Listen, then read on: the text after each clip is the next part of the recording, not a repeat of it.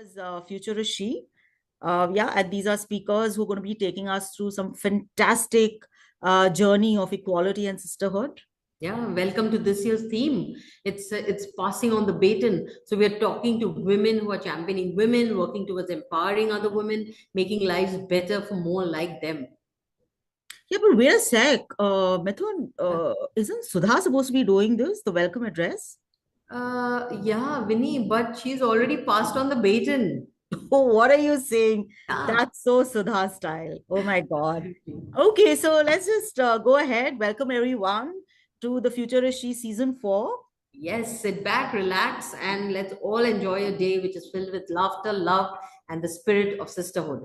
Yeah, just waiting to dive into these conversations. So Mithun, let's just see you on the other side.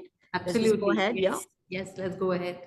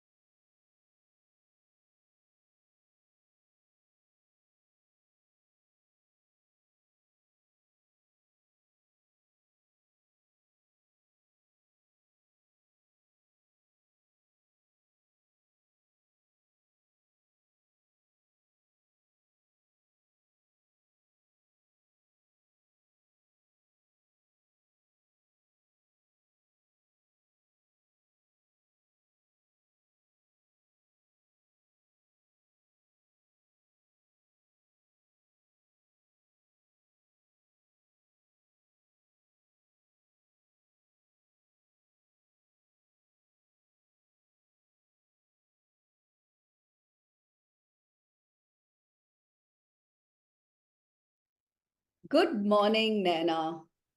Thank you so much for agreeing to join us to headline this session, which comes under the aegis of this really passionate project that the women of the Times of India drive, which is the Future of She. We've done a few years of this passion-filled project, and really the theme this year is passing on the baton. And we always, every year, try to align ourselves with the International Women's Day's agenda. And this year, that agenda is about accelerating action, fostering impactful conversations and insightful discussions on how women are championing sisterhood and driving collective progress. So in this regard, we really want to talk to the first Indian woman to study at the Harvard Business School, the first Indian lady to lead a foreign bank in the country. Did you ever feel the way to being the first? Sudha, good morning, and I'm so delighted to be part of this project of yours. It is exactly projects like this which I think help the cause of women in the world of business, women taking forward their full competencies. So thank you. So, you know, for many of us who end up being the so-called firsts in what we do, it's not like we start knowing we're the first. I didn't even know I was the first Indian woman to be admitted to the Harvard Business School, because it was a month after arriving there that I got a message from the office. I was worried, oh gosh, maybe my fees didn't go through. Why on earth have they asked for me? I go there and they give me a little scholarship and say, this is because you're the first Indian woman who's registered here, which, by the way, was a very sad social comment, because it's not that they weren't dying to get Indian women there, or that Indian women were not competent enough to get admission, but rather a social factor where women were not easily able to step out abroad in terms of social structures back home, reluctant parents, etc. So the weight of being the first, yes, you know, I think for most of my career, I felt a little bit like a goldfish in a big, white, big transparent bowl with everyone's eyes on me. And the burden comes in terms of, if you fail for all womankind, because everyone's watching, maybe even reveling in your failures. And of course, equally, if you succeed, it gets noticed. And that is, of course, an advantage, and was an advantage. If I was in a room, I put up my hand. The chances of my getting asked before others, I didn't have to wave my hand as aggressively as the guys. And I got noticed. So it did have its advantages too. But the weight most certainly was felt. And one which at times was lonely because there were questions in one's mind, and I didn't know who to turn to, because there were no other senior women in the system to guide and help. So one just sort of muddled one's way through. My God, I mean, that just leads me to the next question. So if you felt this lacuna and this gap, I'm sure you would have consciously worked in this space to stand like this pillar of strength and of mentorship to other women who were following in your footsteps. So could you talk to us a little bit about that part of your journey? So Sudha, I felt that very, very strongly at all stages. And I can only say that in my own little way, I did what I could to push the cause of women in leadership, but certainly in my own organization. And to the extent that it helped to get out there and discuss and talk about the subject, which also inspired me to do the book, which I did way back in 2012, 2013, was all part of that messaging, because I was very conscious of the fact that women don't tell their story sufficiently. And the book, The 30 Women in Power, Their Vision, Their Stories, was inspired a little bit by that, because there were many of us by then in the world of banking, not as CEOs, but enough in the world of banking. And yes, I mean, I became CEO way back in 2005, 2006, as you know, maybe the first in, there was just me and one other in the public sector who had got announced a few months earlier. So two of us there as CEOs, and fortunately others coming up along the line. But by the time I did the book 2012, 2013, we had a whole bunch, particularly the ICICI women, who had now taken over various banks. And so there were quite a few of us. But in other fields, not really well known. Pretty much every multinational company, IT company in India at the time had a woman as a CEO. But I asked my colleagues, you know, friends at FICCI, others, to name who was the head of those organizations, and they couldn't. I gave them the names of the women and asked, do you know who they are? And they couldn't. So it just told me we had these amazing women, but people did, even in the business world, didn't know who they were. And that's really what pushed me to do the book, so that there were sections therefore on, you know, women who were CEOs in IT, in media, you know, not-for-profits, picked different categories really to showcase the strength of women and their stories and how we actually had them. And then the book gave me a wonderful platform to showcase them, because we went around the country with panels. And my rule of thumb was that every one of the women in the book had to be part of one or the other panel. And most were really reluctant. they were like, oh, I don't know, why should I do this? And I was like, here's why you have to do it. And the good news is, I'd like to believe more than half of them at the end of it admitted they didn't mind doing it, but even more, maybe even enjoyed it. They saw why they should do more. And Yes. I think that is really what we need. The stories of amazing women getting out there. And that's why platforms like yours become so important. That was such a deep insight you had, Naina, at that point in time. I think you've kind of turned the tables. That could be a turning point really for women in India Inc. to really have a change in mindset. You have fostered that change in mindset. Yes, women kind of understate their accomplishments. Oh, totally their understate. achievements. Absolutely. And I can only say, in my organizations, when I was head of investment banking or merchant banking, as it was called those days, at Grinday's Bank, Yes. of my 6 regional heads, 3 were women. Yeah. So we had, even at that stage, investment bankers and frankly, it was easier in investment banking than banking, because in investment banking, you survive or sink based on your skill. Yes. Nobody can Yes. take away the deal you've done. You have to get credit for the deal you've done. So it was easy for the merit to shine through. And I was fortunate that as head of the bank then, that I had 3 women who were, in Mumbai, in Chennai, and ultimately in Bangalore, which was a small startup office, but still 3 women in those leadership roles. And I was able to repeat that again at HSBC, because when I took over as CEO of the bank, my entire team were men. It was just a team delivered to me, as often happens in our organizations.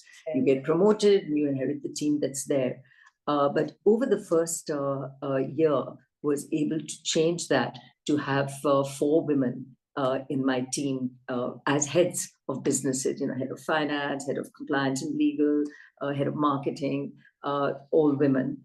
And that is really, I think, something that we can look out for. Organizations are much better at it today. The hygiene factors are in place. The desire to send out a team that goes recruiting, which has women on the panel, but also the pool we fish in the shortlist, to have at least a woman on the shortlist all helps. A lot of this did not exist in the days that I was coming through, but fortunately has changed ever so dramatically. And it's changed not because people want the token woman in their team, but because there is a firm belief, at least the better run organizations certainly get this, that they want varied opinions, different opinions, ideas at the top table. You cannot have a top team that looks and dresses and thinks the same. You need diversity of ideas and diversity of inputs, and that can only come from having people from varied backgrounds, mix of genders, mix of abilities, so that you can get people at the top table who disagree because they see things from different viewpoints.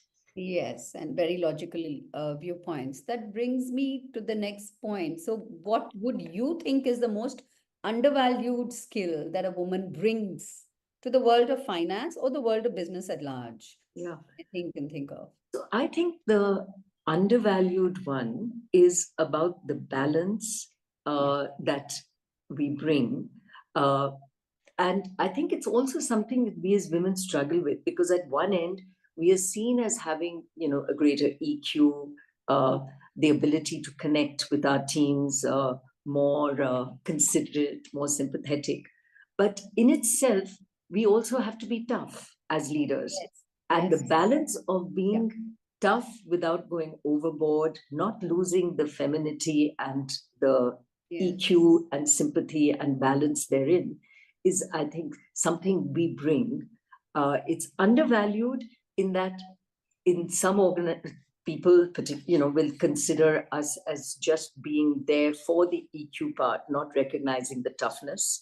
And maybe therefore we get railroaded and walked all over if we end up being too gentle on that side of that particular range of qualities. Or the other way, we overcompensate for it because we are expected to be that way, and end up being too tough and forgetting that it is indeed a strength also to have that empathetic leadership style. I'm so glad you brought that point up, because that was what I was going to get at, the balanced style of leadership, which earlier was completely masculine in nature. And then while we bring in the feminism or feministic values to the style of leadership, whether it's a male or a female, we need to be a balanced leader, isn't it? So we need Absolutely. to adopt both Yeah. styles, and so that there's a balance. And And I think men also learn from us to see what's Yes. working. Yes, So yes. it also makes them adopt and change their leadership styles to be at both ends of the spectrum. You're so right. You're so right. Now, let me get on to the next thought that has been in my mind. So, you've had a real Renaissance mindset. I'm not even getting into what all you do, because you're so passionate about sanitation, about water, about so many other social issues that you involve yourself with. So your career spans banking, sustainability, philanthropy. So if you really had to compare your journey to an investment strategy, now we have to ask you this question, basis your background, would you call it high risk, high reward, or a very well diversified portfolio with long-term gains? I think a well-diversified portfolio with long-term gains. And I think it comes from being strategic in the way I look at things. It's not just the investment, but even career choices, being able to look ahead, to negotiate, of course, and to give it a lot of consideration before I move ahead, because I'm by nature analytical, by nature not a huge risk taker, but yet at that moment to also take the risk. But those risks, so for example, when I was at Grindlay's Bank, very happy there, I'd headed the investment bank in the first 7 years of my career, never thought that I would reach the top so quick. Now I'm stuck. I'm in investment banking, 3 years, I've headed it. Where do I go from there? And we were the largest of the foreign investment banks. So the choice then to move to other fields within bank, and I opted for retail banking, whereas the bank was like, look, you work in the corporate sector. Why, we see you as a leader in the corporate sector. And I was like, exactly why. I need a well-rounded career. So look at me for retail banking. And they found that really hard, because retail bank was full of people who'd only done retail banking, gray-haired, very experienced in those fields. So it was a risk for me, a risk for the bank too, I have to say, but they did deliver. They gave me a role to start up the non-resident Indian services of the bank, which was virtually non-existent. And I was so fortunate in terms of the timing, and that's where good luck also prevails, that in the first couple of years that I was there, so much changed in India. We had the Kuwait War. Non-resident Indians began to flood the Indian markets with these FCNR, foreign currency non-resident deposits, government schemes of India development bonds, etc. So 55% of the Grindlay's Bank balance sheet became NRI funded through the deposits and products. Fantastic. And so it ended up being a win. So it looked like a huge risk for me too. I mean, was I going to succeed in this area where others of my background had not ventured? But here it was. It worked. So I think, therefore I would answer it by saying, and I did it after consulting a bunch of people. And am I thinking about it right? Is this the right thing to do? And these would typically be people senior to me, not in the company, but people who I got to know through my work outside, through some of the relationships I built through my networks. Of course, my father, husband, who were always beside me on these decisions, and then took the choice. And sometimes the things that look risky, like when I left Grindlay's Bank to join Morgan Stanley, and here I was now with a bank that had made it very clear they saw me as CEO material. They were investing in me. They were moving me around different departments so I could be potentially in however many years or decades I was never to know a CEO. And a company I was very happy with. And now a headhunter is making life miserable for me, saying, please consider this job. You must consider this job. India was opening up, 91, 92. And Morgan Stanley wanted to start an office in India. And, the risk there was they could have shut shop as quickly as they opened shop. Absolutely. I was going to move to an unknown entity, and I didn't know if it was going to work or not. So again, after deep consideration, so again, analysis, thought, to the point where it was driving me insane, finally, I took that risk and made the move, never to regret it. And it ended up actually being far less risky than I perceived it, because as I left Grindlays, they said, you do know we have an open door for you if you want to come back. So imagine having that backstop. That's the equity you earned there. No, but what I'm really saying is, I saw the risk is far greater than it was, because it never entered my head that it wasn't like I was going to lose completely by going out into this huge big ocean of an American investment bank, never to return, should I have wanted to. So sometimes it looks bigger risk than it is. You know, Nena, actually, my observation across the 30 years that I've also been at work is that I find women, I don't think we call it risk, or at times we don't evaluate it in that manner, but our ability to adapt, our ability to adjust, our ability to take on new initiatives is quite high. And I think sometimes that is also an undervalued asset for a woman, perhaps. I think it's a very, very good point that you make, that we do try to make it work for ourselves, for the company we join, and I do think it is a trait that women do bring to the organization. Yeah. Any youngster in your life, young woman, young lady who you've been inspired by, any instance you can think of, incident? Oh, many. I mean, even today, having that diversity of age groups in one's sort of ambit is so important. I mean, my own daughter, that it's such a big influence, because you realize that everything isn't the way you see it.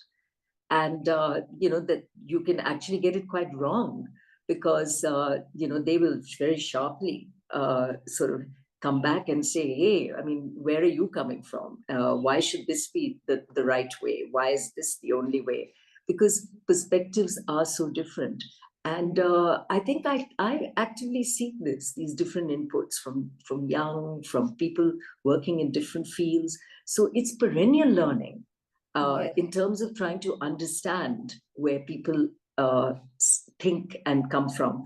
And I keep having to remind myself that, unlike someone who's, say, in a marketing field, who is sort of tuned to always look for change and understand these mindsets as they sit, that someone like myself is in the danger of sort of just boxing myself into my way of thinking. And it's so important to keep reminding myself that the learnings are from everyone around us. So my learnings were from anyone and everyone around me. It was as much from the bad boss as it was from the good boss. How do I not want to be? Because this guy is so dislikable that this is not the kind of person I want to be. And equally, the things I liked in the people I worked for and the people I worked with. It was as much from an executive assistant I had in my early sort of days in Bombay. We were in a very horrid time in Bombay with there were bomb blasts and all kinds of situations, riots, by which it was pretty much impossible to get to work. And those days we didn't have mobile phones or anything that worked. 1993. Yep. And so messages had gone out as they best could to tell people, please stay home, no risks to be taken. This is not going to be marked as absenteeism.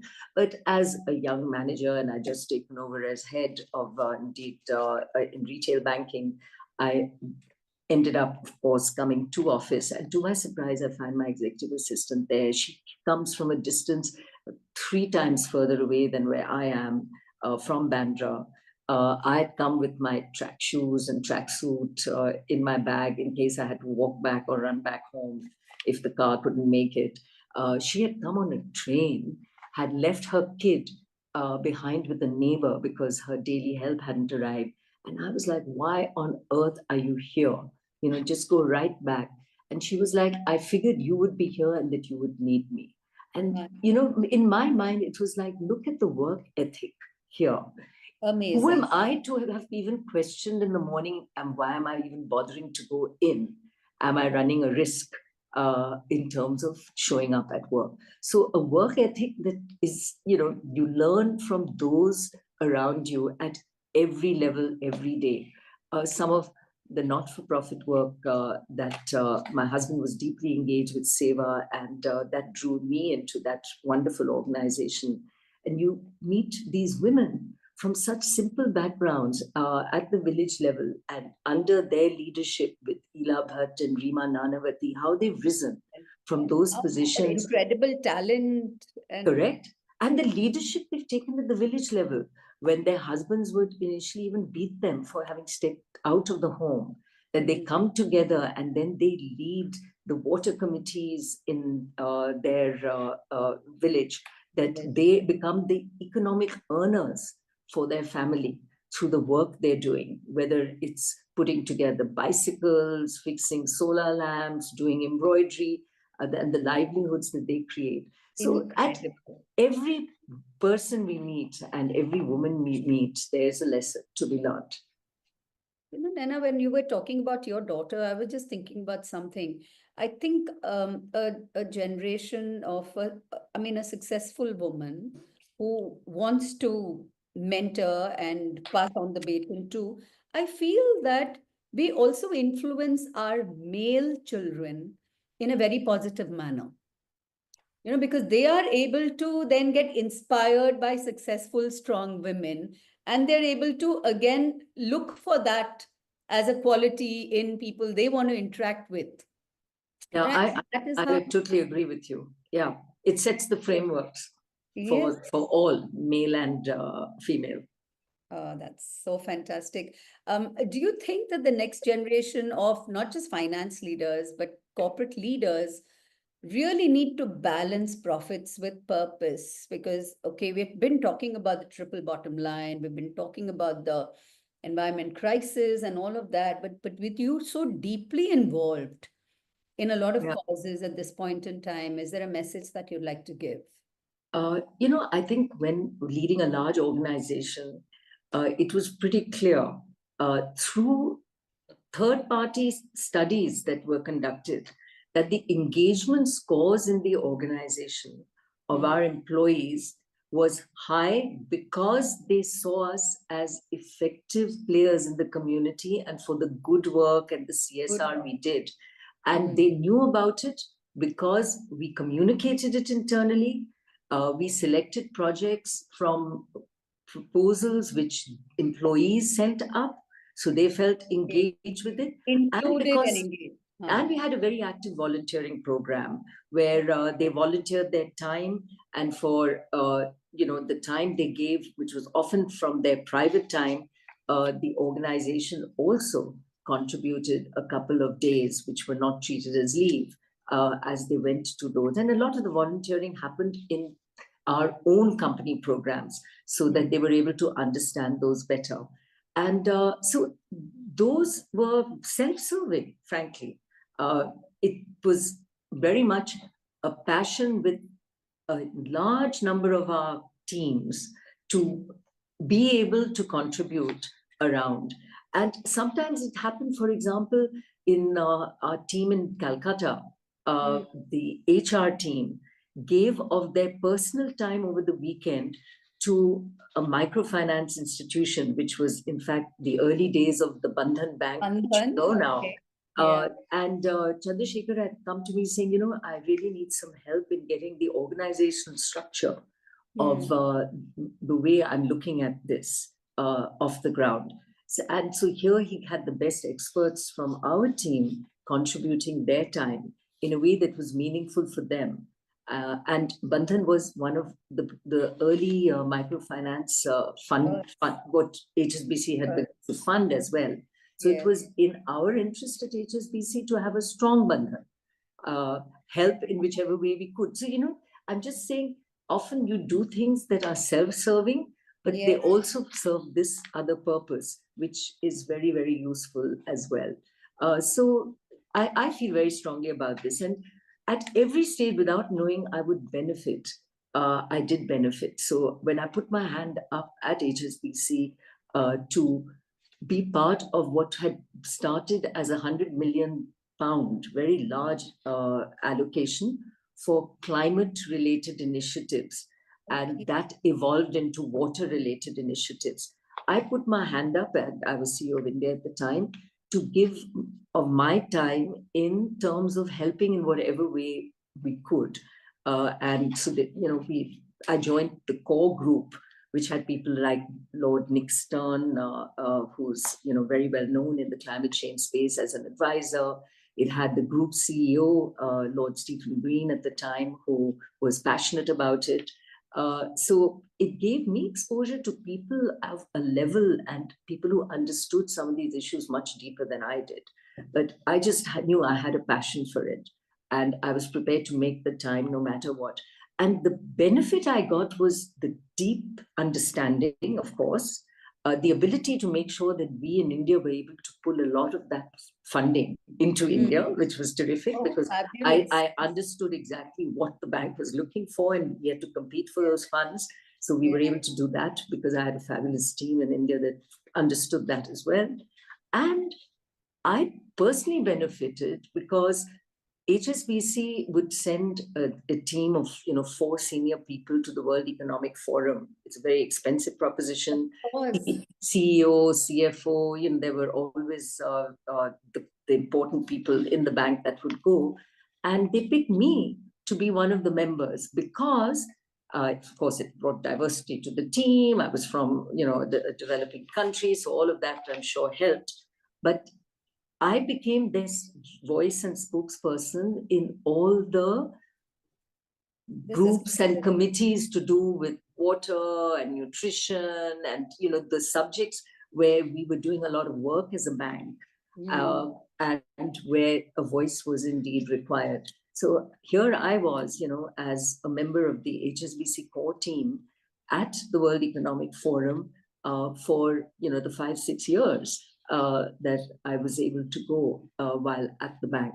So, these were just the benefits that come from putting your hand up to do the right thing, and how you don't really plan for what works out, but how it ultimately can reward and help you at a personal level as well.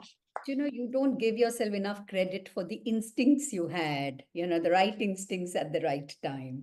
You make it sound like a coincidence, but it is much more than that, isn't it? But quite honestly, in this case, I was just following my heart. Yeah, it was just... Exactly, so that was your instinct, isn't it? Well, what an instinct, really. Something that it comes from your gut, your heart. Yeah. Something like that. And then you make the time for it, yeah. Yes. So I think we're coming towards the end of, I don't know how the half an hour passed. I can talk to you for another 2 hours. But just going back to the topic of the season's theme, passing on the baton, would you like to just end with talking a little bit about that and how we women need to feel responsible, consciously to be passing on the baton? And, I'm very happy to comment on this because I actually saw a study which said that women actually help other women, contrary to what I think is probably a refrain which men put out, is that women are really the ones that aren't helpful to other women. So I would certainly like to believe that there are many, many like myself who firmly believe in this as a cause. And I think one way it happened, so for example, when I became FICCI president as their first woman president in 86 years, one of the preconditions that when I took over was, guys, I want to know that there's another woman following, if not immediately after me, at least, 2 years hence. So good. Because I know it was very self-serving. It was like, if that doesn't happen, they're going to think that I was a failure. That, that this one woman who was there was such a disaster that we're not going to have another there. So can we please make sure that we, and they shared names with me. And so I knew that it was a very serious yes. And, it is something that will follow. So at one level, it helps to just being able to dictate it when we can. At another level, it's sad, but we needed regulation at the board levels for a regulation to say that listed companies needed to have at least one woman for the step change to happen from, when we were down at the 4 to 6% to up to the 22 to 23% we are at now. Yes. And God alone knows that we shouldn't stop at 1. And the well-managed companies and the ones I know well are well beyond the 1 anyway. Many even have a 3rd on the board now. So it evolves very quickly from there. In terms of, the regulation was important. Some of us had a role in that, having to ensure that you can actually help and support the next persons who step in and take over from you. I think that's very important. I think helping every woman who you've worked closely with. And I'm really delighted to see that the women who were part of my top team have all landed brilliantly, both in the organization and outside. Some went on to become CEOs. One is global head of learning and talent and HR and strategy at another bank, so that they evolve. And the pride one takes in seeing that. And I'm happy to say that every one of them I'm closely in touch with at their initiative and mine, because they're always welcome and they know that they have my ear. So that mentorship and support also helps. But I also think that even for those of us that it was against our grain to speak about ourselves, the more we can do it in terms of every woman who rises to a top leadership level, there are a million others who can follow because they relate to her. So the seeds that each one plants, even if it isn't direct mentorship, is ever so important. And I feel this every day at airports, wherever, all kinds of people that come up. Sometimes it's parents of young girls, sometimes it's husbands, sometimes it's often the women themselves.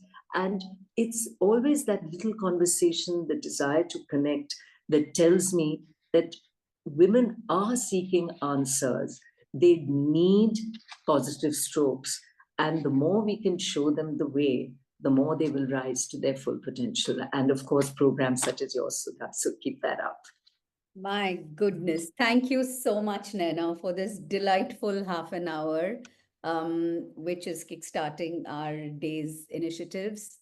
Wish you a very, very happy Women's Day. It's been so inspiring to talk to you. Thank you, Sudha, and happy Women's Day to you too. Yeah. Bye. Bye-bye. Bye.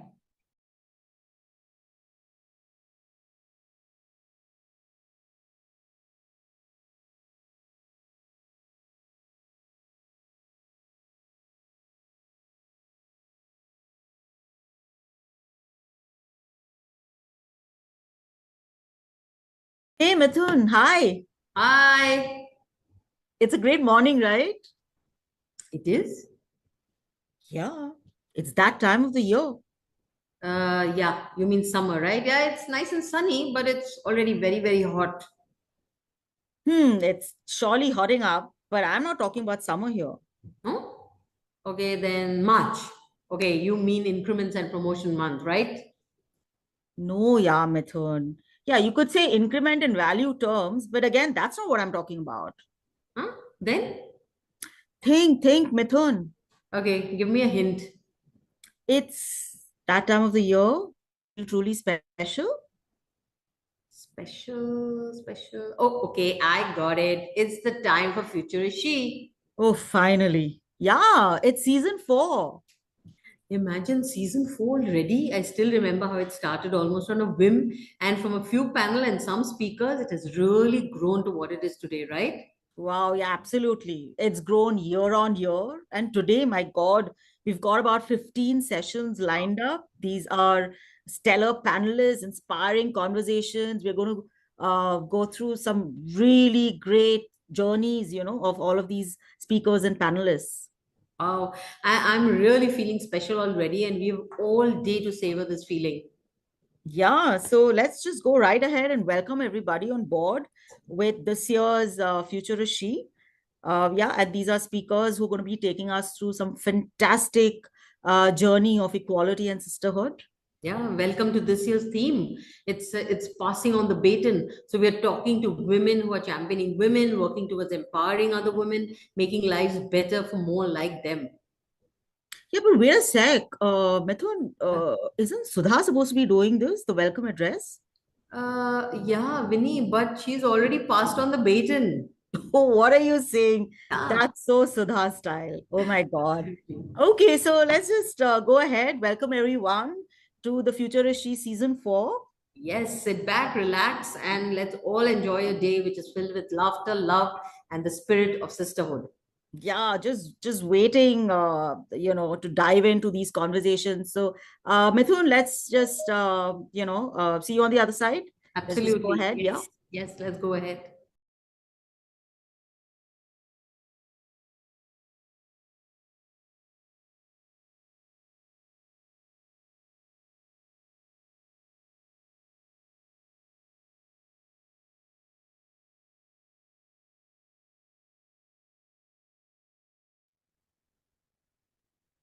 Hello and welcome. I'm really excited to have this particular discussion with two fascinating ladies joining us. Pooja Sharma Goyal, who's the founding CEO of Udeti Foundation. Welcome, Pooja, to this discussion.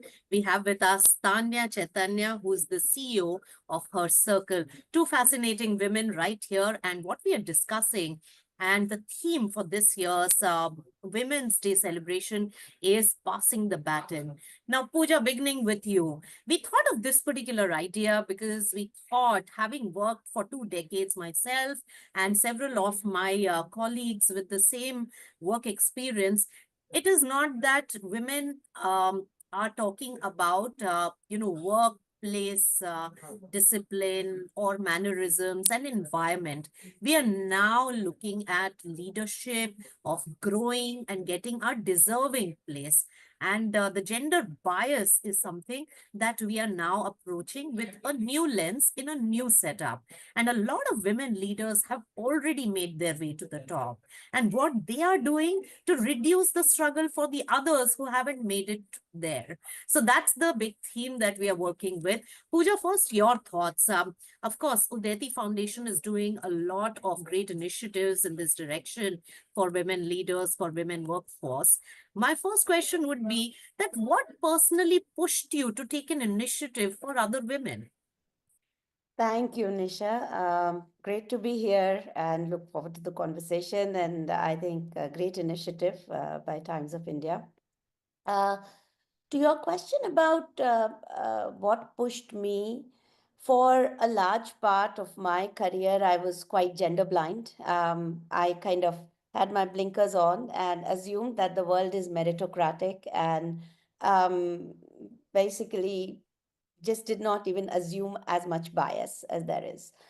I think as my daughters were growing up, I have two daughters, and I was building my two startups in the last 12 years, raising funding, pitching to venture capitalists. Somehow I began to see some of these biases, stereotypes in a systemic manner. More importantly, it was talking to a lot of other women friends, women founders, women investors who were either investing, building companies. When we'd have these discussions, it kind of validated that look, it's not in your head. This is indeed a real problem. But the real push was during COVID. I was building Avishkar, raising money and pitching actively. I must have made about 100 pitches. We raised about $2 million.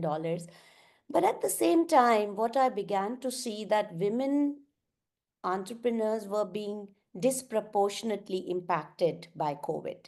And I was seeing women struggle a lot more than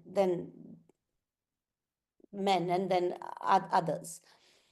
So, on a whim, I actually sent out a tweet and a LinkedIn post saying if any woman entrepreneur wants to speak to me about their business plan, I will make myself available on a Saturday from 10 to 12. Within a gap of 2 to 3 weeks, about 150 women entrepreneurs reached out, and it was through some of those conversations it became actually hard for me to talk to all of them during that 2 hour period. So a lot of my friends stepped in, to mentor, to coach, to provide support as they were building their businesses. And through those conversations, it really occurred to me that it is a systemic problem that needs to be thought about at scale, and we need systemic solution to this very entrenched problem. Uh, Yes. yeah. So that I think just provided the push to say, maybe in the social sector, there Yes. is a way to address this big challenge, and Yes. it's very critical for us to do it now at this stage of our country's economic growth journey. Right. So, Pooja, clearly, you have actually done what our theme really stands for. You have been a serial entrepreneur yourself, and you decided to pass it on, impart your knowledge, and help the other entrepreneurs. So that's the foundation of Udeti Foundation. From there, right? That's the journey. Tanya Chaitanya, of course, you have a role in the corporate world, and you are the CEO of Her Circle, a great initiative there. Tell us about how has the corporate role helped you in being much more effective in your work at Her Circle? Thank you, firstly, Nisha, for having me. I think this Times of India initiative is a fun, wonderful one. It's a fantastic one, and I think it is a much needed one. So, looking forward to this conversation, and thank you for your question.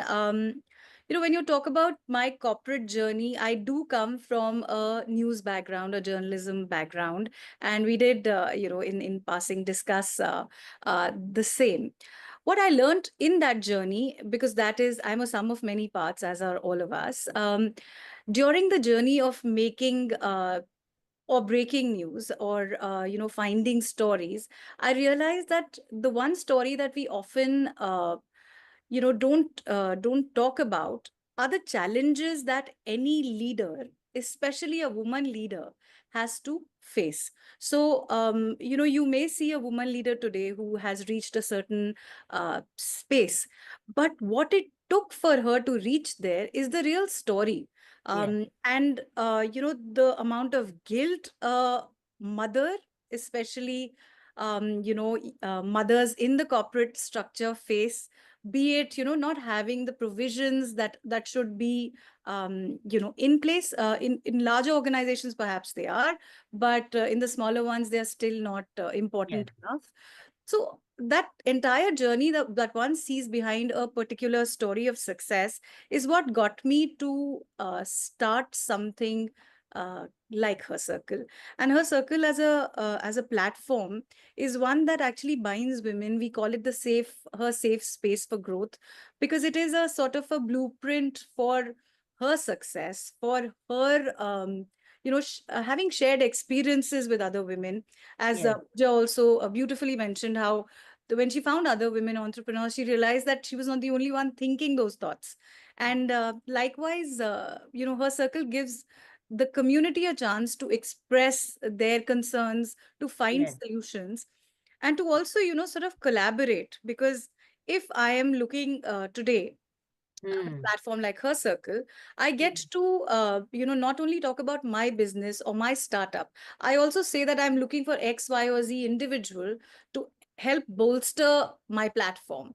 And so, you find like-minded individuals on the platform, you continue to grow, collaborate, and, support each other. And Right. really was the purpose behind Her Circle. I'm glad that we are talking about it today. We are going to be looking at our 4th year anniversary on March 8th, and it's just grown by leaps and bounds. We have about 7.5 lakh registered women on the platform at this point, and it's a big number simply because it's a very engaged number. It's not just women in India; it's also women worldwide today.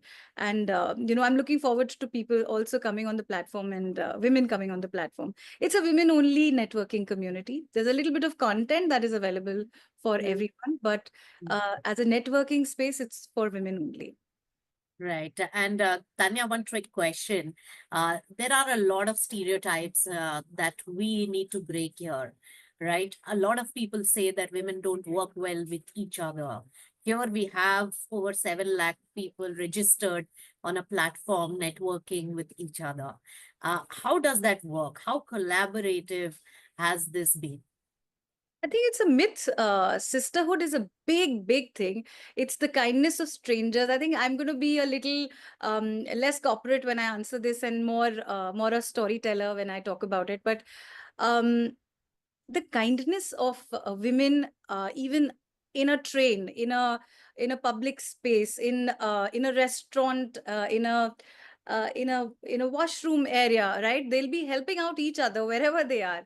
So I think it's a major myth that women don't help women. Women are always there for each other.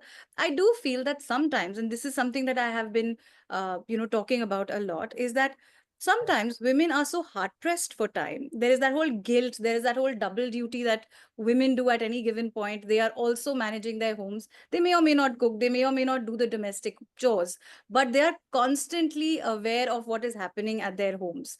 And that's the double duty that any woman does. I will put all my money behind this statement. Any woman does this, whether she's single, married, with child. She's managing her old parents, perhaps, if she's single, etc. So women are the way they are. They're wired like that. And to talk about something as challenging as the fact that they have to do all of it together.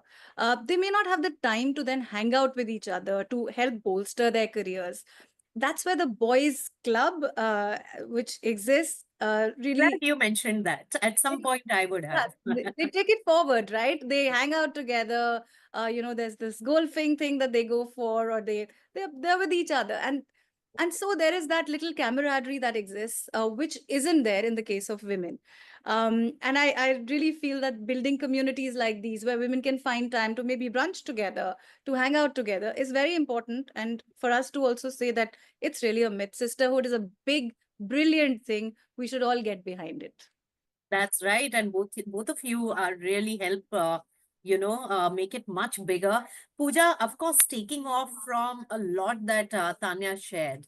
How have your initiatives been in terms of building that sisterhood, the collaborative approach, and at workplace? How can women help each other? How can leaders help other women also get their deserving position based on merit? So I'll take from where Tanya left. One of the things I've noticed is there has also been a shift. There was this initial set of leaders, women leaders, who talk about the fact that, look, if I could do it, you could do it. Anybody can do it. And so there was this narrative to suggest that, look, where are the barriers? What are the barriers? What patriarchy? I can do it. I faced all of these challenges, and so can you, right? And I have now seen a shift to say, look, that's coming from a point of privilege. And however underprivileged you, wherever you might have begun, but um, as you go through that journey, you realize that there are so many people who have supported you during that journey. And increasingly, like Tanya said, I'm seeing just just women friends being this big support network on all fronts, because they are all in the same boat. They are struggling with a crying child at home, and still taking a call, and taking care of older parents and all of that. Um and that, I think, in the last 10 to 15 years has really grown. And so that is one of the things I always, Mm. even for when I'm talking to other women entrepreneurs, is just build that support network and that challenge network, uh, that the set of mentors, supporters, who will push you to do better, who will say, look, if when you question yourselves, when you are yourself pulled down by some of the stereotypes that you hold, they will question it and say it's easier to see that in another person than yourself some of the types. And personally, for me, I've had a number of friends who have done that for me at many different stages, and say, when Yes. you are kind of looking to jump into a new area completely, and you're saying, oh, can I do it, can I not do it? There are these set of friends who would say, what are you talking about? I mean, and that gives you the courage Yes. to move forward. So I think this is brilliant, Tanya, and I think we're seeing more and more of it. It's important that that women leaders who have seen some bit of the journey to speak up about those challenges, to be vulnerable in many a time, because a lot of other people can relate to that, and it will lead to some of the solutions, and not only at an individual level, but also at a systemic level. Right. No, very good points there. Tanya, you want to add to that? What are you viewing? What are the still inherent challenges there? Because women have made work life their life in a lot of ways. Now it's an accepted norm much more than while we were growing up, I think. Uh, but what are those critical hurdles we are yet to cross? I think there is only one critical hurdle, and that is the umbrella hurdle. That is the mindset. I think it starts with that, it ends with that. Of course, there are, and as Pooja very beautifully said, that there are, real time issues. Issues like I have a daughter as well, and I have to say be at her PTA, and I have to also be at the workplace in a board meeting. What would I choose? And as a father, if I were perhaps a father, I would choose the board meeting. As a mother, it becomes a major guilt factor that I miss my daughter's PTA meeting. So those are the elements that really pull somebody like me at my position back. But talking at a larger scale, I feel that sisterhood, which we touched upon, is a big thing. But as women leaders, we also have to be very mindful of building a pipeline, which starts not just at the mid level, but also at an early level of achievers, women achievers. So to mentor them as well, a lot of my colleagues and even I have, at some point or the other, mentored mid-level achievers. But to pick out a talent which is young, perhaps, to mentor her right, is also something that I would say we should have an eye and looking out for really the younger ones, because they Yes. are the ones who need that honing. They are the ones who are absolutely unsure of where they will be, say 5 years down the line. They're still in their early 20s, perhaps first job. Um, and I also like the fact that they reverse mentor us sometimes, because we are older, we come from another Yes. generation, and for them to handhold a lot of the social media sort of elements into our lives and bringing them into our lives is so important. I think that friendship needs to form at all levels. But I would still say it's mindset. That is the challenge. It's what we have been conditioned to believe, that we can't push back on a certain front. And for us to then say, no, listen, I have seen this individual do it. I can do it. I need this support. And also asking for help. I think very important that women ask for help. We tend to think, okay, my male colleague is not asking for that support. Should I even, go forward and say it? Will it make me look weak? No, it doesn't.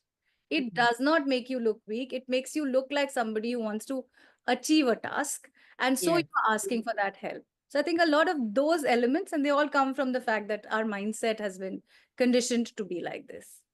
That's right. It's an age-old mindset, and we all are suffering Yeah.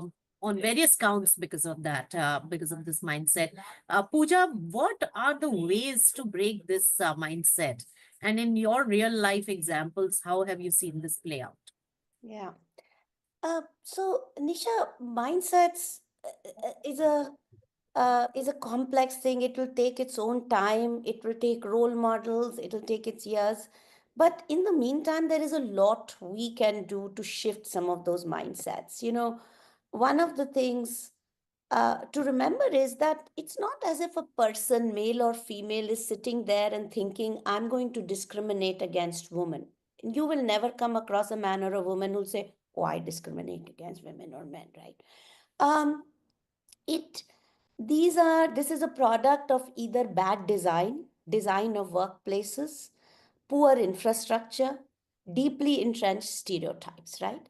And so at Udaiti, what we are trying to do is look at it from a demand side. The supply exists. Now, on the demand side, what can we do to dismantle barriers that exist around hiring, retention, advancement, and return to work, right? So, when we say design of workplaces, the workplaces has been designed keeping in mind that the man will go to work and a woman will stay home to take. So, pretty much everything is structured around it.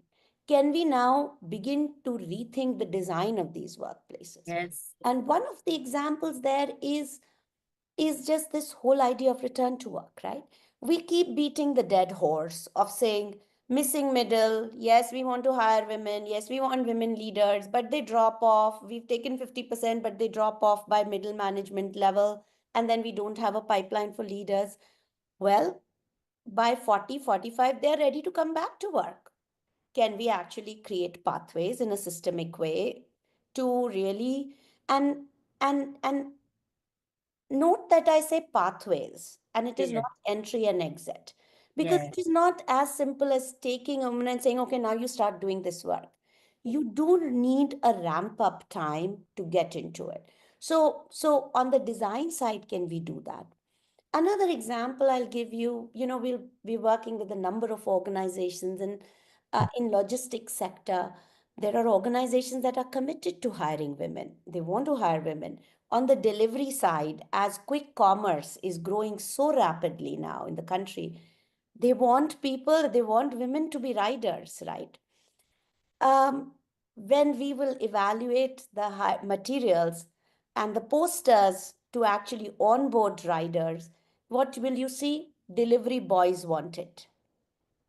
So these mindsets translate into these actions, which then hold women back. Yes. So at Udaiti, we are doing a lot of work with organizations, with sectors, with industry bodies to really see how do we dismantle these barriers on the demand side, hiring, retention, advancement, and return to work. And Right. internationally, there is enough evidence to show that once you create a pull, once you create a demand for women employees, then some of these mindsets begin to shift already. Yes. We are seeing that happen in Tamil Nadu now, Right. Could you mention Tamil Nadu? Pooja had gone to an auto factory in Tamil Nadu where they hired all the women from the surrounding villages, young women, and their lives have changed because of this. So there are great initiatives being done in pockets.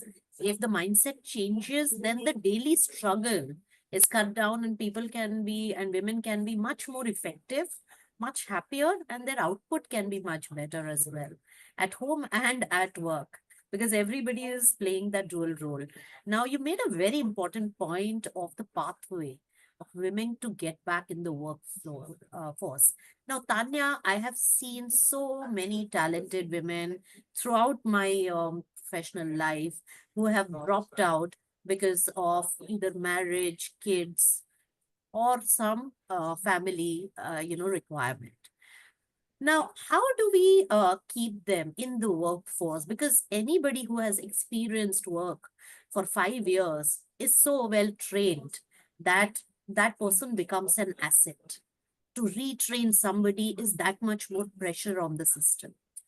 So, from the economic point of view, from the social point of view, these women need to be brought back. Under your leadership in her circle, Tanya, you're doing that particular initiative as well. Tell us a little about that and how successful has it been? So one of the things that we do, Nisha, is that we post jobs on a daily basis, which are more attuned to what women want, when they need to be back at the workforce or when they are looking to, sort of retrain themselves. So one aspect of the Her Circle platform is to help them grow. And We have masterclasses as well. Sometimes, they are easily available. You can just click on it and it's a full video. At other times, we also have these offline masterclasses, which you can sign up for and be back, for a little while in these workshops. So there are these two elements that we have to, refine their skills perhaps. So when they're coming back, then they may need to revise, relook at things. So that's one aspect. The other is the job postings, which are on a daily basis, they are available. All they have to do is set some alerts and look out for those. Very clearly, we mentioned what a certain corporate is looking out for in an individual, and we obviously only post those that are open to and have been instructed by corporates to look out for the diversity factor.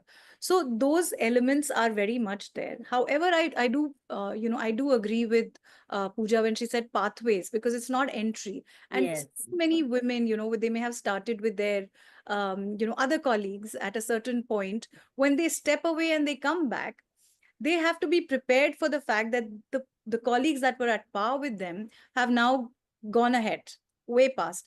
And that's the confidence that she loses.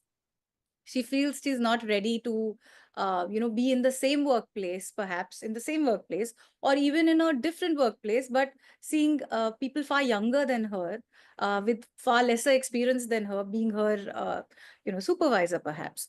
And that's where the whole confidence building element also comes in. I think corporates have started working towards it. However, I do exhort corporates to start looking at it, the whole the mental wellness angle of being back at the workplace, to help her cope with something like that. She has taken a long break and she has come back. She's now seeing others who were junior to her, perhaps, now leading the way.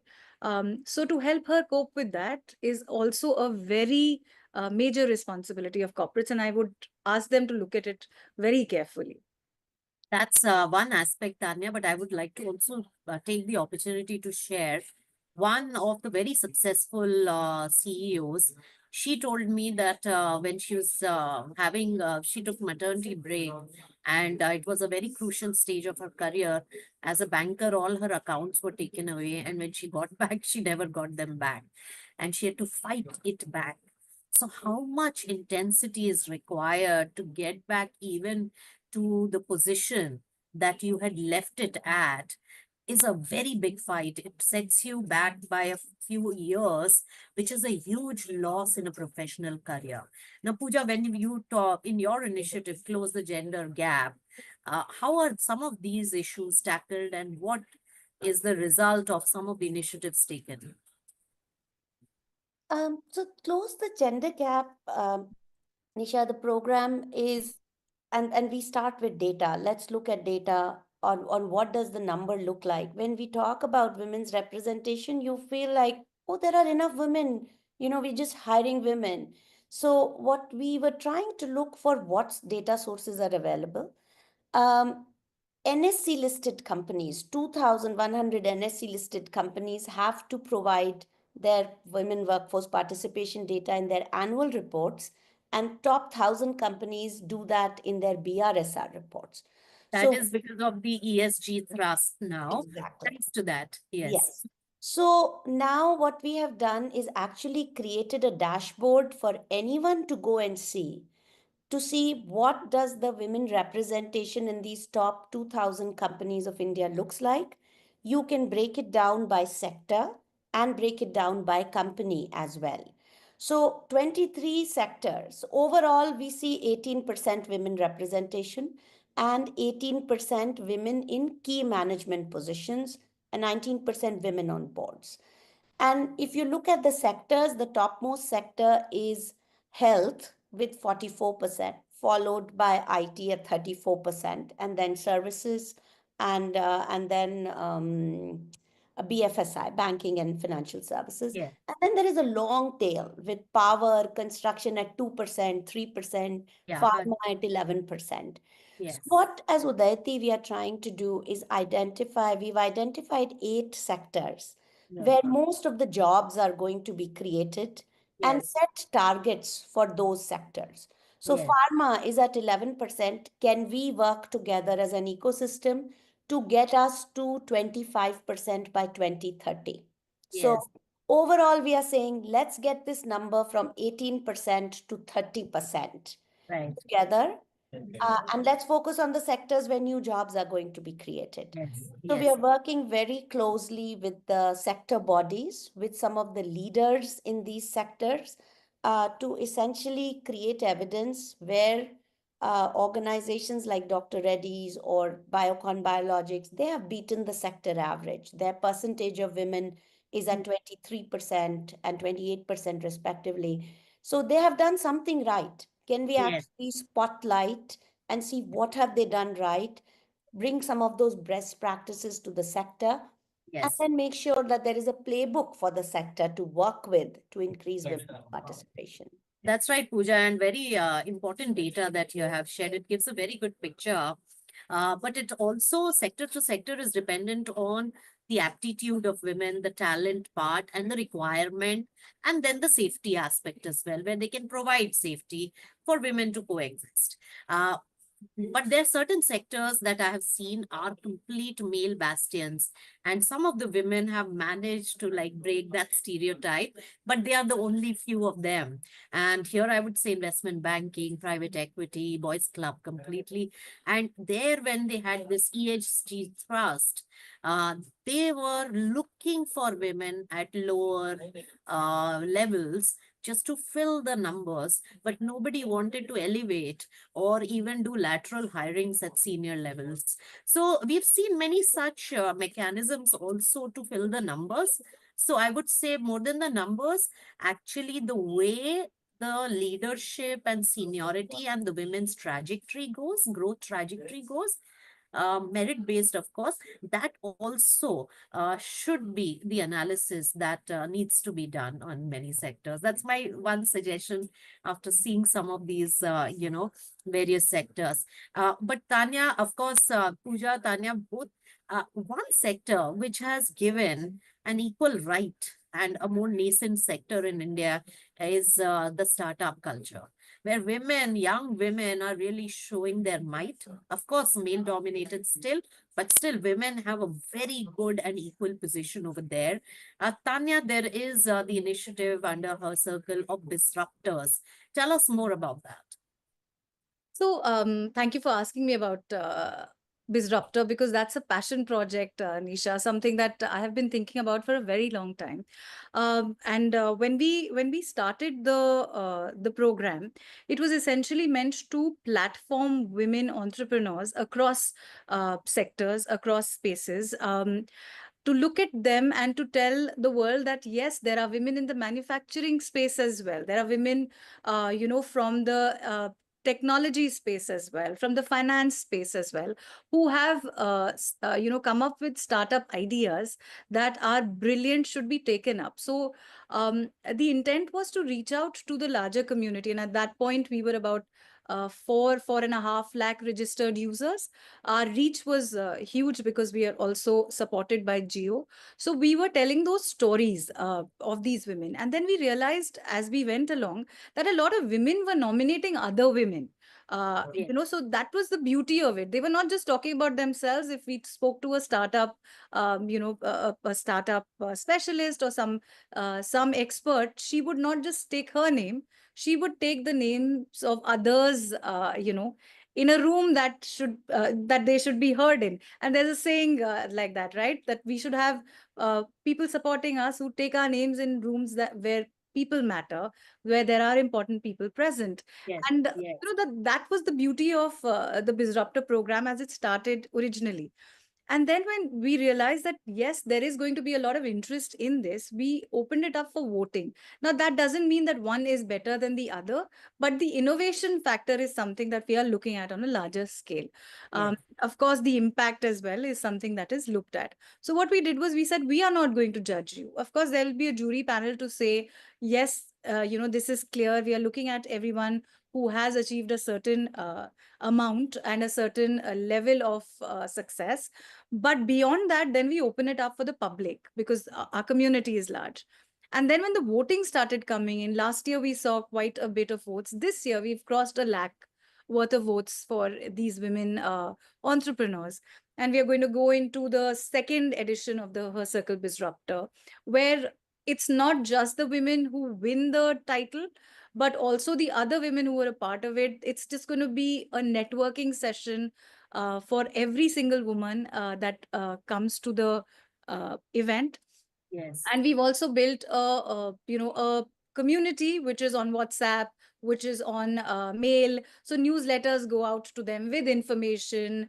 If there is any new policy that is being introduced or anything new that is coming into the startup space, we give that information out to them. They're also mentored. So we've got the we've got the Geo Gen Next mentorship also that we provide them, which also opens up avenues for them to find investors. So it's a larger ecosystem that we have built, and we are so happy to see that women are not just looking at themselves or their family. They are looking at women that may be competition to them, and it's beautiful. I think that's the beauty of something like a community that exists. And I'm glad you asked me about it. Really very, Yeah. very happy. Looking at May, June is when we will be looking at the Disruptor event, and hoping to see a lot more sign up even till then. All right. So great there, and all the best for your next session of Disruptors. Pooja, of course, this is a journey. You also have women entrepreneurs, so accelerator programs like Rebalance Step. Uh, how has that been progressing, and the impact of your efforts? And so, see, there are a lot of women starting businesses, and you are seeing this kind of excitement and energy in the ecosystem. Yes. But when you look at still venture capital funding that goes to women-led startups, that number is still like paltry 2.3%. I think it has changed to possibly 3.5% now. But that number is really paltry. So I think, and it's not that women are not setting up deep tech, fintech startups. Just an example I'll give you, femtech is a very hot space right now. With menopause and women getting older and all of that, and a lot of research happening in that space. Yes. I was looking at the Forbes list of top 30 companies in femtech. Only two or three of them had women founders.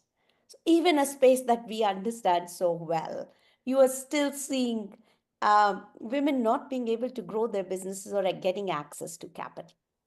Therefore, it is it's an extremely valuable service. It is extremely needed that we have that gender lens investing for some time until we get to that critical mass where Yes. a lot of this flywheel gets in motion and we can begin to accelerate that.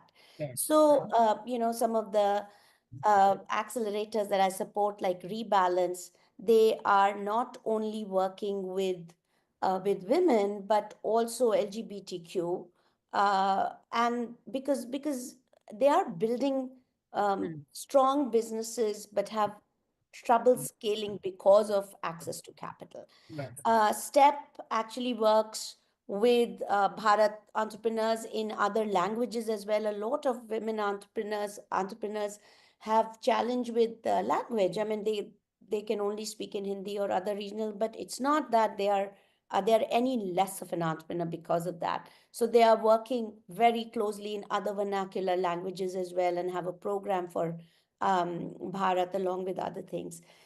So it is extremely important to have this gender lens investing for some time until we get to that critical mass stage.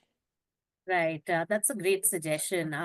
Tanya, do you think that the investing community and even the new age investing community has a little bit of that gender bias still inherent in the system? I couldn't agree more. Yes. Equity really is something that we should be looking at. It's important as previously, I think Pooja had mentioned that she was looking at things from a gender blind perspective. Gender blindness is not the solution to getting more, you know, equity in the workspace, we need to be very gender aware. We need to know that these are the barriers that are pushing women back. They may be, in terms of their abilities, they may be right up there, but yes, things are pulling them back, and there are responsibilities that they shoulder. So we should be very gender aware when looking at businesses where women are involved. And yes, another big factor is the fact that it's been hijacked from women. The femtech space, has just been hijacked, and it's tragic because Our bastion, we should have grabbed. yes, absolutely, we should own it. And I'm glad that at least, at least the two of us are talking about it, and we are talking to you, Nisha. So hoping that we can reach out this message that please own your space at least, and go for it. And yes, to be very aware that gender needs to be bolstered. We need to get more women in the workspace, and in the entrepreneurial ecosystem going. And if it takes a little bit of a push from our side, we should give them that. Right.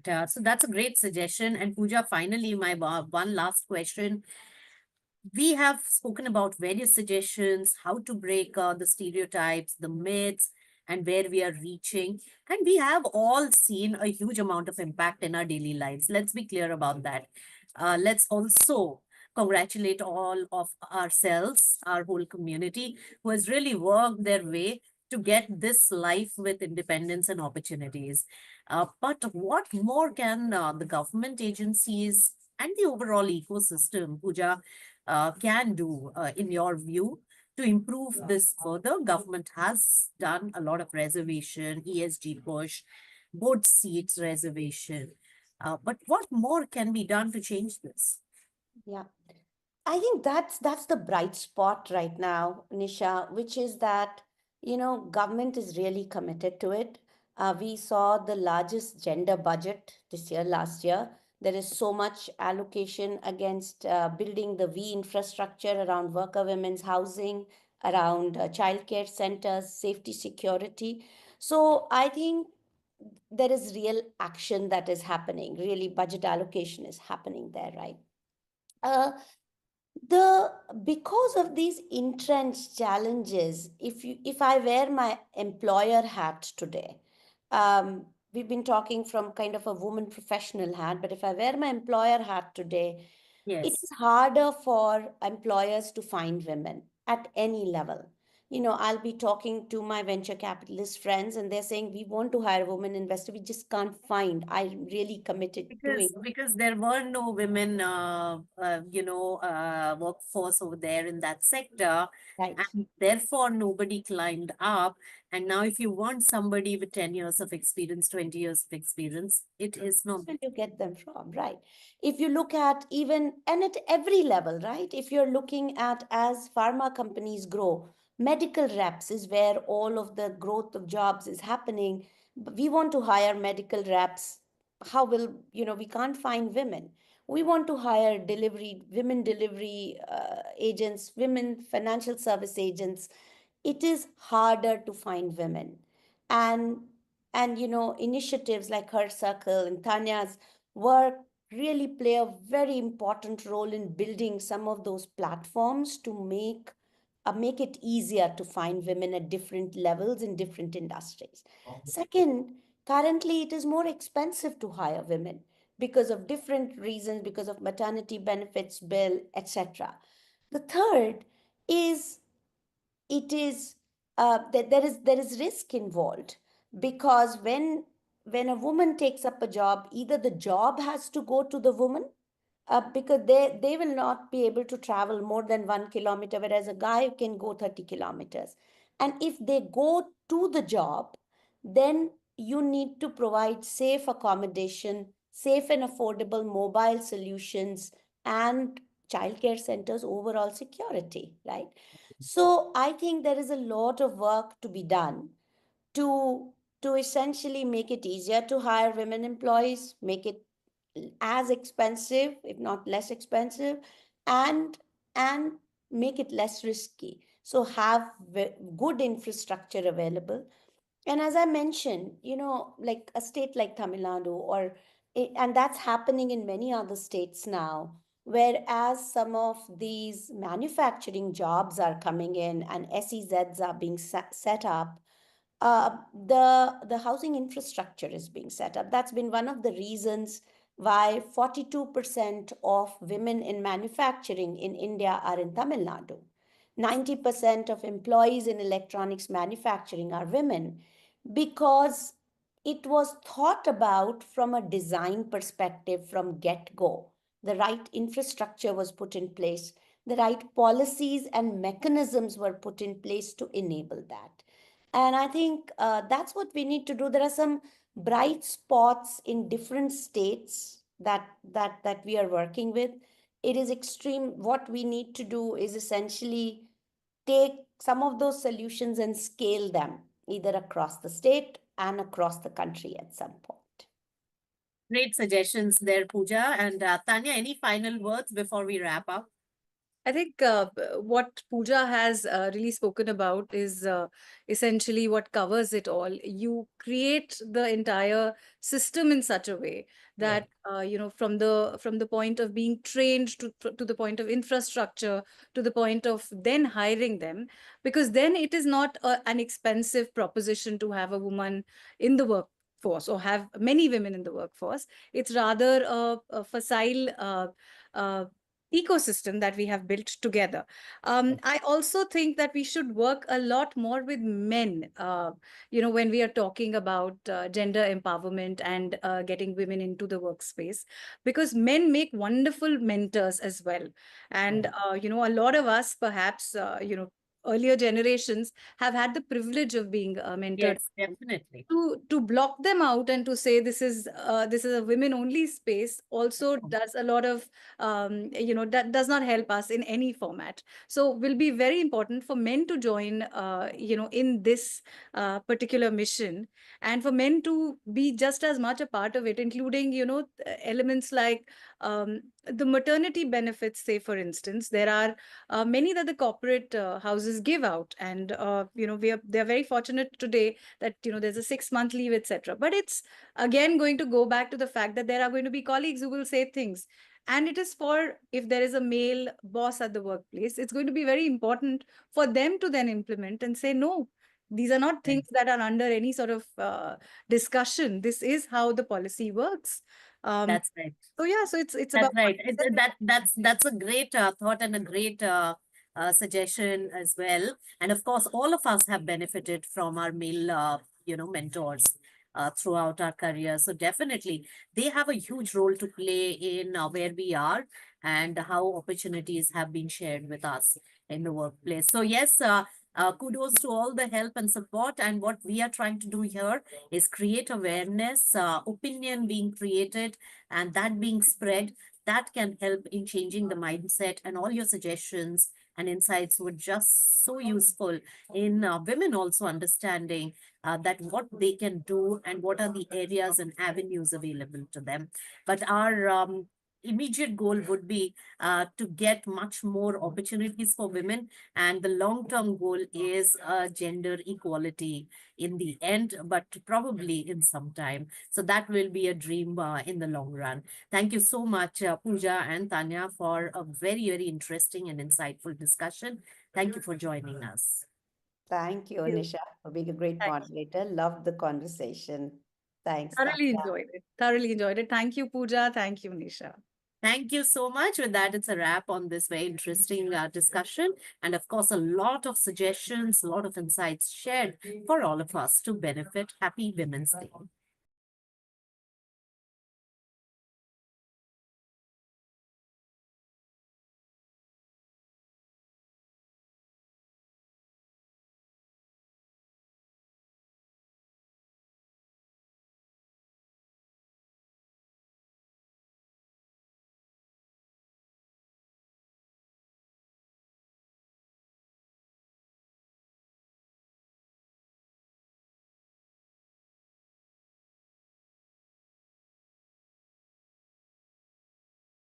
And thank you for Just a joining. second.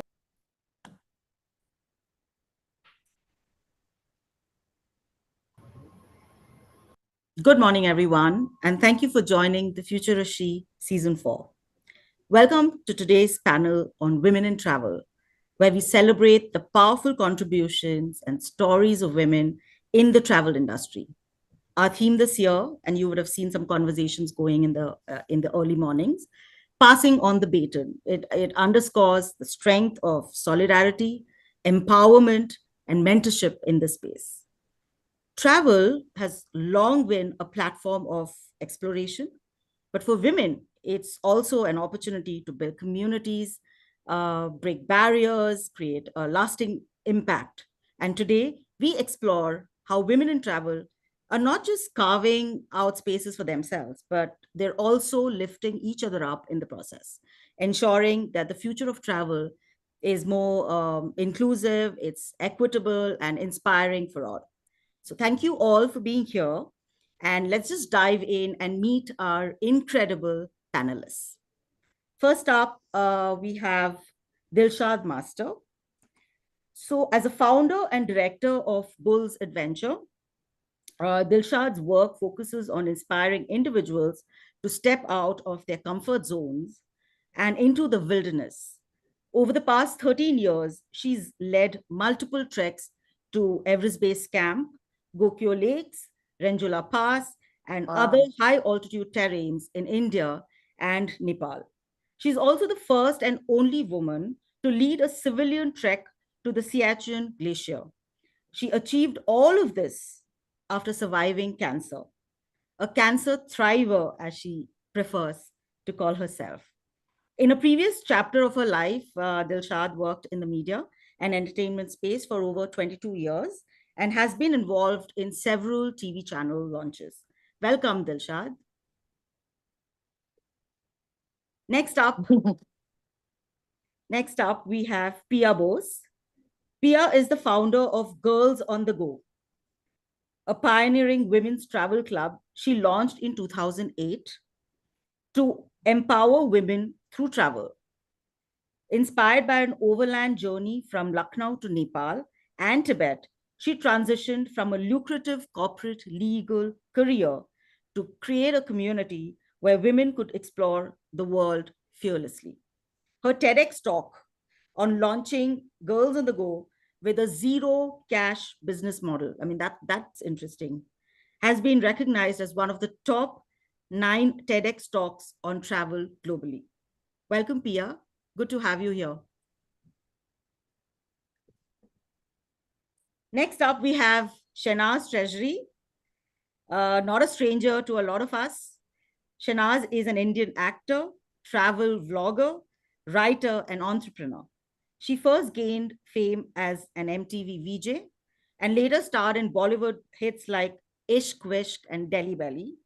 An avid traveler, Shanaz turned her passion for storytelling into full-time career as one of India's most well-known travel influencers.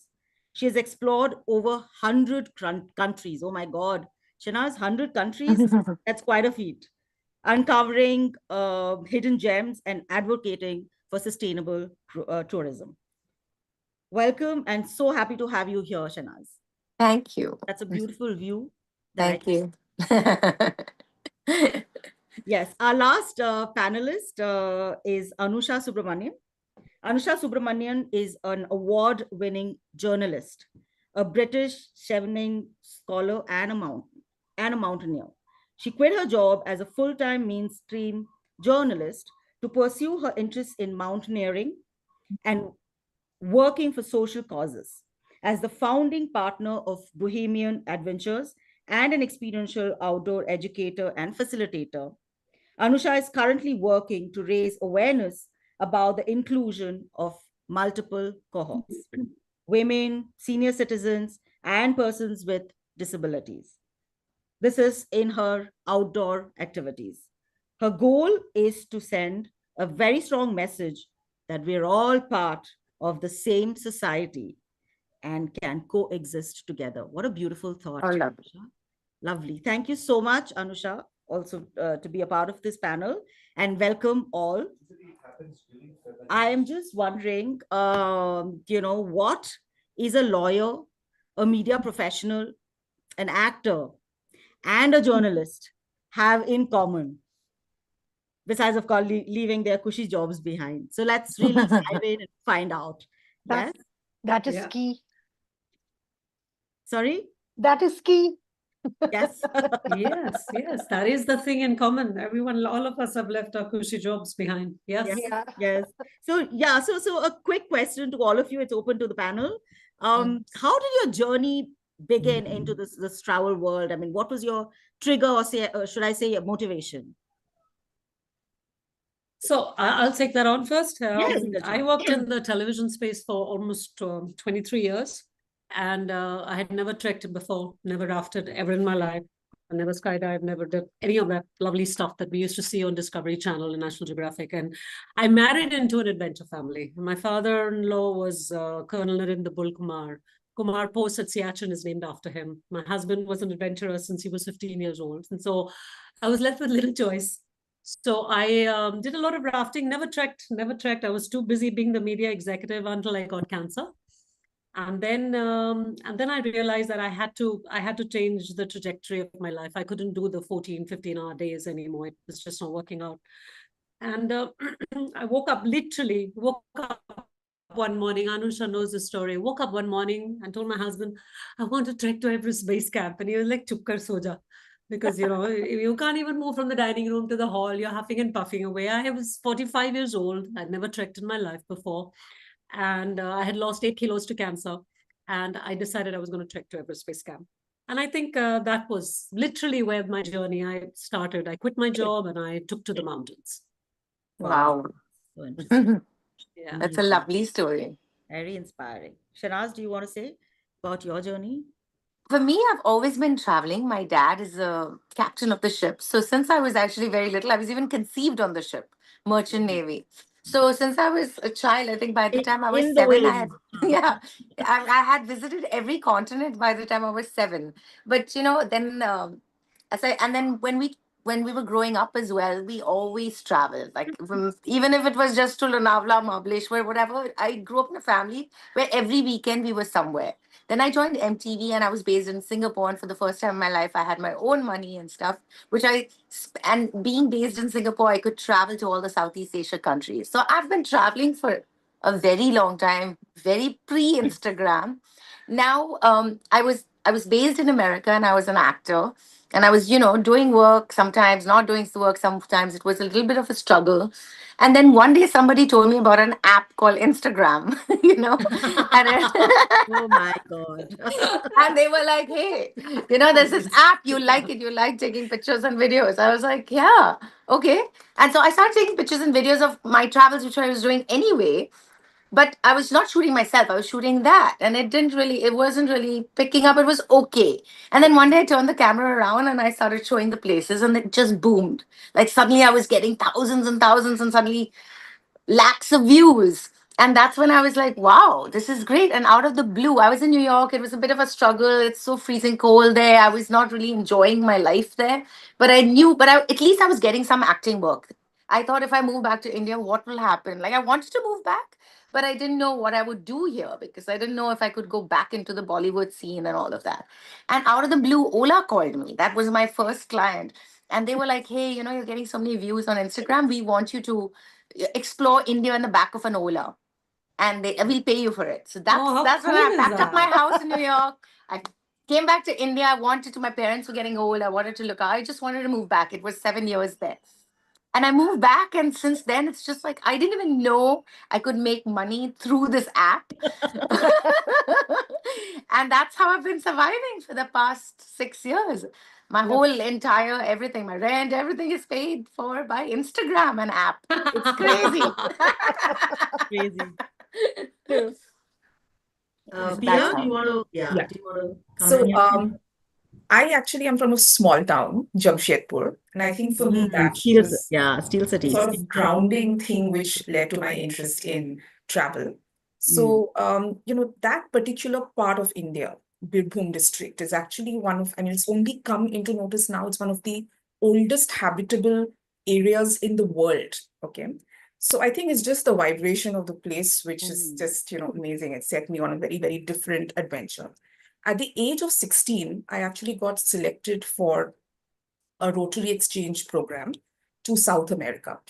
And that was the next sort of initiation into solo traveling. So I did my first solo travel, and I give full credit to my father who pushed me into this journey. It was a big thing for my parents to let go of, a teenage daughter into the other end of the world.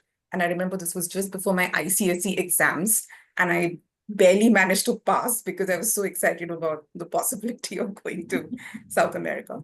It was a very intimidating experience for me, but pushing myself to do this trip on my own at that age, when you're getting like really formed, your neural pathways are acting up. I think that laid the foundation for once and for all. Because later, of course, I did my law school and I was working as a corporate lawyer, but mentally I was already, I had done the crossover. And that also helped me later to come back onto the path of travel. And I figured in all my travels that Indian women were not traveling solo. I saw a lot of foreigners, but not any Indian women. So seeing that when I was in South America, and then the entire journey that followed thereafter, also helped me to kind of launch a travel club for women in 2008. Oh, lovely, lovely. Anusha? Yeah, so for me, having been a journalist and mainstream journalist, I started from Midday, went on to being a business journalist with Business Standard, Hindustan Times. I took a short sabbatical in between my journalistic career because I got bored, and then came back into mainstream with Hindustan Times when they launched in Bombay, and then joined a magazine. So I had done a spectrum of journalistic work through hardcore tabloid newspaper to a broadsheet newspaper, both general and business, and then got bored again, so moved to long form writing, which is a magazine with the India Today group. And 7 years did that, did a lot of investigative stories, did very interesting stories, worked with very good editors through my career. Good, it was going all well. I was an associate editor with Business Today. And I got my scholarship while I was at job. I got my award when I was in India Today. And came back from London after my scholarship, and things were like, what am I doing here? Think perspectives change, because in journalism, you seldom get an opportunity to go out, work with people. And, even I took the scholarship very seriously. I came back, I wanted to kind of start something. My dissertation was on social entrepreneurship, and my thesis was basically that all social entrepreneurs need not be an NGO. You could be a commercial Right. organization and do work that benefits the society. So that was my dissertation paper. And I came back and it was 2012. And I thought like social entrepreneurship was kind of just booming in India. Not booming, it had just started.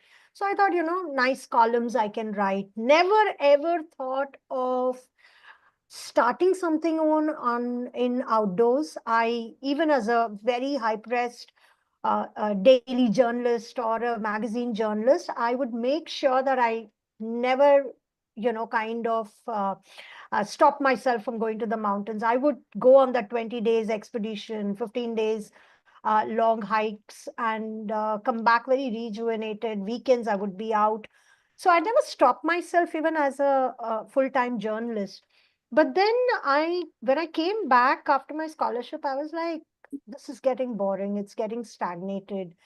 And what do? I mean, I knew I had my other passion, which I could kind of try and see what I can do.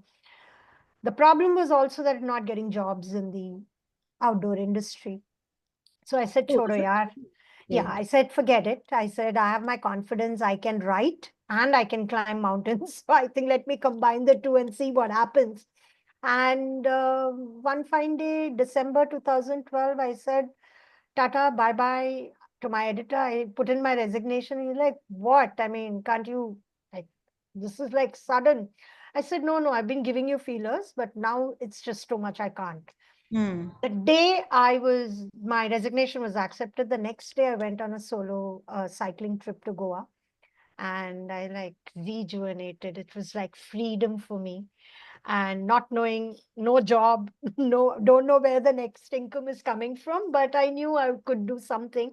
That was my trigger initially to move out of journalism and start something in the outdoor space. But the actual trigger point came in 2013 when the Uttarakhand floods happened. Here we were certified mountaineers, we are guiding people.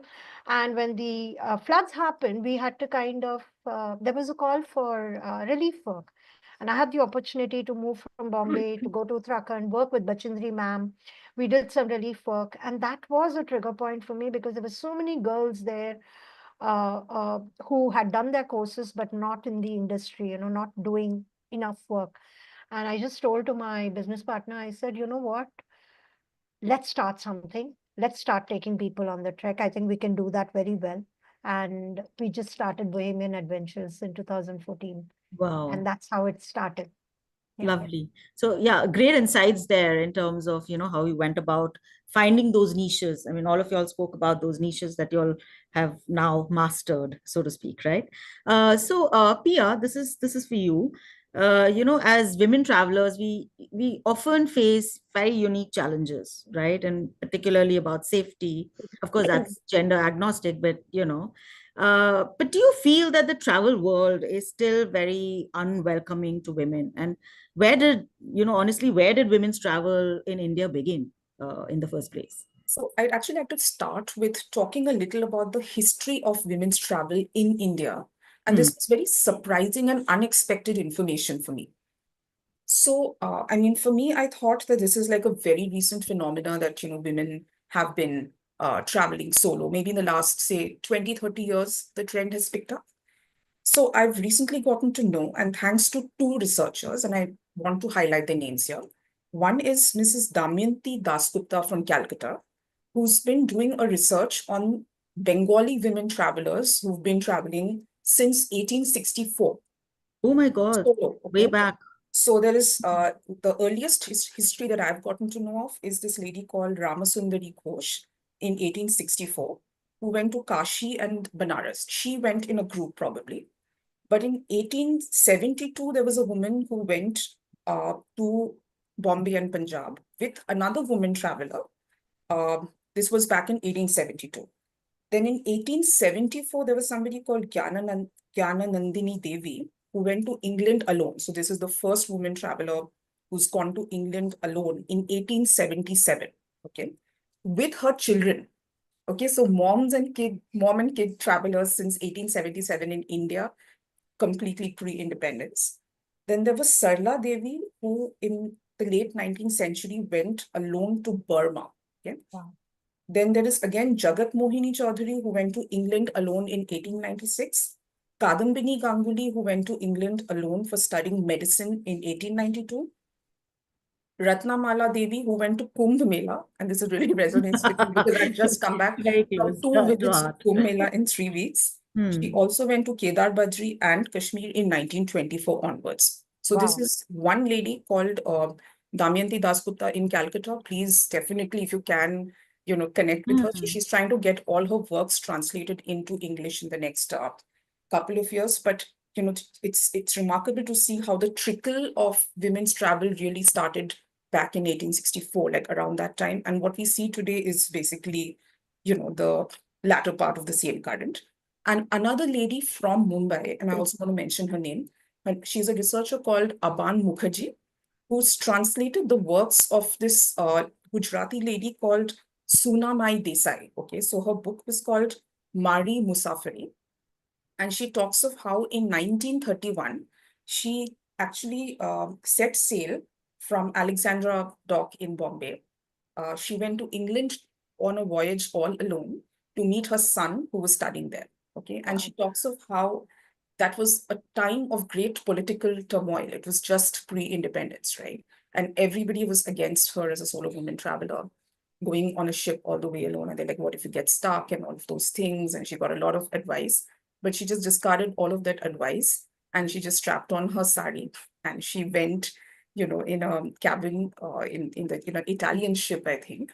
And she went on a couple of weeks voyage to England. And she talks in her travelogue about how, she faced seasickness, language issues, traveling with a sari, not knowing, what to do. Wow. Like And it's a lot of it continues today as well, right? literally. So it's almost like when I It read all that sounds so account, it was familiar, almost Very like she's familiar. talking to me. I'm like, these are the same issues. And how she budgeted, because again, like there was a whole currency exchange, she had to encash travelers' checks. I'm like, we're still facing, all of those Yeah, COVID exactly. related issues. So it was so inspiring for me as a woman interested in travel to read, about her adventures. And I'm also looking forward to the English translations of the others. So these remarkable women who've started, and like they were really the ones who pushed forward in that era, like when the picture and the history that we've been given are that women have only been sitting in kitchens and Yeah. completely Very oppressed. And of course, submissive. that is the Yeah. significant Hmm. history. But I Hmm. feel it's a sort of responsibility of all of us, especially on a forum like this, to actually, bring forth this history, because it's a history that's completely been wiped off. It's never, or rather, it's never been recognized as history. It's only now that when this information is coming to light, we're getting to know that there have been this league of extraordinary women who've really shaped the history of women's travel in India. So I think it'll be lovely if we can have some efforts in this direction to, like I can make a video on it. that would Send be me the really information. it'd be lovely if you guys can also, interact with these Yeah, researchers, bring sure. them on board, Yeah, if you because send me they the are the details. ones who are doing this work. So yeah, Okay. so that's what That brings me to the next question, actually, Dilshad. There's this famous Bollywood dialogue, right? Ja Simran, ja Jile, apni zindagi. Yeah. So, how true is that for women's travel experiences? I mean, it's more about feeling free and celebrated and supported, right? So you know what? It's very interesting if you see the entire panel. There's more than one thing in common. Travel is, of course, one, and most importantly, I hear reinvention across the board. I was in corporate life. Shanaz was an actor. Pia was a lawyer. Anusha was a Right. journalist. Hmm. We've all reinvented ourselves, Mm. and I think the active catalyst for that seems to have been boredom Mm. Okay. for pretty much a lot of us. Mm. So I think those three common elements really is what all of us women face in some way or the other. And you don't have to be a working woman to be able to face boredom. Boredom. In fact, when I started, when I joined my husband, I have to tell you this. He'd been telling me for the longest time, come on, join me in the business. I said, boss, you and I work together, we'll get divorced. That's it.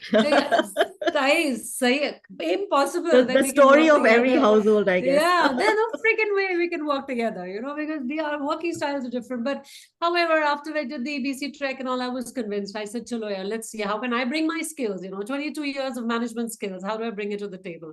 And I think one thing that I really learned, I joined him in 2013, and there was this lacuna in the market space, need gap for families. And I wasn't just talking about only women, I was talking about families. And everybody was looking to step out, take away the screens from their children. How do you step out in in an environment which is safe and trusted? And that's where I stepped in. So I started doing family ski trips and family and I called them active holidays. Nice. And I didn't call them adventure trips, because I said, you call them active holidays, there's risk, there's, the mother-in-law is going to say, kahan ja rahe ho, kyun kar rahe ho, bacche ko leke ja rahe ho, kidhar ja rahe ho, pahadon mein ja rahe ho, all that nonsense. So I call them active holidays. And I think, all of that work, and it's very surprising when I started it as a family trips. Family was only mom and children. Yeah. The fathers never came. Very few, even for the last 10 years that I've been running these family trips, I don't see as many fathers as I see moms and children. Oh, wow. And they step out because they trust you, they feel safe, they know that they're going to be taken care of, they know their children are going to be taken care of. And what I really do, I have to say, I separate the moms and the children. Like, aap is pahad ke side pe jao aur wo us pahad ke side pe jayega, because the children need to learn to manage on their own. They need to fall, they need to be hungry, they need to be cold, they need to be wet. And that's not going to happen if mama's flitting around like a Yeah, helicopter. that's so true. So I just separate the two of them, and I said, you will meet your child at the campsite, abhi alag. And it's worked out pretty well. And I think the women have surprised themselves. How many times I have heard them say, Dilshad, I never thought I could do this. Thanks to I'm you. going to send my Dilshad. sister Thanks to and her you. son to you. You must. You must. I've had women from the age of girls from 15, 14. My oldest was 65. And Wow. and it was a moderately challenging trek, and she kept looking up and going, I can't do this. And I said, yeah, you can. Yes, you can. Yes, you can. And gentle encouragement. I think that's what women need. That yes, you Yeah. can. That's so true. Yes, Yeah. you can. And that's the most important. Exactly. And our whole theme of passing on the baton is all about that, right? It is about that sisterhood.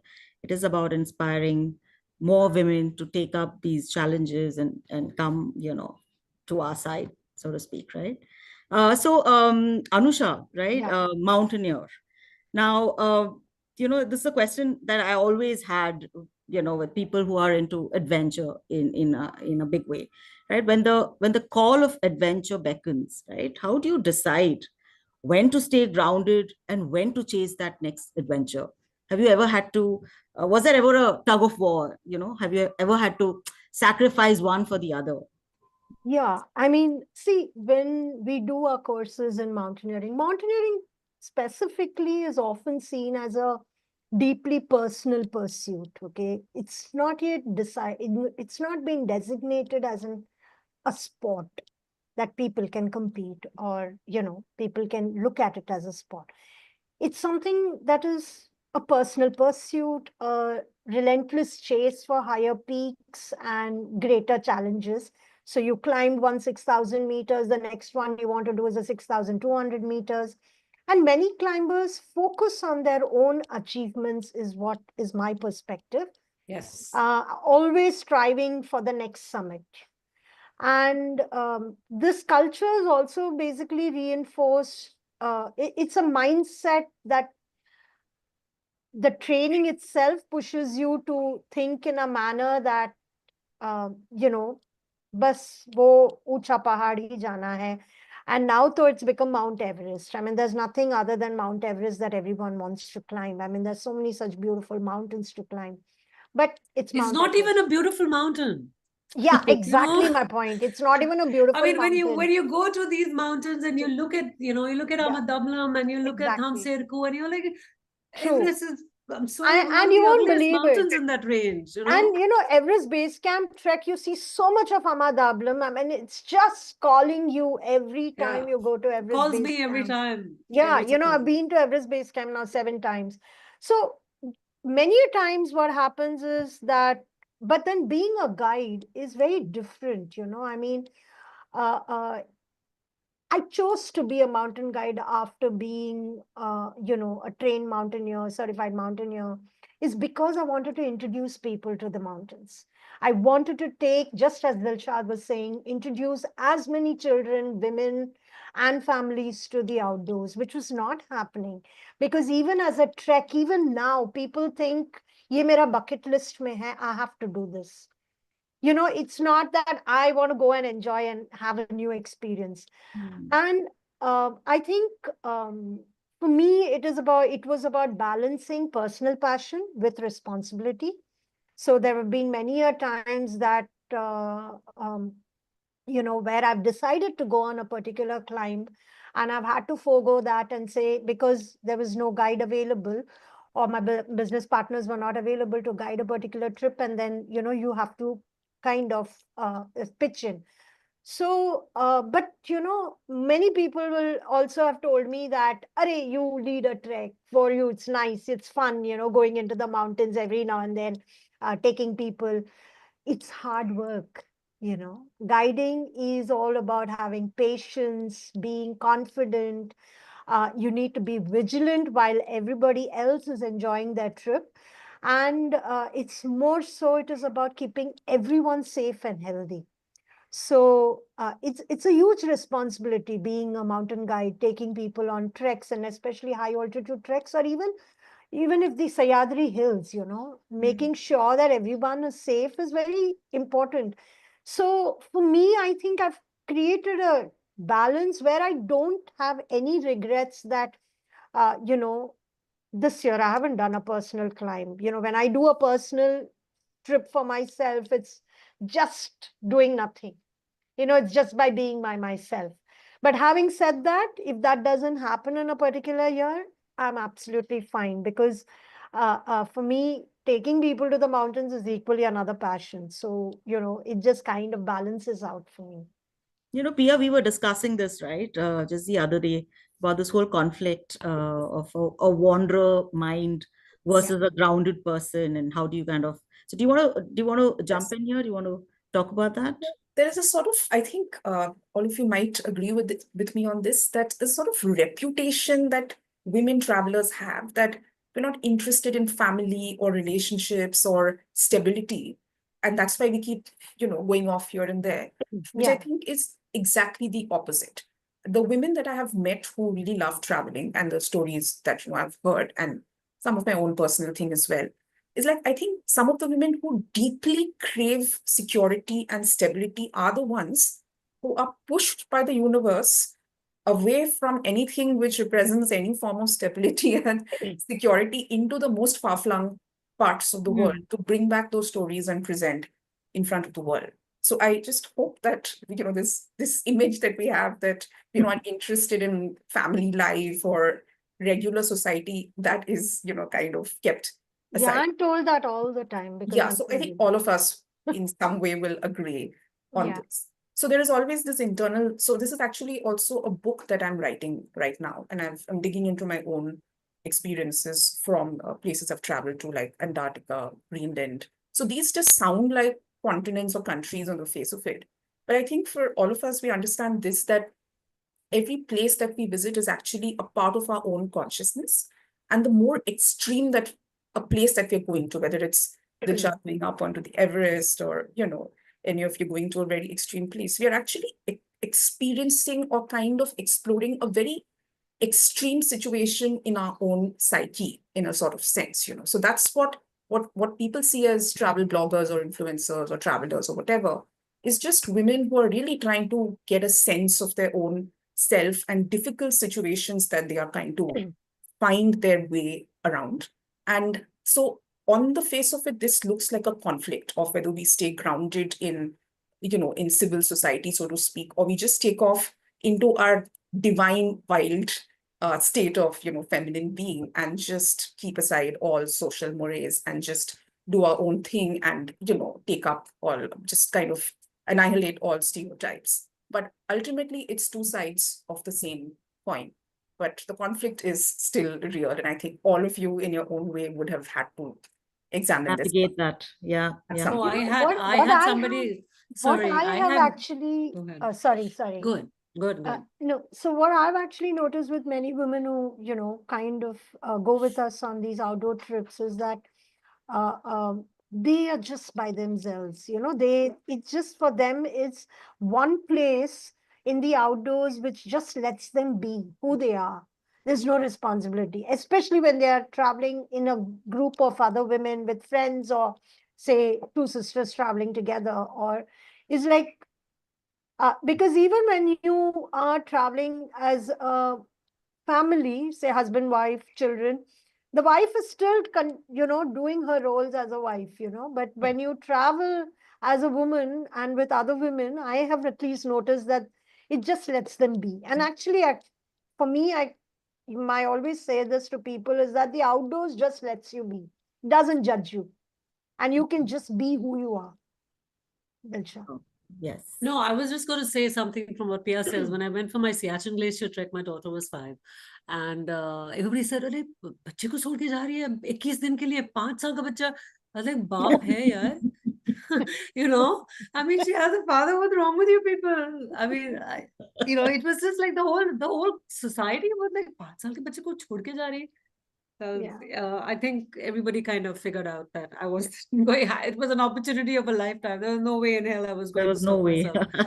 In fact, I recently heard, I spoke to a woman who went traveling when she was pregnant. And of course, after speaking to her doctor, And she said she felt the first kick of a child in a sort of like a cave lake in Mexico. So she's like, even the stereotype of So women, memorable. Yeah. I mean, of course, it takes a certain kind of woman to pull that off. But like, I feel with proper precautions and all, even women traveling while they're pregnant does not have to be a complete taboo. It can be managed for women who are open to those experiences as well. In fact, last year, I think when we were on Everest Base Camp, we found a young couple and their child was just 1 year old. And they were on EBC trek. I mean, so the couple just told, I said, so lovely to see you all as a family at such a young, he's just one and he's out there in the open. Said, yeah, we'll go as far as we can. And I said, yeah, I mean, that's the best way to do it. But the very fact that I think he was just going to be 1 year, the kid. And there they were, the family, Wow. exploring and traveling together. It was like fun. I mean, I just found that very fascinating. So Shehnaz, you're very popular on social media, right? And I get Shehnaz, I've got to follow you now, man. Yeah, me too. I read your book, by the way. Oh, thank you. Very well resonated. Sorry, Vinny, I Yeah, interrupted. no, I get social media does play a great role in travel today, but there is a lot of pressure to portray a perfect travel experience online, right? And does that really come in the way of No, there is being not that authentic? pressure actually. People want authenticity and Okay. so so for example, when I went to Prague and it was really, really hot and the people were really, really rude, I made a video about that, Ah, or if Italy is very, very crowded and crazy, I'll make a video. And those videos do really well as well because people want to see the reality. And a lot of times when we travel, it's not perfect. Or when I went to Goa and I was like, this is a few years ago, and I was like, let me walk to the Sweetwater Lake. And then I got followed by a guy, and then I had to, and the thing is, I had my GoPro with me, so I was shooting it, and you could hear his voice, and he was like, trying to like, he was drunk. And then I said, I'm married, because that's what you have to say. Like, I said, I'm married. He's like, have a beer, come. And he was like, I was like, I'm married. And he's like, so what? I don't care and stuff. And all that came in the video. And then I made the video. So like, so I think it's, if you're a travel content creator and you're just trying to do the perfect place and wearing those beautiful outfits and just twirling around, it's not going to do well. It's and that's boring to watch also. You want to see the reality of the place. So you want to see the good and the bad. So that's what I do. And I also nowadays do stories. I try to tell stories about people. I'd like to, I don't want to just, because now when I started, I was one of the first few travel content creators in India. But now there's so many, So and everybody many. is, and even people who are not travel content creators will go to a place, make an itinerary, put it online. So now I like to tell stories, about people, about different things. For example, I met this couple in Bangalore and they don't use electricity at all. They don't even have a fridge. They bury their food underground. So that's like in India. So I like to tell stories about India as well. And Dilshad, did you know that? yeah. No, I need to meet these people. Yeah, they actually bury their food in a little, Yeah, I saw earthen that. pot, and they put it Earthen pot, underground. yes. Yeah. They don't cook. They don't Ah, use lights. They sleep when like they sleep Nepal with the dark, wake up with villages. the light. Yeah, Sorry.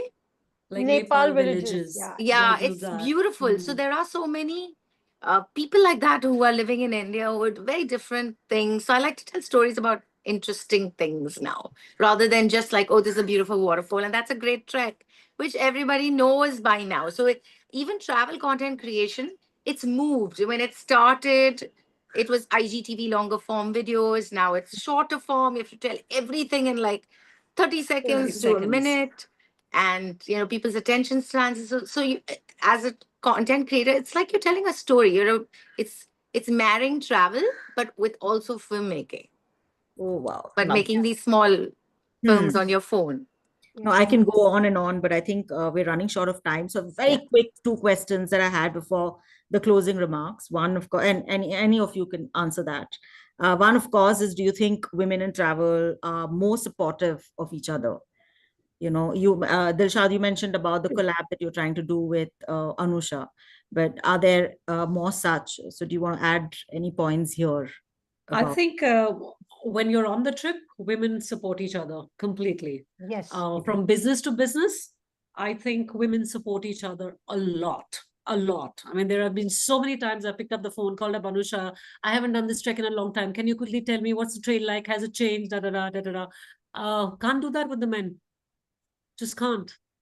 It's, you get this weird answers which are never specific, and collaboration out of question. Because, and I'll tell you why. I'll state upfront. Because you collaborate with the men in the business, the next time that client will go directly to the man, and I've lost a client for my next Oh trip. my God. Yes. Well, okay. And so, And that does not happen otherwise with the women. No, it doesn't. There's Very dishonesty there. And it has happened to me 2-3 times with friends. So I stopped. Also, And that's why I would prefer to collaborate with, like in the next Everest Base Camp trek, Bohemian Adventures, Anusha and I are collaborating. There's no point in both of us going to the same trek. So one of us will lead. I've had we're a doing this completely in opposite experience though. I mean, I actually end up working mostly with male tour operators. And of course, there have been some who've tried to kind of completely, take me off and monopolize and stuff like that. But I would say 95% of them, they've actually been a little intimidated by me also sometimes. But they've actually stayed on track and they've performed. In any case, all my guides, drivers, most of them turn out to be that's guides. true. But That's what true. is important is to put it into perspective. Like I have to tell them what is women's travel, why women want to travel alone, because some of them, obviously, it's an alien thing for them that women are traveling alone. So first I have to address all those questions very systematically. And earlier I had this very closed door policy that I only want to, work with women largely, and of course, but I'm like, it's very important to bring men into the narrative because, women empowerment cannot happen without men also being a part of the whole dialogue. So, I mean, in fact, another very important shift that's happened in the since 2008 when I started my business is that earlier, like women would say that please talk to my husbands and ask them to let me go. Yes. Brothers or fathers or whoever is the Yeah. patron. Yes. But nowadays, Yes, you're so right. the trend has changed.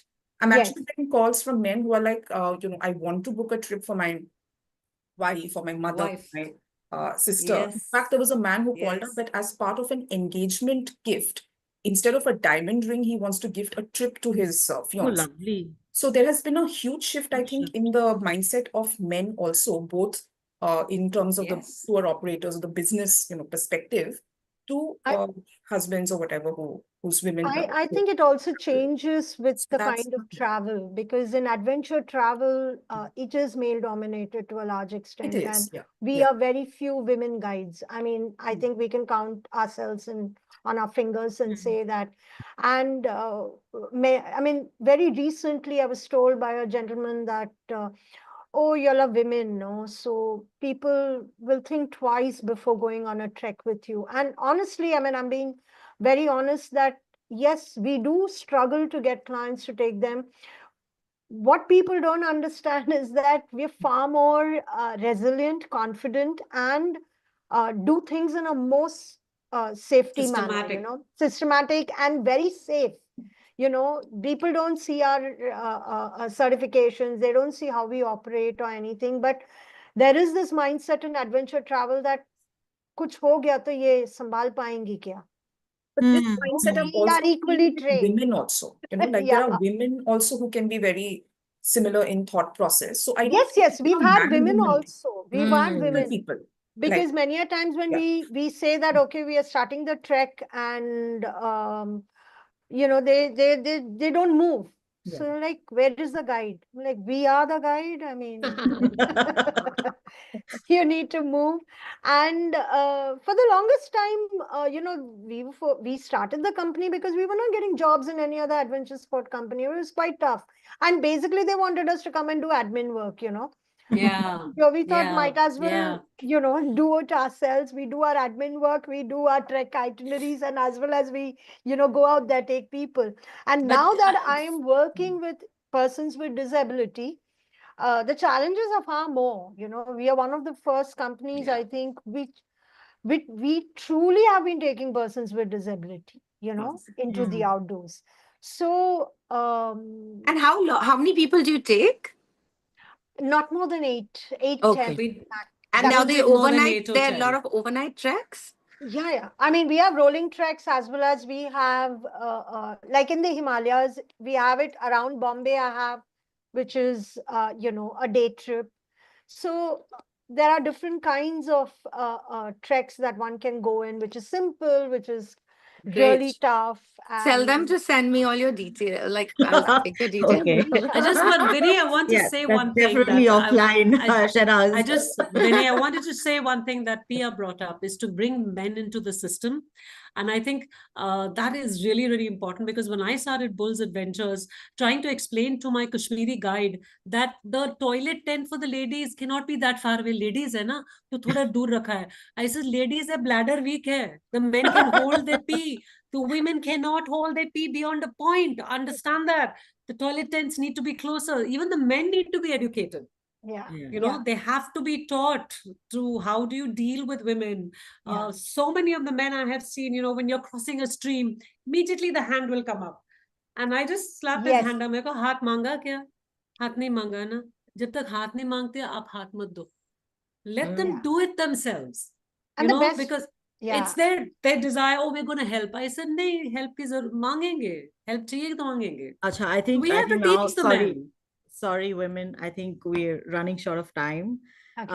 I did want to ask Shanaz a question around what is that once in a lifetime experience that you believe everyone should have, Shanaz, and then Yes, I want to know that. No, yes, I think Let the every people woman wait. the should, nation wants to everybody know. should travel solo.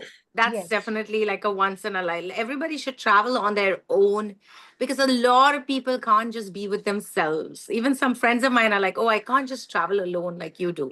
I think everyone should travel alone and do that at least once a year. It's a nice feeling of just, it makes you feel like you're resilient and you can do anything and you don't really, like you feel confident. So that is definitely something. And then I feel like, one place, if you're asking me which places, I really love South America. Like I love that part of the world. And I think one of my favorite trips was when I went to Colombia.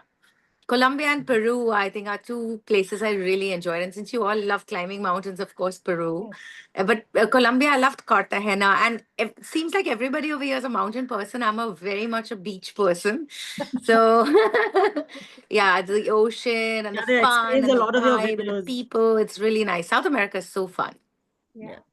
Yeah. True. Great. So I think we're done. Any Yes. closing remark? Very quick, short, 10-second or a 20-second or perhaps a word that Happy Women's Day. okay. Happy Women's Happy Day to In Women's all all. of this, we Day. forgot, to wish each other. Yeah. So one of the things that I'd like to say is that, as an adventure guide, I want to introduce a lot more women into the profession, to take this up as a career. A lot of them do their courses, but most of them don't kind of pursue this as a career. I think that we have a lot of scope to, kind of uh, marry our technical skills along with our soft skills and be a great guide and take this up as a opportunity in the professional space.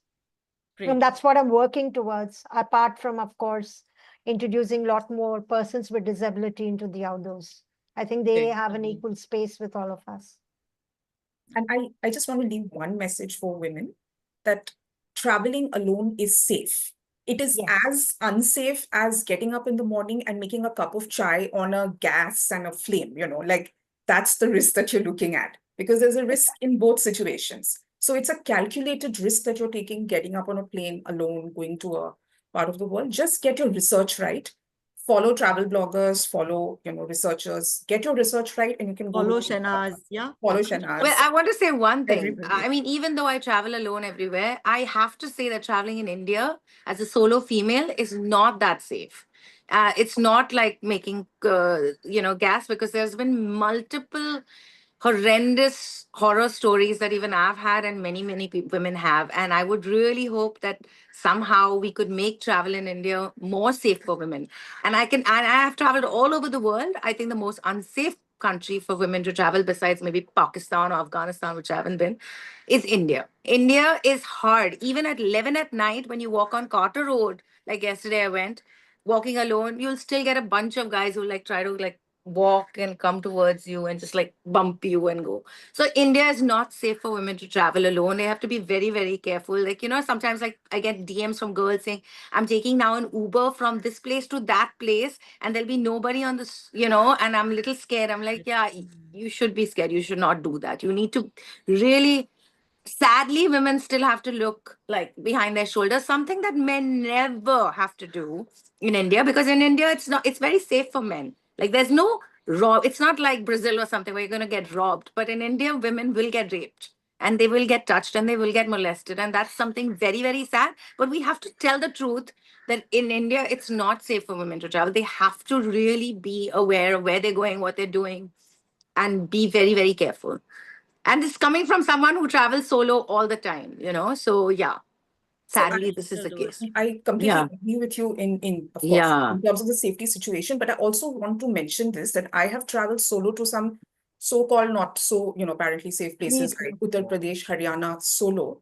And I've also been to some of the very developed countries like, Europe and New York, all. And I have actually felt that the safety situation for women is equally, I don't know, safe or unsafe, whichever way you No, babe. No. even that's my personal experience. I've Okay, I also think had situations in New York, London, and other places which have actually been more unsafe than I have been even in like a small town or village in India. So I feel the risk assessment, or in terms of a woman keeping herself safe, the safety calculation of the risk assessment has to be done equally in India or Yeah. abroad. Can be, Everything is yes. safe or unsafe. Not in New York and all. I've walked at 3 in the morning in the Um, Bronx, like the worst neighborhoods. I have had issues in some okay, of so I these think places. Yeah. I So think it's we all have had This is a debate. very very different perspective. experiences, and we can But take yeah, that offline. But thank you so much. Thank Thanks for you. this Thank you. really Happy lovely Women's Day. session. happy Thank Women's Day. Thank Happy you. Women's Thanks, Day. everyone. Great day. Bye. Bye bye.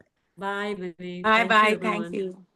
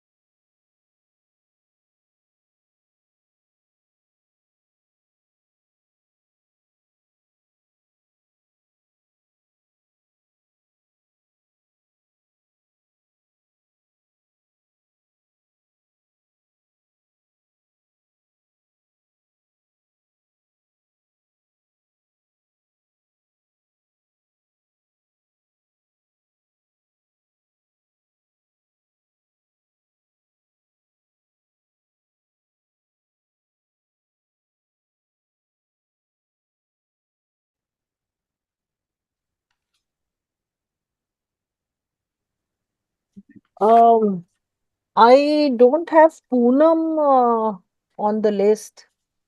Is there a change? No, I'm very much here. Okay, no, because the list of 4 women I've been giving says Sudarshana, Priyanka, Swati Singh, and Sania Seth. Poonam, I think you're on a different panel. That's my sense. Oh, but Yeah. I was told. Which panel? What you're speaking on, Poonam? Okay, I'll just the panel Because I'm there have a few on. shifts here and there. That's why, because at some point we were told we'll speak at 4 o'clock, and that got shifted back to 12. So it might be that you're speaking at a later panel. I've just Okay, checked it's the our schedule. birthright. Right. I've just checked the schedule, Poonamji, and you're speaking at 12:45 panel. So it's Just after. after that. Just after this one. Oh, I'm sorry. I'm No, sorry. I'll come no back then. worries, no worries. Just Sorry. good to see you.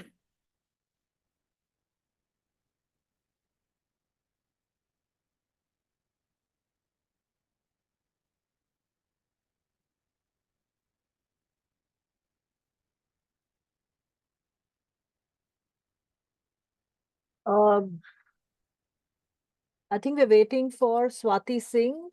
Swati is here. Where is she? I can't see her. I can see Sanya. I can see. Okay, yeah, I think all of us are there. Some of the backdrop doesn't seem to be working. Let me just check.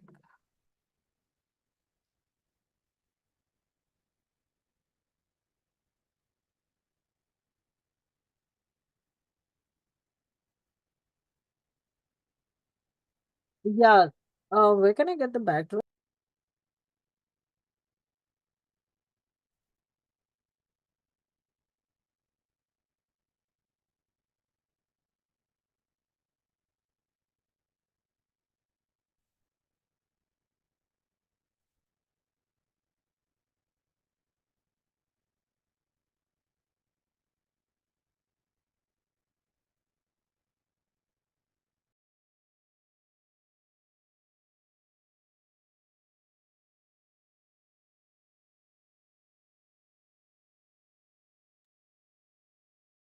Hi, good afternoon, everybody.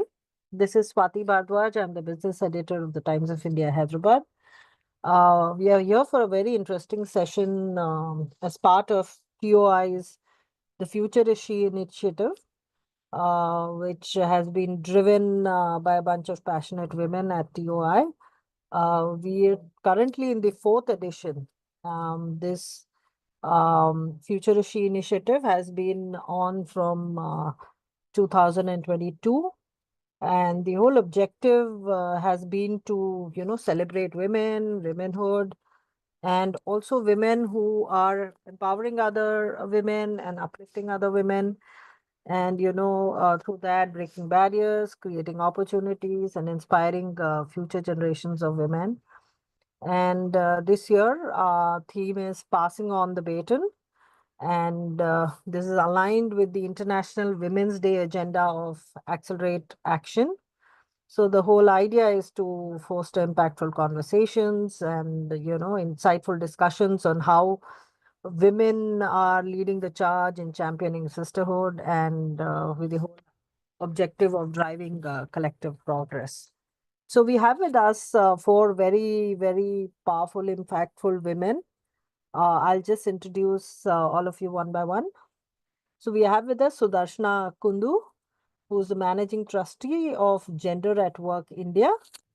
And then we have Priyanka Sami, who's a member of the National Federation of Dalit Women. Swati Singh, who's the director and founder of Mohim, Ek Sarthak Prayas. And then we have Sanya Seth, who's a country program manager of the UN Women Office. So, Sanya, I'll come right away to, so first of all, why don't we just sort of briefly introduce ourselves? If you can just start with Sanya. Sure, thank you. And I think you've just introduced all of us, but I've been with UN Women for over 10 years now, working at the convergence point of ending violence against women and girls and women's economic rights and justice from a very normative intergovernmental perspective, which is also one of the key mandates at UN Women. And we've been working together, I think, with this group of women, particularly focusing on the development agenda and how do you mainstream voices, the intersectional voices of young women into how do you progress the current development agenda, but also think through of the development agenda of the future. Over. Yeah. So Darshana, can you say a little bit about yourself? Sure. Just very briefly, now having worked for about 2.5 decades, worked across, private, the UN, and now leading Gender at Work India, been very passionate about trying to kind of actually think about what kinds of institutional change we need to drive the gender equality at both local levels, within workplaces, but also in national policies and programs. And been very privileged to work with all of us together that, and we all have these sort of, Poonam before, who's we're all kind of this group of people, very committed, dedicated, and so excited to have everyone around. We're all trying to kind of think about how do we craft a more gender responsive agenda for India? And how do we pass the baton in that sense, right? Having worked for so many years, how do we actually work with young feminist leaders now? That's a key part of the work that we're doing. And thanks, Swati, for hosting us today. Looking forward to this discussion. Yeah, the pleasure is all mine. Yeah, Swati ji, क्या आप अपने बारे में थोड़ा हमारी audience को एक परिचय दे सकती हैं? जी बिल्कुल। तो मेरा नाम स्वाति है और उत्तर प्रदेश की जो बात हो रही थी वहीं के वाराणसी जिले से हम लोग आते हैं। और मुहिम जो है एक संस्था है जिसकी शुरुआत हम लोगों ने की थी। और जब हम बात करते हैं कि मार्जिनलाइज्ड कम्युनिटी और मेन स्ट्रीम की, तो बस उसी दिशा में हम लोगों का काम है मुहिम के जरिए। जब हम नारीवादी नेतृत्व की बात करते हैं तो उसकी शुरुआत जो है कहाँ से होती है, तो वहीं पर हम लोग हास्यबस समुदाय के साथ उत्तर प्रदेश में वाराणसी, मिर्जापुर और भदोही जिले में काम कर रहे हैं। और कैसे खासतौर से मुसहर समुदाय, जिसे रैट ईटर्स के नाम से भी जाना जाता है, उस कम्युनिटी के साथ हम लोग का काम हो रहा है। और नारीवादी नेतृत्व के विकास की तरफ हम लोग आगे बढ़ रहे हैं, शिक्षा के माध्यम से, स्वास्थ्य के माध्यम से और कई अलग अलग माध्यमों से। लेकिन कोर वही है कि कैसे हम हाशिए की महिलाओं की आवाज को मुख्य धारा में लेकर के आए। तो इसी मुहिम के साथ हम लोग काम कर रहे हैं। अच्छा, धन्यवाद Swati ji. I'll come to Priyanka now. Can you just briefly tell us a little bit about yourself, Priyanka? Thanks, Swati. So I'm Priyanka Sami, and I'm one of the conveners of the National Federation of Dalit Women, which is the first Dalit women network across the country. What we essentially work on is addressing gender-based violence, and this is a specific kind of gender-based violence which is very targeted and systemic against Dalit women. We also work on equitable access to essential services, and of course, strengthening feminist movements on the ground with a focus on empowering historically marginalized women. So yes, I'm very happy to be here. Thank you, Swati. Yeah. So Priyanka, we'll just start with you. You talked about, gender violence. Can you give us some more kind of detailed insight into what it entails and how you have been helping deal with the issue? Yeah. Thanks, Swati. So since our main constituency are Dalit women, we must understand that caste is the longest social the longest social surviving hierarchy in the world, right? All of us in urban cities, especially, often ask, where is caste? I mean, it's really a thing of the past, and perhaps it happens only in rural areas, but it manifests in various ways and to various degrees across the country. And depending on your social location, it could sort of play out in apparent and not so apparent ways, in subtle ways, but it's very much there. So violence against Dalit women is a very specific form of targeted violence, right? So most often, if you look at caste-based atrocities, most of it is done by dominant caste men, and and most often, if you look at the reasons behind why sexual assaults and gang rapes and so on and so forth are sort of meted against Dalit women, if you go back to the root cause, often it is either it's, of course, and land dispute, and it's most often to maintain caste-based hierarchies in that particular setting, right? So that's why I say that this is a very sort of targeted form of violence to keep Dalit communities in place, right? If you rape a Dalit woman, you keep the entire Dalit community in its place, right? So if you look at the latest NCRB data, which is 2022, a back of the envelope calculation will say about 10 Dalit women are raped every day. And I promise you, this is a massive undercount, because most often what happens is in terms of rape cases against Dalit women, it is not even reported. The FIR isn't even filed because, there's such a heightened fear of backlash by the dominant caste communities, especially in rural areas, right? So in fact, in the absence of, the caste census, we don't really know what are the actual numbers of historically marginalized communities, that is the SC, ST, OBCs. And in the absence of those numbers, it's so difficult to actually track and have a disaggregated data on violence against women as a whole. So yes, I'll stop here and then, Priyanka, thanks. That was very insightful. Sanya, you've been working on gender equality and women's rights issues for the past 13 years. Do you see any changes? Have things changed on the ground with all the efforts that are being put in?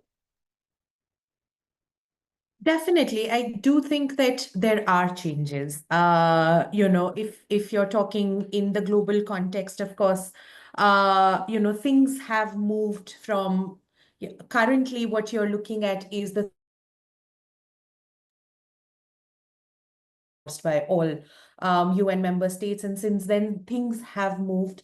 In the context of India as well, you are looking at more roles of leadership and meaningful participation of women across board, across sectors. You're also looking at women entering some of the non-traditional roles and employments as well. I would definitely say that things have moved, but it's not at a pace where we would have liked it to be. It is also not at the percentage perhaps that we'd like to be. We are still perhaps struggling to say that 33% is what we should start with, whereas 33% is not equality. 33% is not fair for half of the world's population. So, I do want to make that point that while we've seen progress, we've seen things shift, you're seeing women taking leadership at the household level to the global levels. The pace demands us to pick up more, but at the same time, it also demands us to keep fighting on the rollbacks that you see time and again. And unfortunately, the onus of this progress has been only on women, and it's not a shared onus. That would be ideal. Sudarshana, primarily, the whole concept of leadership and feminism, has been driven by the global north and, how they look at the issue, their understanding of the issue.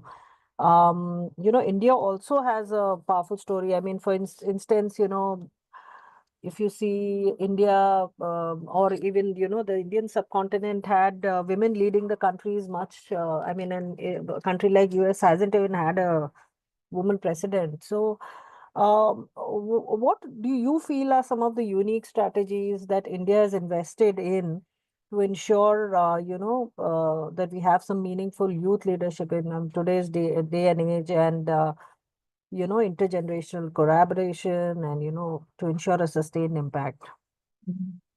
So thanks for that. I think just at two levels. One is what the government is doing, right? And there's a lot of focus on youth in national policies itself, right? I think that's something that we should definitely acknowledge.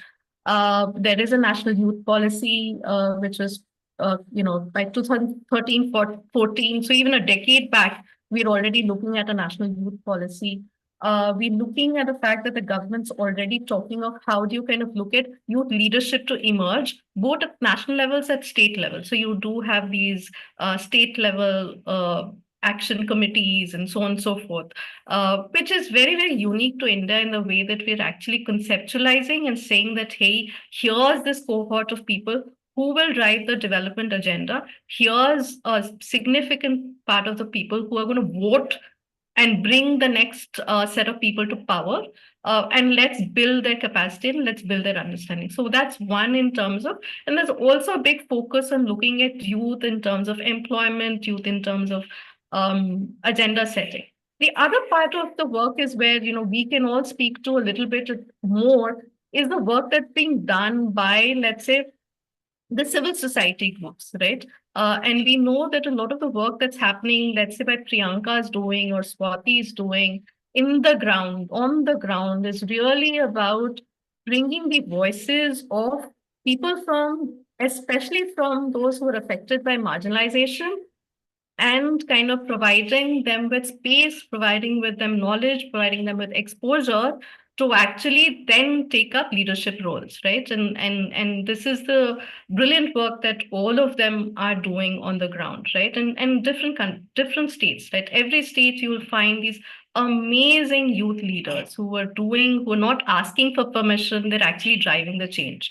And just maybe we also to then talk about what therefore we've been trying to do, and this is what we've been trying to do with in partnership with UN Women. Globally, there's also, if there's also all this concept of generation equality, and we wanted to kind of localize that idea of kind of really create this cohort of national feminist youth leaders, where we're recognizing that all of these people are doing this work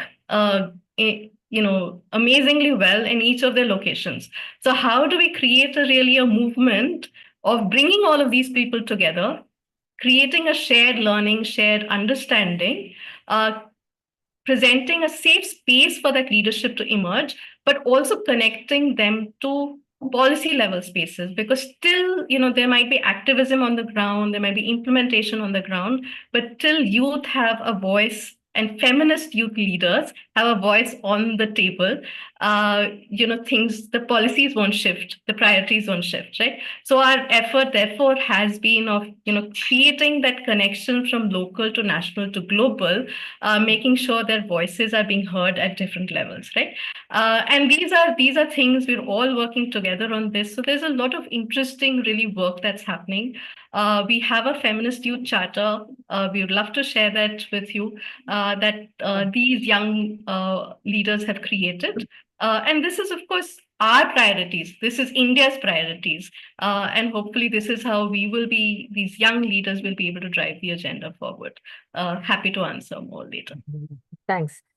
Swati ji, आप थोड़ा हमें बता सकते हैं कि आपको मतलब आप तो जर्नलिस्ट रह चुकी हैं, और आपको मतलब किस चीज ने प्रेरित किया मुहिम की शुरुआत करने के लिए, और आपके ये जो जर्नी रही है मुहिम के साथ, तो उसमें आपने क्या क्या जो चैलेंजेस फेस किए हैं और किस तरह के आपको अपॉर्चुनिटीज मिली हैं, शुक्रिया स्वाति जी।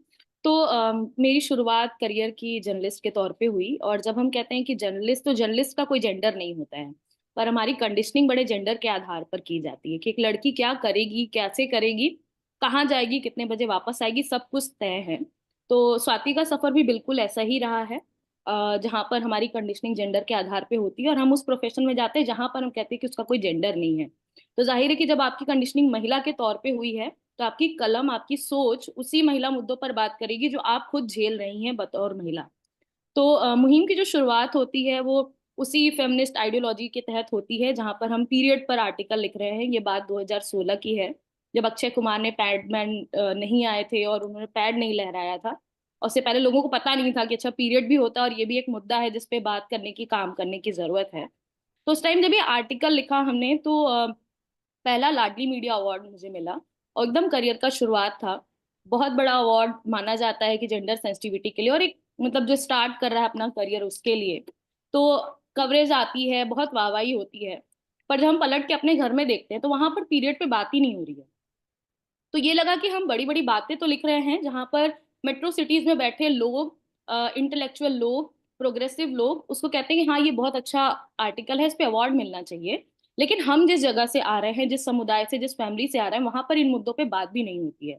तो वहां पर ये सीधे से रियलाइज हुआ कि लिखना बहुत जरूरी है, हिंदी में लिखना और भी जरूरी है, पर लिखना काफी नहीं है। क्योंकि अगर हम कुछ भी बदलाव चाहते हैं, उसके लिए धरातल पर उतरना, जमीन पर उतरना बहुत जरूरी है।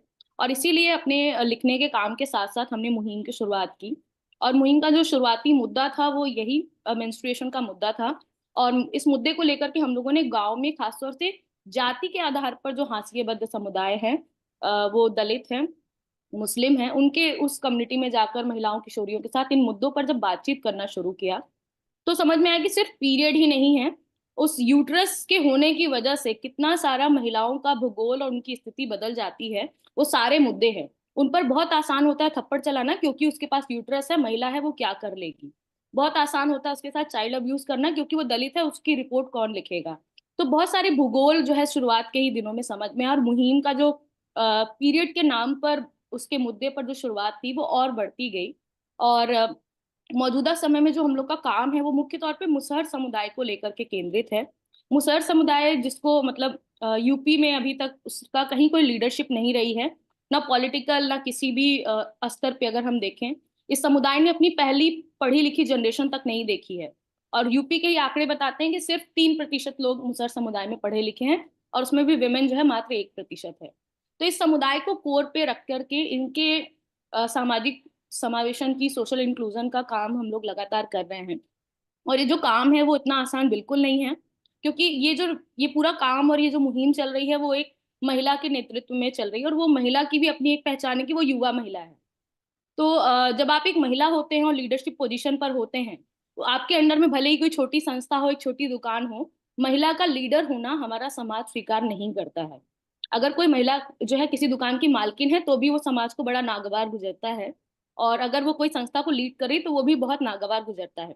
समाज इस बात को एक मतलब समय पर पचा भी लेता है। अगर वो बहुत एजेड है, उसके बाल पके हैं, और वो ये कहती है मैंने अपने 20 साल के अनुभव में देखा है, तो उसे समाज इज्जत की नजर से देखता है। लेकिन जैसे वो कोई यंग लड़की होती है, तो फिर वो नजर एकदम से बदल जाती है और रवैया बहुत अलग हो जाता है। और जब हम रवैये की बात करें, तो रवैया सिर्फ समाज की गलियां नहीं है, वो बड़े टेबल भी हैं जहां पर बड़े डिसीजन लिए जाते हैं कि ये रिसोर्स कहाँ जाएगा, ये पॉलिसी किसके लिए बनेगी। उन हर टेबल पर वो यंग वॉइसेस, वो यंग वुमेन वॉइसेस, और वो यंग वुमेन फेमिनिस्ट आइडियोलॉजी वाली वॉइसेस वो मिसिंग होती है। तो अगर हम बात करें कि अभी के हम लोग के जो चैलेंजेस हैं, जो हम शुरुआत से और अभी तक झेल रहे हैं और लगातार उसका सामना करना पड़ता है, पहला ये कि हमें यंग होने की वजह से बहुत ज्यादा अपने आप को प्रूव करना पड़ता है।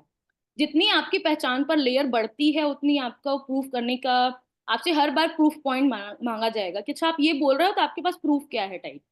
दूसरा कि जो जितने भी बड़े टेबल्स हैं, कोई नेटवर्क है, कोई पॉलिसी का टेबल है, कोई फंडिंग का टेबल है, या कोई संगठन है जो काफी समय से और काफी पावर के साथ चल रहा है, वहां पर अपनी एक जगह बनाना, वो जगह जहां पर आप अपने विचारों को रख सके, वो बहुत मुश्किल है। तो वो भी एक, वो जगह क्रिएट कर पाना, वो ज्यादा दिक्कत आती है। और तीसरा कि भगत सिंह सब चाहते हैं हमारे समाज में, पर चाहते हैं कि वो पड़ोसी के घर में हो। पर रजिया सुल्ताना तो बिल्कुल हिस्ट्री से ही बाहर है। तो खैर भगत सिंह को भी उन्होंने चुना है, पर वो पड़ोसी के घर में। तो सिंपल है कि हाँ, महिला लीड करे, लेकिन मेरे यहाँ पर ना करे, कहीं और करे। तो एज अ वुमेन लीडर अपनी बात को मनवाना, अपनी चीजों को प्रूफ करवाना, अपने टीम को लीड करना, वो काफी ज्यादा चैलेंजिंग हो जाता है। तो ये सारी कुछ ऐसी चुनौतियां हैं जिसका लगातार हम लोग सामना कर रहे हैं। और वही है कि जब आप बनारस के दूर किसी गांव में बैठ करके बात करते हैं, अपनी बात को टाइम्स ऑफ इंडिया के इस पैनल पे ले जा पाना, वो भी कहीं ना कहीं एक बड़ी चुनौती, एक लंबा सफर होता है। वो कहीं ना कहीं, अब जब हम अपॉर्चुनिटी की बात करें, तो हाँ वो प्रिविलेज रहा है मेरा कि एक यूनिवर्सिटी से पढ़ाई करने के बाद, एक बैकग्राउंड से आने के बाद, आपको धीरे से कहीं से कोई रास्ते मिल जाते हैं। लेकिन हम जैसे बहुत से युवा हैं जो अभी भी गांव में स्ट्रगल कर रहे हैं, और खासतौर से महिला युवा हैं जिनको वो मंच भी नहीं मिल पाए हैं। तो बिल्कुल मुहिम का सफर इसी तरीके से है, और इस तरीके से हम लोग आगे बढ़ रहे हैं। Thank you Swati ji. I mean, this is one question I just wanted to throw it open to everybody, whoever feels they can answer it. Currently, globally we are seeing a very kind of pendulum swing from, the left to the right and all. And, agendas like the DEI are being revisited. So what does it mean? Because, if you see recently, even some of the larger tech companies have said they're rolling back on the DEI agenda. So what are its implications for, young women in the workplace where companies were looking at, improving their gender diversity numbers, but now sort of the world seems to be moving in the other direction. So Sanya, would you like to take a go at it first?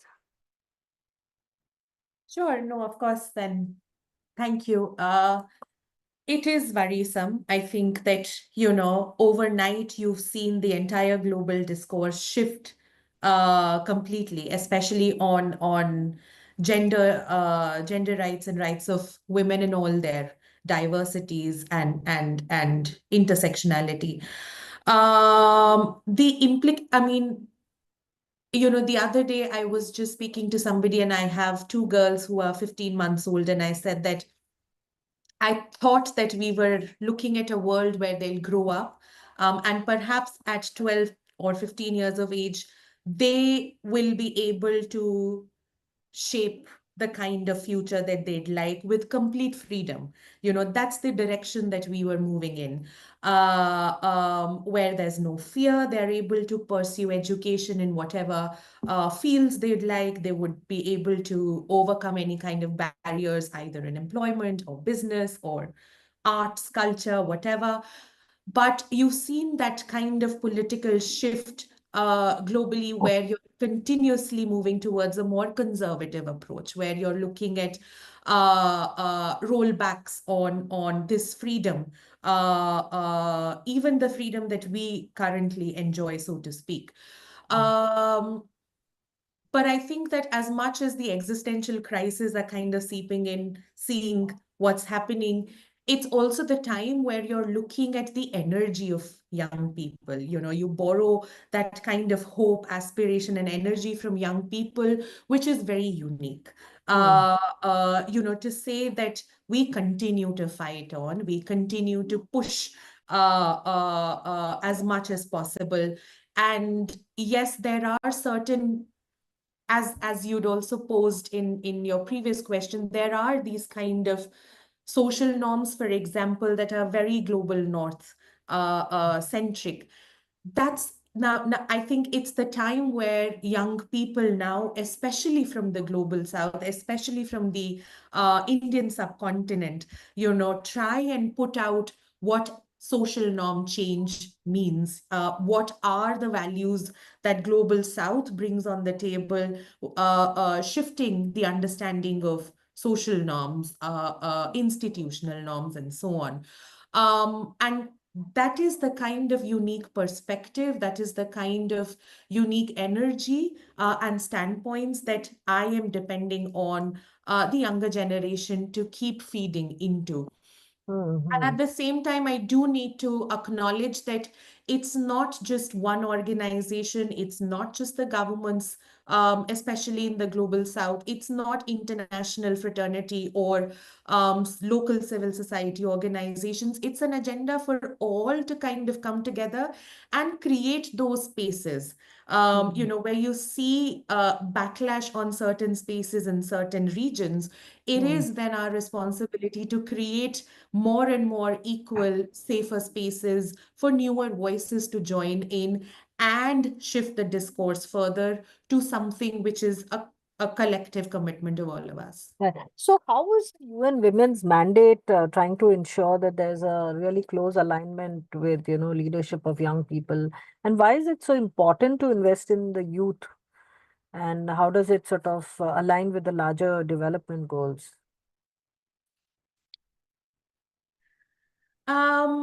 Like I'd said, I think, what you're seeing is that the aspirations are continuing to be Do you silent. also think that the youth don't come with the kind of baggage because they've seen a very different world than we have when we were growing up, right? The whole concept, like I really identify with what Swati was saying, right? Because I'm also from UP, but I've sort of been born and brought up in the West, so where the environment for women was very different. So in UP, it was like, दिया बत्ती जलने के बाद, like Lucknow में फिर घर की लड़कियां चौखट पार नहीं करेंगे. And I come from I've lived in Gujarat where we women have always had independence. So what I'm saying is that each, generation has a different baggage they carry. Perhaps this generation doesn't have the kind of baggage that we as women saw. So, in that context, if you can. Yeah. Yeah, no, I mean, every baggage is very different. I don't think that we should qualify the kinds of baggage that our generation or the generation before and after deals with. But that's also to say that the issues are evolving. If the packages are different, the issues are evolving, and the solutions are evolving. And that's why, perhaps to answer your questions, that's why investing in young people makes more sense, because they know what the present and the future could and should look like. If you're looking at global numbers, you're perhaps looking at 1.8 billion young people across the globe who are coming out with their own experiential learning, who are coming out with their own advocacy agendas and solutions on the table, and they're not waiting for anybody's permission to lead or to work. They're already driving change. It's just unfortunate that we are not investing enough in documenting that change and also giving them larger platforms to share the kind of push that they're able to make, so to speak. But like I said, despite their energy, despite their vision, young people do also face multiple layers of inequalities. You look at lower wages, you're looking at limited access to decision-making spaces, you're looking at heightened vulnerability in the global context, but also in the local contexts, associated with their own safety and security, associated with their employment. And we are failing ourselves by not creating those kind of avenues for younger people. And I think that's the kind of bigger picture that we need to look at, and qualify why investment in young people is so important. Right. Priyanka, I'll sort of come over to you now.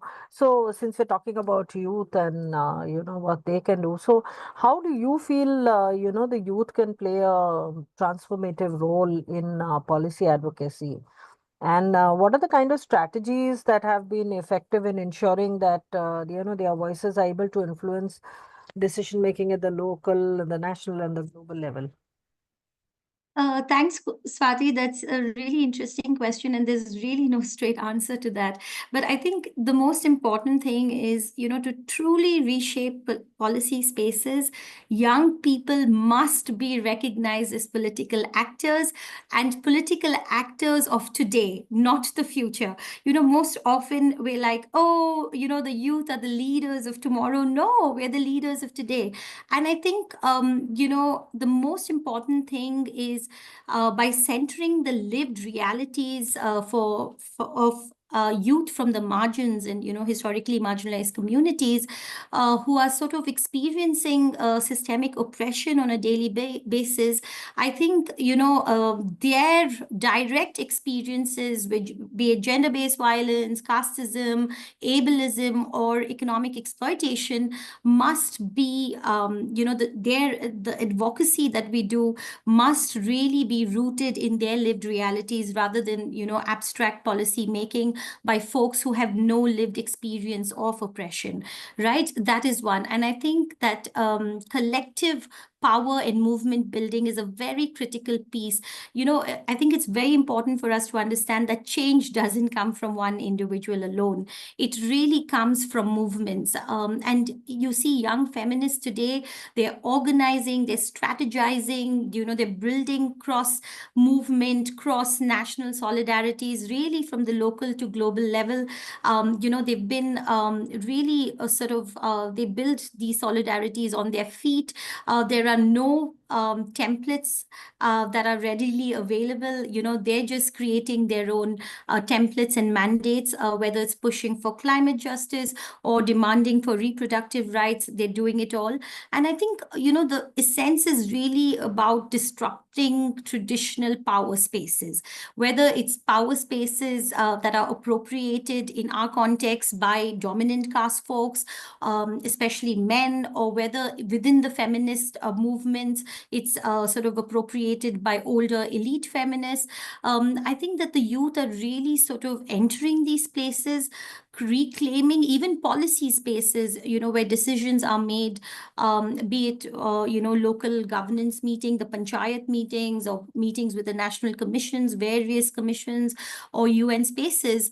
The youth are really sort of pushing back on tokenistic inclusion and saying that we want to be, in the agenda setting processes, we want our engagement to be substantive. And I think also, because this is a media space, it's important to say that the youth are very effectively leveraging digital activism and storytelling. Youth never sort of had any voice in mainstream media. So social media and digital platforms are really helping amplify voices that are otherwise sidelined or erased. Yeah. Yeah. Well, I think we're just running out of time. I just Okay. quickly wanted to ask Sudarshana something, if briefly you can answer it. Basically, even if you look at corporate India, the kind of number of women in leadership positions is very low. A lot of women sort of fall out of the workforce due to various commitments at the personal level. And there is certain things that women just can't shirk. They can't say, "Nay, I won't do this." Invariably the burden of caregiving and all falls on the women.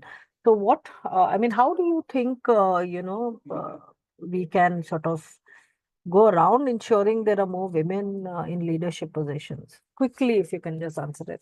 So, I mean, like we always say that any of these, and as Priyanka said, there's no silver bullets to it, right? Right. And we need a comprehensive response. So Hmm. one, in terms of when we're looking at the private sector, we're also looking at what can you do in terms of actually changing some of the policies, right? In terms of making sure, and there's also a little bit in terms of going back a little around those policies, but let's say work from home policies, flexible arrangements in terms of looking at pay parity reviews, looking at actually creating a vision and a mission and indicators and results, and looking at here's the target, right? One of the critical things is actually having women on boards, right? Because again, if the governance is very male centric, then the changes within the organization won't happen, right? So you need to have women in those leadership positions at the corporate boards, right? So you have to do those. Then you have to actually really kind of drive the leadership and change the culture, right? I would say I'm one of the first people in terms of having those benefits. I mean, I worked at Unilever very early on in my career. And the fact is that they took a bold decision of saying, here's going to be these set of women, young women that we will bring into leadership roles, right? And they took that risk, right? And we want to see more of those changes and culture changes within the workplace, and they've had to adjust, right, in terms of moving. And it's very important for the top leadership to therefore walk the talk, right? In that sense. The other bit of it is which we have to do more in terms of looking at what we do from a fiscal policy base, right?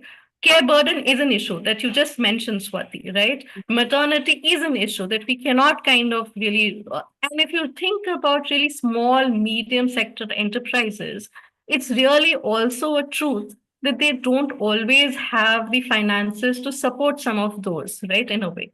Now, what kinds of fiscal policies and what kinds of support that we can provide in terms of pressures, in terms of, and these are things that are actually happening even with the national policies, right? In terms of thinking about what kinds of collective supporting infrastructure that we can create to make sure that the woman is able to come to work, right?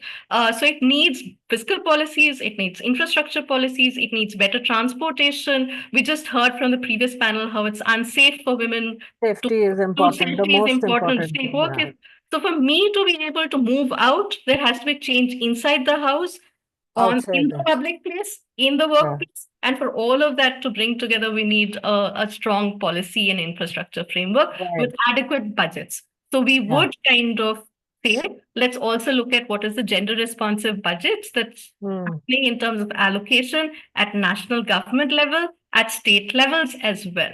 And let's try and kind of advocate for increase in the allocation of budgets on gender responsive policies and programs. Right. So on that note, we'll call it a wrap. Thanks, Sudarshana, Priyanka, Sanya, and Swati ji for joining us here today for such an insightful and interesting discussion. Thank you very much. Lovely. Thank you so much. Bye. Thank you for having us, Swati. Yep. Thank you.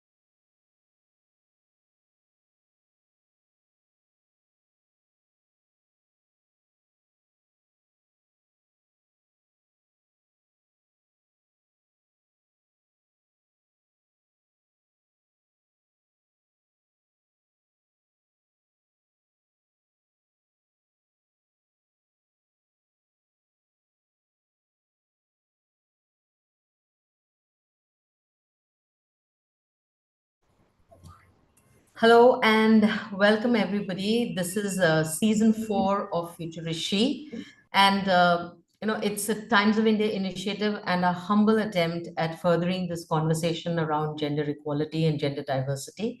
Over the last 3 seasons, we've celebrated women leaders, women who've been breaking stereotypes, breaking biases, and absolutely smashing through male bastions.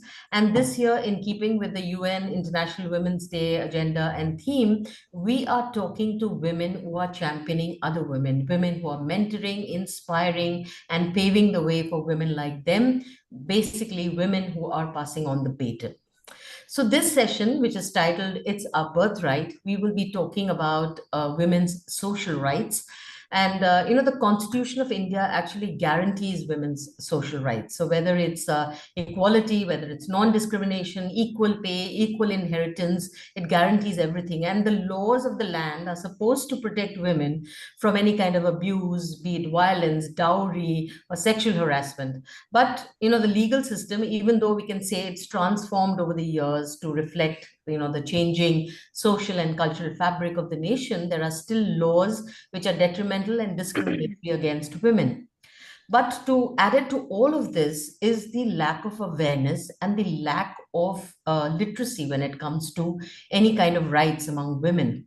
And therefore, it's very understandable that there's been absolutely no inclination by women to contest the same, whether it's in the court of law or otherwise. So I want to welcome 3 amazing women who've been working tirelessly in this area. So please, and they've been working to educate women and empowering them to fight for their birthright, to fight for their social rights. So I want to welcome here first Punita Lakhani. Welcome, Punita. She is the founder of a social impact venture called Modern Mirabai, and she has won a global award, MSNE Honors, Champion of a Cause in July 2024 for her outstanding work that she's been doing in the divorce recovery work. She's one among the top 100 inspiring women of 2023 as awarded by Fox Media, and she's a social activist and a public speaker, and she's been normalizing divorce in the country and taking it from being a taboo topic to making women feel and understand that it's okay and they can reclaim their life. I also want to welcome Dr. Seema Bhaskaran. She's the lead for gender at Transform Rural India. She's a solution designer with 26 years of experience in gender inclusion and equality, and her expertise lies in capacity building, mentoring, and empowering women and children, particularly in the rural areas. She has played a pivotal role in shaping gender-focused policies and her research on social justice, particularly child sexual abuse in Kerala. And last but not the least, welcome Poonam Mutreja. She's Executive Director of Population Foundation of India and has been over 40 years been a strong advocate for women's health, reproductive and sexual rights. She has also conceived the very popular transmedia initiative called Main Kuch Bhi Kar Sakti Hoon. And she's been doing some great work in this area, and we shall hear all of them in different kind of questions as I pose. We will start with something. Ladies, welcome on board. So I will start with a question, in fact, which you can call subjective. It's been plaguing me from the time we've thought of this topic for the panel. And I would want each one of you to actually weigh in with your point of view on this question. So the question that goes out is, in reality, how free and how equal are women in India?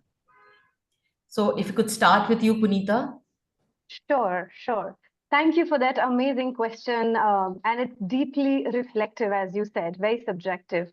Equality is not about making women strong. We women are already strong. It's about changing the way people look at strength today.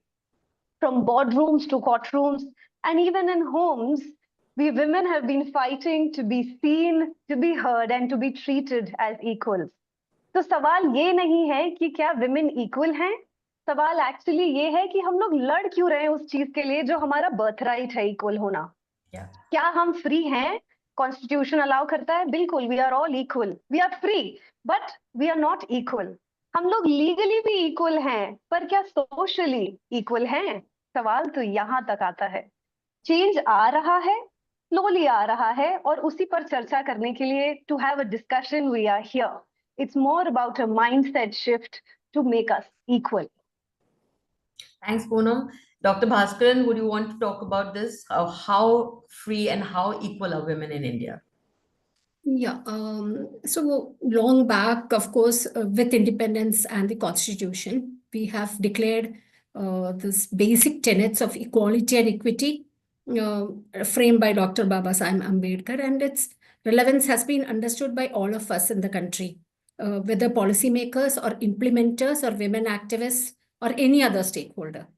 But if you go to the question, substantive questions on equality, we see that we have several years of lagging behind as far as various marginalized communities and women in any circumstance of life, whether poor or rich, women share the same kind of situation, the precarity within the families and also precarity outside the families is still experienced by women. We have several policies which have been implemented, but sometimes the will to change structural barriers and social norms is still lacking at various levels within the family as well as in implementers and policymakers too. So that's my take on the question. Yes, and ma'am, Poonam, if you can talk about what is your point of view on this topic? So, as everyone has referred to the Constitution, so will I. It gives equal rights to women in India, but I see women's rights and women's status, or how to answer your wonderful question, how free, how equal. We take 2 steps forward and we take 1.5 steps backward. And we spend a lot of time maintaining the gains we have, the half a gain that we've made. As was said earlier, laws are made, but they are not definite. Laws make Indian women free and equal. Absolutely, we all have agreement. But in reality, that doesn't, laws are and the Constitution are necessary, but not sufficient. It is the practice of freedom, the practice of equality that we need to make a lot more gains in. Yes, we've made some progress in economic, social, and health disparities, but they all persist at a high level. For instance, just political, if we see we had 18 women in parliament and we've come down to 14 women. Yes. In fact, so when I say it's going forward, but it's also backward. Ultimately, it is the social norms that I believe keep us unequal and not so free. Nothing in the Constitution says we are not. And if you look at India's rank, we are 129th out of 146 countries in the global gender gap index, with significant gaps in economic participation and political empowerment. And even if you say this index, the methodology is wrong, if we agree with those who challenge it, we'll still be somewhere close to where we've been put. And finally, the data which many of us use every day, it is the lived reality of women, whether it's the fact that 30% of women experience domestic or sexual abuse and violence, yet reporting remains low. 59% of adolescent girls are anemic. Only 24% women participate in workforce. We have the lowest workforce participation rates. Job security is fragile. And finally, I want to say that domestic care work falls disproportionately on women. They spend 297 minutes per day on unpaid work, while men only spend 31 minutes of the day. And men clearly need to step up. And that's one reason we are not so free, because our men are so free.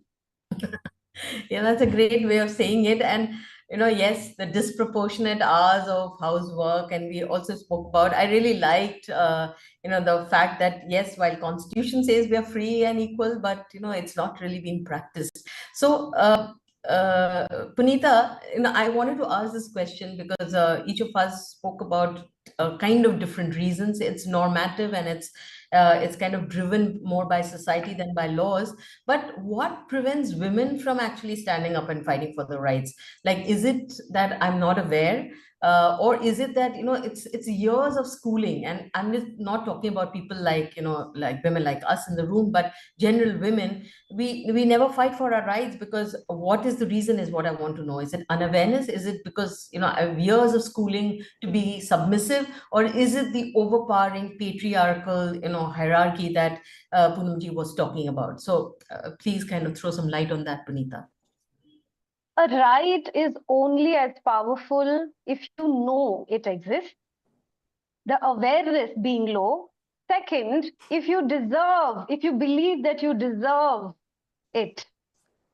And the third is where you have the means to even achieve it.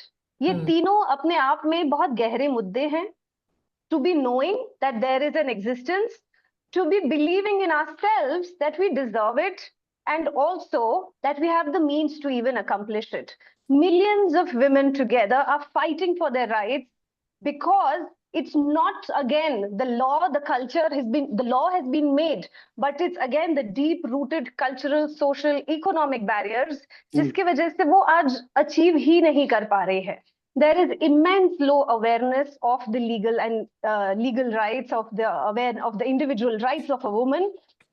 Education से ज्यादा priority उसको शादी करके घर बसाना है. पढ़ाया भी उसको शायद आज इसीलिए जाता है क्योंकि शादी करनी है उसकी. ज्यादा नहीं पढ़ाओ क्योंकि शादी नहीं होगी. शादी करने के बाद भी काम मत करो क्योंकि घर संभालना जरूरी है. ये कुछ सोशल नॉर्म्स हैं जिसके वजह से आज we women have been tied to prioritizing the work at home and destigmatizing this bit कि करियर को भी नॉर्मलसी में लेके आना, अपने करियर को हम इम्पोर्टेंस दें, इसको एक नॉर्मल मुद्दा बनाना is another level of discussion. We are picking up threads here which we feel is important. उससे भी ज्यादा lack of awareness हम देखते हैं जहां पर property inheritance भी आता है. Laws definitely बनाए गए हैं कि हमें equal rights रखने हैं women के compared to men and women. It's always the women who either are not aware, and even if they are aware, the law has been stating कि उसको कम मिलना चाहिए. There are certain sects of the society where the woman is by law being told कि आपको कम मिलेगा because you are widowed, because you have children. Well, the truth is really जिसका awareness नहीं है, it has been made equal for all. Whether you're married, your marital status has nothing to do with it. Yes.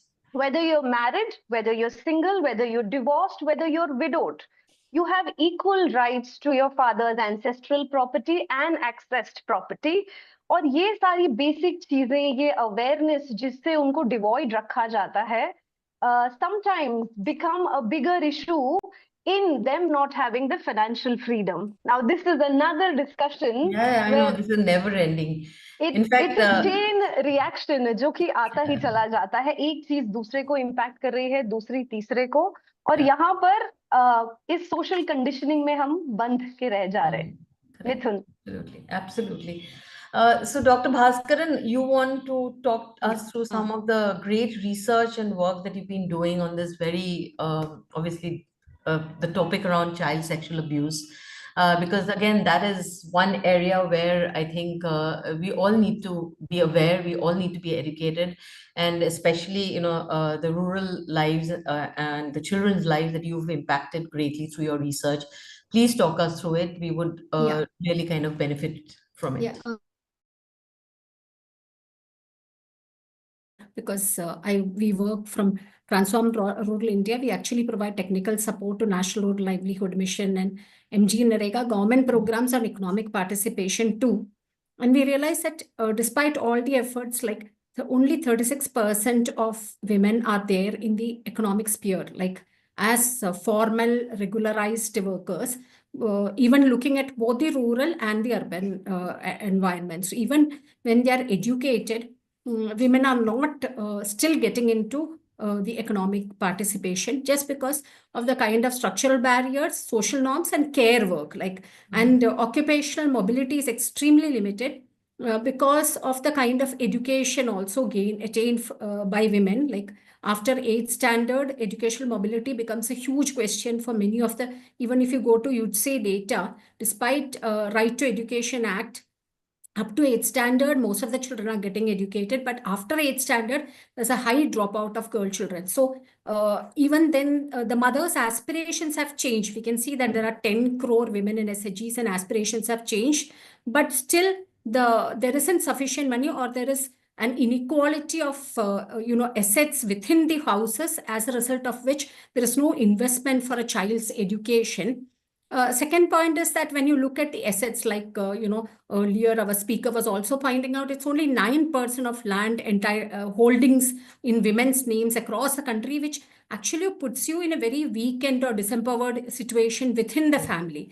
And if you look at assets, we have been looking at all the kinds of assets. We find that only goat insurance on goats is there in the name of women. And there is hardly any asset even created by MG Narega, or even huge programs like NRLM. So when we focus on some program called Lakpati, we have been trying to drive the program. We see that there is income enhancement, but there is no control over income. There is no say or decision making with respect to income and its utilization. So often there is sufficient money for the consumption needs of men and asset creation in names of men, but when it comes to women's needs, still she is poor within the family. So there is gender poverty even within the family. And if you look at political participation, very correctly also earlier pointed out, but 50% participation is guaranteed in Panchayat Raj institutions, and it's still proxy leadership in most of the states of India. So male sarpanches, male men, husbands or relatives participate in all the operational aspects instead of the woman sarpanch who would have been elected by the constituency. So that is the case of political empowerment. And then when you come to such issues like of children, we have tried to establish gender resource centers across various states of the country, again aligned with the NRLM architecture.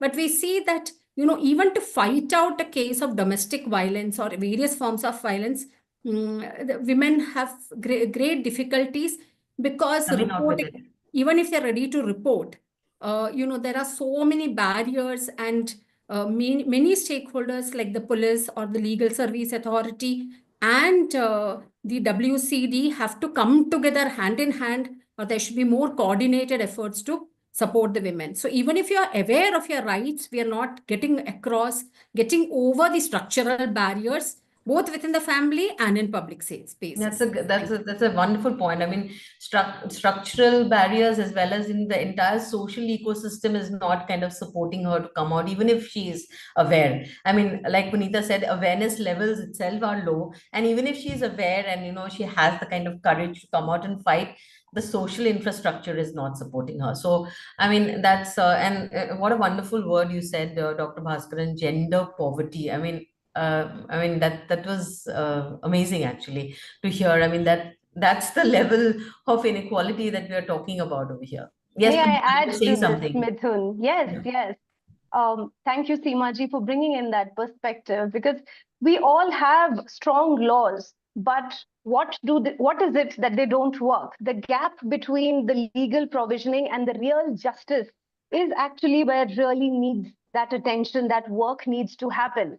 The true empowerment isn't about having those rights. क्यों rights तो हैं हमारे पास, on paper भी हैं, लेकिन उनको ensure करना कि उनको यूज करते समय हमारी औरतें सेफ फील करें, the implementation is where the attention is needed. Absolutely. Poonamji, I would like to talk about the other thing which was there in your bio, and it's another kind of right, but I'm sure it's really important and critical, which is, do women even understand, do they even want to talk about their reproduction and sexual rights? I mean, if you can just kind of talk through this, because it almost seems like taboo, even when I'm talking about it on this session. I mean, I can just imagine how non-conversational and how taboo it must be when it's discussed outside. So yeah, if you can just talk us through this. There is a culture of silence on all aspects of women's sexual and reproductive health and rights. What I mean to say is, to begin with, young girls who are going through menarche, 66% don't even know that they are going to have periods before they have periods. And there's a taboo, not just about talking about it, but there is a taboo in even accessing sanitary pads. They are still wrapped up in newspapers and then black plastic bag, not a transparent plastic bag, which is a very good indicator of the stigma around menstruation and the fact that women can't attend festivities. Some women can't even enter the kitchen, which actually I'm not very unhappy about, because women get rest then for a couple of days at least, from puja, part, khana, pina, banana, and so on. But the fact that they end up sleeping with the cows and the goats is reflects, with due respect to goats and cows, I don't want to get into trouble here, women are asked to sleep out of the house often. Now, this is not everywhere, but the taboo still exists. Another, abortion. Do you know that while abortion is legal, and I'm very proud of India, compared to especially US and many other countries, that abortion is legal in India. But do you know that 40% of the women do not share with their partners or husbands that they're going through an abortion? The reason is that women end up using abortion as a proxy for contraception. This is not about teenage pregnancy, the figures that I'm giving you. It's married women who don't have access to contraceptives end up using abortion. Now, the figures are going to shock you. The figures are that 77% women who go through sterilization end up having multiple abortions because they've never experienced temporary methods. In a country, are we still on? Yes, we're on. They're just giving us a time check. Okay. Even in a country where family planning is something that's a right, or every woman should be able to access it, because temporary methods don't exist very much, they end up using abortion, which is a tragedy, even though abortion must and is a right. Third, do you know that majority of the women, I would say 90% and above, cannot negotiate family planning with their partners? Women are shy, so are men shy, but there isn't a culture of discussing, even communication between husband and wife on when they'll have children, how many they'll have, if they will practice family planning, etc. And finally, on sexual rights, rape, in spite of a very good law in India, rape in marriage continues to be legal. And there is a stigma around talking about sexual and reproductive health, even in schools. Sex education, comprehensive sexuality education globally has given us evidence that the sexual debut gets postponed and women have safe sex, men have safe sex, or young people. But we do not have sexuality education in most of the public schools, which is majority of the schools. So I will stop here and say that whether it is rape or any of the sexual reproductive health issue, there is a stigma, and that's why majority of the women don't even report rapes and sexual abuse. That's really sad. And since the theme is about passing on the baton, I just want to kind of each one of you to actually talk about how y'all are passing on the baton and the wonderful work that you're doing. So Punita, please talk us through Modern Mirabai. How are you making, taking divorce from being a taboo topic to being, something which is acceptable and okay? What is the work that you're doing? So I want each one of you to actually talk about how y'all are passing on the baton and getting women to be educated about their rights and empowered enough to fight for their birthright. Thank you, Mithun, for that question. And to the audience who's watching this, let me first ask you a question. How many of you know a woman who is unhappy in a marriage because of social stigma? She's continuing to be there. Raise your hands. I cannot see you, but you know with this that the issue is real and very, very common. It is a big social stigma here because while the laws are available, divorce is treated as a shame, as a failure, as a personal failure, and even to the extent it's a woman's fault. This is a real challenge because here it's not about being in the marriage or out of marriage. It is a mindset rewiring which is needed to see divorce as a new beginning. There are a lot of reforms which are coming in place. But more than that, as I said, it's the reset of a mind that walking out, a woman being strong, successful, happily divorced as a narrative coming forward and being okay with it. We can be successful and not married. हमारी इज्जत हमारे marital status से नहीं जुड़ी हुई है और यही हम समझा रहे हैं कि इस ट्रांजिशन को हम नॉर्मलाइज कैसे करें, औरतों की मदद कैसे करें ताकि वो कॉन्फिडेंटली इस ट्रांजिशन से दूसरी तरफ आ सके, चाहे वो दोबारा जिंदगी शुरू करना हो, दोबारा मैरिज करना हो या ना करना हो, ये उसकी चॉइस है. उस पर फॉल्ट लगा के you are damaged, we are not damaged goods. शादी एक रिलेशनशिप अगर टूट रहा है, we are reborn as strong women, we are not damaged. और ये माइंडसेट पे हम काम करते हैं मॉडर्न मीराबाई के अंदर, मिथुन, वेयर वी आर इंश्योरिंग कि हम उसको सब तरीके का सपोर्ट दे सकें, चाहे वो emotional, mental, financial, psychological, legal, social support, हर तरीके का सपोर्ट हम उसको प्रोवाइड करते हैं ताकि इस सोशल स्टिग्मा से वो कंफर्टेबली बाहर आ सके. That is the work. Mithun, over to you. Great. Superb. Dr. Bhaskaran, do you want to talk about how you and the organization is actually passing on the baton? What are you doing? What is the kind of work that's becoming a beacon of light for women around you? Thank you very much for the question. Actually, in the economic sphere, we have been focusing on programs like Lakpati and also on women entrepreneurship and trying to integrate gender within the agricultural programs as well as entrepreneurship programs. And the major focus here is on asset creation and names of women and enabling women to take decisions on the income, because these are agriculture is a highly patriarchal sphere where there is no land ownership and no asset ownership.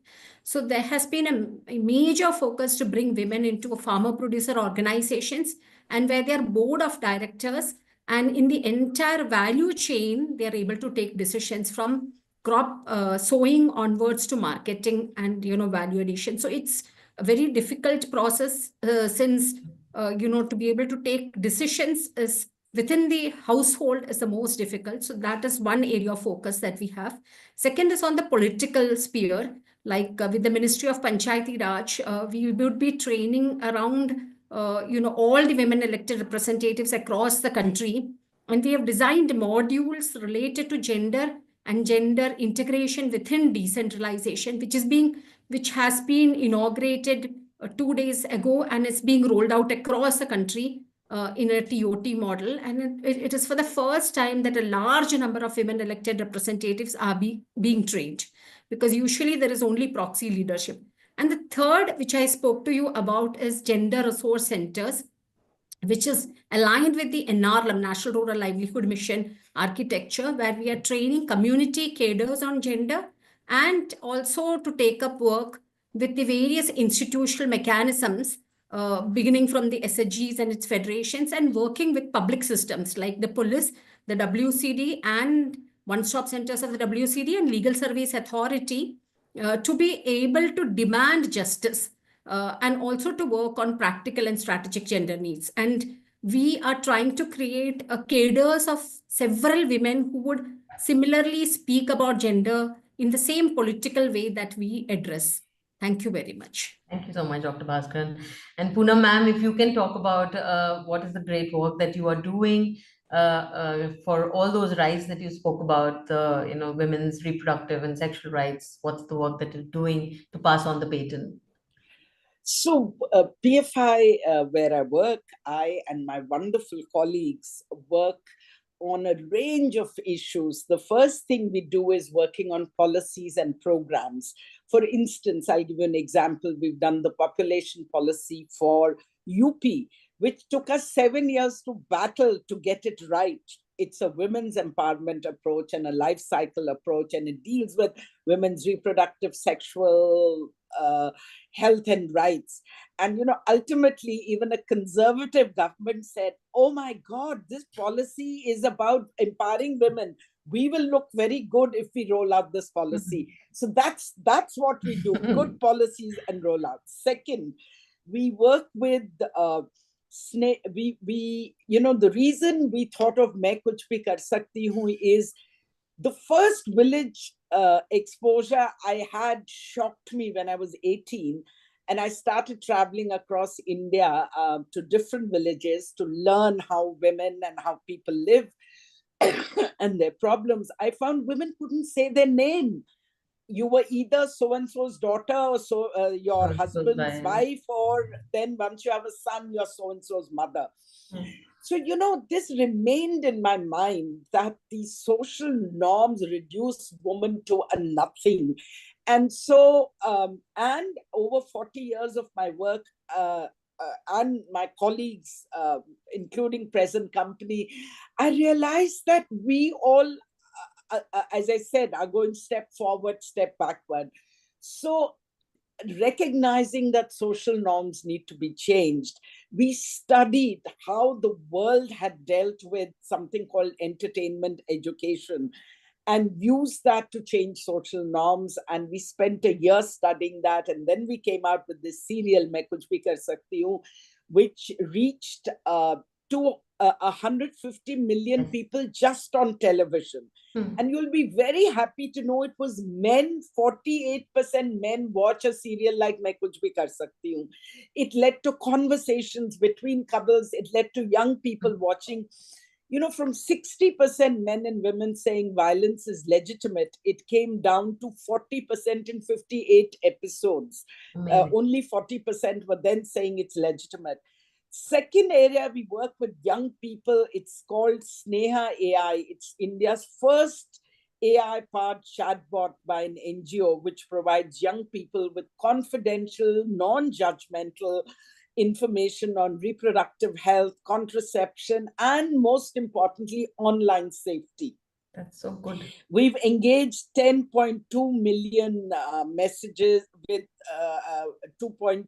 10 million messages and 186,000 users. Then we have a program called Educately, which is PFI's digital learning platform where we offer open access courses to adolescents, health and well-being, and training of educators, parents and youth in sexual and reproductive health.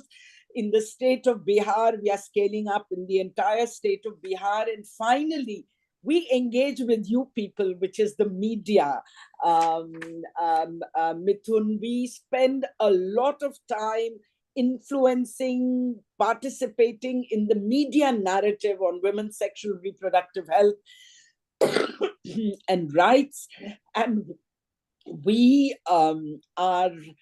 call out when things go wrong. When things go right, we also call out and we support the government in every way. And all the media work that we do or statements we make are driven by data and influence program policies and so on. But finally, what I'd like to say is one baton we want to pass on to is the men. We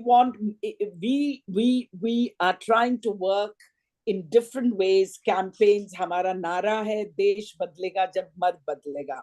So we are working in different ways now on men's issues, getting men to participate more in not just household work, but ending violence, caring for children.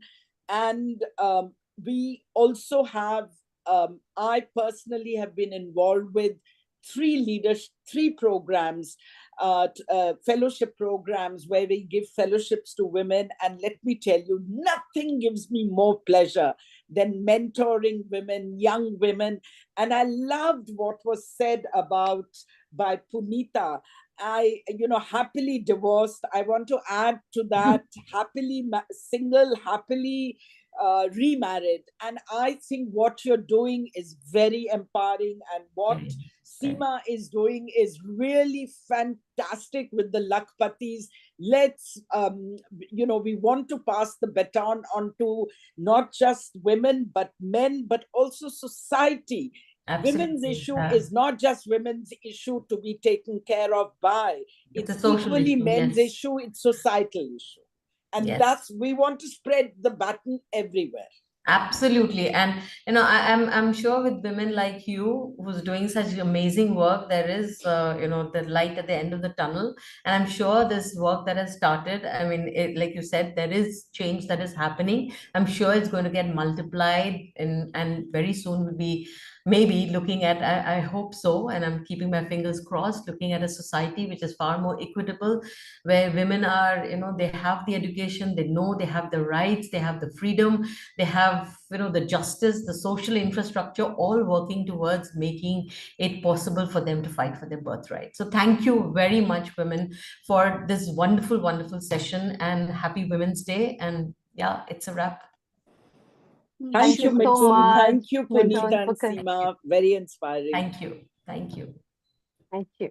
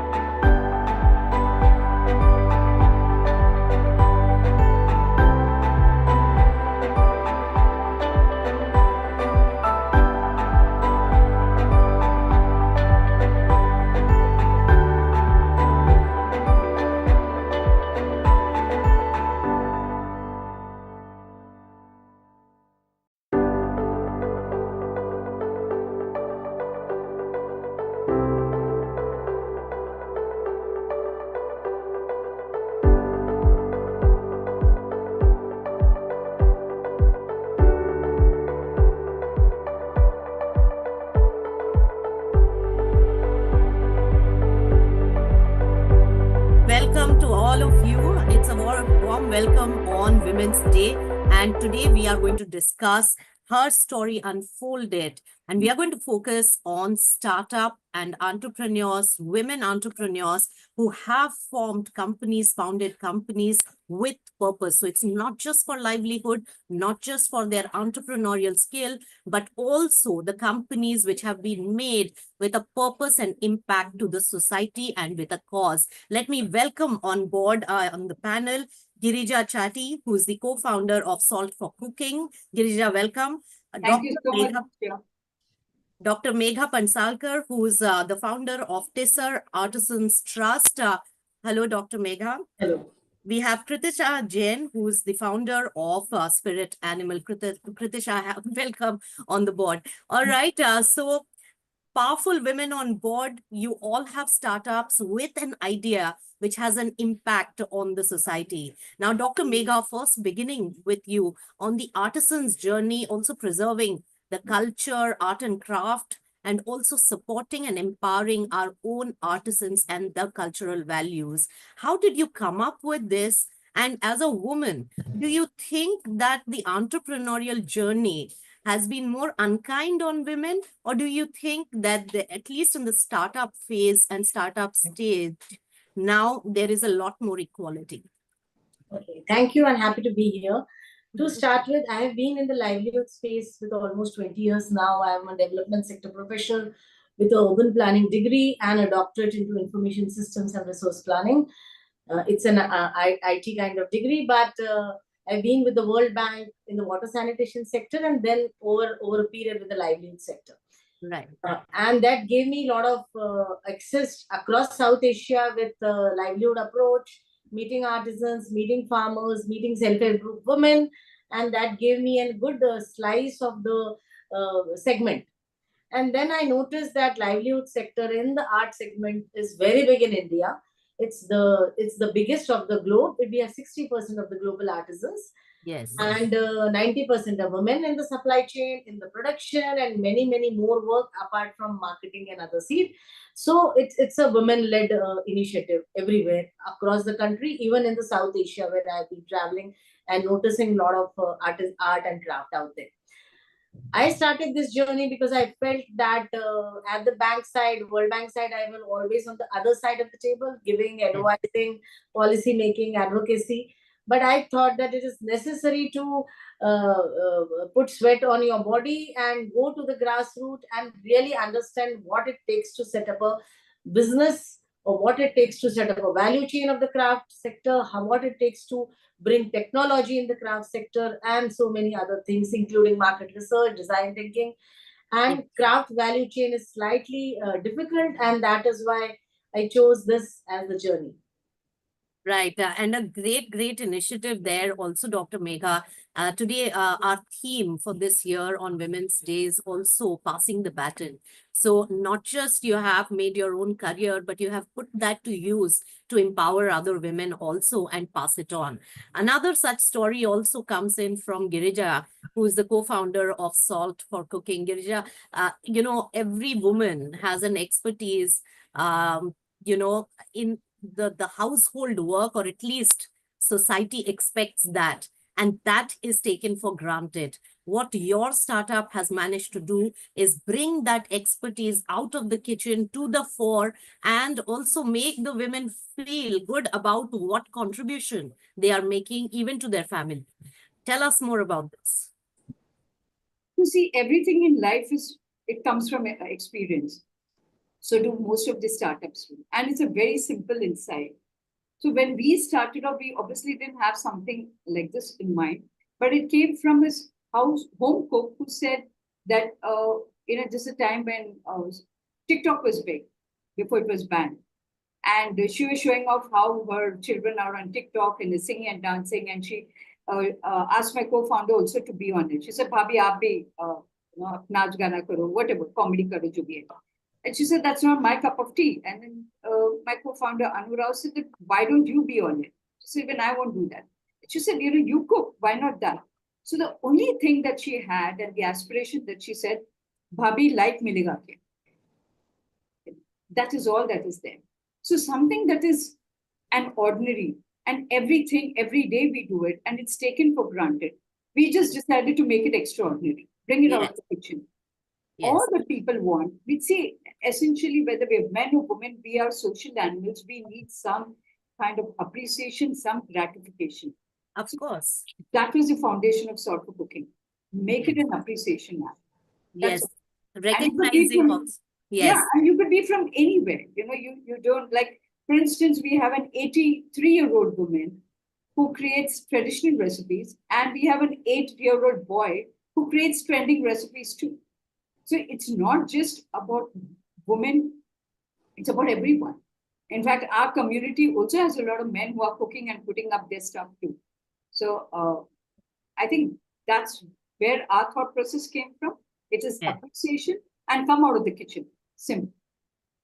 That's right. It's a great, great idea. And I think a lot of women who do this big contribution to their families also, they're getting recognized, and the satisfaction level is also much higher when they can share what they have learned. And of course, cooking is art and science together as well, and that is being recognized. Kritisha, you have also touched upon a very important aspect, a social aspect, something which has been on the mind of every woman, all of us: body shaming, body size, and being comfortable with it. And you have addressed that through Spirit Animal, your company. Tell us about that. And of course, we've read a lot about the idea, where it came from, but how is it doing, and what has been also the acceptance level for this kind of a product? See, there has been a lot of acceptance for this because this was very much needed. Women inherently are like forced to feel very uncomfortable with their body, and our audience being plus size women, me being a plus size woman myself, so I have been on both sides of the table, and that is where Spirit Animal was born. It was like born out of like a rant session where I was just complaining that how come everybody wants us to lose the weight, go to the gym, but yet not provide clothes for us. And I feel it very surprising that big brands with big budgets choose to not cater to us, because it's often taken as an oxymoron that women and exercising is taken as an oxymoron, that both don't go together. So it was just like, so it was like the sheer need which came out of my personal experience. And when I started getting into the research bit of it, I realized that there are so many women who feel this way. So this was a very niche need, which was often validated by a sales number. So definitely there is a need, but acceptance from other people, I feel we are still in a little gray region where people feel that we are promoting obesity by making people feel comfortable in their own skin. Yes. At no point, like we have been, like Spirit Animal particularly has been very conscious that I never, or the company never promotes things like thick thigh save lives or curvy is in, because we believe if we are trying to like promote one kind of body, if now you're trying to promote that curvy is in, you're also like dismissing the other kind of bodies. Yes. It's not about dismissing one to promote other. It's just about being okay with yourself while also working towards being better. I feel because a lot of this intention to fit in a certain size comes from body hatred also. Yes. And at the same time, it gets difficult when you hate yourself to work towards loving yourself. So, like the crux of it is acceptance. And while we get a lot of acceptance from women who are going through this, but we also get a certain backlash from people who feel ki we're just trying to promote obesity by making things available to women, which is kind of weird, but that's okay. That's just like one part. Great thought, because if you're comfortable in your skin, it liberates your mind and just increases the self-confidence. And that's what we are standing here for, right? So amazing thought there, and that requires... Nobody is ever happy with you. If you're thin, they'll ask you to put on weight. If you're fat, they'll ask you to lose weight. So ultimately, you have to decide where do you want to be and how do you want to live. Definitely. I feel as long as you are happy and you're healthy, like if you choose to be healthy, healthy is like especially when we start getting old, you start seeing these changes in your body and you understand the importance of every little thing. So I feel healthy is the aim to be, however you choose to reach there, and whatever it means to you. And the size of the body is not directly correlated with fitness all the time. And body changes as part of different phases of a woman's life and journey is also a very important and critical piece of our life journey, which we need to accept and not have the burden of fitting into a certain category and forget about the judgments from they. So that's a great thought. Dr. Megha, I want to understand from your end, when a woman goes out in the market, and you, I'm sure, are in the rural market, rubbing shoulder with a lot of people over there, and then trying to empower women, how does that ecosystem accept women coming and leading and taking the charge? Yeah. So in India, we always see there are two Indias. There is Bharat and there is India. So when I teach at this university on social entrepreneurship, and when I ask them, do you know who's Asha worker? They said, who is Asha? I ask them, I mean, some basic question. I ask them, do you know what is e-Chopal? So they don't even know what is Chopal. So then it makes me, and they are Gen Z's children and like doing their BBAs and MBAs, but they are not aware of much things which you talk about in the rural. And I've been in the rural quite some long time, despite having a degree in urban and regional planning. So there is a different world out there.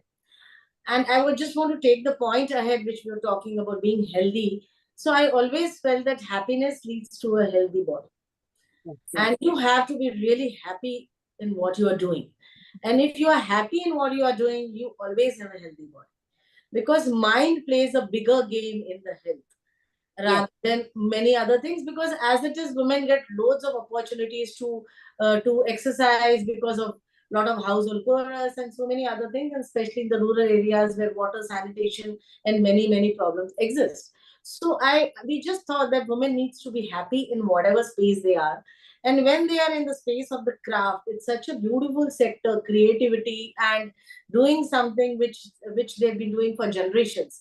Yes. And that's how we really work with them closely and help them to stand on their feet through creating better institutions, be it self-help group, be it producer group, be it producer company, as we go maturity level, and then work with them on the design, which are market-led, which are market research, which which the customer want to see as on the shelves.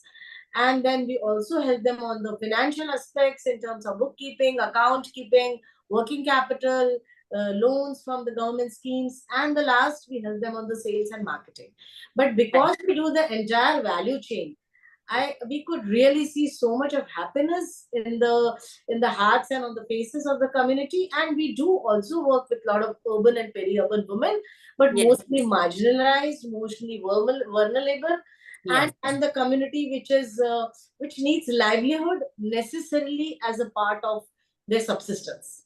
So one question here, Dr. Megha, before I let you go, because you have to go, I wanted to understand that when you work with women who have been marginalized from vulnerable sections as well, and the education level, what is that in the women at that level? And second, does education have a correlation with the ability to really get trained and do their work effectively?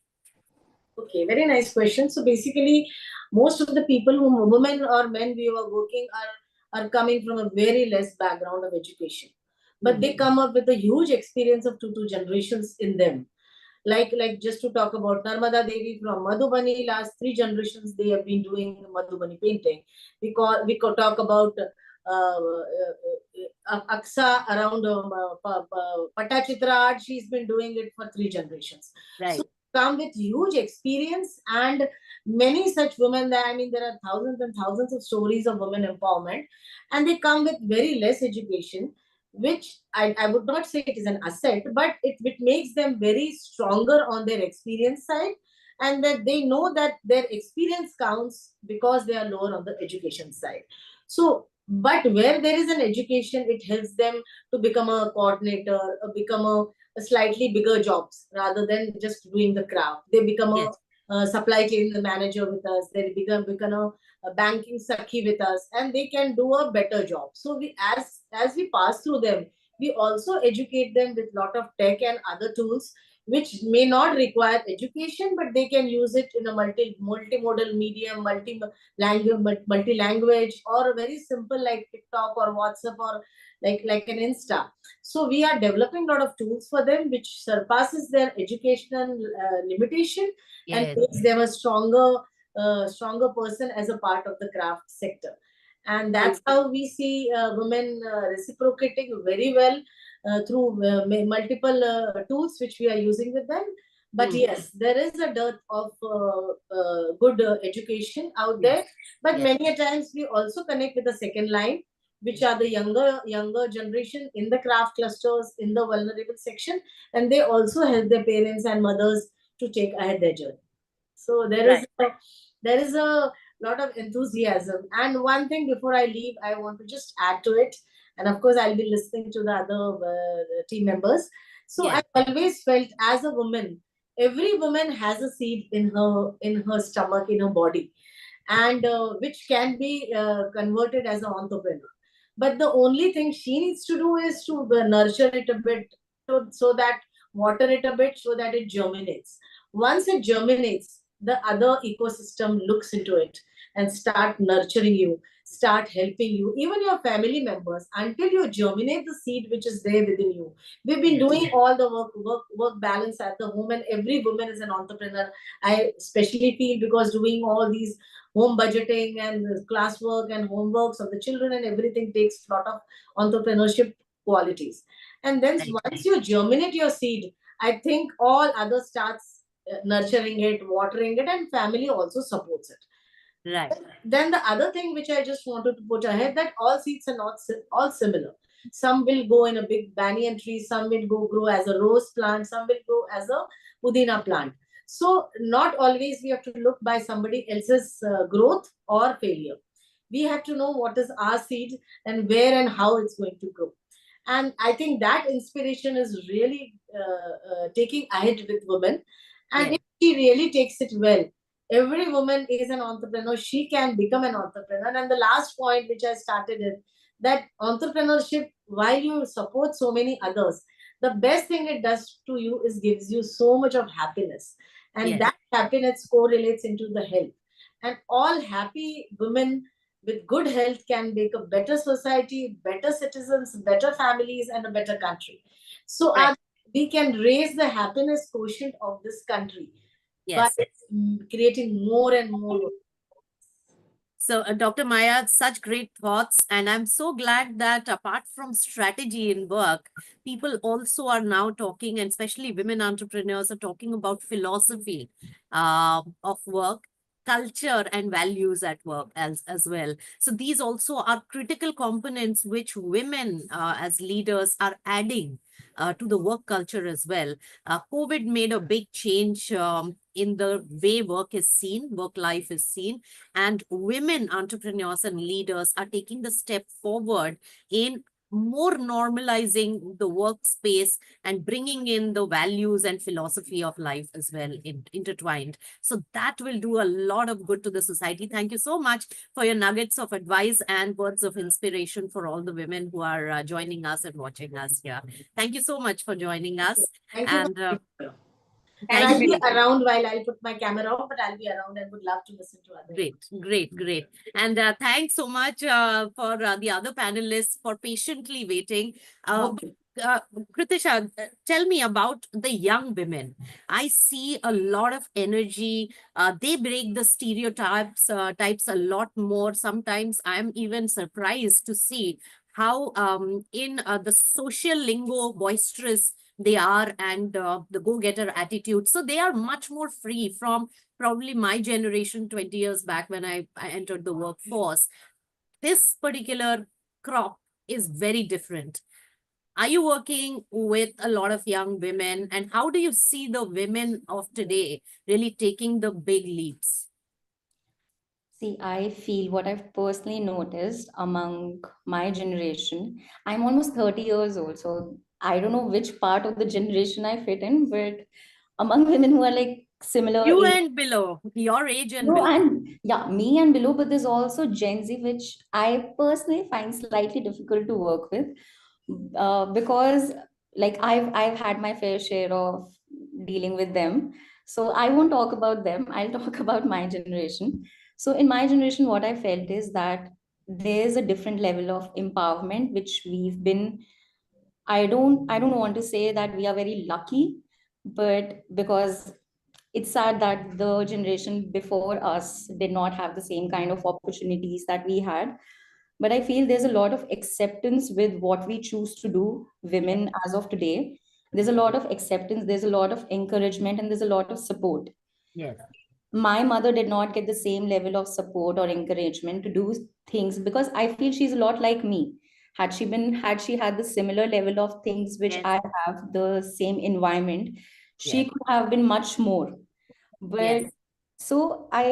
I see a lot of startups which are dealing with problems that are not talked about, that were not talked about a few years ago, are like bringing up with products which are very much relevant now and which would have been very much relevant then. Yes. For example, there are brands like which are taking up sexual wellness very strongly. There are brands like even my brand, Spirit Animal. I feel like we were the first brand which were dealing very specifically with plus size women, something which was very frowned upon before. It was like they were treated as like second grade citizens. They're like an afterthought. We first deal with the thin people and then we think about what to do with the rest of them.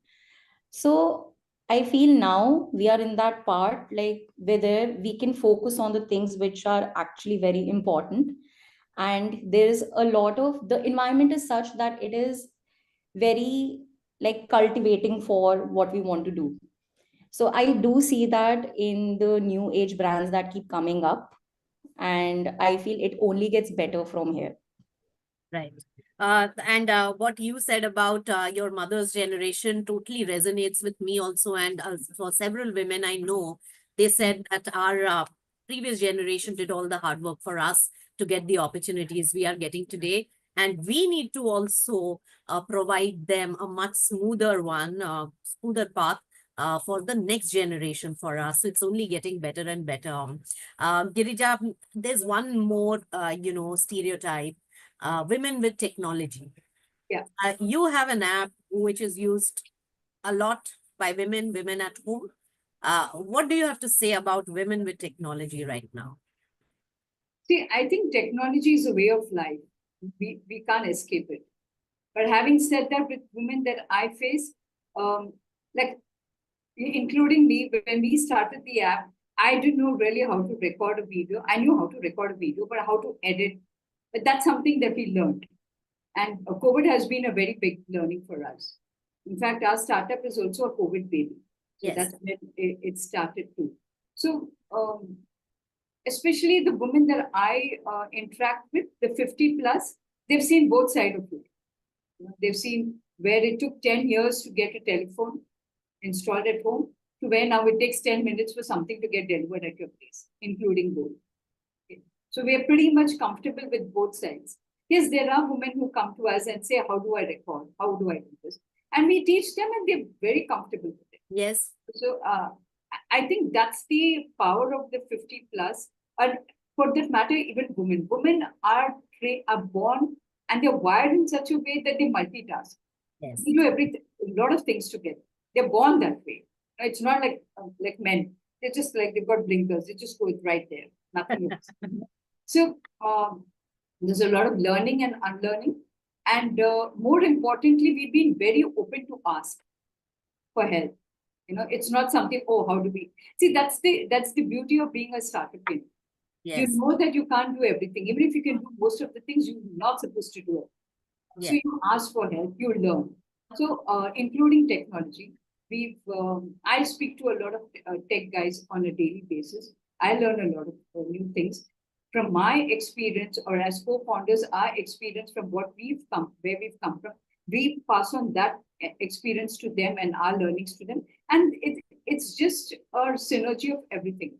So technology is not something that you should feel intimidated about or get scared about. You wake up to technology. The first thing that you do is you check your WhatsApp. So that stereotype has been around, Girija, but I see more and more women and a lot of women at home. They're being on their phones and with technology much more. So they are the ones also driving force behind social media and things going viral and the whole content getting that appreciation and views. So we shouldn't forget that. So I think this myth needs to be broken that women with technology don't work, because even our cooks have started watching YouTube videos and creating the recipes now, right? So that's a very big leap forward. And even our staff taking money on, online, on payment gateways, that's also a very big leap forward, where they've started using technology for ease in day-to-day life. Most of us, including me, we pay our staff through UPI, with bank transfers. And they are very happy about it because it goes into the individual accounts. It doesn't go into a joint account with their husbands or purely their husbands or whoever else the main member in their family is. So they feel a sense of empowerment and achievement. मैंने काम किया, मेरा पैसा, मेरा हक है, मेरे account में जाए, और मुझे जैसे खर्च करना है मैं करूँ. So that it starts with something as simple as that. You raised one of my most favorite points when we talk about women empowerment and the social issues around women that we need to solve for. And a large part of that comes in from financial independence of women. That is the root cause of a lot of social problem where women are dependent on others for their financial needs. And that causes a lot of issues. And now I'm glad that more and more women are finding their own ways of livelihood and are building their own asset, which gives them that empowerment and also an independence. Kritisha, come in on this. Your generation wouldn't have seen the other side as much as the other panelists. But of course, you have seen how the culture has been. At your age group, are most of the women now looking at their own money, their own sense of livelihood? I think yes, but I don't want to say a very strict yes, because I think I've been lucky to interacting with women who are financially independent and who value the independence. So I would be discarding a huge chunk of the population, even in our age. Like, they're definitely not so, I would say, blessed or lucky part of our generation. I was in an all women's college. So I saw a lot of my colleagues been given the opportunity that either you get a job or you get married. So they were there, people like that also. They were like colleagues of mine. And then there were some women who were like, I just want a good job. I just want to be able to take my own decisions. I want my own money before I get married. And they're like, you see the spectrum everywhere. But I have majorly been exposed to the percentage of women who do value their financial independence and who take it very seriously. So I would say yes. That would just be my answer. Right. That was not the case earlier. That was not even an option. You get married after education, but if you really want to work, you have to push for that. Girija, come in on this. How are you seeing this massive change? And now have we reached that stage of equality when it comes to women having the choice of their own financial independence? You remember the 6-jar system where women used to save, put in money in rice buttons and little jars and save up, and they would use it mostly in emergencies. And also whenever they needed certain kind of financial independence too, where they could also do something for themselves and not put their hand out to their husbands or to their fathers or their brothers and saying that I need money for even their personal needs. So that's where where I would see as Salt also, we have moved on from appreciation to monetization, where you save money, you earn money, and this is for a skill that you've always been doing. It's just that you get appreciated now, you make money out of it, and then you use it. It's like the Maslow's law of hierarchy. You use it for saving, for emergencies, for your personal needs. Tomorrow it could be something that even for charity for that matter.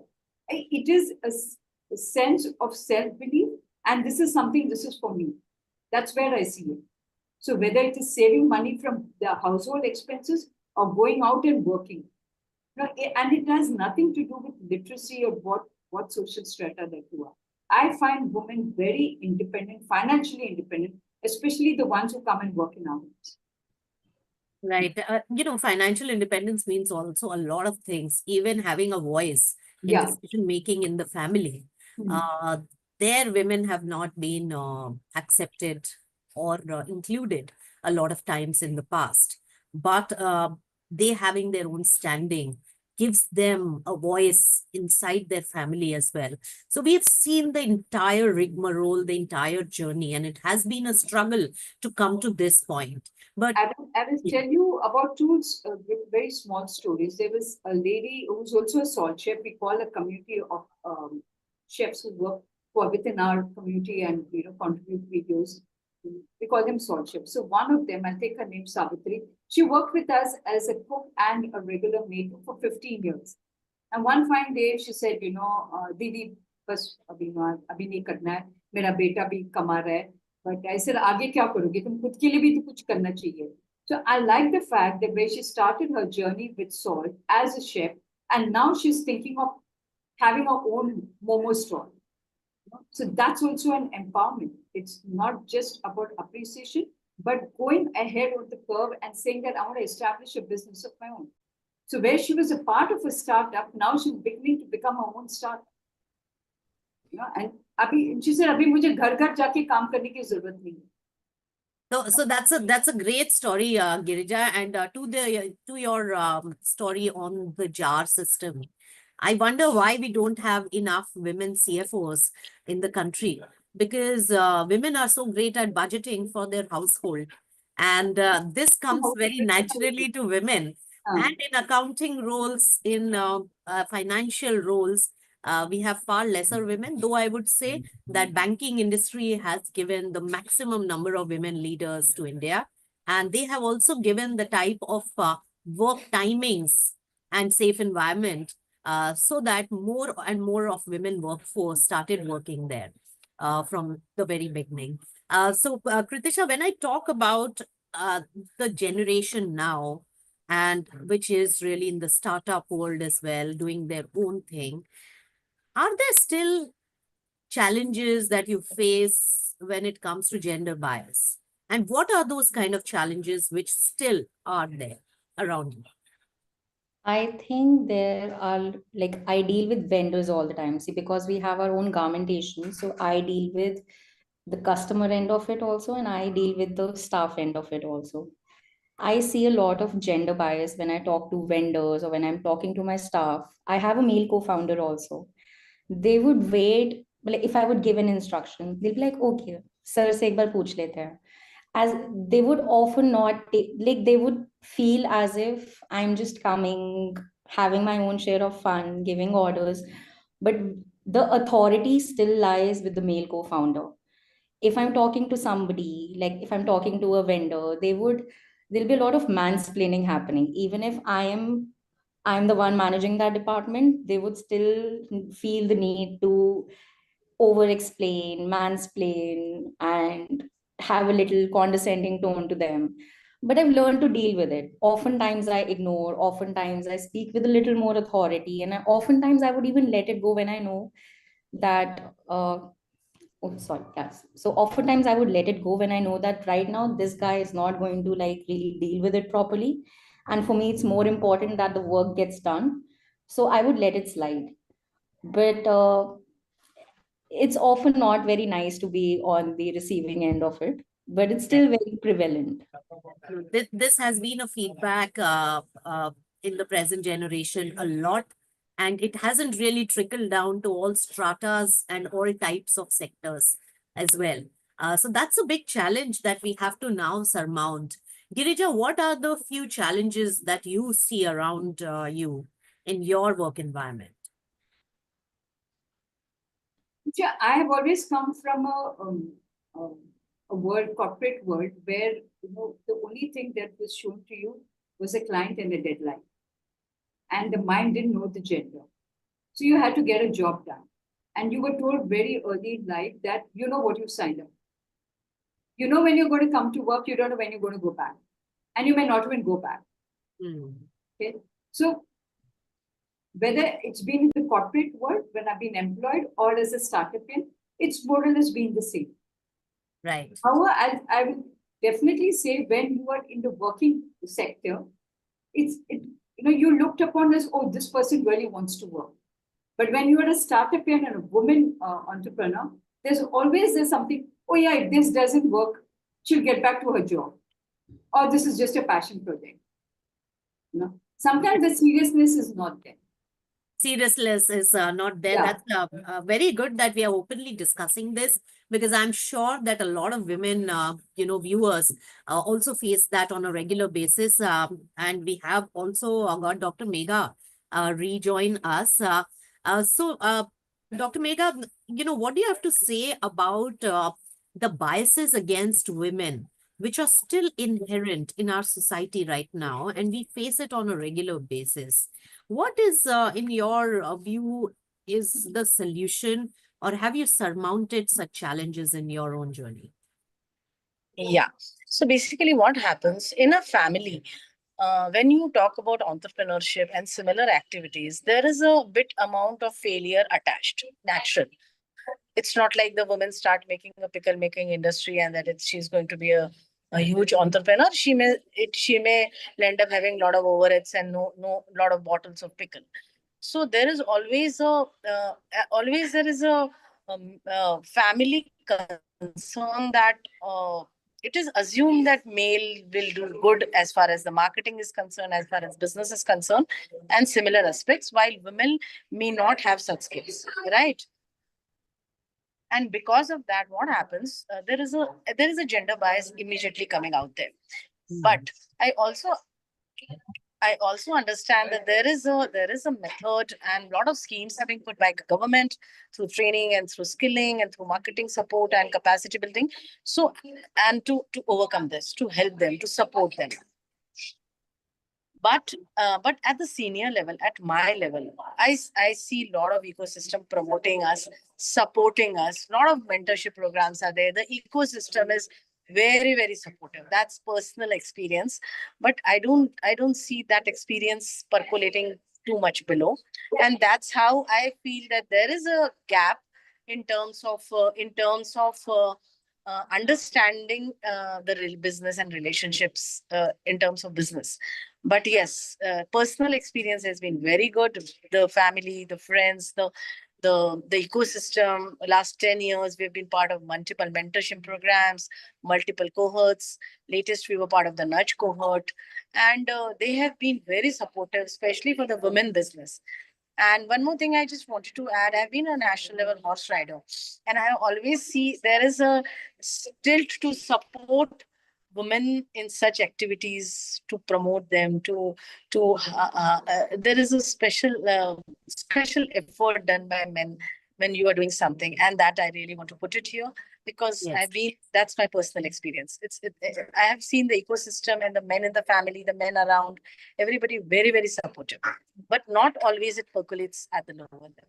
That's right. And it has to be much more far and wider in terms of acceptance and in supporting women and their cause as well. Kritisha, any suggestions as we start winding down this discussion? Any suggestions that you see around you from personal experience for other women who are in the similar work environment as you? And how you have, like, what has inspired you, or how have you surmounted hurdles? And what is your go-to mechanism and strategy to deal with day-to-day situations when it is concerning gender bias? How do you deal with it? What has been your strategy? thinking about it because there hasn't been a strategy as such. I deal with it on a person to person basis. I deal with a lot of men who are not ready to listen. So for them, if I'm in a position of authority where I can just tell them that this has to be done a certain way, I'm either assertive, and I feel if the assertiveness is not going to work, and if the work is truly very important to me, I let it slide. Because for me, work comes above my need to make them understand the hierarchy. So that's why Yes. it depends upon person to person. For Yes. some people who are ready to listen or ready to understand that they have to take me a little more seriously, and that their preference of listening to the other founder is not as important as they have it in their head. So I speak about it, or I just like tell them very politely but sternly that this is how it is. If you like it or not, you have to listen. It's important that you listen. Ritisha, this was so candid. I can't even begin to explain how many women must be saying, nodding their head and saying, yes, we go through the same. We go through the same. And it's a real, bruised self-esteem every evening, which you recoup every morning and go out in the world. So I do hear that and I understand that. And trust me, a lot of hands would be raised when we talk about this very aspect. So kudos to you. Actually, your generation has also managed to speak out the real issues, which some of us take for granted. That this is the way we are treated, but you have identified really what also hurts us the most in our day-to-day activity. Girija, we just have a few minutes. Your suggestions and also inspirational thoughts to all the women who have our kind of journey, your kind of journey, and especially the ones who want to take the plunge into a startup world. And how do they ready themselves, prepare themselves to face this challenge? See, if you there's only one way of doing it, and it's just doing it. Okay, because when this ये जिंदगी अभी कभी नहीं मिलेगी दोबारा. You either do it or you don't do it. Right. Someone tomorrow is going to turn around and tell you, but who stopped you? Yes. Yeah, they're going to tell you who stopped you. It's all there. If you don't have it in you and you don't want to do it, or if you've not done it, it's only because somewhere you've not been convinced about yourself. Then don't blame the world about it. Right. Path is not going to be easy. There are no shortcuts. It's going to be the same what the challenges men face, even women are facing, especially in the startup world. People are not going to give you funding just because you're a woman. In fact, they are going to be looking at you even more closely because what if she's going to wrap up and that's it. It doesn't want to do it anymore. So that stigma still remains when it comes to funding and growing your business? Yeah, it does, In because the startup world? we are in year number 4. We are bootstrapped. Yes. Okay. So, and we are looking for funding. Every day we wake up saying that we are the next big thing, but that's going to get realized today.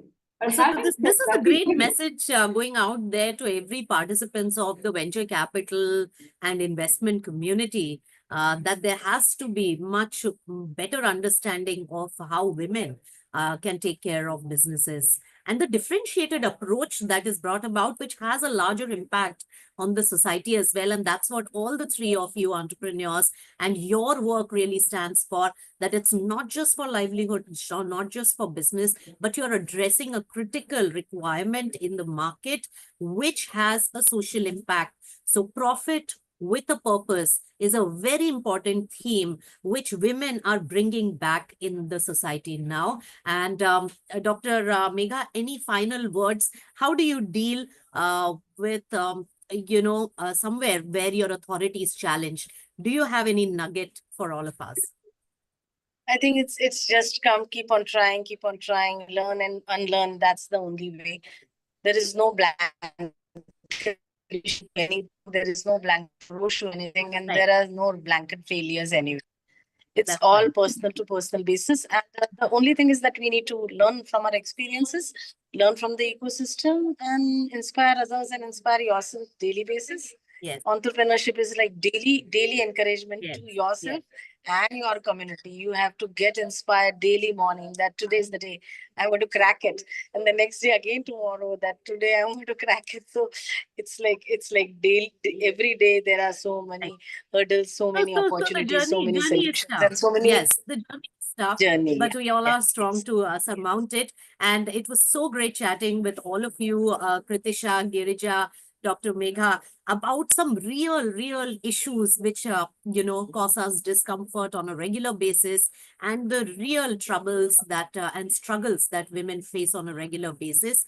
But of course, it is a tough task, but we all are meant to also go through with it. The grit and determination that you have shown in your personal lives is definitely very inspirational to all our viewers right here. So thank you all for joining and giving your Thank you so very much, Nisha. priceless, insights. And happy Women's Day to all Thank of you you. to everyone. Yes, and thank you so much for joining. With that, it's a wrap on this session. Thank you. Thank you. It was a pleasure being here. Same here.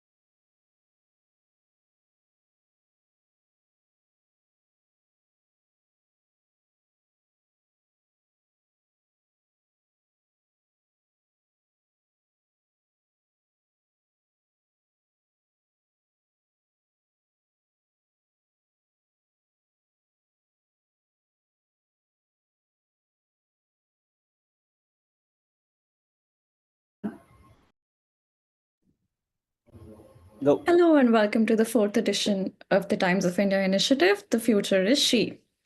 Climate crisis affects women disproportionately around the world, yet there are fewer women on the table to take the big decisions. On this International Women's Day, we are celebrating the change makers who are advocating for climate science and trying to build a more sustainable world. I'll briefly introduce our panelists. We have with us Prasiddhi Singh, environmentalist, author, and teen activist, who started advocating for environmental friendly practices when she was just 4 years old. Hi, Prasiddhi. It's great to have you here. Pleasure to be over here. Hello, everyone. Our second panelist is Dr. Divya Sharma, the India Executive Director of Climate Group. Dr. Sharma brings over 25 years of experience in the sector and specializes in climate science, sustainable urban development, and energy transition. Hi, Dr. Sharma. Hello, Prerna. Hello, everyone. Next up, we have Shrestha Banerjee, the Director of India Just Transition Center, an initiative of iForest. Shrestha is a public policy expert and has worked with national and international think tanks over the past 15 years. More recently, she has been advocating for energy transition and green growth. Hi, Shrestha. Great to have you here. Happy to be part of this. Thank you. Our fourth panelist is Aarti Khosla, Director of Carbon Trends, a research consultancy, and founder of Carbon Copy, an editorial venture that covers climate change issues in India. Aarti's team focuses on building public and policy understanding on environmental issues, climate change, clean energy, and clean air. Hi, Aarti. Thanks for having me here. Hi. So I think the first question that I'm going to do is just open for everybody. The part that I was curious about was how did all of you end up in climate advocacy? What prompted you? What inspired you? What made you choose this field? Prasiddhi, do you want to try and go first? Sure, why not? Hello, everyone. Wishing everyone a very happy International Women's Day. It is a pleasure to be joining this beautiful conversation of the future is she on Mother Earthers. So I believe that my journey, as you mentioned, started at the age of 4. And it started because of the Vada cyclone.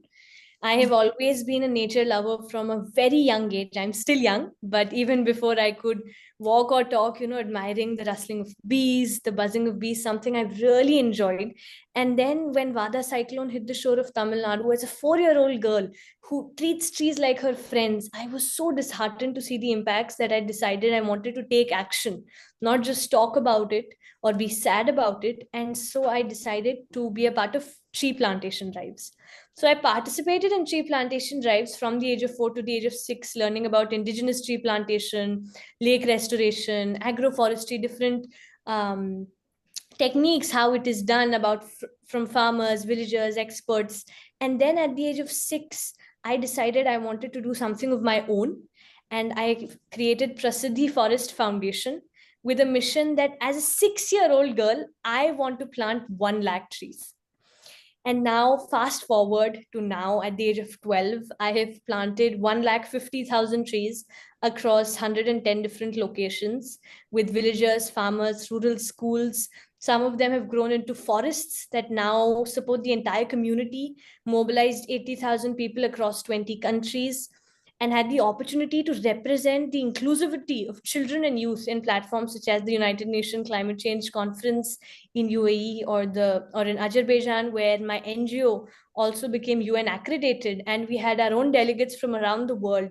And I was the youngest head of delegation, or being the youngest national speaker in G20, being a part of conferences like these, and talking about the importance of how women can make change happen, and how as young people, we have the power to create a much better future.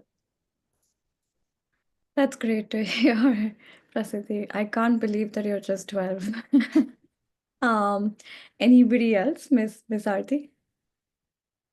Sure, that's a hard act to go after a real warrior, and pleasure to hear, Prasiddhi, about your journey and your feelings, and honored to be in that panel with you. I mean, I think I'm the old school nature life sciences, a student really, who kind of did various things for a while before getting into environment and sustainability. But having done my master's in zoology and still trying to find way back in early 2000s, what's the way in which I can have a good career, but also find satisfaction and fulfillment, I think landed me really into being sure that this is what I wanted to do. The Copenhagen COP, the infamous one of 2009, was really my first one. And, I have been in the climate advocacy trenches since then. I have to say that, the interests have to vary for somebody who's interested in climate advocacy. You need to be interested in climate as a science, and you need to have knowledge of climate as political science. And I think just the ability to draw the two together is also quite fundamental in how you advance the negotiations on climate policy. They're not devoid of their own politics of what it means to be a developed nation versus otherwise. The definitions of what is equity and how do you start measuring equity in terms of what's the basis for countries, how much they can develop. And I think there are moments where it becomes quite unhelpful and frustrating. But I suppose that's also the space where people who believe in this kind of keep the narrative forward. So it's not just about the governments getting into a situation where there is log jams or you don't know where to go from here, but there is already always a surround sound at the COPs and at such venues. People who are committed to the cause and people who believe that no matter what kind of a world that we are in, multilateralism is always possible. And I feel, especially in the global situation that we are in now, where a lot of the world order is breaking, I'm sure in whatever gets created, there still will be roles of multilateralism because climate as such is a global common. And unless we don't have a place where global commons is discussed, you don't discuss it in back rooms and side meetings, and there needs to be a forum. And I suppose every one of us who are in this space are committed to really preserving that forum first and foremost. Right. We'll get back to some of those topics later on. Thank you so much. Miss Dr. Divya, would you like to Thank share? you, Prerna, and thank you for having me here. And everyone out there, happy Women's Day, International Women's Day. I think it's a great celebration for all of us to have come thus far, and you've asked how. So I would try to, kind of speak about that. I think, and I'm not saying it because I'm speaking at 7th of March, just a day before International Women's Day, but it is actually a reality of my life that I've come here and I've got into this space because of the support of a very, very strong female mentor who actually shaped my career. She shaped my life choices as well. And it started when I was doing my post-graduation in urban development planning, that I was introduced to the word sustainability, and particularly so urban environment and sustainability. And the journey began from there. And I got my doctorate in urban resilience planning and climate adaptation. And that gave me a nuanced understanding of what is happening around us, and that there is so much more that needs to be done, and that I have chosen to be part of what needs to be done. And I felt the responsibility at that time to do my job to the best of my abilities and just be part of this, the biggest battle of humankind, if I may so say so. So that's how I'm here, and I'm trying and contributing my bit. Right. Thank you, Dr. Sharma. Shrestha, you're up next, if at all. No, thank you, Prerna. It's really a fantastic conversation, when you don't speak of your work first, but how you got there. I think, and I think that's very motivational to hear all of them. For me, I have similar background of Aarti. I was just listening to her zoology. So I started, I was a science student until my bachelor's, and then I went to US to do my master's in environmental science. But when I was doing my master's, I read an article in our master's class, which was called Global Warming in the Unequal World, which was written by Anil Agarwal. And it introduced us to a lot of literature on the North-South debate on climate crisis. And being a student of science, till that it was my environmental science program. But at that time, I slowly started doing a lot of things, reading a lot of things. I understood that environment is not just a question of science. It's important to science, but if you really want to change something, politics becomes extremely important. And that's why I got interested into environmental policy. And in my PhD, I moved on to environmental and energy policy. And I got into the climate space partly because I was doing my thesis in India, and I was working in Washington D.C. at that time, visiting the U.S. Capitol, and now we see how politics shapes climate and the discourse.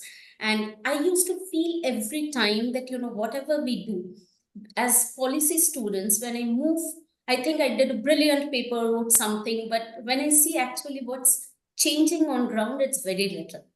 And therefore, that's why I think being in this policy space, the engagement, the advocacy, whatever we call it, the public engagement, policy engagement, political narrative, and the action around it becomes extremely important.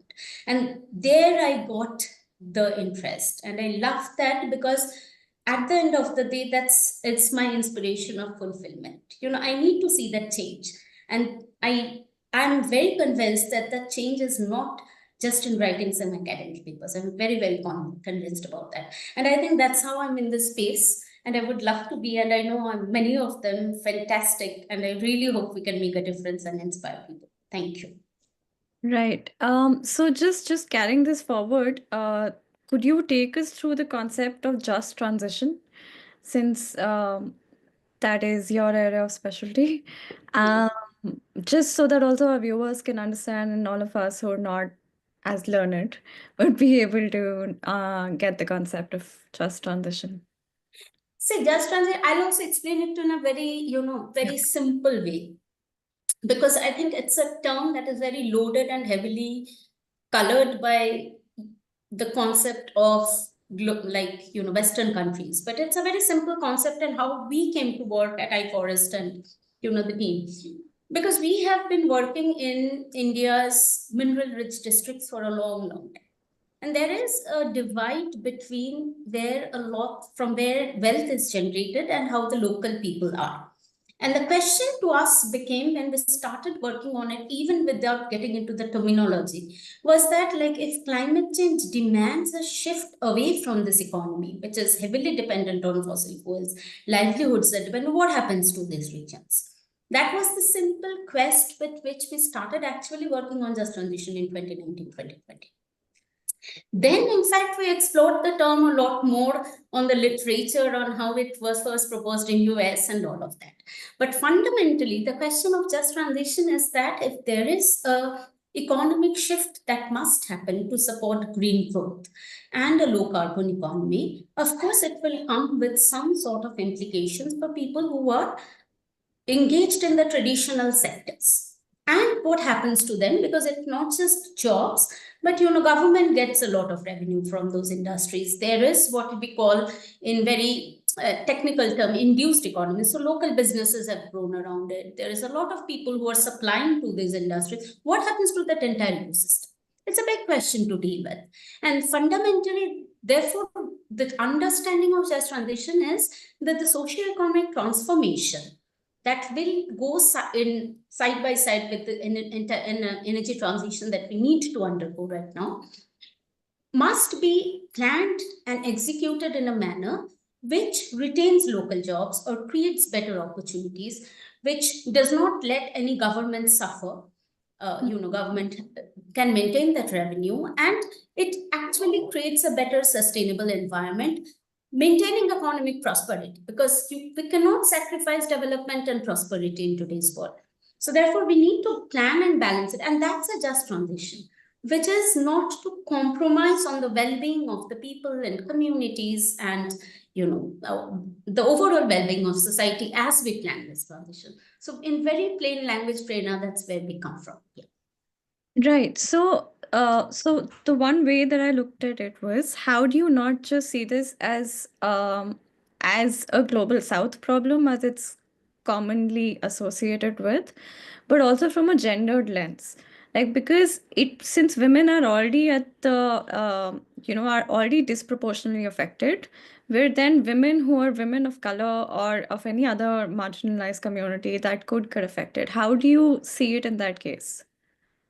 So in the transition challenge, the point of women, one very obvious point which comes into question from various countries, but particularly maybe if I just tell in the context of India or some of the global south countries, is that the jobs that will be created and are likely to be created, at least the investments we are seeing right now in green hydrogen, renewable energy, all that sorts of jobs are typically high tech. I'm giving you just an example. We recently bought an electric vehicle, and the kind of mechanics that are there, they need to be well trained. Now, if we look at the proportion of women workforce or women literacy or engagement in the workforce currently, it is, except for a few, but largely is non-technical. They're not technically trained, they're not technical sound, they're not exposed. The schemes sometimes are designed to do that until now, but it is increasing. So therefore, the challenge of women is more than the men, because they are not really ready for this new economy that we are planning. And if we want to increase women workforce participation rate in this economy, and not just workforce participation, but when we talk of all this, we also need to have better wages, right? Like today, I don't have a differential wage from my male counterpart. But if we want various women to come to that level, then we need to plan it. And here, right now, women are at a disadvantageous position. And we really need to therefore break beyond the typical kind of support that women get in terms of, a small scale kind of work that typically are. We need to innovate on their trainings. We need to innovate on their education. I think one of the fundamental things we always need to think is skilling only comes next to education. You need some foundational skills and education to actually, and I'll just give one small anecdote, Prerna, and I'll stop to that. We did a survey recently in India's various fossil fuel districts. And there are women skilling programs and RE, renewable energy skilling that are being designed around women. But surprisingly, many women in Orissa, Maharashtra, Jharkhand told one thing which really did strike me. They told that they did not even feel confident to go for these programs because they think they are undereducated. So there is a kind of inhibition without education even to go to avail those programs. That's why I feel that women are in a disadvantageous position, but with kind of, right policy and investments, we really need to bridge that gap. Right. Which would bring me to the question for Dr. Divya. You've also, you advise Earth Warriors, which is a startup on climate curriculum for children. So could you tell us a little bit about it and the importance of doing so young, as we've already spoken of education and how that can matter for women? Yes, Prerna. So when Shweta and Kea came to me, who are the founders of Earth Warriors, and who themselves are very young ladies, young professionals, I was, by the way, a bit skeptical about the idea about bringing in climate education as early as, nursery or KG level schools. And I asked them what they were going to do about it and why was that important to them. And it's actually they who have changed my understanding or shaped my understanding about why do we want curriculum or climate or environment and sustainability become part of life of the young generation from the beginning itself. Because we forgot something. That does not mean that we will let them forget it and catch it when they are adults or, when they are actually experiencing the problem. One of the apprehension that I also had was that the kids will find it not very, they might be afraid, for example, to hear about the climate that is changing, that they are not safe, and it might induce a kind of an insecurity in their young minds. To that, Shweta said that would be the beauty of our design, by which we shape that understanding within their minds without allowing them to feel overwhelmed with that information that they don't not want to, know.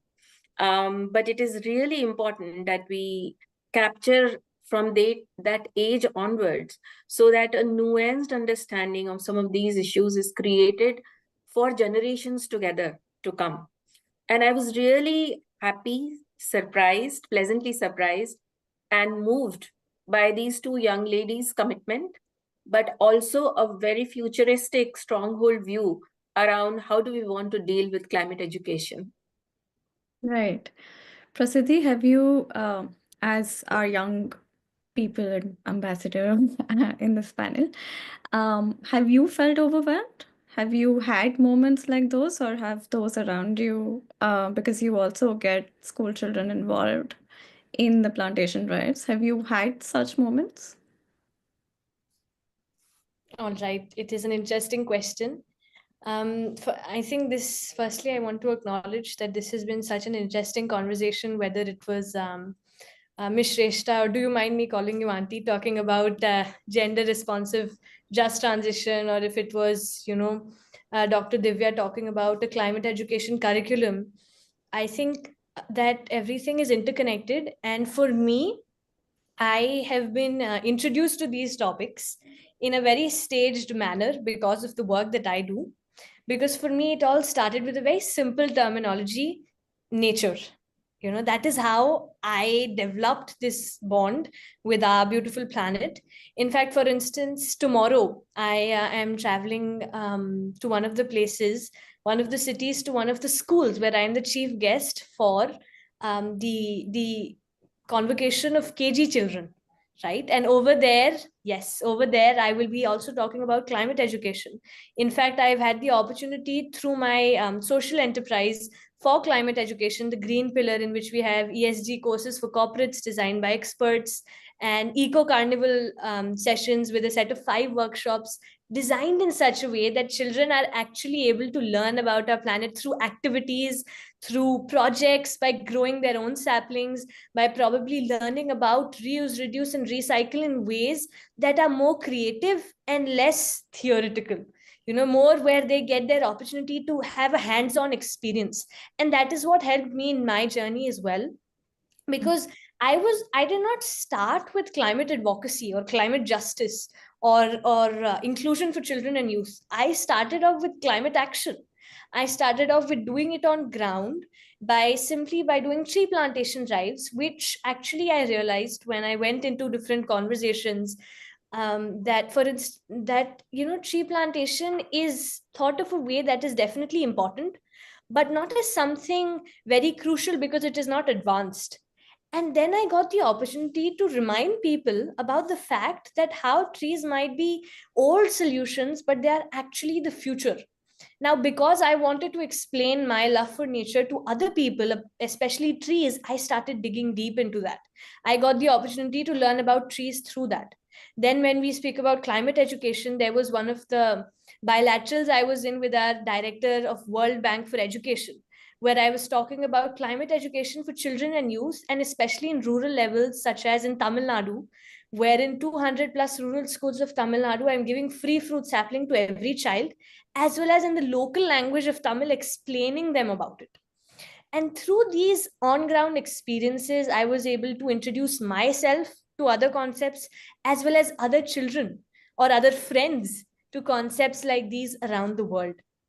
And that is how it has shaped my journey, whether it was through sessions, whether it was through workshops, through events, programs, connecting with people, learning from people. For instance, experts like all of you who are there in this panel, listening to people like you, learning from people like you, that really helped me increase my knowledge so that I was able to create a better future and work on my projects.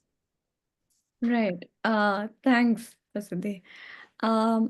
Miss Aarti, just wanted to ask you, since we're on the topic of communication or education for that matter, because you started Carbon Copy, would you be able to tell me what prompted you to start it? Was it that, was it something like, was it that mainstream media was not covering environment to the degree, or was it to simplify it? Because that another major problem with any kind of science or climate reporting is the jargon, and how to make people interested into reading that.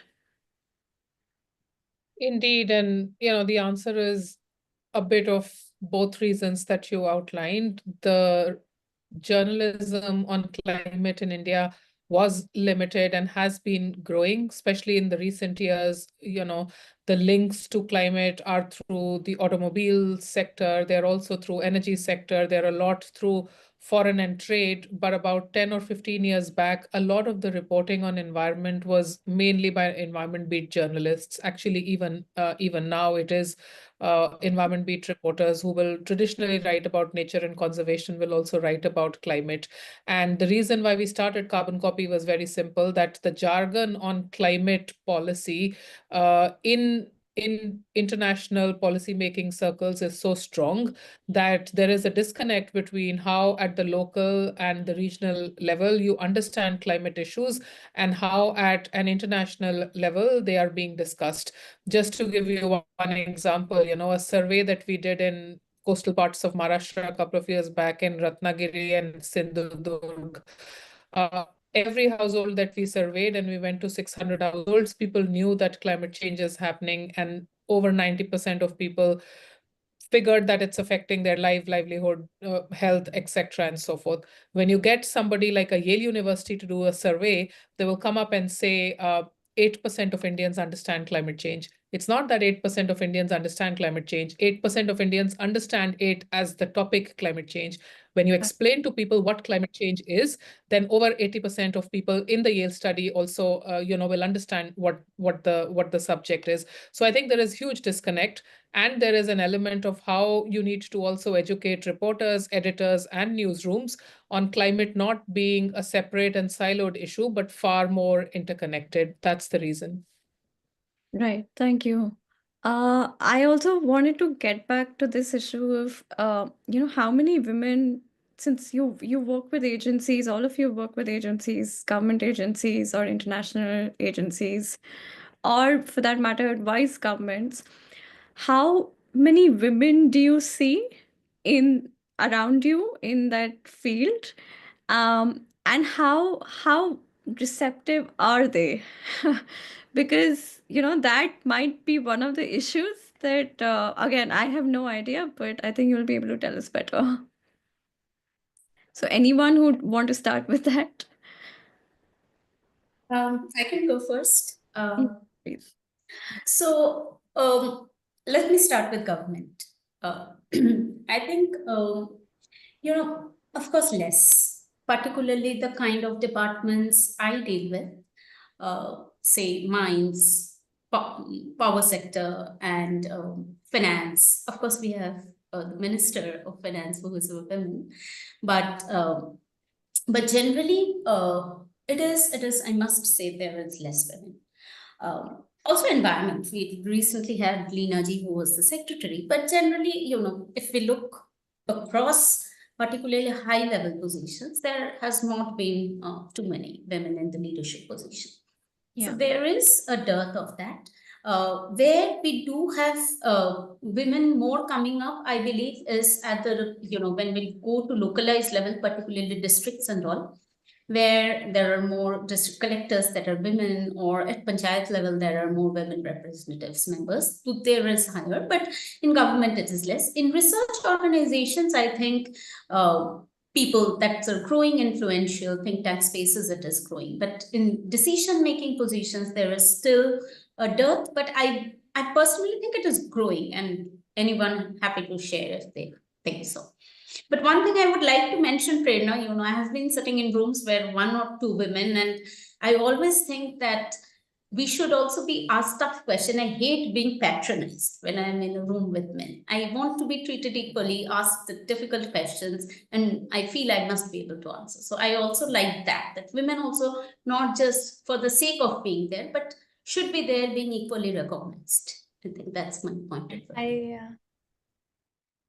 Can I go next? Of course, please. Yes.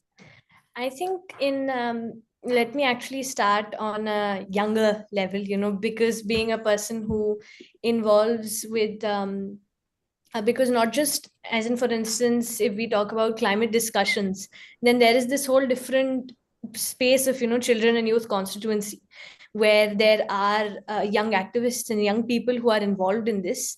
If we talk about it in terms of females, I think there has been a growth when we talk about young people as females who are raising out their voices. Then, when we go down furthermore, on my personal experiences, I'll say the interest is a lot more in young people who are females, because they, for some reason, are able to connect it to their families, to their communities, and look at it from a much larger perspective rather than just themselves. Then, besides that, when I was actually reading out the statistics earlier in one of the sessions I was giving over here for Women's Day, in which I came across the fact that right now 10% of Fortune 500 are female CEOs.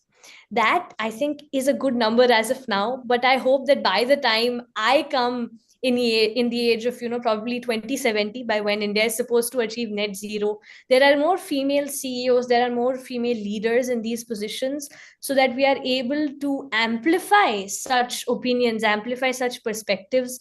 Besides that, what Ashreshta auntie was saying, that on a local level in panchayats, there are also levels, because when I directly deal with them, block development officers or panchayat presidents, especially in Tamil Nadu, I would like to say there are a lot of females, because being the brand ambassador for Beti Bachao Beti Padhao for the Tamil Nadu government, I have seen this. In fact, even our mayor for Chennai is a female.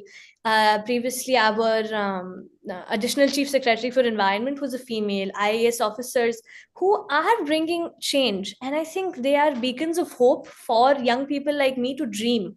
Because right now, I think we all can accept that it is little. It is little. However, the people are growing. It is increasing around the world. It is also being encouraged. Every time I go to different platforms, there are more female leaders. There are more people who inspire me and who inspire others to take this forward. So as of now, in different sectors, I have seen up and down. For instance, in higher levels, it is less. In lower levels, it is more. And young people, obviously, as females, I have noticed a commonality, are keen to make change happen. But if we come together, then these predictions that it will take 140 years for female and men leaders to come together in equal positions can be reduced by a huge margin. Right. Thanks, Prasiddhi. Ms. Aarti or Dr. Divya? Yeah, sure. I mean, few points. A lot has been said. I think women are 50% of the planet. There is all the case to be made for having women in that decision making. It's not for any kind of diversity goals. It's how you have other perspectives in the room which are important to make the decision. So I think I'm from that school of thought also, where you don't need to have women in a way that is symbolic and performative, but you really need to have perspectives in the room, and therefore you must have proper representation, and to that extent it's important. I think on the climate space, we've seen some inspiring women. Oftentimes, when the Paris Agreement was signed, literally the two women on the negotiation side who made that happen was Cristina Figueres, who was the head of the UN Framework Convention on Climate Change, UNFCCC. And because it was hosted by France, the French envoy was Dr. Laura Strubiana, who's also a woman leader and a climate scholar. And even after that, Patricia Espinosa, who's South American again, led the United Nations Framework Convention. So I think on the international fora, so to say, luckily, there have been some really firebrand women who have led the negotiations. But again, in country delegations, sometimes you don't see enough representation. And like Shrestha said, there is always a need to do more. But some people have stood up. I mean, even if you look at the heads of state levels, Barbados is a very, very small country and probably insignificant on the map. But the Barbados president, Mia Mottley, is absolutely inspirational on when she is talking to the world about what needs to be done on climate change and how everybody needs to stand up and show integrity. And I think we really need these women leaders who can speak from honesty and candor and really show the mirror to the world on where we stand. Right.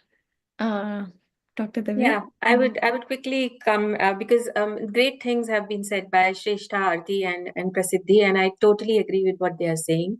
When somebody asks me this question, I say, I've worked with a lot of women myself and still have a lot of women who are working with me, who are great colleagues, great professionals, amazing leaders. And I say that I have been lucky. And when I say that I have been lucky, it is coming from a side of a privilege, because I would like to see that it was by design, that a lot more women are required and can come into the stream of work that we are doing in environment, in climate, and sustainability.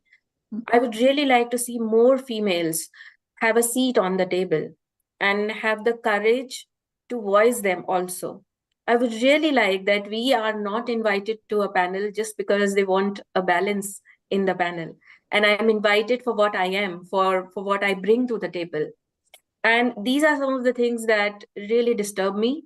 And I hope that this change comes. So while a lot of young females are coming in this stream, they're working very hard, harder than they should, to become part of this big world that has been created, and to solve the biggest problems of humanity. But I think they don't get the seat or the respect that they deserve. And I would like to see that happening in the coming future. My ask would be, there are many females, there are many professionals. There's no dearth of intelligent, kind leaders amongst us that we are working from day to day. But one, we will have to lift them up by design. And two, we will have to create forums, spaces for them, which are more respectful and more, inclusive of their presence and what they bring to the table. Right. So we're almost out of time, but I want to push in this one question, which is just, how would you suggest people, now that we're talking about getting more women to the table or to the sector or just within the conversation, how would you suggest we can get or encourage people to be involved, specifically women or youngsters? Would it be mentorship? Would it be any other methods that you can think of? If you don't mind. Yeah, So please. I think spreading the word is actually a very huge part of it. Awareness that women have the capability to do something like this, by spreading stories about powerful women. Because as rightly mentioned, I have grown up reading stories about people like Jane Goodall and Amina Guruf Fakim, some of whom I even had the opportunity to get guidance from, who really inspired me. People like those who are there in this panel, who constantly teach me that no, you have a place and we are creating a place for you. That assurance that when once we come on a level to show representation, we will be valued, is something that is very powerful. And to encourage people, especially women, to understand that this hard extra fight that we need to take is not our weakness but our strength.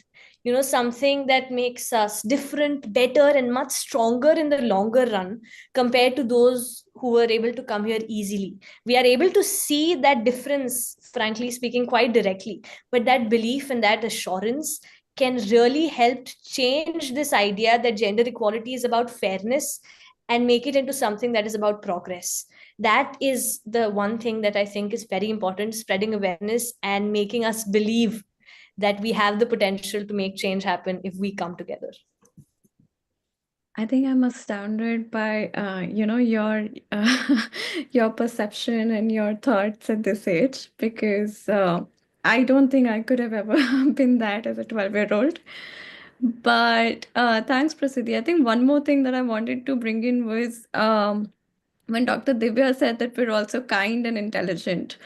I often don't see kindness as a quality that's appreciated in a very male dominated world, right? So if there's something that all of you would sort of address to that. If I can go, I think I will only say that at a certain level of decision making, or however you may say it, the emotional aperture and the ability to have the understanding of context is far more important than just the right to make a decision. And, it's increasingly quite evident in several examples on how just senior leadership is about being able to increase your emotional aperture. And that's the reason sometimes some women leaders really excel where men cannot. Right. Yeah, just adding from Pren, I can't agree more. This is not seen as a positive attribute, it's seen as weakness. I must say that. But what I want to say is, I think, still, I would not say the kindness, but I think women take a measured way. And what we need to really be more assertive about, I think we need to stick to the point that women speak of. The second thing that will be definitely be important is, as I said, and I completely agree here with all of you, that it cannot be a patronizing. Just because I have to fill up a panel, I get 2 women and fill up that. It's better not to do that. If you do not recognize someone by work, and then it also becomes incumbent on us to prove that I was worthy being part of it. That's also something that we must ensure. But by both ways, I don't think it should be anyway patronizing. But it's also difficult for women to establish that position in our country, because in job profiles, what women can do, what men can do. When I started working on mining, it's not where females work. All I'm saying is, so these are the things that are there, I think, which can be improved by more exposure, education. I agree that that's required, but let's see, it's a long journey. Right. Maybe I can add just one small thing. I mean, on the question of kindness, I would really like to say that we are seeing the kind of impasse we have created in international climate diplomacy, which are led by men, by the way. There is really dearth of women leaders who are part of these climate negotiations. And I would really like to believe that if there were many women on that table, they would come with the kindness first for Mother Earth, and then kindness for humanity and our future. Because that is a perspective that only females can bring in. Like, no job is a women's job or a men's job. I agree with Shrestha what she's saying. But the approach that a female leader would take to any problem, so to say, would be extremely different. And we need to bring that differentiating factor to the table. The other thing, and lastly, is if you're not kind, how will you lift others? It just emanates from there, that if I have to mentor other female colleagues, if I want to inspire others, if I want other female to rise and do their bit and fulfill their own potential, I will have to be kind enough to let them do it. So I feel it is a virtue, and absolutely not a weakness. Right. That's great to know.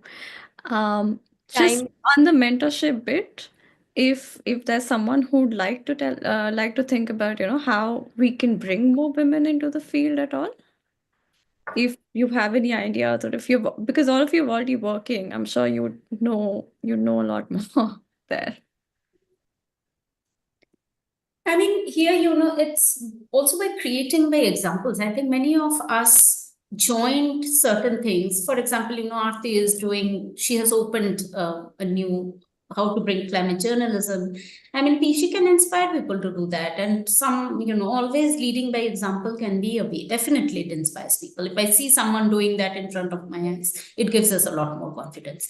So that definitely is a way to, and I think for that, we all need to also, women need to become more visible. Be it through public writing so that others know. A lot of the time a lot of people are there who people don't know. So therefore, we also need to be more outgoing so people know that people are out there who are doing, and therefore, others will start engaging. Those who have the scope but are yet not. So I would say that's one of the simplest way. And today with, we have social media, we have technology, we can leverage these platforms, I believe. Right. Prasiddhi, have you come across that sort of a problem when you're reaching out to youngsters? Have you found a difference in approach to, how boys would respond or girls would respond to, say, a plantation drive? And have you struggled getting people on, or is it usually, what's your experience been? That's it. Let me actually answer both the questions, the previous one on kindness and this one put together, by an anecdote, or rather something about me, a quality of mine. I have been found, in play school. My mom still tells me these stories that all the other girls, they would be, all perfect and in their dresses and absolutely fine. And I would be found with pebbles in my pocket and hay in my hair and rolling around in the grass. My mom would ask my teachers, "Did you not change her dress?" And they would be like, "No, ma'am, we changed her dress." Again, she went back into nature. Again, she's all rolled up with all of this. I think that ideology that we need to be perfect, and for boys, that they need to be brave, needs to be changed. We both need to be grown in a way, and this is something my mom taught me, that you need to become brave rather than perfect. Don't worry about becoming a perfectionist or doing something properly. Just believe in yourself and become brave about it. Don't worry if it is perfect or not. And as mentioned rightly previously, that kindness for me has not been a weakness, neither a virtue, a base. Because for me it all started with kindness. And for me, we are children of mother nature, and as females, she has actually entrusted us with the responsibility to be able to follow the same qualities, to be kind, to be able to make this as something that is more valued. And like our roles, whether it is how we look up to opportunities when we are given some, whether we accept it, whether we are unsure about it, whether we want to be perfect in it, or if it is even in the space of climate, we need to be more caring and more supportive towards each other. Because if we actually join hands and believe in the power of collaboration, something that is quite undervalued, but if we believe in the power of collaboration, things can get so much more easier. When one person stands up and takes this, in my case, I stood up and I started my journey. And then so many, not just my friends as females, lots of them started participating in different activities, but even across various forums. I do this session called Learn to Lead, a program for young children. And in that, once a child, and we have this thing called mock press conference. So we host these press conferences for children where they are given the opportunity to become the leaders they want to be. I was happy to see female leaders, and I was happy to see my name, Prasiddhi Singh, in one of them. And I felt that if people are aspiring to do things that is such as protecting the planet, which is not even considered as a profession in most of the places, when I say and start off, "Hey, I'm an impact creator or a nature lover," what is she saying? She's not an athlete, she's not a dancer. Why is she even here? But bringing that value and making people understand that protecting Mother Earth is something important can really help break this barrier that you mentioned about. Right. Uh, any last thoughts? Anybody, if they want to add? No? Okay, I think we're out of time before they throw us out. Thank you so much. Thank you for taking the time out to be here. This was a wonderful chat. I'm so inspired by all of you over here. And thank you. Just would like to say that. Thank you for having us here. Thank you for Thanks being very here. much. Thank you Happy so Women's much. Day, everybody. Thanks, everyone. Thank you, everyone. Bye. Bye. Thank you.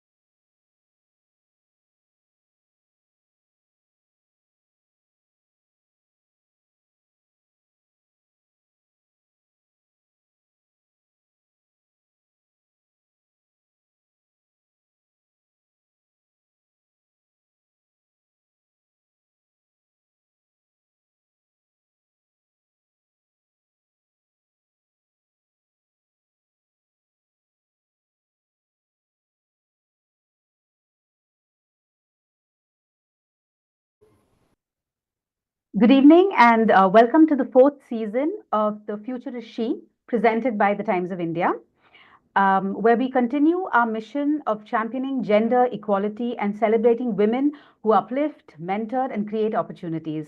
So the future is she isn't just about individual success. It's about ensuring every woman has the opportunity to lead and to succeed. So in this session, we shine the spotlight on women in India who are making a change in the health and wellness sector, pioneering medical innovations, advocating for better care, and ensuring women's health is at the forefront. So we have with us today Dr. Gayatri Muthukrishnan, co-founder of Miara Health. Welcome, Gayatri. She has a PhD in bioengineering and over 20 years of research experience. And basically, she has transitioned into the science communication area to bridge the gaps in women's healthcare. Through Miara, she has engaged with thousands of women, co-designing solutions for midlife wellness. Welcome. We also have with us Shaili Chopra. Hi. I think she's traveling. Okay. Award-winning But I can journalist. hear you. Thank you. Can you hear me? Okay.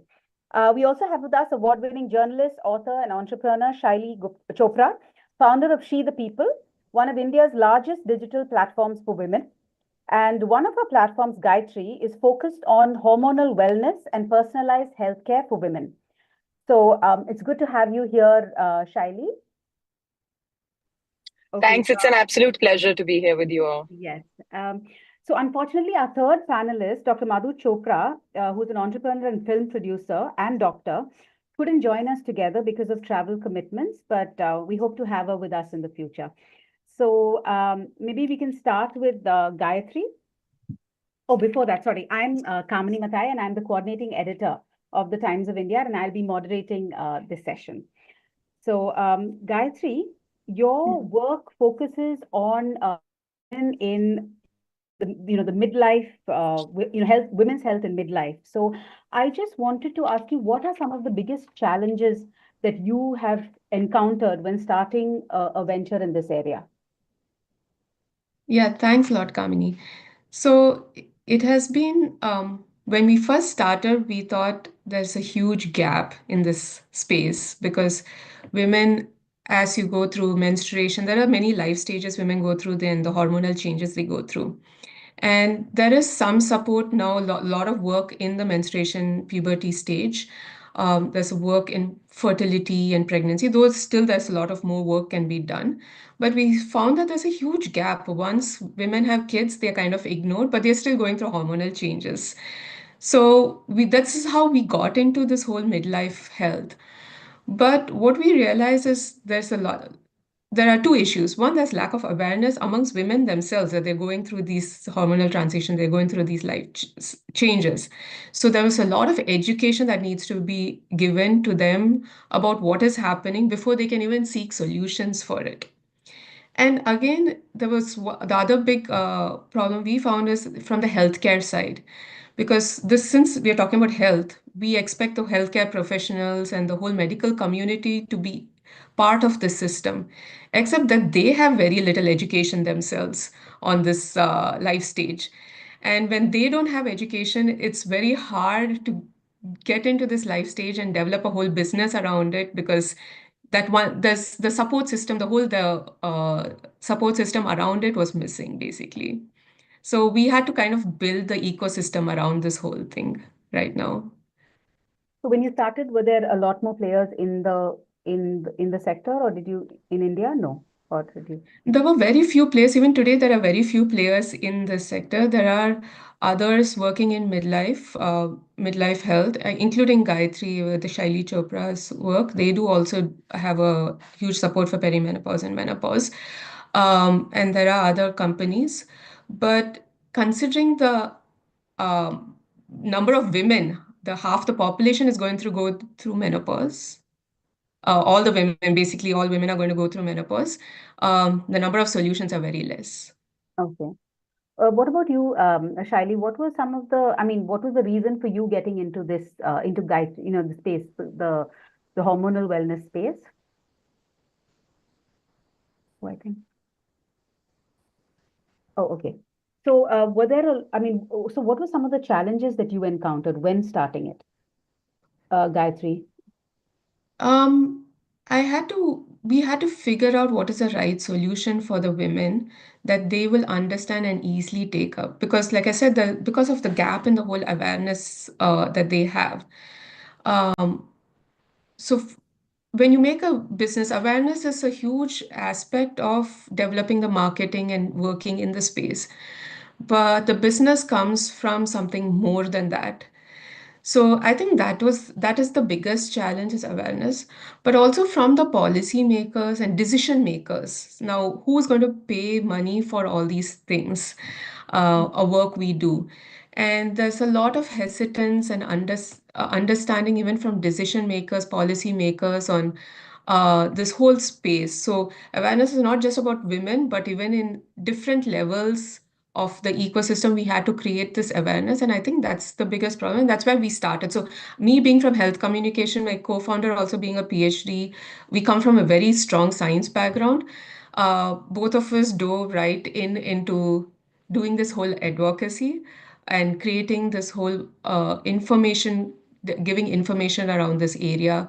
One is hormonal health during midlife, but also at different life stages, yes. Okay. So Shaili, what were some of the challenges you faced when you got into, when you sort of launched Gayatri? Okay, hi. Can you hear me? Because I'm not able to see myself on your screen, No, so I'm we can just a see bit you. We can hear you. We disconcerted. lost you for a All second, right. but then, yeah. That's brilliant. Okay, so I think there are a bunch of things. I think from Miraya's point of view, very interesting. Thanks so much for sharing your journey there. For me, Gayatri is an outcome of all the community members at She the People, who essentially said that women's fatigue is not considered a problem. It is actually the biggest epidemic. In the world, people want diseases that require popping a pill.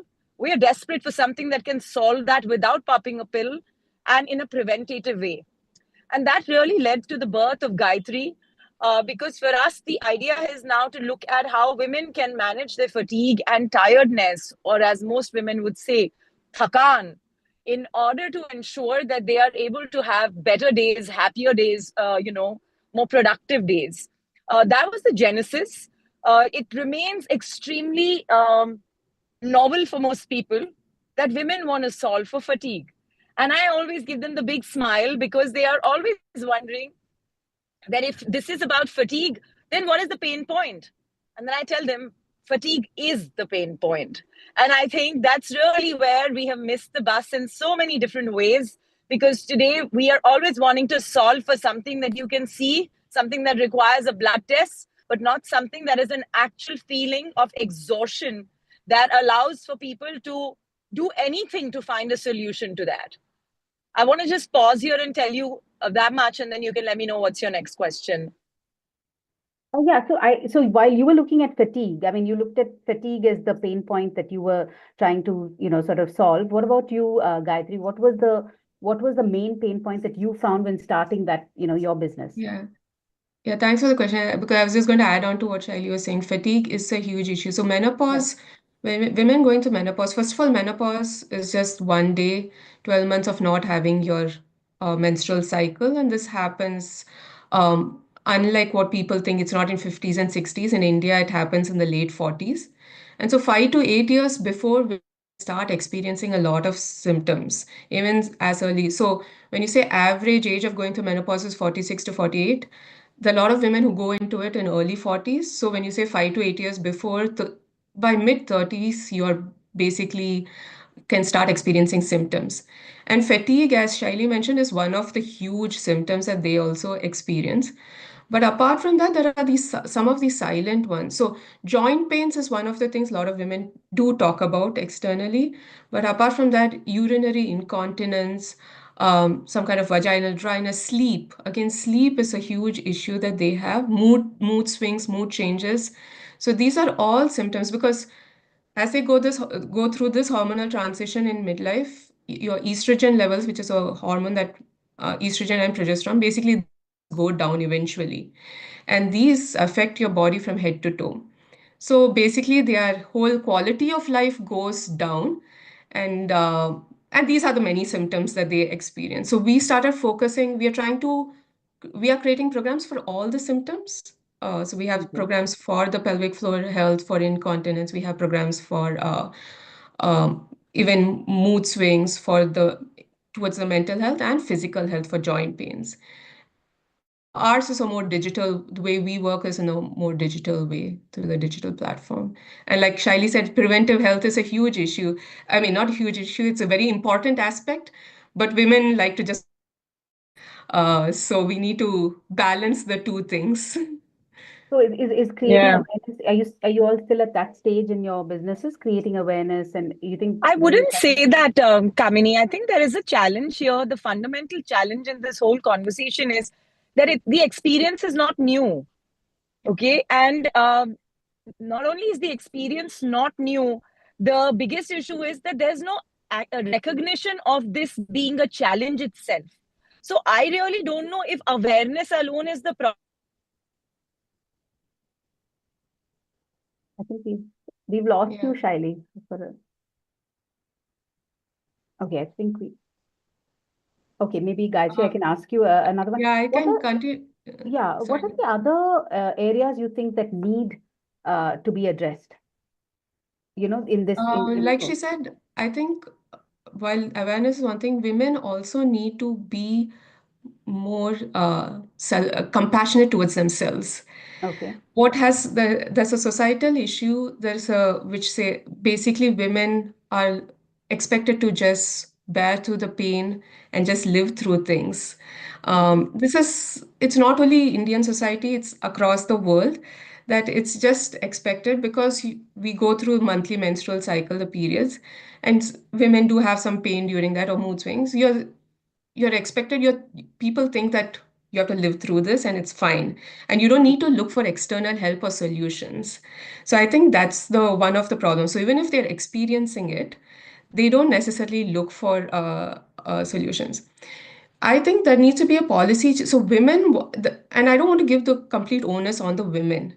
I think it has to be recognized by both the healthcare at different levels, the healthcare system, but even governments, corporates, everybody needs to be responsible in recognizing women's health is different from men's health.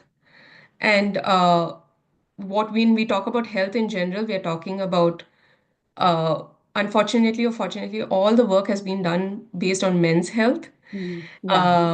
So we need to differentiate and realize that women's health is slightly different. And it's not only about the reproductive health. So again, when we talk about women's health, we are saying it's about reproduction, it's about the fertility, pregnancy, and menstruation. But it's much more than that. Women have issues like PCOS, endometriosis, fibroids, a lot of other issues. Then there are issues that are disproportionately affect women, that affect men and women, like say osteoporosis, dementia, and so many issues affect men and women, but they affect women much more, autoimmune conditions. And then there are issues that affect women differently, like even heart issues, cardiac issues, affect women slightly differently than men. So it has to be recognized from the healthcare perspective, from a government perspective, that there needs to be focus on women's health as a entity in terms of allocating funds, advocacy, everything that there needs to be policies, there needs to be something for women's health. Shaili, we had lost you for a bit in between. So I just wanted to ask you, what do you think are the gaps in sort of policy that need to be addressed?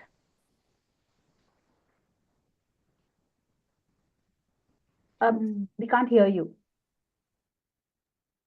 Yeah, okay. I don't know if I'm even audible. I have two signals, so I don't know what's the issue. All right. So essentially, I think, the thing about policy is that we are currently trying. I think we've lost her again. Okay. Gayatri, maybe you can tell us what you think are the lapses in policy, or what are the areas, and the gaps in policy that need to be addressed? So obviously, just recognizing. So there is I just saw this morning the UK policy. It's been there for a while now of how even amongst employees in a workplace. That's an equality act that they have, where they have addressed menopause as if women experience difficulty during menopause that really affects their quality of life, that it needs to have some, there can be some reasonable adjustments that the company has to make. And this was put as an act from the government in UK. So similarly, and then it has percolated that now companies are doing something about it.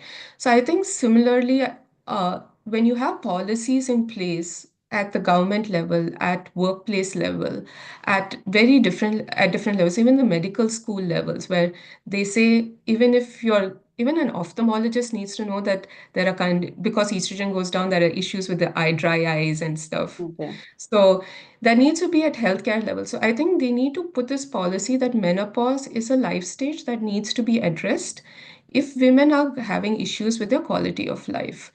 And I think that's where, yeah, policies need to come in place, and research, obviously, research funding. Yeah. It would be immensely useful if government puts in funding, because there's a lot of unknown. And I come from a science background. And today I wish 20 years back that I had actually started my research in women's health, done some Okay. research in women's health, because there's so much unknown and so many questions out there. Why endometriosis? Why are there fibroids? How can we this whole hormonal changes are there in the body, but how can it be managed the best way? So all these are a lot of research questions, and for which you need again a policy change where they say we are going to fund this much in women's health research. Okay. When you look at women's health research, what's the funding is it's very underfunded, right?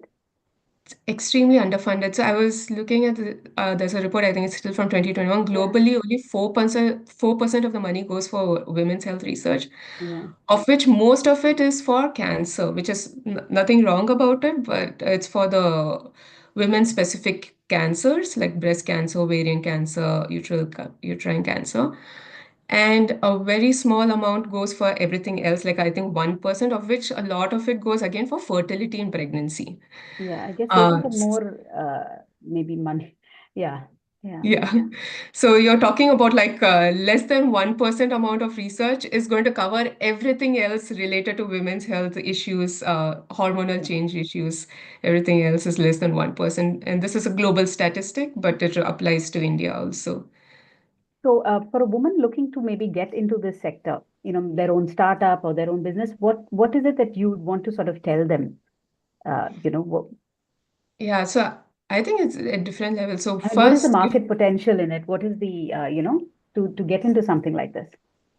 so there is a huge market, like I said, and I think this market is just growing as the awareness is increasing. Now, there are a lot of companies. So I think Femtech was coined by, or rather, I know Femtech was coined by Ira in 2016. Okay. And no, it's not that there were not women's health solutions before that, there were, but it has gained popularity since 2016. So now there's a lot of digital and non-digital solutions, products, development in this space. Um, what has in the future, so there is awareness, and hence there's a lot of market that people can tap into. It's not directly necessarily only women. There are also a lot of devices to help healthcare professionals for women dealing with women's health issues. So you even have Niramai, like doing Niramai is Okay. the founder is Geeta Manjunath, and she's really trailblazing in this space where she has developed an early breast cancer screening tool. So there are a lot of different places where we can get into in the women's health space. And so the market is huge. We are talking about half the world's population that has not been addressed for their health.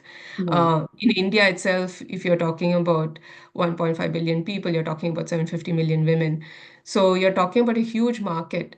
There is also the rural access. And that's where we also are trying to get into the whole access into, now we're still talking about tier one cities.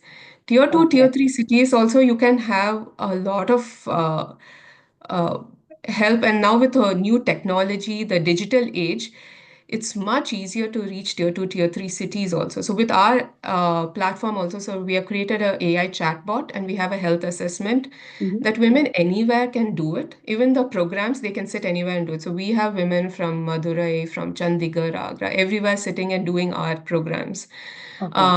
So the accessibility and awareness, accessibility is something that women can, I mean, the business, anybody want to get into the business can try to get into, because you want to address women everywhere. And like I said, in terms of the science and research, so I would really encourage young women who are in the science and research to get into that space and really ask for funding for research in women's health. And that's another space that I would ask people to get into. And yeah, use technology. The technology is so advanced, use it to your advantage. Yeah, I think these are the two spaces. So what about in terms of mental health? Because this is one aspect of it, right? So that's a whole anything with midlife and women is you have to look at the mental health aspect. So I was just wondering if you could tell me a little bit about that. Mental health, yeah, mental health is a huge issue. Like I said, in fact, even before so one of the hallmarks for midlife is irregular periods. Yeah. And that's what doctors consider that, okay, once you start having irregular periods, you're in perimenopause. Yeah. And then you will go into menopause soon after that. Mm-hmm. But even before you have irregular periods, women, as Shaili also mentioned, women have complained about fatigue. So we have done our health assessment and we would encourage more people to fill our health assessment, because we are trying to collect all this data of what Indian women undergo.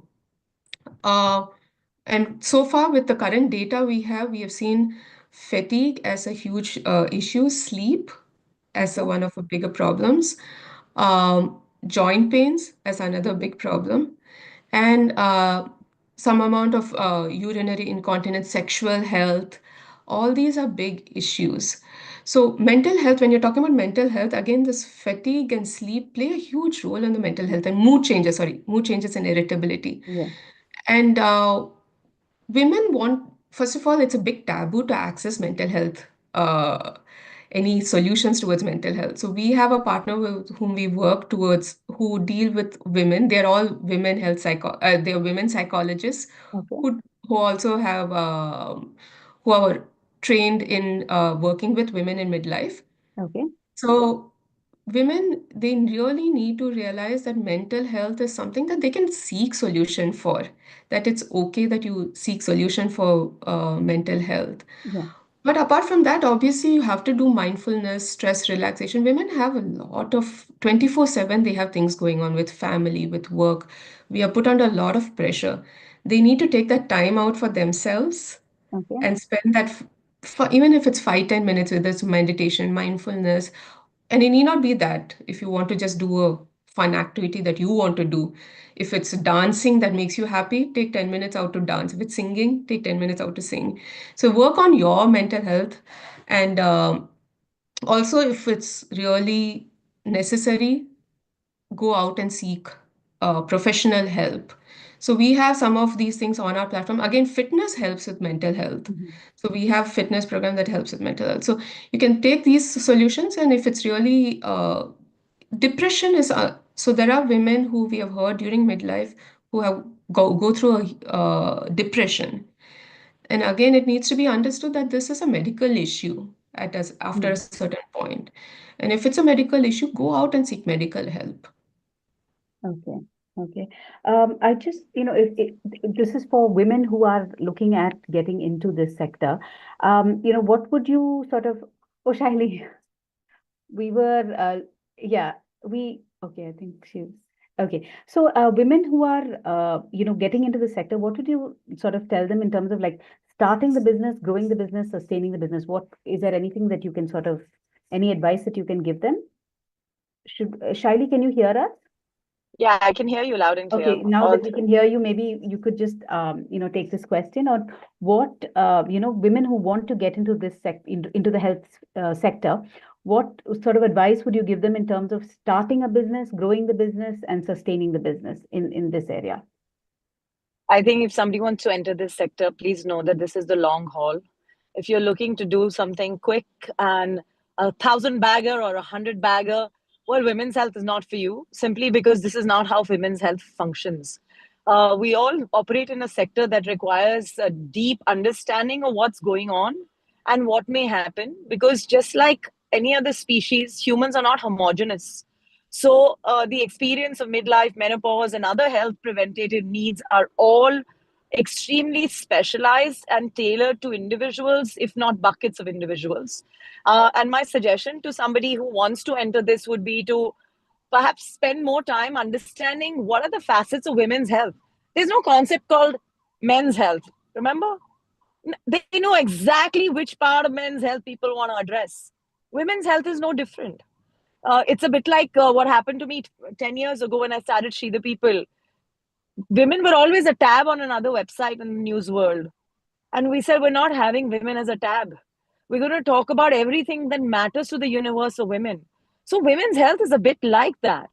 Women's health goes from the spectrum of breastfeeding to breast cancer, to the desire to get yourself your daily protein needs through nutrition, like we do at Gayatri, to having specific needs for PCOS and hormonal health, etc.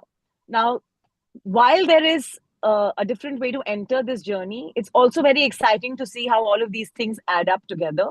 And I think that's what makes the entire space of women's health very, very challenging yet exciting, because you can start from anywhere and you land up at the hormones.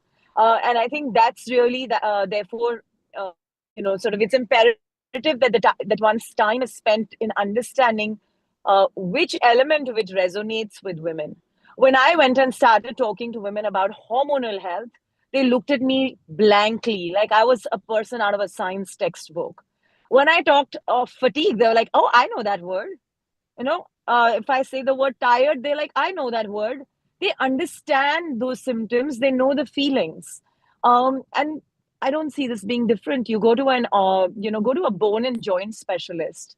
And what is he going to say? Do you know that the marrow inside you deserves X amount of something, something? No. The person's going to say, does it pain or does it not pain? Right? We so easily accept that kind of an argument from a ortho guy. So I was like, understand the same with women. How do you feel before? How do you feel after? Better? Good? Excellent? That's the way to look at things when you are going out there to build around anything, and particularly women's health. I learned this at the Times of India, didn't I? Simplify and people will understand. You don't create content for scientists, you create it for the common person. Same thing with health.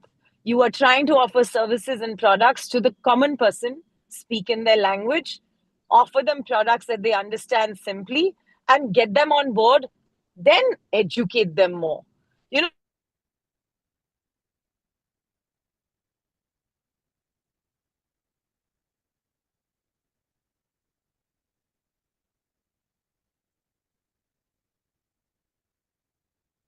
Something happened? Can you hear me? I can hear you. Oh, I think we lost her again, I think, for a second. Okay. Gayatri, what are some of the weirdest or the biggest misconceptions you still encounter? And it sort of shocks you, but you still encounter it sort of every day in your business.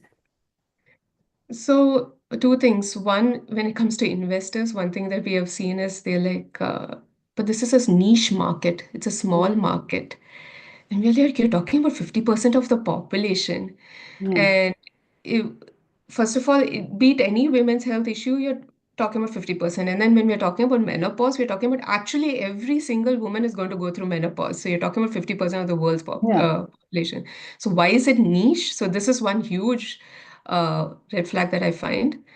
The other issue that I see from women is, oh, I didn't know that you can go into menopause this early. That they think when we say we're working in this midlife health space, we have all these programs to help you with fatigue and all, but they're like, I'm not in midlife, I'm not this one, and they're thinking of 50s and 60s. But the truth is, women go through menopause in India in the late 40s, and you're starting to experience symptoms in the late 30s. And in fact, there is a lot of, in India, early menopause is a thing. There are a lot of women who have come to us in the early 30s saying that the doctor has now told them that they're going through menopause. And they're still dealing with a lot of, like you said, mental and physical issues because they're trying to have children. They're still at the age of they're trying to have children. It is affecting their mental health, apart from the hormonal changes affecting their mental health.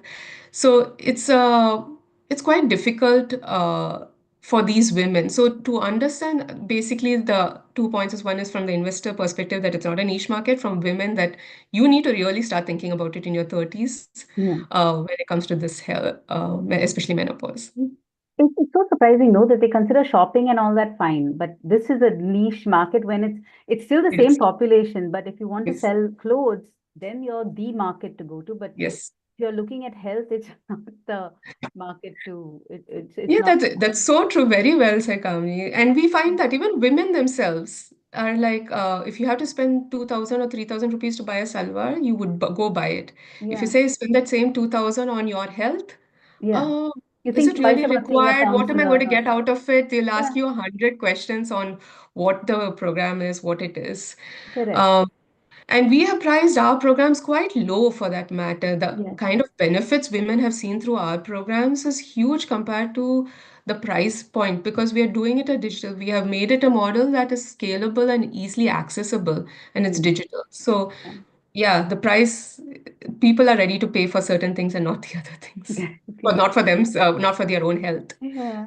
So, actually, the theme for this year's International Women's Day is accelerate action. So, if you think, as a parting question, I mean, if you think there's one area in which a woman getting into this health sphere, one area where we need to accelerate action, what do you think that area would be? So, for women wanting to get into the health space, Yes. So for women themselves, I would say accelerate action is think about your own health, think about your body, spend time thinking about what it needs and how you want to grow healthily. So one thing I didn't mention is aging healthy. So a lot of things that you do in your 30s is going to affect your osteoporosis, your cardiac health, your diabetes, everything is going to affect as you age. So spend 5-10 minutes a day just thinking about do a body scan, think about how healthy you are, what your body requires. For women wanting to get into the space as a business, like Shaili said, you need to be in it for the long haul. There's a investment issue. There is uh, women taking up products as an issue. There are a lot of issues, but it is a much required space. It's an exciting space. It's a space that requires more women.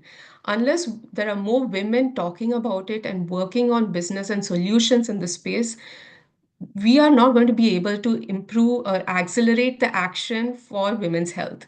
So I would say, women, please get into this business, women's health business, because we need diverse solutions. We are giving one kind of a solution, but we do realize there are other solutions that are needed. So we need diverse solutions, and we need a lot of women. If women don't talk about their own health, then who is going to talk about it? So we need women coming into the women's health space and making a mark at different levels, especially at the board level, investment level, entrepreneurial level. You need women in healthcare at all spaces, even in pharmas, everywhere. You need women sitting on the board saying, women's health requires our time and investment. So I would say, please join the space. Yeah. Okay, so with that, we come to the end of this session of The Future is She. And I have to really thank our panelists, Gayatri Muthukrishnan and Shaili Chopra, if she can hear us.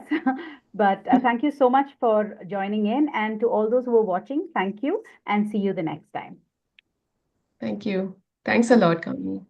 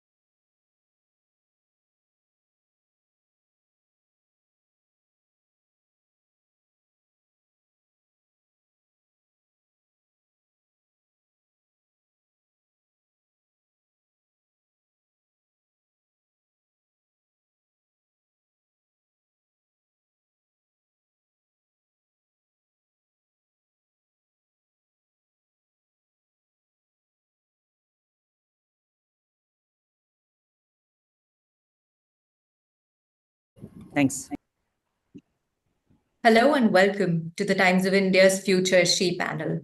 Over 3 successful seasons, the Times of India's Future She initiative has engaged with women across the spectrum through their inspiring stories and perspectives. Now in season 4, the initiative continues its mission to champion gender equality by celebrating women who uplift, mentor, and create opportunities for other women. Well, empowerment is not just about individual success, it's about creating pathways for others to rise. As they say, we are strongest when we cheer each other on. And this year's theme is passing on the baton.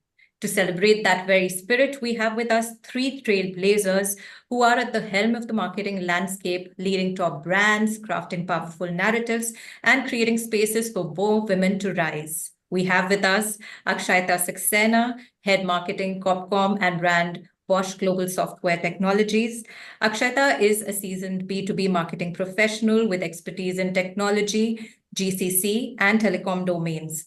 She has spearheaded several rebranding projects across diverse sectors, is a council member of NASCOM ER&D Marketing Council, and also a Forbes Communication Council member. Beyond her marketing mandate, she champions workplace well-being through initiatives that empower women in sports, art, and technology. Hi, Akshayta. Pleasure to have you on board. Thank you, Himani. Lovely to be here. Yes. And we have with us Pooja Nanda, who's the head of Women Economic Empowerment, Mahindra Group. With over 2 decades of work experience at several Fortune 500 companies, Pooja is well-versed in leading large-scale and global teams. Having worked in diverse business and cultural environments, Pooja is keen to leverage her experience towards creating impact with sustainable business practices and ESG, a topic that she is extremely passionate about. Hi, Pooja. Thanks, Himani. Lovely to be here as well with everyone. And last but not the least, we have with us Sheena Kapoor, who's the head of marketing, Copcom, and CSR, ICICI Lombard, with 18 years of experience across diverse industries that include financial services, media, real estate, and management consulting. Sheena has broken the glass ceiling in more ways than one. She has led multiple award-winning brand campaigns and is also a seasoned speaker and juror at various industry forums. Hi, Sheena. Hi, thank you, Himani, for having me here. Thank you. Thank you. Thank you all of us for taking out time and celebrating this day. While, Women's Day happens to be once a year, but it's a journey all along that, is sort of successful because we have high-powered women such as you leading the forefront. And to start with, I think, we want to start this conversation with talking a bit about your personal journeys and reflections from what you have experienced, as you navigated your ambitions and grew through the ranks. So I'll start with you, Akshayta. If you can shed some light on, what were the key challenges that you faced? How have you seen the ecosystem, especially in the tech space, evolve, and what really helped you hold the ground? Well, thank you so much once again, Himani, and it's lovely to meet you, Pooja, and lovely to meet you, Sheena. Likewise. Well, I'm quintessential Bombay girl, born and bred in Bombay, did my undergrad in statistics and computer science from Mithibai, top Bombay University, did my MBA in finance from SP Jain, dabbled a bit in risk advisory consulting, joined a telecom firm as a finance trainee. And, about a dozen years later, I have the incredible opportunity to lead brand corporate communications and marketing for a technology firm.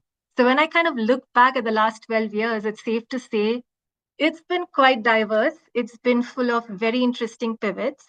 And I kind of don't remember saying no to anything and everything that came my way. When I look back at the 8 years that I spent in Vodafone, which is the telecom company I started my career with, I think there were multiple hats that I wore, different regions, different markets, different profiles. But if I were to sum up that entire thing into an equation, the way I kind of look back at it, I would say it was 100% preparation from my end, not saying no to things, seizing opportunities, really meeting exceptional people, working in really strange conditions, really, really hitting it out, right? So 100% preparation from my end, 100% opportunities from the company's end, because I saw the more effort I put in, the more challenging assignments lay ahead of me. And I would also attribute about 110% to what some of us call luck or serendipity. And all of these three things sort of came together and really, really helped me grow fast. Now, such things come with its own baggage, and I'll come to that in just a moment. So after 8 incredible years at Vodafone, I joined a company that I have long admired, which is Bosch. So the last 4 odd years, I basically had the brand marketing and CopCom for BGSW, that is Bosch Global Software Technologies. We are essentially Bosch Group's largest software engineering firm beyond Germany. We are headquartered in Bangalore, but present in Vietnam, Mexico, Japan, Middle East, with our sales offices here and there, and about 35,000 associates. If I look back at the last 4 years, while the stint in Vodafone taught me to deal with my own shifts, as I took on a lot of roles young and fresh, right? So shifts from individual contributor to leading teams that were already dealing with high impact merger, headwinds of the industry, so on and so forth. So while the industry was in flux, I think I had my own journey and I sort of embraced on it step by step. In BGSW, I think incredible 4 years because this company talks transformation and change day in, day out. So I joined a company called Robert Bosch Engineering. It is called Bosch Global Software because, I joined in 100 days to rebrand the third time. So that was very interesting, but the reasons of why we did it were very different. I think the reason we changed the name was because we wanted a very strong strategic reassertion that we are a global company. We are a software powerhouse. But more importantly, internally, it was sort of as a movement where we were saying, if we really want to be a cool software company, it has to reflect in the collective aspiration we have to celebrate innovation, to really embrace diversity, not just of gender, race, ethnicity, but also of thought. So I feel the last 4 years, I've worked on things which are so core to things I'm passionate about, because day in, day out, we are working on transformation and really embracing diversity of thought, all of us united by the passion for tech. Now, when you ask me on what were my personal hurdles, I'll keep it really simple, right? Of course, I've had my fair share of awkward conversation moments. And the thing is, the ecosystem is obviously not the kind we've seen before, which was overtly hostile or, really, really mean you can't do this. But things have been more subtle, more systemic. And of course, there are pockets. So first disclaimer, if I've met 3 weird people, I've always met 7 exceptional ones. But the truth is these microaggressions that can come anywhere from, a distributor wanting to speak only to the male counterpart, or the fact that you may, especially for me, because usually I used to be ahead of the curve, youngest in the room. So some people really questioning, why should I listen to a woman? I'd rather have a male boss, all the way to my favorite, whether you're at an industry event or just at an event or even weddings, there'll always be somebody who'll invite you to a photo op. And no matter how deserving you are to be there, you are the diversity angle. So I think some of these things happen, but that's not core to my personal journey. I think the part that I feel I personally overcome was, it was not about the questions that were being asked in the room. It were the questions that I found asking myself time and again. I know the Academy of Instagram calls it imposter syndrome, but I think back then I didn't know the word, but I was certainly feeling shades of it. Self-doubt, a lot of questions about, if I can't stand the heat, should I be in the kitchen at all? Figuratively speaking. And the way I went about it is, the more I fought it, the more I tried to overcome it, it was just coming back stronger. So with the trusted circle of people who, were there to be my sounding board, someone said to me something that has stuck to me to this day. The friend said, doubt that confuses kills, but doubt that clarifies empowers.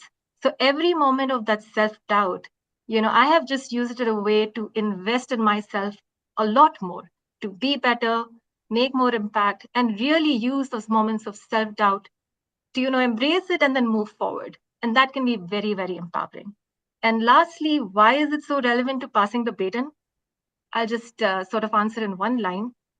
You cannot possibly pour from an empty cup. So for me to be my best, I need to be at my best. So that's my reflection on the personal journey. Thank you. That's beautiful, Akshayata. I think thank you so much. You've actually set the tone so well because you've been so authentic with your answer. And, I'm also going to take that away with me, the doubt that confuses skills and doubt that clarifies empowers. So that's a very, very, powerful and indeed useful statement for a lot of us. And I think over to you, Pooja. So we'd love to hear from you. How has your journey been? What were the kind of challenges you faced and what helped you sort of shine bright out of those? Thanks, Imani. So I think I'll echo what was previously said a little bit, but let me put it on a more personal angle. I'm also a Bombay girl, convent school educated, went to Xavier's College, and actually couldn't figure out what I wanted to do with my life. So I fought for a scholarship, worked hard, and actually went to the US when I was 17. 30 years out of the country, 2 years ago, decided I wanted to join the social development sector and bring back a lot of that into impact and giving, community giving. So that's part of the end of it. But to answer your more specific questions, you leave at a time in your life when you're not fully on your feet. You've kind of been pampered at home a bit. Those were not days of WhatsApp and mobile phones. There was nothing. And I left to go to a place that was minus 40 degrees, where you have to use underground tunnels to even survive, and it gets dark at 4 o'clock. It's unfamiliar territory, new country, unwelcoming terrain, so to speak, young and inexperienced, and you just have to figure it out, right? So part of that was, I think it instilled a sense of confidence along the way for me, which I did not have. I really lacked because there is no support. There was no calling someone to come pick you up. And, I couldn't even call home. Like, you could only call home on Sunday and book. If you remember, those were the days of booking an international call, right? And it cost me the amount I spent all week earning delivering pizza. So it was challenging, but you learn to depend on yourself. You learn to figure it out, and that is the seasoning and the experience that kind of adds the failure, the hurdles. How do you compromise safety from adventure? How do you kind of where are the areas that you cannot tread? And unlike I think, like Akshayata said as well, there's highs and lows, and the lows can be really lows, but they teach you a lot. They teach you to cope and bounce back quickly. You have to bounce back, and along the way, those learnings, you just stop sweating the small stuff, okay? Because then you realize you've been through it, I can cope, I can do it better. Now, where I feel things were a little bit different for me is that you are an outsider no matter how familiar you become with the land. I've lived in 3 different continents and countries over the 3 decades of my life. So I was in the US for the first 10, 14 years of my career. Then I was in Singapore, and then I did my MBA along the way, and I was in the UK and Europe, Switzerland as well. So every time I had to pick up and start over, I thought I had it figured, well, this time have it right or get it better, but it's different. Okay, a different point of your life, you're a different point of your career, you're moving because of work in a bigger role or whatever, but you have to reprove yourself every time because it's not the same familiar environment. And being an outsider, I think, again, the youngest girl in the room, why did she get the promotion? She's also a foreigner, she's also brown. Those are the things that you do face. You just have to kind of put it back as water on your back. And what helps you through that is resilience, staying focused on the end goal, how you got there in the first place. Why did I go? What was the reason I was able to kind of push through even my own personal barriers at home to make it there? You can't then let yourself or anyone else down. And then you adapt, you learn to adapt, and the adaptability becomes quite important. Very well said. I think it's all about how, you need to sort of bounce back. And like you rightly said, it's all about resilience. And it's literally like a phoenix, but not once, 3, 4, 5, 10 times over, and ready to take on the world whenever it rises. So over to you. Add something? Sorry, Yes, may I add something yes, else that I think Akshita mentioned, which is very important? It's also really important to have the opportunities come to you, as no matter how hard you work and what you have to accept and be very, accept and grace and be grateful for the opportunities and the privileges that you come from that may not be always open to everyone. Some people call it luck. I call it really grace. And I've had respectable bosses, really wise coaches along the way. Even most of my bosses were male along the way, and they've really supported me, uplifted me, gave me opportunities, autonomy, and let me fail, because they said, if you don't fail and you don't figure it out, you're not going to be able to get to the next level. And sometimes that is the biggest learning. And when you're in a position to kind of push through and, make sure that you're not letting anyone down because they gave you that chance, you will kind of cross the line and be in a positive place after that. Absolutely. So I think that's another takeaway, that perhaps gratitude and grace creates opportunities, and that's very well said, because you're ready and more open to grabbing what comes your way and giving it your best. So thanks for that. And over to Sheena. Sheena, what are your thoughts on this? How has your journey been? You've sort of been a part of so many different industries, so I'm sure there's a host of myriad experiences that come up your way. Yeah, well, we're all, I think our experiences shape us, our upbringing, and they're all very unique and individualistic to us. And listening to, my co-panelists, one can relate to some of the stories, and in some ways I couldn't, in the sense that, some of those experiences are just so unique to me, and the perspectives are so unique. So just to give you a quick background and context, I'm a Fauji kid, so I have been brought up in an army background. So that meant, pretty much most of the schooling was shuttling about in different cities. But I think what that taught me was a lot of resilience, like Pooja mentioned, a lot of adaptability, a growth mindset, a lot of exposure very early on. And I think it groomed me in more ways than one, because it kind of shaped my outlook to be a lot more confident. And there was this inherent and innate confidence that I have carried since childhood. And I think a large part of that I would credit to the army upbringing. From my, most of my schooling, post grad was in Pune. Most of my working life has been in Bombay. And yes, I worked in different sectors. Started with, I was the first student to get placed on campus post my MBA with a management consulting firm. What that taught me very early on was, while you're a fresher and typically you start at the bottom of the food chain, here I was in boardrooms, in settings with the C-suite, and getting a very top-down approach of organizations and complexities and challenges that the boardroom members and the C-suite really grapple with. And so it was very intellectually stimulating. One got to have like 30,000 feet kind of a perspective, which I think also helped, from a management consulting background, to be able to know how to build a narrative, how to really structure your thought, what is the top line that you want to really, delve into with senior stakeholders. But I think the most of the strategic projects there were minimal.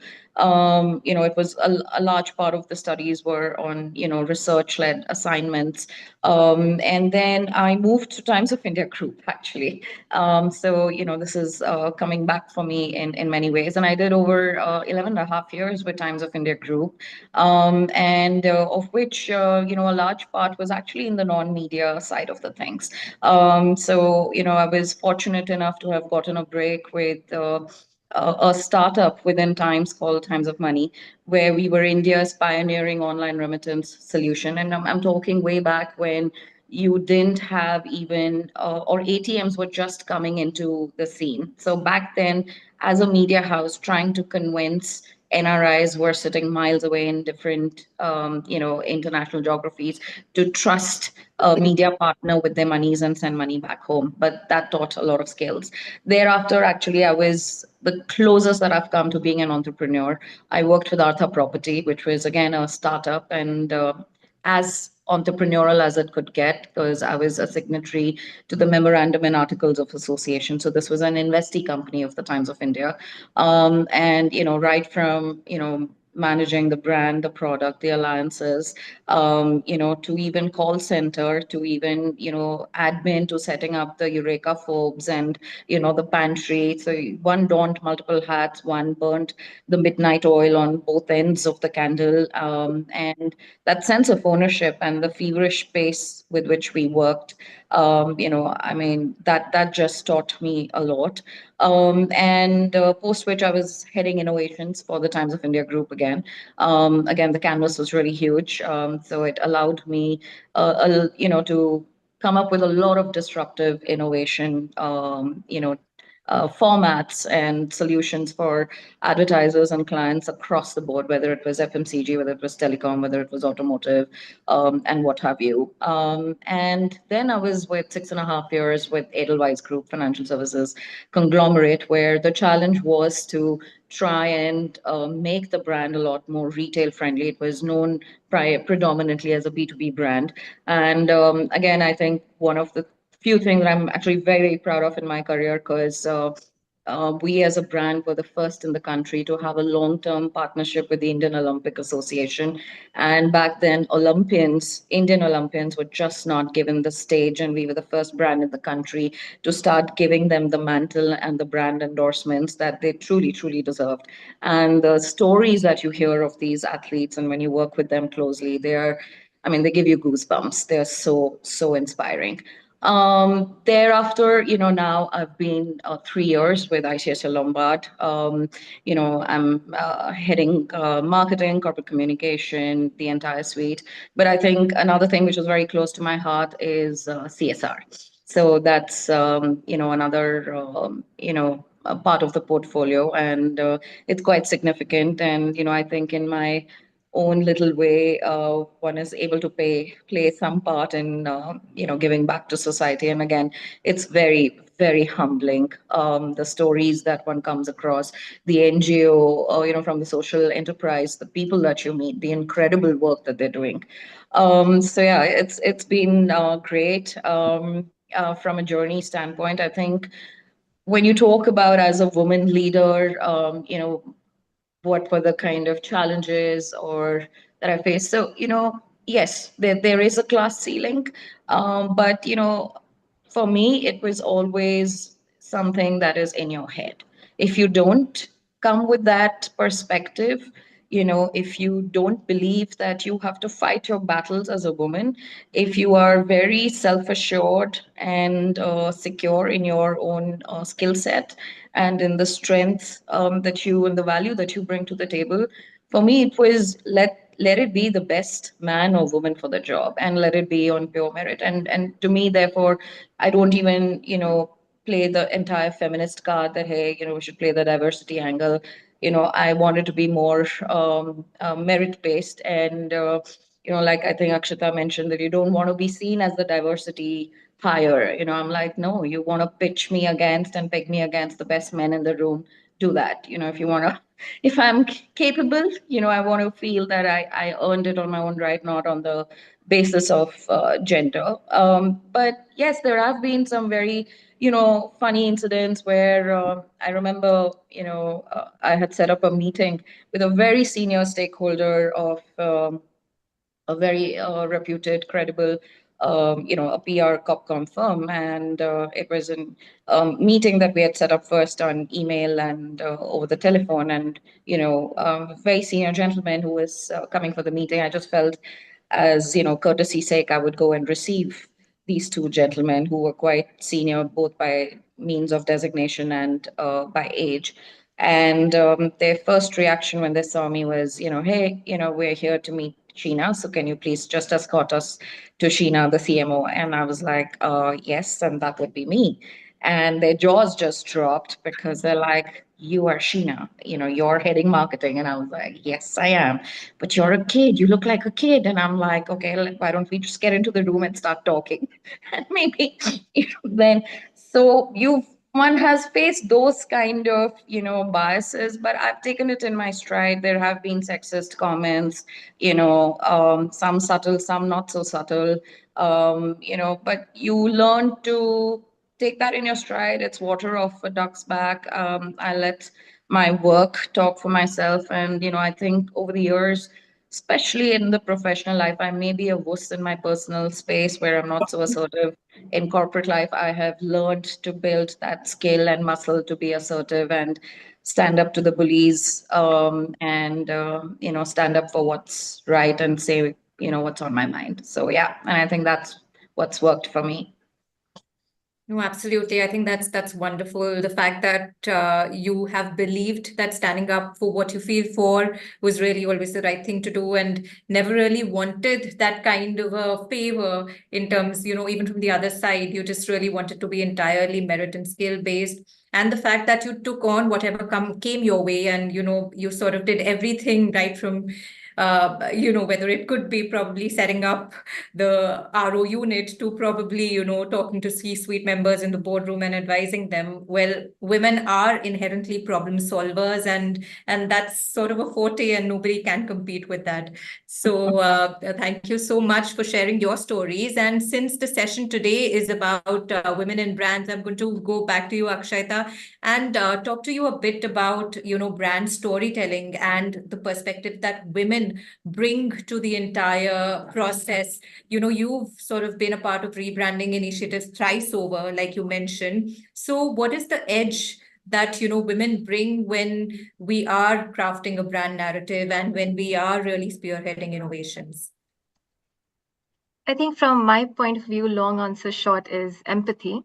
I think I was the other day listening to Palki Sharma, who I love listening to, by the way, because she is the force of nature.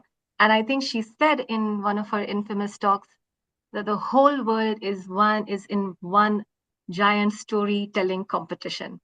And, she goes on to talk about how narratives can really influence and sway.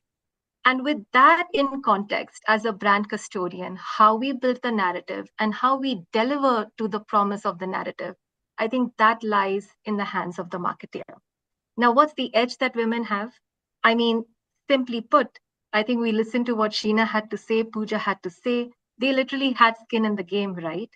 When you want to create compelling narratives, it has to come from a seat of deep emotional connect. And I don't mean it in the wrong way. It just has to come from authenticity.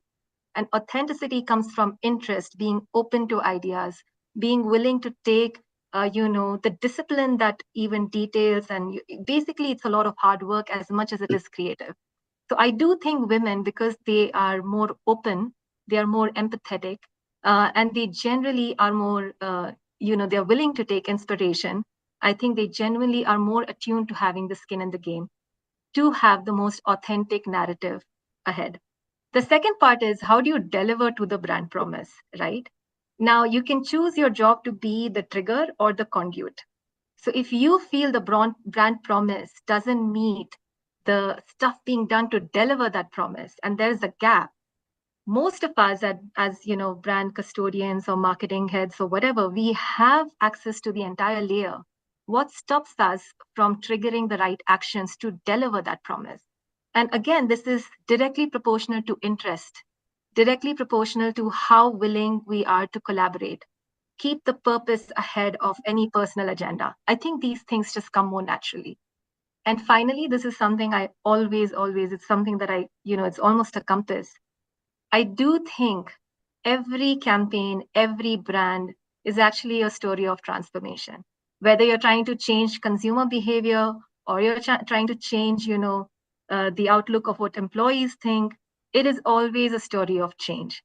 And the thing about these narratives is it has to really balance how you appeal to the curiosity of the mind and also appease the emotions of the heart.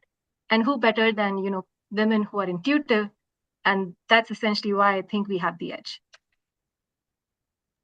Absolutely. I think, and that's my perspective as well, that women definitely add a soul to the entire story, to the entire narrative. And, that soul is what really drives through impact, through change, because it's very authentic. It's coming from the heart, and it's coming from a place of, identifying the real problems and giving it your best humane sort of inputs to, create long-term impact and, to sort of drive change. And Sheena, over to you. What are your views on this? And especially coming from sectors which were also quite often, at least a few of them were very male dominated.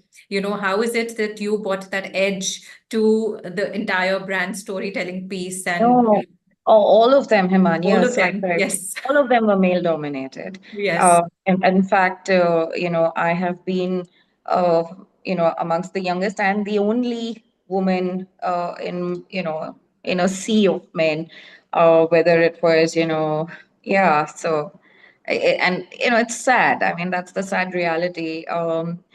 They were, and I've also seen more women in enterprise leadership roles, if at all. I have not seen too many women in business facing roles, which is again quite a travesty. I mean, the three of us here as well, we are more on the enterprise side. Not that we won't be able to kick ass on the revenue side, but for whatever reason, we have taken up the journeys that we have. So coming to, where you're talking about the storytelling and crafting brand narratives, I think, like Akshata mentioned, I completely resonate that it has to be authentic, whatever. And marketing for me is all about the art of storytelling. If you've not been able to narrate a story which is authentic, which is unique, which is differentiated, which is ownable by your brand and relevant to the audience and TG that you're targeting, rather than, the same old cliched communication and trying to dish out, the same old pattern and format and templates. It just doesn't work. And what has happened over the years with, proliferation of media, the disintegration of media devices, back in our parents' time, you had, one television set, and you had your main, channel feed, and you had the entire household consuming the same content.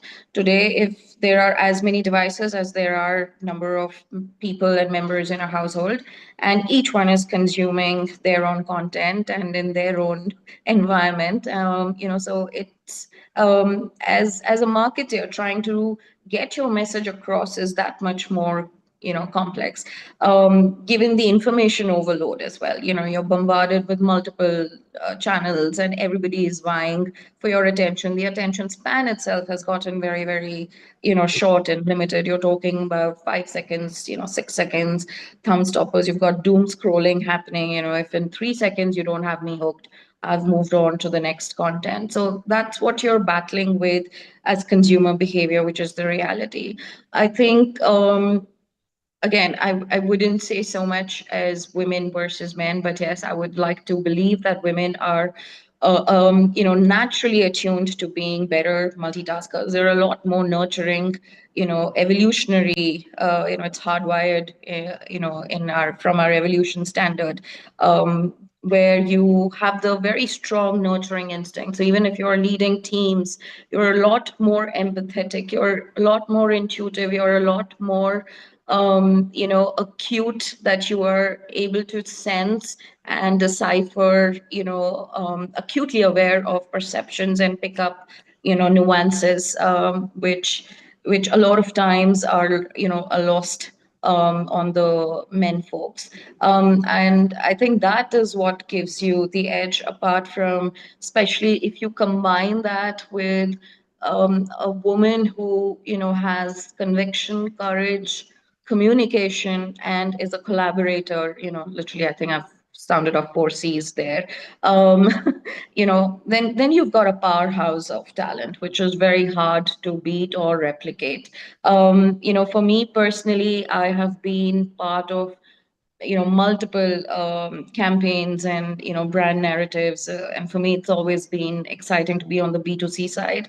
And for me, I have always pushed myself, my team, my agencies to be innovative and disruptive. And I mean, just today, one of the A&M media has covered, but we have India's first, and it's an industry first, not just for insurance, but across industries, that we have done an AI generated, song as a launch. So I have moved away from the traditional format of advertising, and I actually personally believe in the transformative power of AI. So it's a travel product, and I actually crafted, along with the team, an AI generated song, which is telling the story of, why our travel insurance product is great for your travel. And whenever you guys have the time, actually do listen, not because it's coming from me, but because it's actually very cool and disruptive. whether it was even on, on the DEI side, right? We crafting stories, at ICSL Lombard, we were talking about biases, conscious, unconscious biases. And, we were sitting, because I'm also part of the steercom there. And I'm just giving you examples, Himani. So, the challenge was, how do you now try and, decipher this and demystify what DEI means and what are the code of conduct, for the entire large organization, which is sales driven. And we said, you know what, we'll just do a social experiment. And, with the agency, I just crafted, a construct. But we actually, in that social experiment, nothing was scripted. And we actually did that with our own employees, with men and women. And, we got them to come forward, saying, okay, drop a blue ball here if you face gender bias, drop a red ball here, if you faced any kind of ethnicity bias, and so on and so forth. And we actually then told them, saying that drop a ball here if you think you've been the perpetrator of bias. It still takes courage to come up and say, yes, I have faced bias. It takes a far more courage to come up and say, yes, I have been the one who has displayed bias against somebody else, right? So, but that took, and I'm telling you, it only took a woman who has that deep sense of nuancing and understanding of human psyche to be able to crack such an idea. And that is what gives you an edge in your storytelling. So yeah, I'm just giving you two examples that can go on, but for me, it's always been about innovation and trying to be authentic and literally do the new. That's actually quite interesting, and we really hope that you continue crafting a lot of these, because they don't just sort of bring out issues, bring out new sort of angles to the entire story, but they also actually open up the minds of a lot of other people at top positions in terms of helping them develop fresher perspectives towards things which otherwise would be very black and white and would be moving on in a very legacy manner. And especially with DI, etc., gaining traction, I think it's very important that we open up the minds of those around us also to these fresher perspectives. And that brings me to the next question as well, because the theme this year is passing on the baton.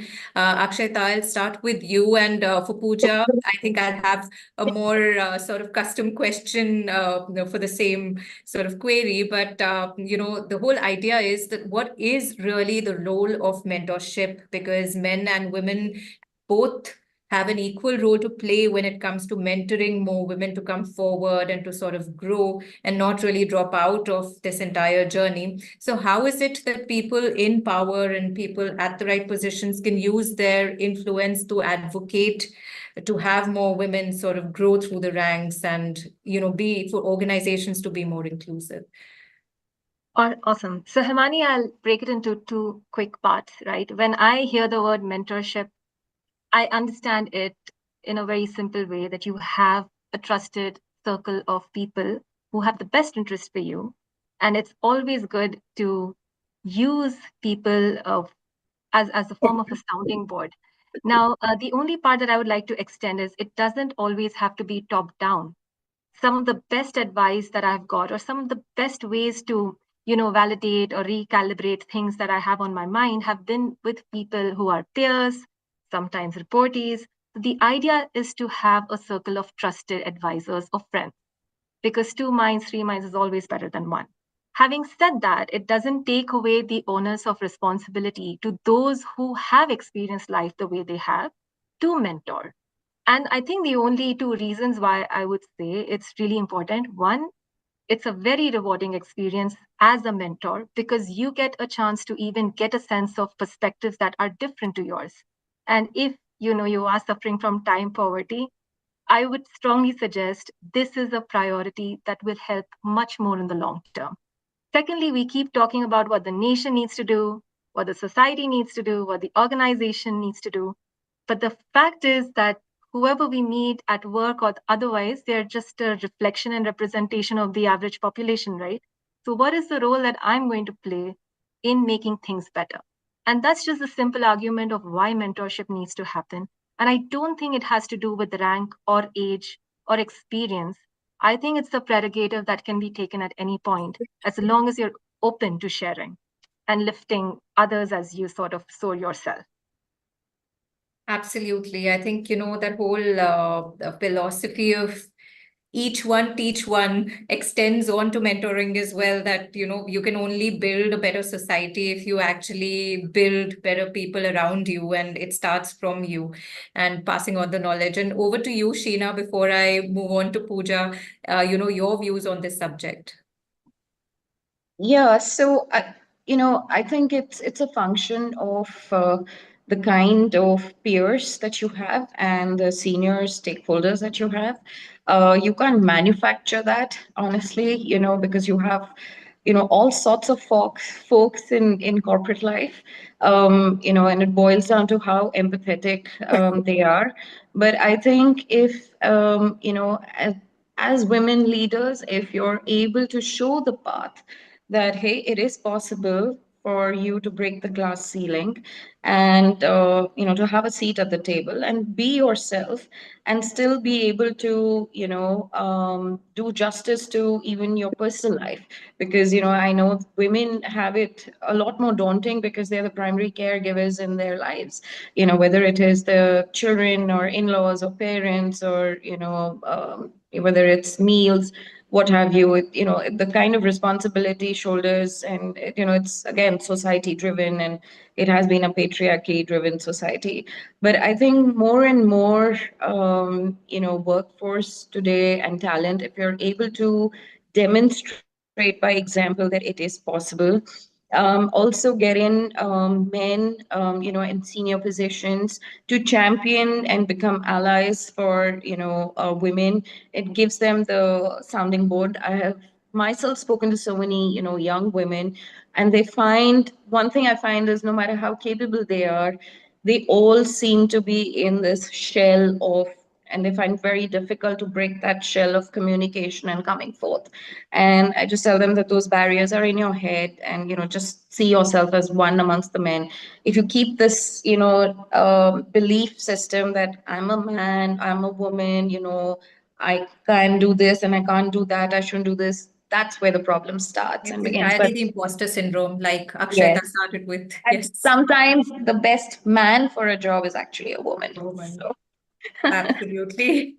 So thanks for that. And Pooja, for you, since you've worked so much in this space, I wanted to understand that, of course, we all know that globally women are empowered to achieve on an average only 60% of their full potential, and various UN reports have also measured that.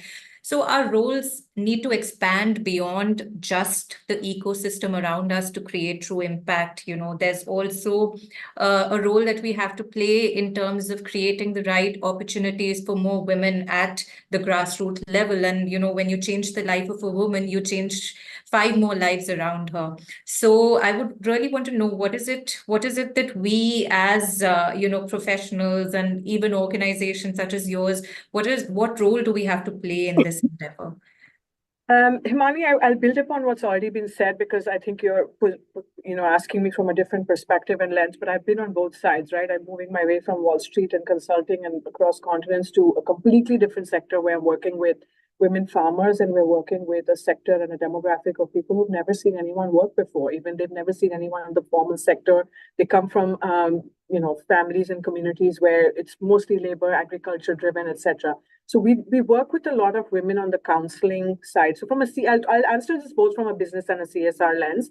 From the CSR lens, I think it's very important to understand the sensitization on the ground, the counseling that is required for them and their families to even kind of make them understand and comprehend what is the opportunity ahead of them, because they don't know better, and they don't have the confidence at all.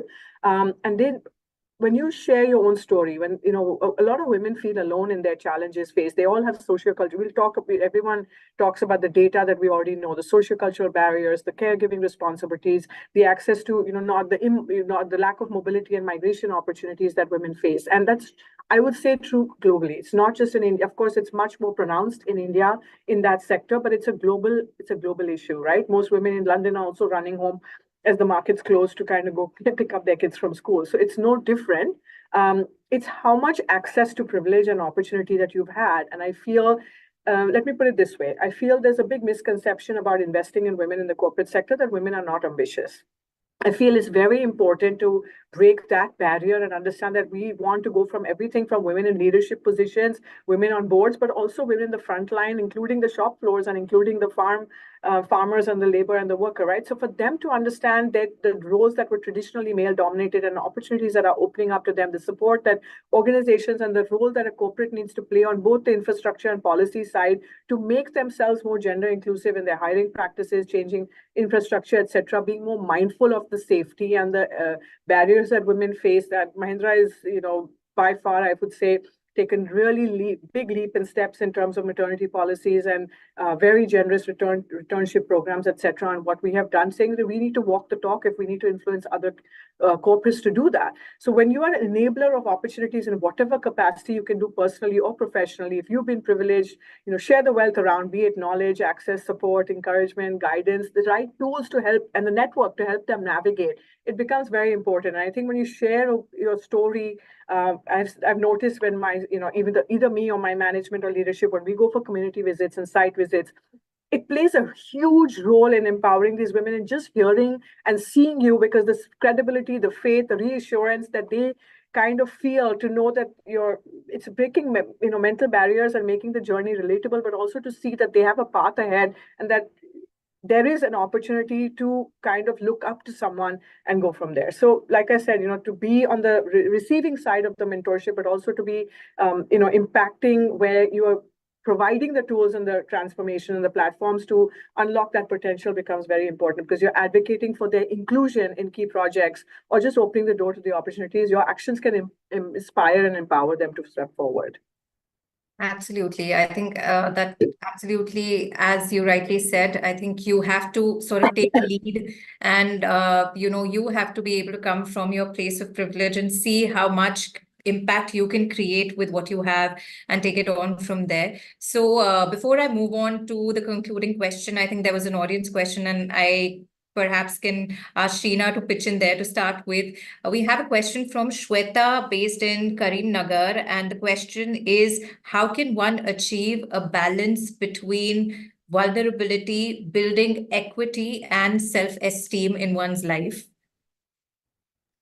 I think it's more from a woman's point of view that, how do you sort of drive the right balance between vulnerability? Because as a woman, you'll be sort of posed with very different kind of challenges through life and stages through life versus a man. And at the same time, there's a certain weight, there's a certain self-esteem, there's a certain equity that you need to build at the workplace. So any tips, personal or professional, for Shweta?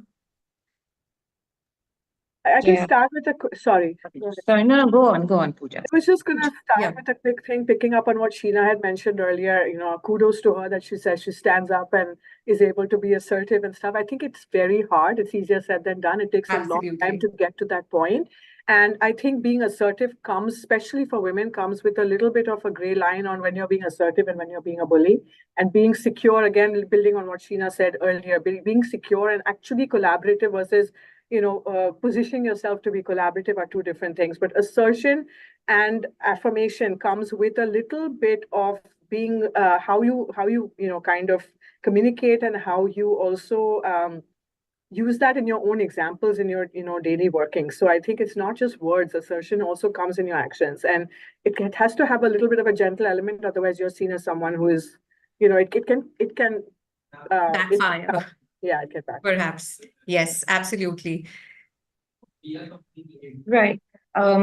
You want me to take that question? Yes, I think I'm going to come to each of you for that, because it's an interesting perspective to gather, So how do you balance vulnerability as a woman, esteem as a woman, and your equity as a professional, perhaps, is what she meant.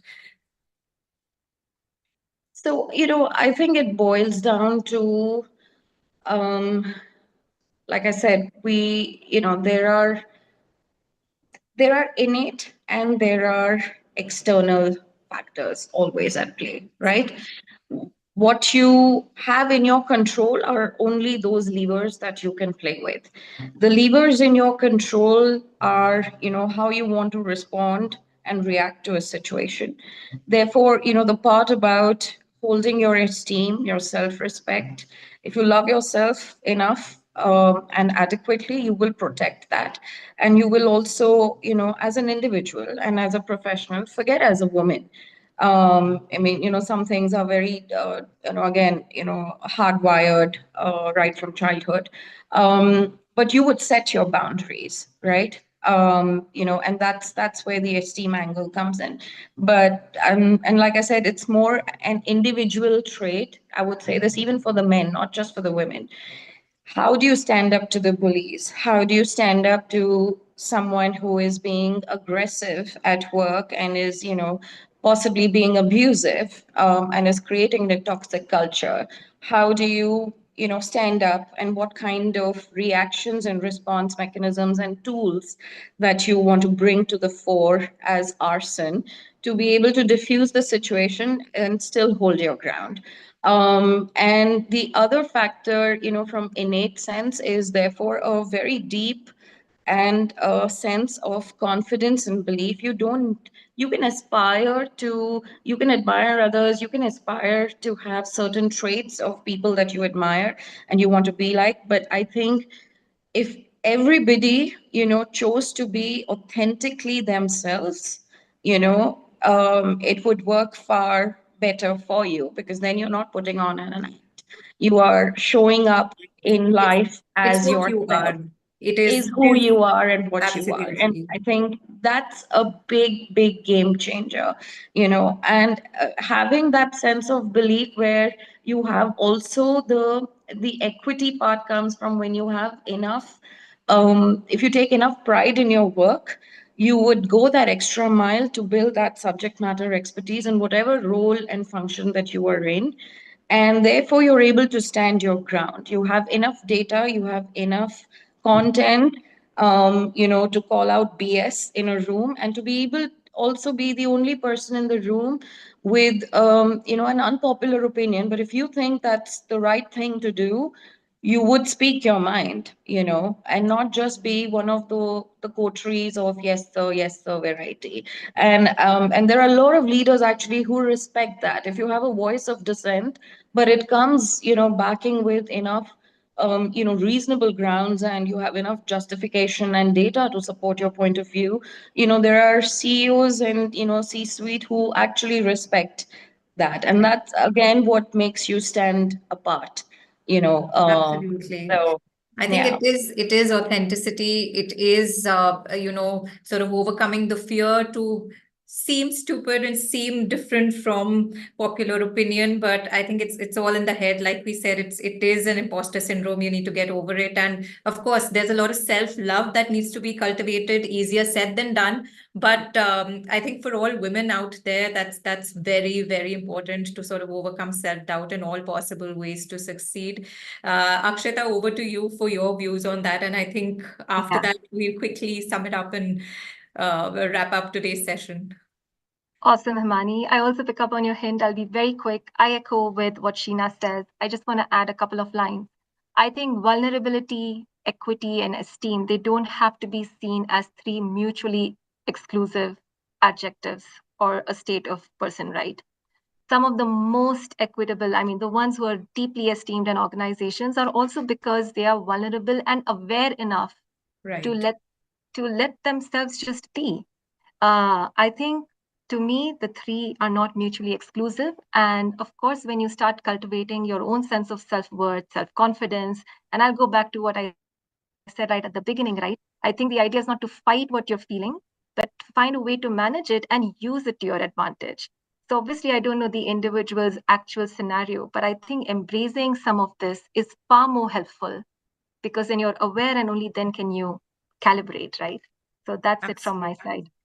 Absolutely. Thank you all so much for a very, very inspiring discussion. I think I, as an individual, have a lot to take back. Even after all these years, I think there's always so much to learn. And I'm not going to shy away from saying that it's the women who teach me more every time than all the men I meet.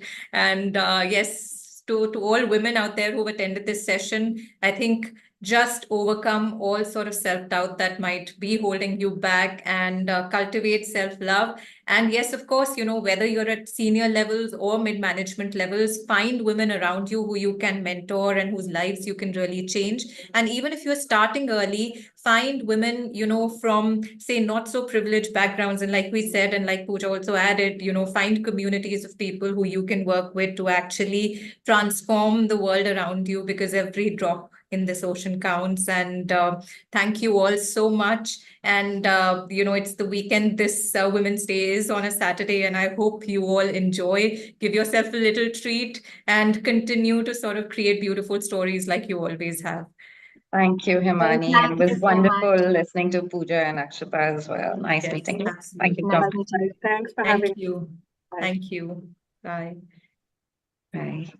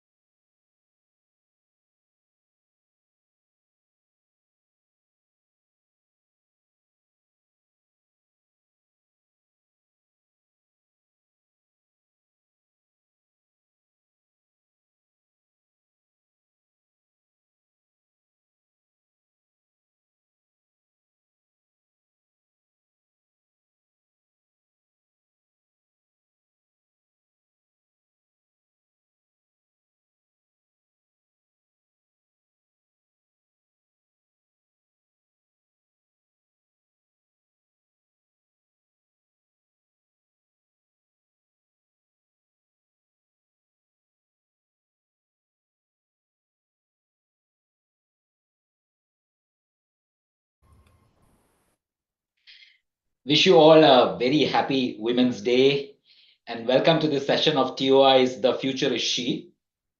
I've been covering the Indian industry for a long time now, and I have no doubt in my mind that the technology industry has been amongst the most progressive in promoting DEI, diversity, equity, and inclusion. Trump is trying to make it a dirty word, but we'll fight him on this. Our discussion today will look at the successes we've had with DEI, and we'll particularly look at how women are building bridges for other women to follow their roads to success, which is why we are calling this session the Sisterhood Code. And to discuss this, we have with us tech leaders who are driving inclusion, creating employment opportunities, and fostering a culture of support and mentorship for the next generation of women in technology. We have with us Vasudha Agarwal. Vasudha is Chief Business Officer at InMobi. InMobi has a mobile advertising platform and it has a lock screen content platform called Glance. Vasudha spearheads the performance advertising business and oversees the ad monetization business for Glance across global markets. She's been with InMobi for over 12 years. Prior to InMobi, Vasudha worked at McKinsey and Intel. Welcome, Vasudha. We have Swarnali Singha. Swarnali co-founded Xeron, a cloud-based cybersecurity company that specializes in cyber risk quantification. She's currently Xeron's Chief Business Officer. She's an expert in data science and AI and uses that expertise to drive business growth and innovation. She's good at strategic planning, data-driven decision-making, and ability to simplify complex cybersecurity challenges. Welcome, Swarnali. And we have Shreya Krishnan. Shreya is Managing Director for India at anitaB.org. anitaB.org is a global organization that connects, inspires, and guides women in computing. Shreya is a CSR specialist and a corporate grooming consultant. Shreya serves on the advisory boards of 8 organizations and 7 NGOs.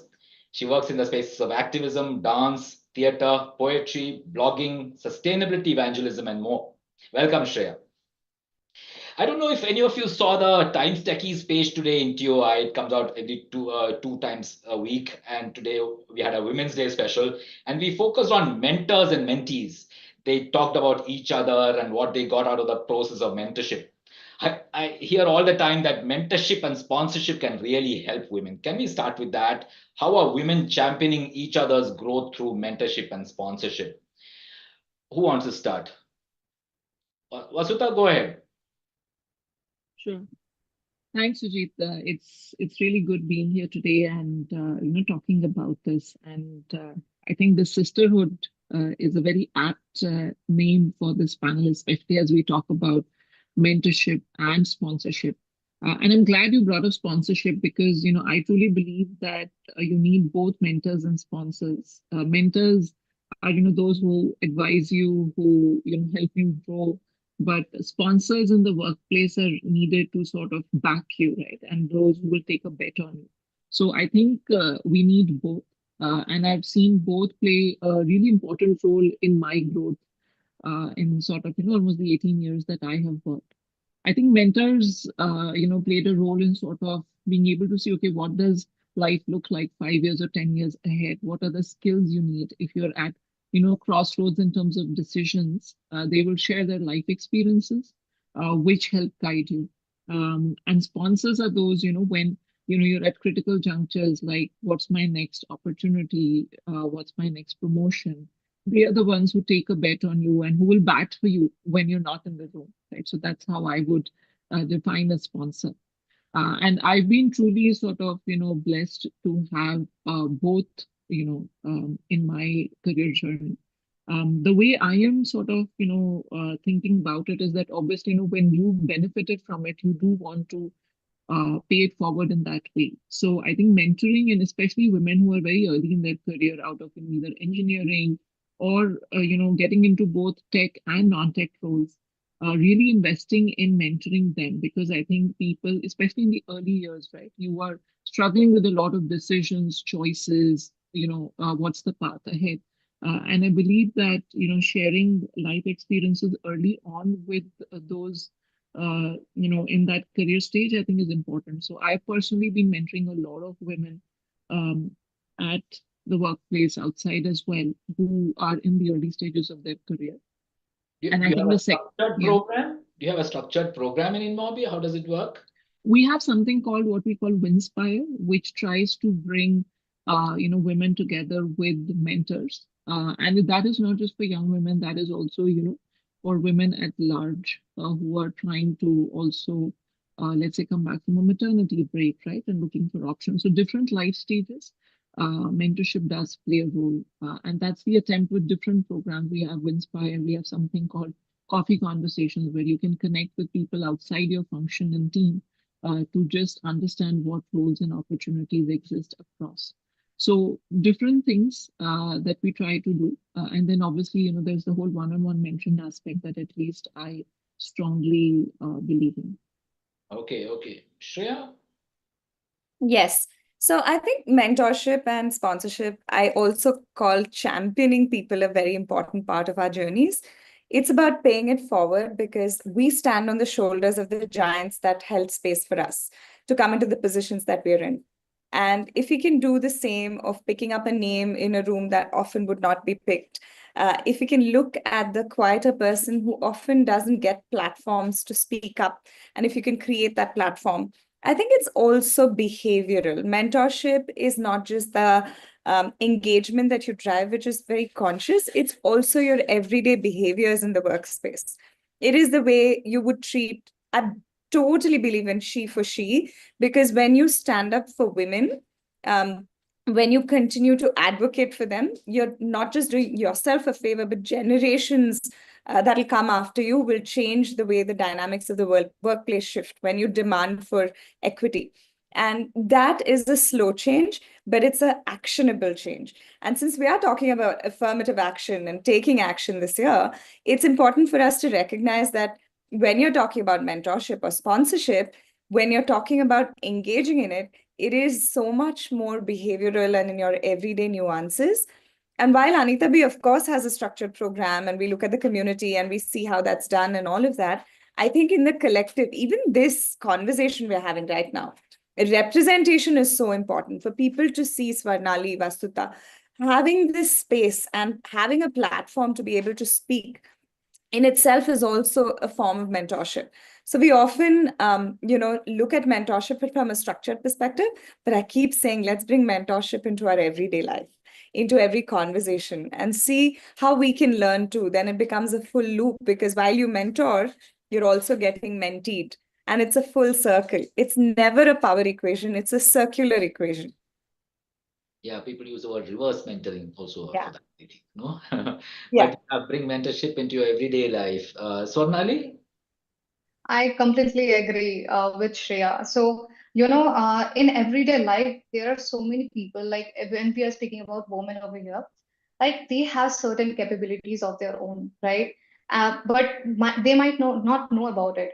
So I think in front of them, whoever it is, like it is a kind of responsibility or putting forward a hand, right, to help them explore the capabilities, to help them explore things. The line is not there, right? It can be it can get thinner, right? So that is how putting forward a hand is that important. And also I feel like people who are seeking out for mentorship, I feel like go ahead and look out like what are the programs or any mentorship, like anyone that you can get. Don't stop yourself, right? Because it is very important to believe in yourself first. So you have to understand like you are capable of something. Only after that, someone can actually bring out that potential out of you, right?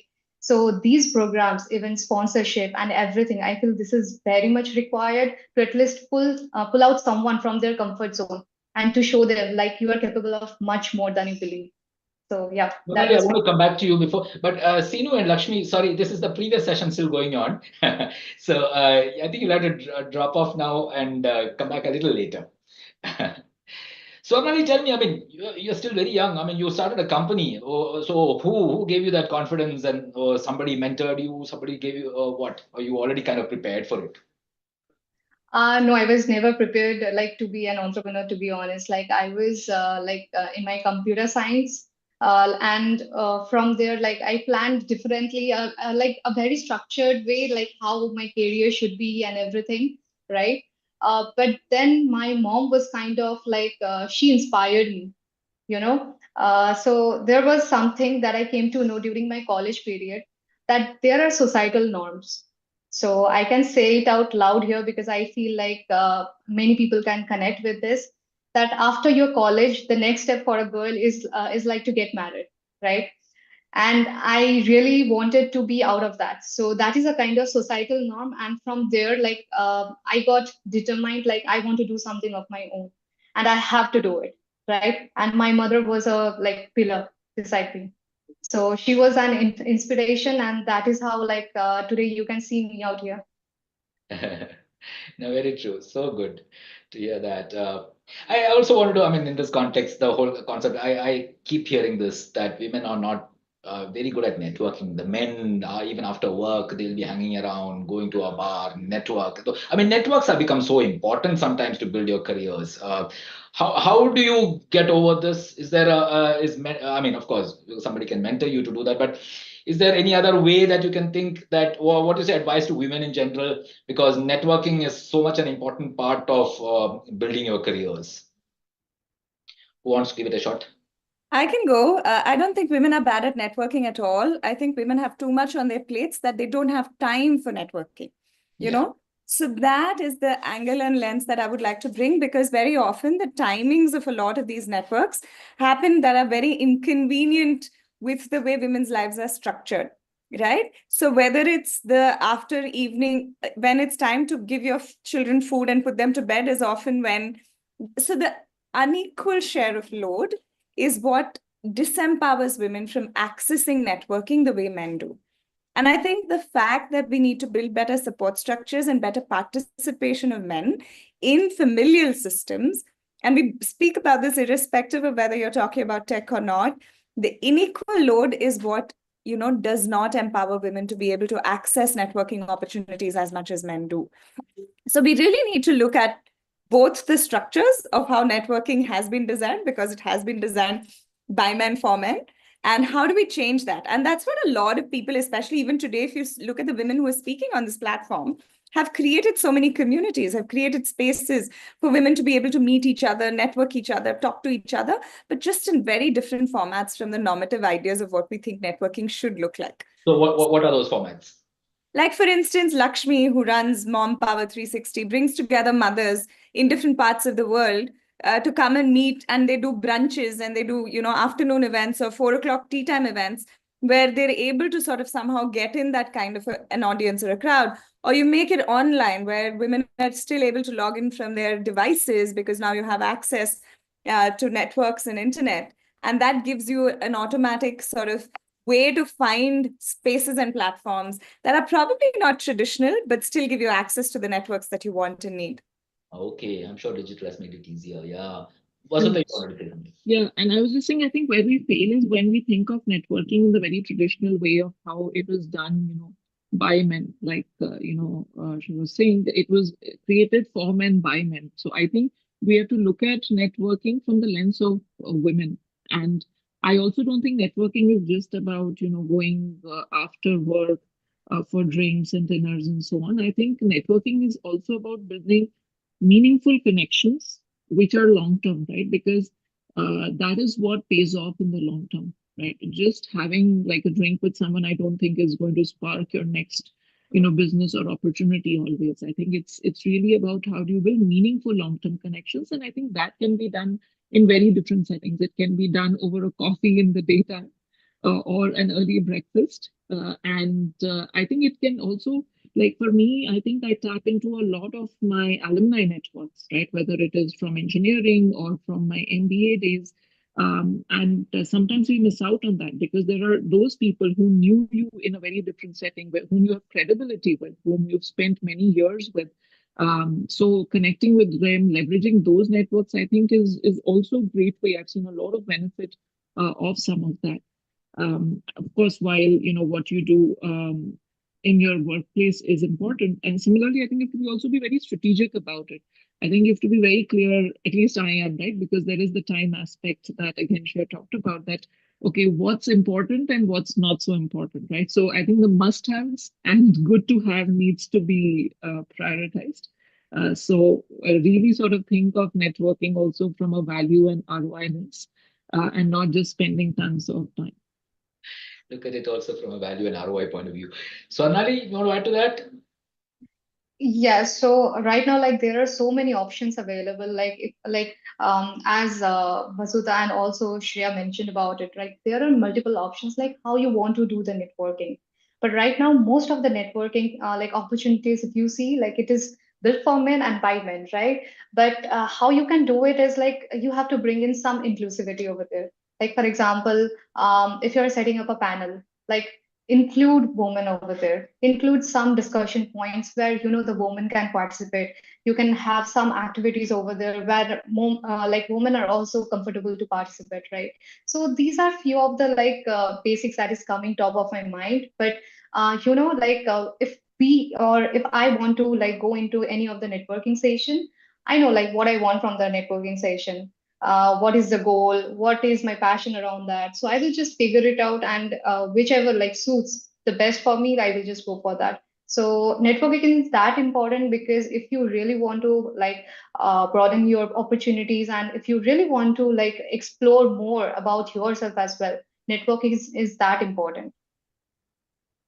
Okay. Share to the point that you made about the kind of burdens that women take on, which also restricts them in some way. What is your advice to women in terms of telling their partners, husbands, or should they be very frank about it and tell them that they need to take on some more of those burdens? Absolutely. I think equitable labor, I keep saying this, right? There is no gender to parenting. There is no gender to managing a house. There is no gender to doing laundry, right? But still, somehow, a lot of us continue to be regaled to gender-specific roles. And if that does not change, especially with the work environments being the way they are, I'll take the example of during COVID, right? Men would never be interrupted during calls, but women would constantly be interrupted by house help, for example. These are small nuances and they're behavioral, but they perpetuate into a culture that makes our jobs and our careers seem somewhat, in comparison, slightly more diminished. And I think it's education on a constant basis, not just with the men, but with also the families, and building a support system, because automatically when women get into jobs, they create jobs for other women. So it's natural that you're able to then create a support ecosystem that enables you to do the things that you want to do without having to do the things that anybody else can do. So invest in a support ecosystem, have that dialogue at home, educate people constantly, and always flip the question. I keep saying this to women, flip the gender. If it's not relevant for the other gender, then flip it and use it. So use language as a mechanism to educate and say, what if you were at the receiving end of this? And then say, now you come, let's meet and let's have a talk and let's equitably share the load. Okay, absolutely. Tell me, I mean, like I said at the beginning, the tech industry has done a lot around in this space, but beyond mentorship and networking, give a sense of the amount, the extent to which these policies are being put into practice. Which are the policies which you think are working the best in terms of getting women more involved, ensuring they move into leadership, they come back to work? What do you find working, some of the practices that are working the best? So I think from a leadership perspective, when you look at women at leadership levels, it's only 14%. So that still needs a lot of work. Women at board levels, that still needs a lot of work. There are return to work programs. Women come back in 2 years, they fall off.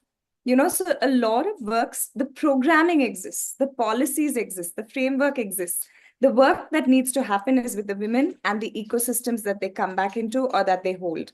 75% of high-achieving women receive negative feedback, whereas only 2% of high-achieving men receive the same. Really? So, what do you mean?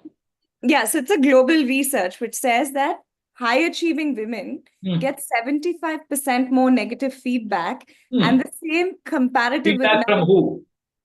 Negative feedback on their leadership from their peers, from Oh, their really? teams. Yeah.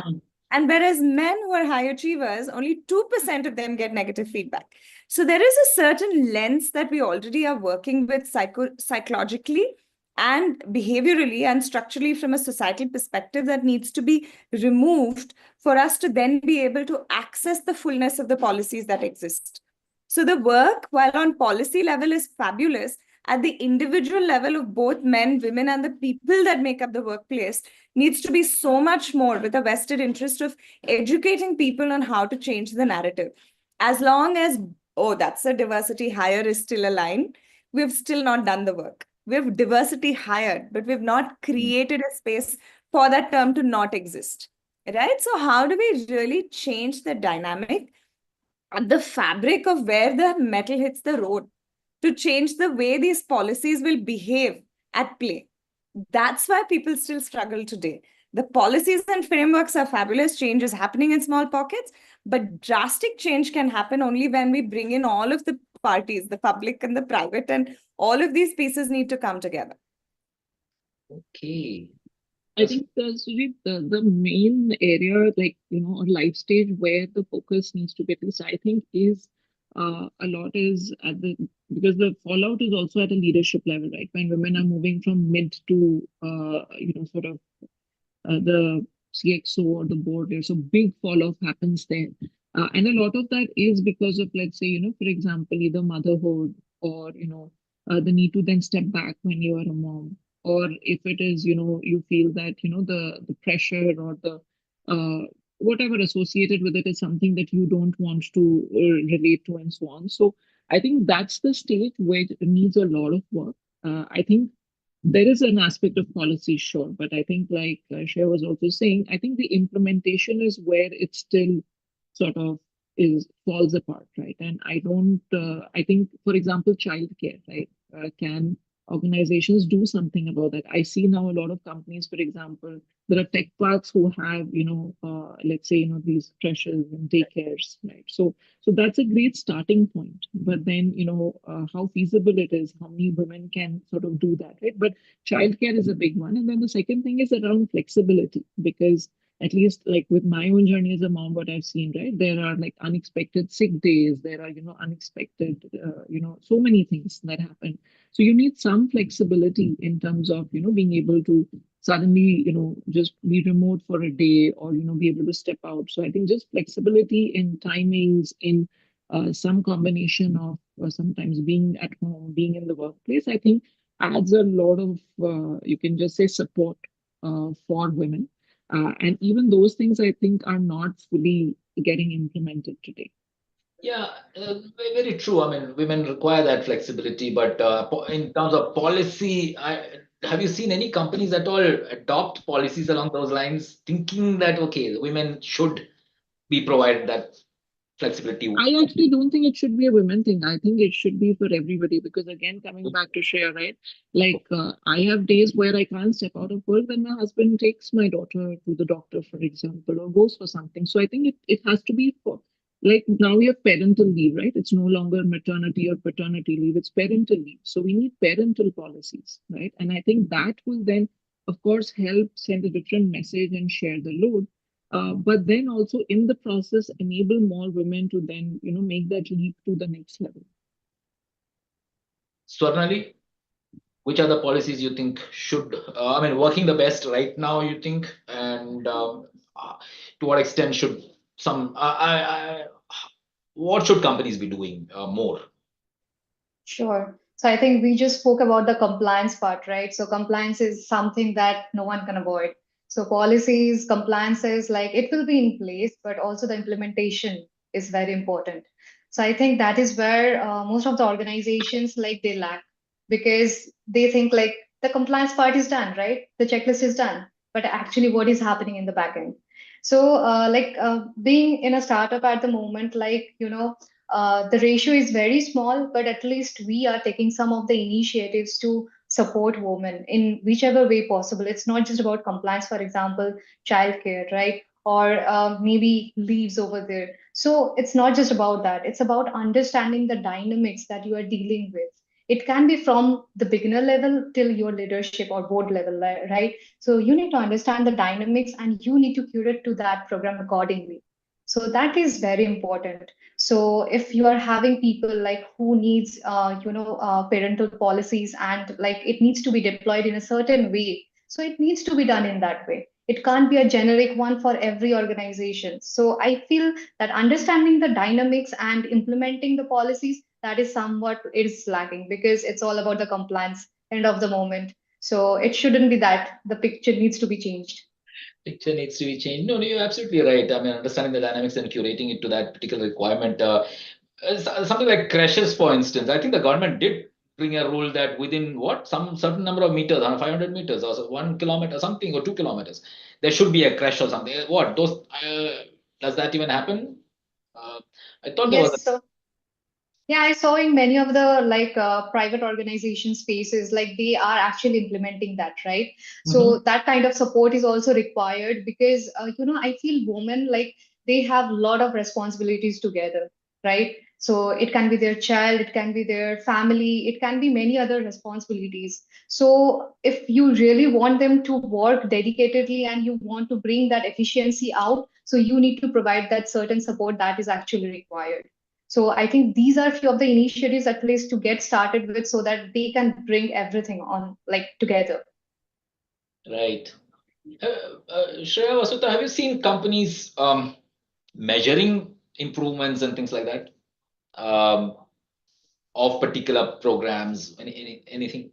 Yes, there are both return on investment and return on objectives that are looked at. But I'll take the example of COVID, right? COVID participation of women in the workplace went up drastically. The minute But they were working from home. Yeah, because women were given the flexibility to work from home, because most of them, it's either elder care or childcare, and people prefer like the functionality of a creche. If somebody is working 15 kilometers away, has to pack the child's food, get the child ready, at the same time they have to leave for work, put the child in the same transport that they have to go to work in. Logistically, that's a lot more complicated than taking jobs to where women have access to it, right? So automatically we saw a drop the minute organizations said come back to work. Women participation in the workforce dropped, especially 23, 24. We've seen a consistent decline because people are preferring to go back to office and women are saying, no, we'd rather stay at home because the flexibility helps. So do organizations measure? The answer is yes, but sometimes the measurements are skewed. That's why the participation is not the same. The skewed measurements are because, again, the implementation is only at the ground level of, like Swarnali and Vasudha both said, of compliance, ticking the box, looking at it from a very myopic vision. But what does a family need living in a city? It needs intersectionality of understanding of where each of the policies come from. It can't be a broad brushstroke policy that is one size fits all. No, that's the whole idea of social justice, right? Let's find shoes that fit us. So how can we then create policies that can be measured also in terms of the way the implementation drives the objectives and the outcomes that are necessary to make that change, and not just say, okay, 1,500 people participated in our return to work, but now 2 years in, out of the 1,500, we only have 300 left over. So 2 years in, are you still measuring the impact of what happened 2 years ago, right? Today, when leaders come and tell me, oh, we have very few women in leadership, my question to them is, what did you do 15 years ago to build that pipeline? Now, don't make the same mistake now, build for 15 years from now. We need to learn from our past to inform our future. And that's the work that we need to do. So I think the policy work needs to be reframed to be a fit for the people that it's being made for. Yeah, exactly. So Vasudha, tell me, I mean, that gap that you mentioned between mid-level to leadership, what goes in, what are the most impactful measures there? I think, looking at some of the metrics around, what is the representation of women purely at senior positions, and then being able to track that not over a quarter or year, right, but year on year over a period of time is, I think, a true mark of, how that needle is moving. Because I think when we look at aggregates, then we forget the career stages and, where the real challenges are. So I think one is looking at it very specifically and looking at these things even by sector, right? Because some sectors are more conducive to women being there vis-a-vis others. And then tracking those metrics over year on year, I think for an organization works. Like I used to initially, when, as part of one of my teams, I used to track that, okay, what's the percentage by, across, right, aggregate for the team. And then what is it at every level in my org as well. And then how are we doing like every 6 months? If there is attrition, there is new hires, how is that mix changing, right? And then I think if you look at those things, that also helps inform your policies and programs to be far more nuanced, right? Instead of broad brushstrokes. So I think that's what is needed. I don't think there is one size fits all for any organization. I think these need to be tweaked, relooked at year on year, and based on objective data and metrics for every organization. Yeah, I think that's a point all of you kind of mentioned. Yeah, you have to look within yourself and to figure out how you can fine tune it to the needs that women have. Tell me, but how is the workplace environment today compared to, let's say, some years ago in terms of biases and all of that? Is it a little better now or still bad? Swarnali, you want to take a Sure, Sujit.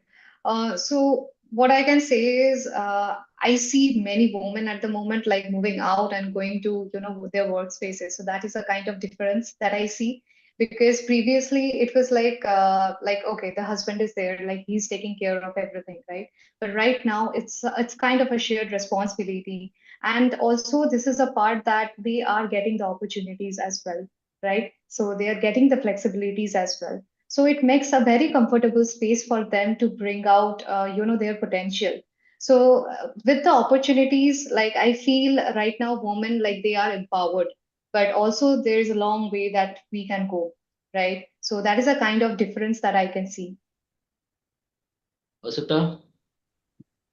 I think, Sujit, obviously, it is getting better, especially in tech as an industry, right? Because I think it's also, you can say, far more democratic in that way, right? Ultimately, it's about skills that, you can learn, develop, and grow on.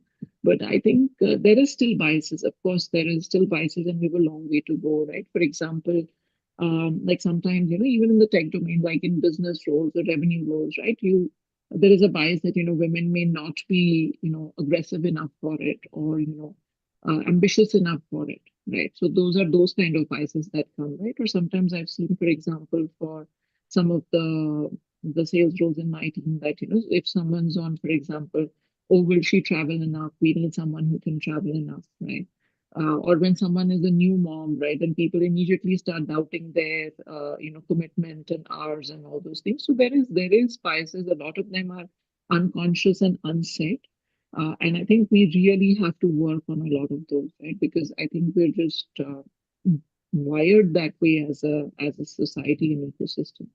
So there is more representation, there is more women in the workplace, but I think these unconscious, unsaid biases still exist. And not all of them are unsaid, a lot of them are still said. So I think there's a long way to go there. How are we compared to the US and all that? You must be traveling a lot.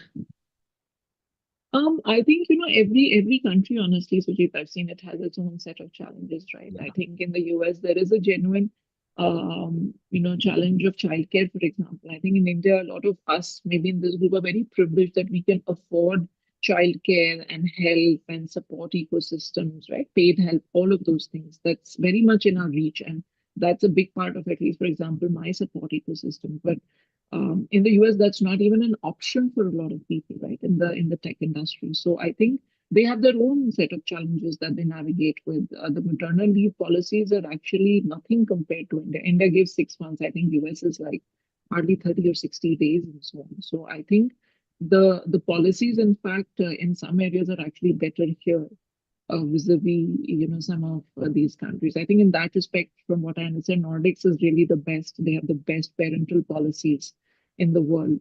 But it requires effort, and implementation is where it all finally, rubber hits the road. Okay. Shreya, I'm sure biases exist, and we work so much in the space of unconscious bias awareness, right? Because we always say, ask the other person, it's a choice. Don't assume, right? That's the first problem with bias, the assumption that because somebody is at a certain stage in their lives, they may choose something that's your choice, that's not theirs, right? Always give the person the benefit of the doubt and ask. So that's something that you constantly educate people on. And discrimination is understood better when people understand their privilege. So it's a lot of psychotherapy work, which is why I keep saying going inwards is probably the best place to start.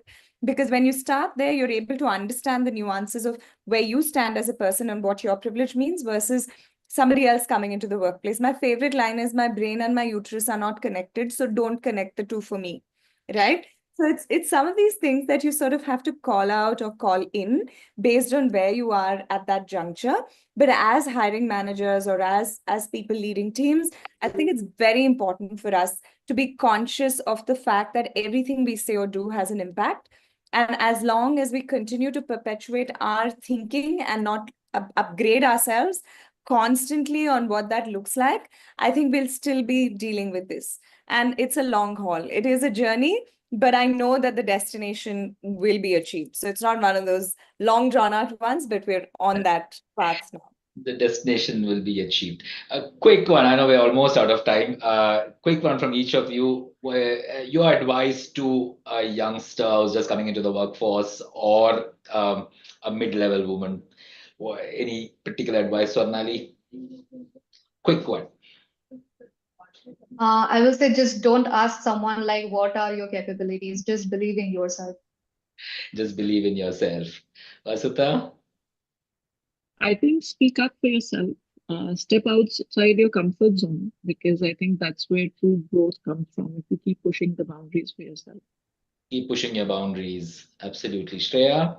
I think for me, it is the fact that all of us are struggling with self-doubt.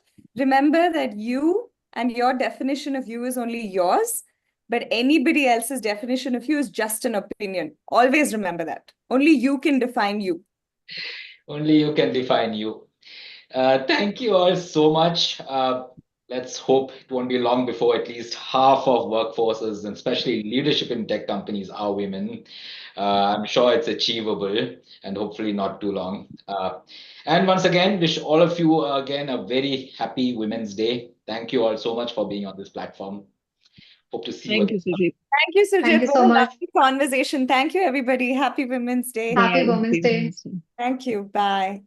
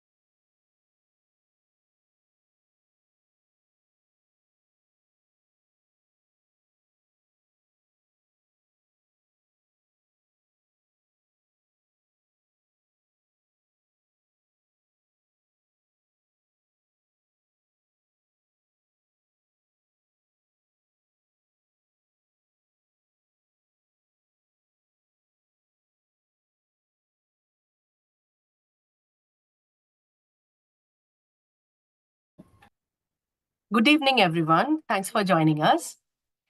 Women leaders are transforming lives through financial literacy, entrepreneurship, women empowerment, and inclusive practices.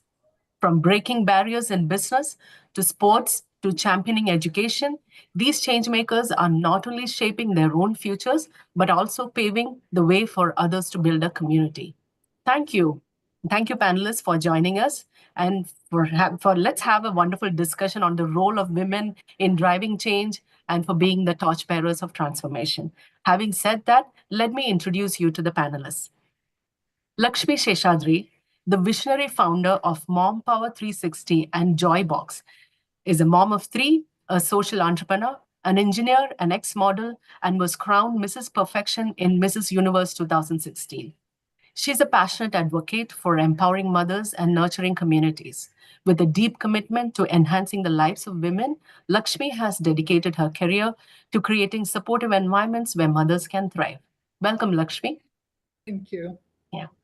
Mallika Ghosh began her career in advertising, and in 2009, she pivoted her life, which brought her to the social sector and Parinam. Alongside Elaine Ghosh, she developed the financial literacy program, Diksha, and the academic adoption program. With a mission to create lasting impact, Parinam has empowered 1.5 million underserved women through structured financial literacy programs, enabling financial independence. Welcome, Mallika. Thank you. Varushka Pandey, you are the pride of India. 16 years old, she has authored 2 books, which are anthologies of poems advocating for health, environment, and a voice against the geopolitical war of current times. Through her CPR project, she has trained 100,000 people in rural India and was a speaker at the United Nations Youth Summit 2023, advocating for equity of healthcare access and education across the world. Welcome, Varushka. Thank you. Rika Roy is an award-winning broadcast journalist and a social entrepreneur. Rika leads a sports social project called Her Sport Key Champion, a community of Aspire for Her. This is a skilling for jobs initiative for sportswomen to help them in their second innings or second careers after they have finished their sports career. We are also proud to have Aspire for Her as our sponsor for this community leaders panel, an organization committed to empowering women by fostering financial independence and career growth. Thank you for supporting conversations that inspire change. In fact, we had Madhura join us in one of the sessions in the morning today. Now, I thank you so much for joining again. What I would like to speak to all of you is, can you please walk us through your journey from where you started to where you are today? You would have had, I'm sure the journey would not have been easy. You would have had downfalls, but you would have decided to pick yourself up and move forward. So please walk us through your journey and also show us the highlights of your career and the difficulties that you faced, the challenges that you faced. Over to you. If we can start with Lakshmi. Thank you so much, Sinu. And thank you, everybody, for joining us today. And it's wonderful to see other panelists here. And it's a beautiful initiative, and I'm very honored to be here. So my journey now with Mom Power started around COVID time. Before that, I was just, of course, mom of 3, and you know, the bio said it all. But what inspired me to start Mom Power 360 was during COVID time, I saw a lot of women struggling, managing work and home and the chaos. And I feel like COVID was one of those times when it kind of, everybody started to think life in a very different way. And I could see women struggling, marriages falling apart, a lot of mental health issues coming to surface. So I thought to myself, oh my God, like we really need to do something about it. And I was like, and when the COVID wave started to kind of die down, I really wanted to get these women out of their homes and to come together. And that's what kind of inspired me. And during that time, my 3rd child was born. In fact, she was a COVID baby right before the world shut down. He was like 3 months old, and everything just, and then I'm managing other 2 children and the 3rd baby. And at the same time, I was talking to a lot of other mothers. So I could see firsthand, me as a mother myself, what my journey was, and also other people when I was talking to. So felt a community is really important. Now, women is fine, but we're also talking about mothers, and they are the change makers too, because they're creating the next generation. So it's very important that we support them and we're there for them. And I live in the US, but when I thought of this, I really wanted to come down to India and do it. So because my heart's in there, and socially I felt women were under a lot more pressure with social expectation, and women are supposed to still, do all the things and take all the load. So I said, you know what, I'm going to do it in India. So usually would come down to India during summer break, and in 2022, I decided, let me host a conference. And it was just one of those crazy ideas. I'm like, I'm going to just do it. And everyone's like, but how? Because that is not technically, it's not like a business I was creating. It was just out of passion for the love of it. And they're like, going all the way there, and you're going to start from scratch, but where are you going to begin? How are you going to sustain? I'm like, you know what? We'll figure that out. The point is we need to do it for the community, for these women, because there are a lot of things happening within four walls. And mothers are the one who are really are in the driver's seat when it comes to creating the family and creating the atmosphere and creating the confident next generation. So I was like, we'll see. So went, and everyone's like, oh my God, it's COVID time. What if it, again, another wave strikes? Like, doesn't matter. They said, why don't you do online? I'm like, no, it's not the same. I want to really gather women together. So that's how it started. So it wasn't easy. I went in, I spoke to Mother Chopra. I'm so glad she's part of the panel as well today. Yes, such a wonderful woman, and absolutely admire her. And she instantly said yes, and spoke to Kiran Bedi. She said yes. So that's how it started in a very organic way. And we hosted our event. And the joy when we did the conference and we had the women come together, we could see the impact. Like, it was just a concept, but to see it outplay in real, to see how the women felt, the connection that the women felt. And that's the power of community that we talk about here as well, right? Whether anything, when women come together, there's a power.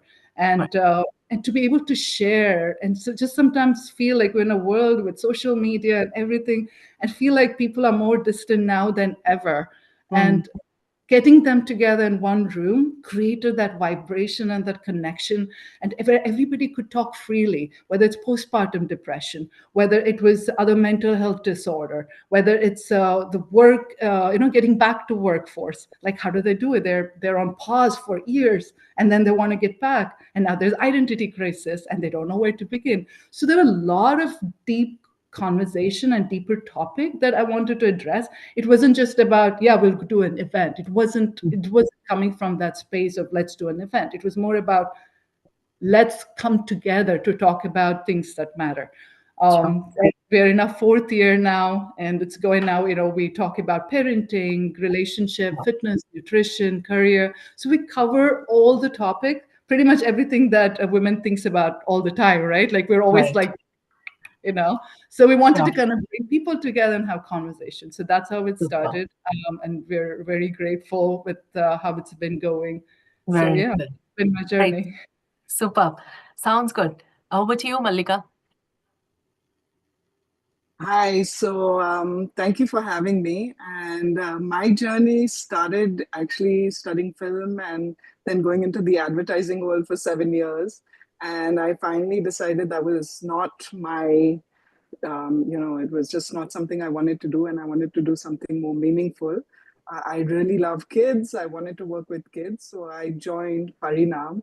And the first project they actually gave me was to create a financial literacy program for underprivileged women, and specifically women who were customers of a microfinance bank called Ujjivan.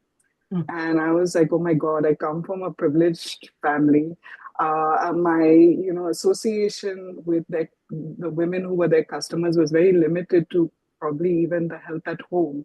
So how do I teach them financial literacy? I've never even taken a loan in my life, And it was like spending time with the women, and I realized that they actually are very much like us in terms of what they're scared to do and what they feel they're capable of. And what they need is actually very much what Lakshmi said, is someone to kind of bring them together and make them believe that they can do it. Also to kind of simplify things so it is understandable for them. So the people asking us to create the financial literacy program were like, teach them about compound interest. And I was like, what is compound interest, you know? And then like, we thought about it and we said, okay, no, what we should be teaching them is when they're paying back loans, they should understand if they're paying principal and interest, if it has a tenure, you know? So just simplifying the topics and making it something that they can understand and achievable to them. So I think that was one of my major challenges. The second was the foundation was run by my mother, Elaine Ghosh, and she passed away in 2013, only 4 years after I joined her. I was running operations then, and suddenly I was thrown into this world of being responsible for an NGO, fundraising, accounts, you know, and I think like it was so daunting, and especially after losing a mother and your boss. So that stepping into that role, and I think being a woman and being a multitasker probably helped me and encouraged me in saying, yeah, I can do it, you know, and it is, I feel so happy that I didn't give up, because what it's given me is kind of the belief that I can probably do a lot more. I think advertising also did that, because advertising is very, very hard. And yeah, and I think I get to run a beautiful foundation. My life has meaning. The women and the families we help are so thankful for what we've done for them. And it's so lovely that your work gets appreciated and you see impact, you know. So these have been the challenges and my journey so far. Wonderful. Rika, over to you. Hi, I'm Rika Roy. Firstly, I'm really grateful to be sharing the platform with you wonderful ladies, and thank you, Times of India, for getting us together, listening to all of us, and the wonderful initiative that we are all involved in. And yes, we are, in this business, I would say, of passing the baton. We are trying to empower the generation next, or our colleagues, our peers, the other women who we work with. Coming to my story, I have been a journalist for about 23 years now. Like Verushka, I would say I began really early, and I was an accidental journalist. Really started off when I was 13, and it's been a very, very long time now. Professional journalism happened almost 5 years later. At 18, I was working professionally in one of the big journalism houses, I would say media houses in India today. And then, I did my studies side by side. I got into NDTV in the year 2024, worked with them, 2004, sorry, and worked with them 20 plus years as a journalist, as a sports journalist. I also was in the team that covered elections. So I am actually a very passionate storyteller. So out of my passion for, so journalism happened out of the passion for quizzing. It was an extension. I would say it was a natural extension to know more, to learn more, to network with people, to understand people, that led me to, and to tell their stories, that led me into journalism. Spent a good time with NDTV. I traveled the globe. I traveled to every country where cricket is played. Led the NDTV sports team for a good number of years. And one of the gaps that I saw in the system while being a journalist is that when it comes to women and men, no one is really worried about what happens when they finish their sports career. As a journalist, I have done stories of women selling their medals for the next meal, saying "Ab kya? What next?" Men selling their medals and their Arjuna awards, their national awards, and as a journalist, I would just do a story, do a piece to camera, and I would say this is what is happening, but I wouldn't have an answer. But with my mother's call to action, which always has been learn, earn, and return, and my mentor's guidance, Madhura Dasgupta Sinha, we put up this community in 2023 called Her Sport Ki Champion, which was about helping sports women have a second innings, which means have a second career after their sporting career is over. We also started working with the Odisha government because sports is a state subject in India. If you are to work with professional sports women, it has to be working with the state or working with federations. So in the last 1 year, we have been able to accelerate many careers, put 25 of them into jobs. What we do as a part of Her Sport Ki Champion, which is a community of Aspire for Her, is skill them to have a sustainable source of income beyond their sports career. That's what I do now. I am very grateful that I have a chance to contribute to the sporting ecosystem of India. Superb. Over to you, Verushka. Yeah, so firstly, I'd like to just say how grateful I am and honored I am to be a part of this panel, considering like the really accomplished people here as well. And it's just great to be here. So for me, I feel like I'd like to just start off with a quote. A pair of hands can build, heal, and save, but what if those hands could become the heart, beating for a cause, sustaining life, and even bridging the gaps where the systems fall short?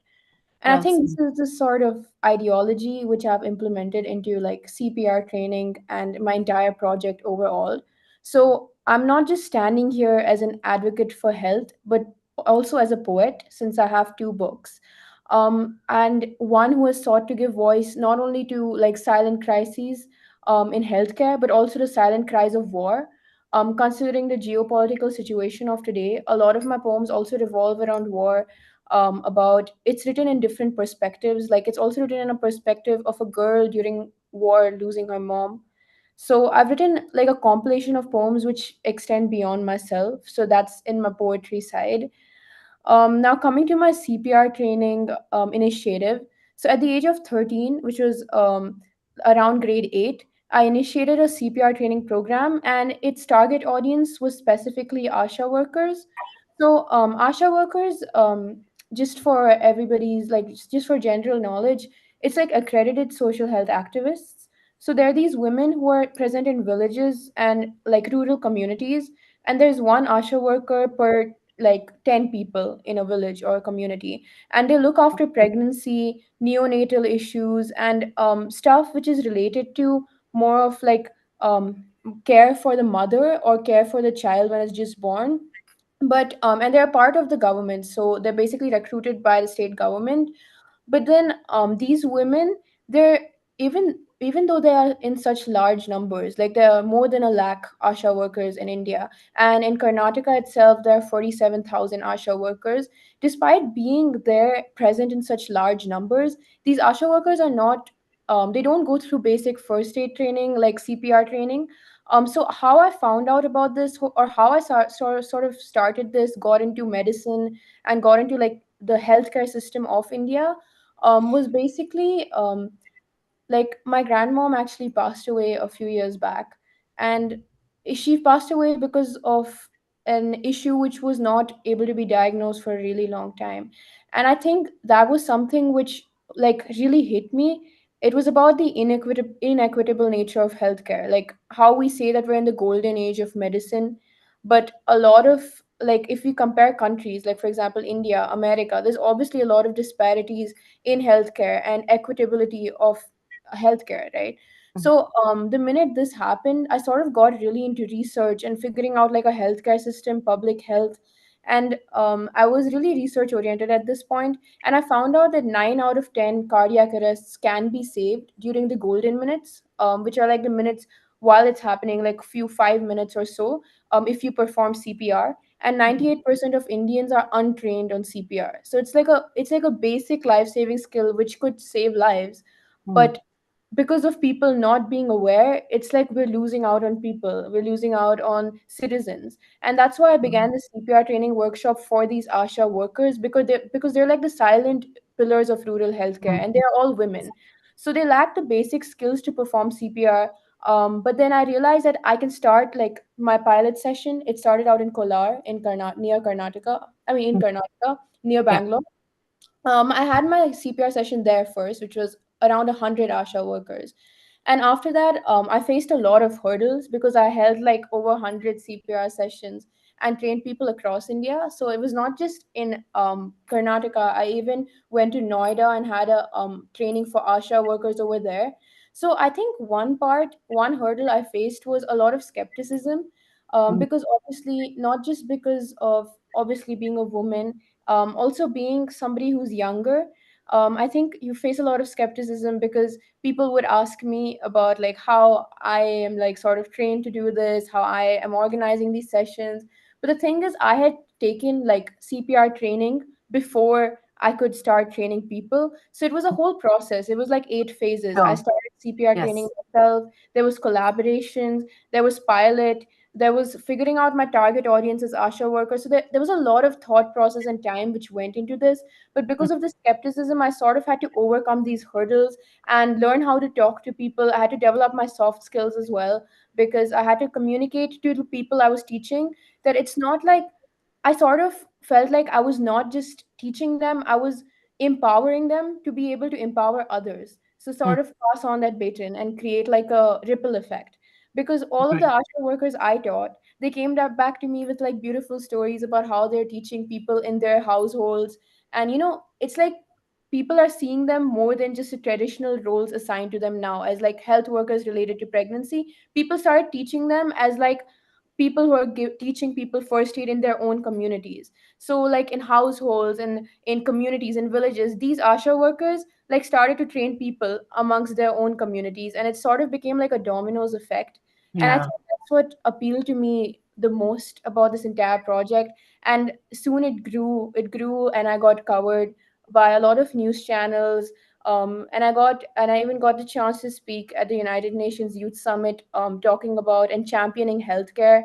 So I think it was a really small vision. It started out as something small, but then it grew because of this dominoes effect, or teaching women, these women ASHA workers, and them teaching other people. So it sort of Hmm. became like a whole mass movement. And Sure. I think one thing which really like characterizes me is the intersection of how I look at healthcare and as well as human empathy, because a huge part of me is empathy. And I think if you read my poems, and read my poetry book, it's a lot of it is about like empathy, and it's about being able to think from other people's perspective. And like a lot of my words, like for example, I have this poem called Guns and Bombs, which is the one I was talking about, near about geopolitical warfare. There's this one line which is, how guns and bombs vaporized my mom. It stole away all traces of a life. It erased a sister, a daughter, a mother, a wife. And when I wrote this, I wasn't just crafting poetry, I was sort of holding a mirror to the world. So I think a huge part of me is this intersection of my empathy with me being able to sort of look into the rural healthcare system, sort of put my hands in there and teach people to empower other people. Wonderful. So, Lakshmi, I have a question for you. Since today's topic, we are talking about passing the baton. What does that mean to you? What does passing the baton mean to you? And what are you doing to expand this legacy that you have created?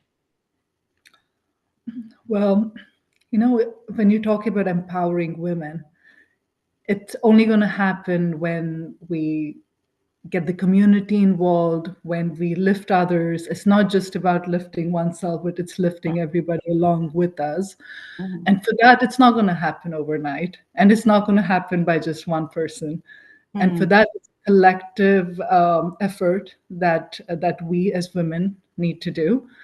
And for us, and what I'm doing with Mom Power 360 and the conference I host is to bring these voices together and to create the platform to allow people to think. Sometimes it's just that one little seed that you put in their head, that one little thing that makes them go like, yeah, this could be different. Like, yeah, why am I in this thing? To make them feel confident in who they are, to make them understand their self-worth. Because a lot of them, think about it, it's conditioning. We as women are conditioned.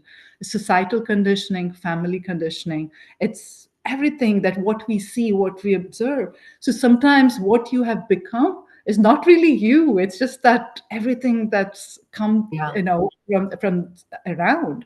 So our goal here with what I do is to just make people realize to be their best version, because we all have our scale. We either we work on ourselves and take ourselves to a higher level, or we stagnate. And especially as mothers, if you're stagnant, and so will our families, and so will the community. And it's just like a domino effect. So that's what I thought, like how powerful it can be if we can uplift mothers within the family. Because think about it, there are a lot of generational trauma that people carry, and they don't realize that. And what happens is that it penetrates it within the families. They don't even realize it's happening. And I met so many broken adults in my whole life. I travel a lot, I talk to people. And when we dig deeper in, it kind of goes back to that. So then you go like, oh my gosh, just one little simple concept, just making others understand that your words have power to make or break the next generation.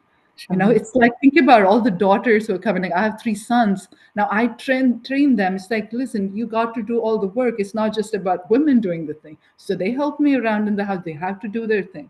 So now if I have daughters, now think about the conditioning that we as mothers would do. Think of all the other daughters. So feel like this is what we do and how I'm trying to pass on a legacy. That would maybe change the needle a little bit, probably not significant, but for me, it's just Every step counts, yes, it's like you never know what will change in somebody. So that matters. And just, I wake up feeling happy in my heart that, doing something with the time instead of just wasting away. So Sure. Mallika, so you have worked with corporates. So how can corporates play a role in transforming the lives of women from ultra poor families? And how do we get corporates to, even if we get the corporates to engage with the people that you're working with, how do you make sure that these interventions are sustainable? Yeah, so Lakshmi, just to get back to, I have 2 sons and I'm training them to be daughters so they can look after us when we're older, because my husband was desperate for a daughter. Boy mom, okay. Yeah. But I just had to bring that in. But, like that's a really nice question. And Parinam was started alongside a microfinance bank, Jeevan, right? And the financial literacy program we've reached 1.5 million families. We wouldn't have been able to do that without Ujjivan, because we're teaching their customers. And when we train them, they have to come for the training, right? To mobilize them, they're not going to listen to Parinam because they have no connect with Parinam. So Ujjivan played that role for us. They would bring their customers for the sessions, and then they actually hired trainers who we trained with our curriculum, and they actually execute while we oversee. So I think that's a perfect way to kind of depict how corporate worked with the NGO to kind of, bring the program to the people. That being said, whenever I try and get volunteers from corporates, people look at me and they're like, "Oh, corporates will only give volunteers on Sundays, and we don't work on Sundays, right? Because our staff also need help, need time off." And we created a wonderful Good Hearts program, so where corporates can get employees to come in and not only help by going to our tuition centers or going to the field, but can bring their skill sets to the NGO.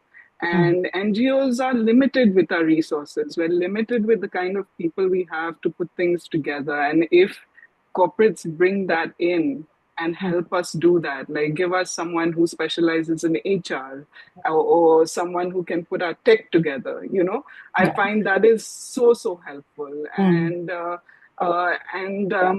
that's what we've done with our corporates. That's become so meaningful for us.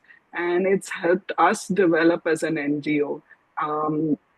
I think definitely, though, corporates have to kind of think about letting employees, and I think a lot of corporates are doing that now, which is give time during working hours to contribute to the NGO, because that will allow people to, and then recognize what they're doing, not only from the NGO side recognizing them, but also the corporates recognizing them as some kind of volunteer program and highlighting it so more people come and say, hey, we want to do this. Right. Yeah, and I think with this 2% CSR rule, and corporates having to give, they already have NGO partners, right? So why not help them contribute to those NGOs from a volunteer program as well? I think that would really work out. Yeah. I'd like to add a quick point with corporate, with what an important role they play, whether it's with an NGO or whether with community like ours. Because think about, like, for mothers who are returning to work, there's like, without corporates wanting to do it and getting really involved, we cannot move the needle, right? There's so many in our community who are struggling, who are really, really struggling. They want to get back, and just everything seems so daunting. So yes, like, to bridge the gap between the corporate community and NGO is like another key little thing, which would really help. Actually, that comes to my question to Rika also. Like, how do you get the government bodies to support community, and how do you make sure that the social initiatives that are led by women get the adequate support from government bodies? Your question is really a double-edged sword, because if you were to ask anyone in the government how would you support initiatives, they will say that every problem, every social problem is not government's problem. The society also has to solve its own problems.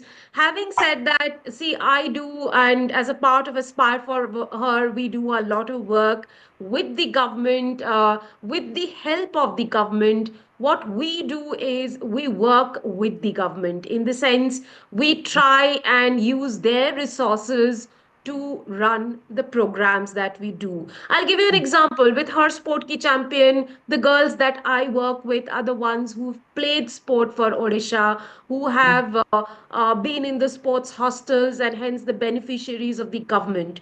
They have done the outreach for us. So we actually have to be partners with the government in running projects. And we really have to look at those problem areas that government cannot solve.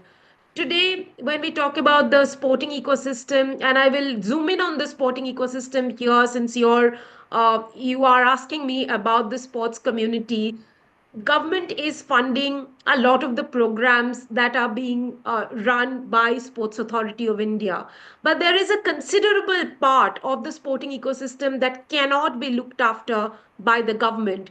That has to be taken up by people like us, who have to bridge the high performance programs for a good athlete to become a great athlete. That's a bridging point where NGOs have to come together to help the athletes. The other is post sport career.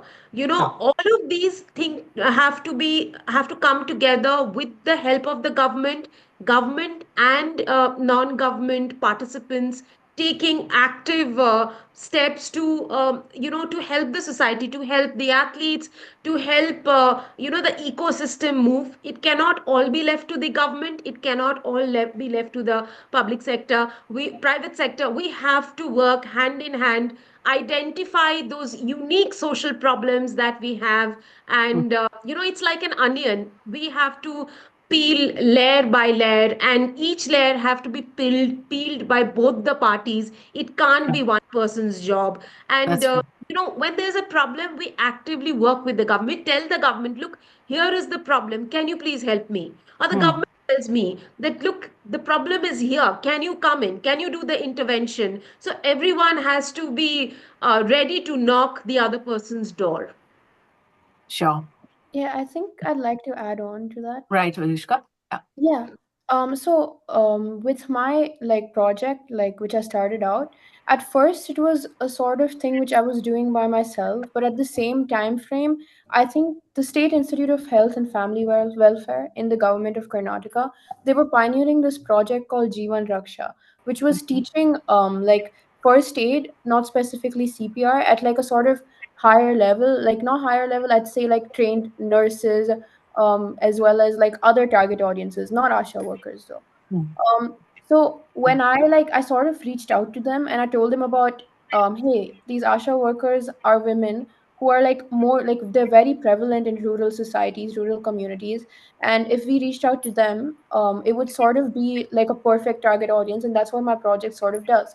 So that's when I also like collaborated like with the project Jeevan Raksha, and that's why that is a part of like my project as well right now. And I think that these kind of partnerships, they help you with scalability. Uh, like if I was doing this on my own, I think everything is established by sort of your by sort of being able to partner up, collaborate, and I think I wouldn't have been able to scale it out on such a large level, especially with ASHA workers who are recruited by the government. Yes. Unless I was able to partner up with them. So I think that's also a point which I wanted to bring in. Great, great, Varishka. In fact, I was coming to you for the next question because, there are a lot of young women, they still who are still figuring out what they want to do with their lives, but you have already found your calling. You have already like made leaps and bounds into the calling, right? And so, what has actually inspired you, and what or who has inspired you? You did mention your grandmother's story, but what was that? Thing that and also what keeps you going with this inspiration that you have? Yeah. So I'd say like um since I was really really young, like since I was around 7 or 8, I've always been like really empathetic, I'd say. So I've always been able to like put myself into other people's shoes, think from their perspective.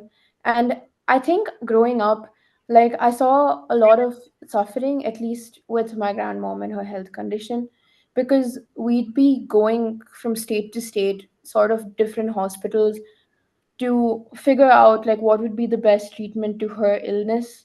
And I at that time, like my parents, they didn't think I was really, because I was pretty young, so obviously they'd think that, oh, she's just a child, she's not probably even able to understand what's going on. But I think I was able to comprehend, and the thing is I was able to remember everything in detail from back then, and it sort of even reflects in my poetry. So I have this line in one poem I wrote about my grandmom as well. And it's like how I got into writing poetry. It's like she left this world and her sickness was binded to me. Her sickness, no, yeah, she left this world, her sickness was binded to me. My sickness became extremity. And I sort of started feeling in these extremes. And I think that sort of got me into a lot of reflecting on healthcare, reflecting on illnesses, on like the large amounts of death which were taking place, especially during COVID as well. I saw a lot of suffering. And I think that sort of invoked this feeling in me to sort of look into this rural healthcare system and start examining it.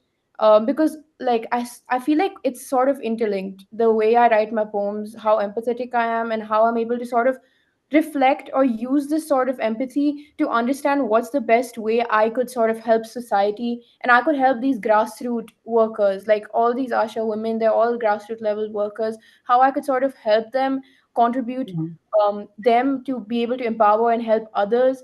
And I think that's how I sort of got into it. Like from a young age, just seeing all this suffering around me sort of made me delve into healthcare and rural healthcare of India. Very nice. So, just since we are coming towards the end of the session, as closing remarks, for all the women who are attending this session, what is that last message that you want them to take away from this session? What is that call to action that you want? And if they want to associate with you, the kind of work that you do, what is that message that you want to convey to the women? And starting with Lakshmi, yeah. Yeah. So as women, your future depends on you. You're able to create your future as long as you're consciously aware of what you're doing with your time and about with your life. So my thing with all the women is just to be aware of yourself, about your self-worth, and to put the best foot forward and to collaborate and to connect with other wonderful women. It's all about the circle. It's all about the sisterhood. at Mom Power 360, we say the sisterhood of motherhood.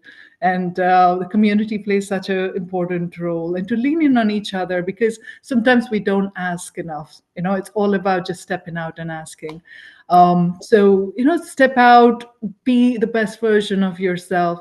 And, with the corporate and the government that we were talking about, I would also take this as a way to request that to corporate to play the role to empower women within the organization, because it's they do a very key role in this, and also the government to get together. So it's about coming together of the corporate sector and the private sector, and people like us, when we can really create the change. So my call to action to all the wonderful women is just know yourself, be the best, and it's not just about one day of Women's Day, but celebrate each day as Women's Day.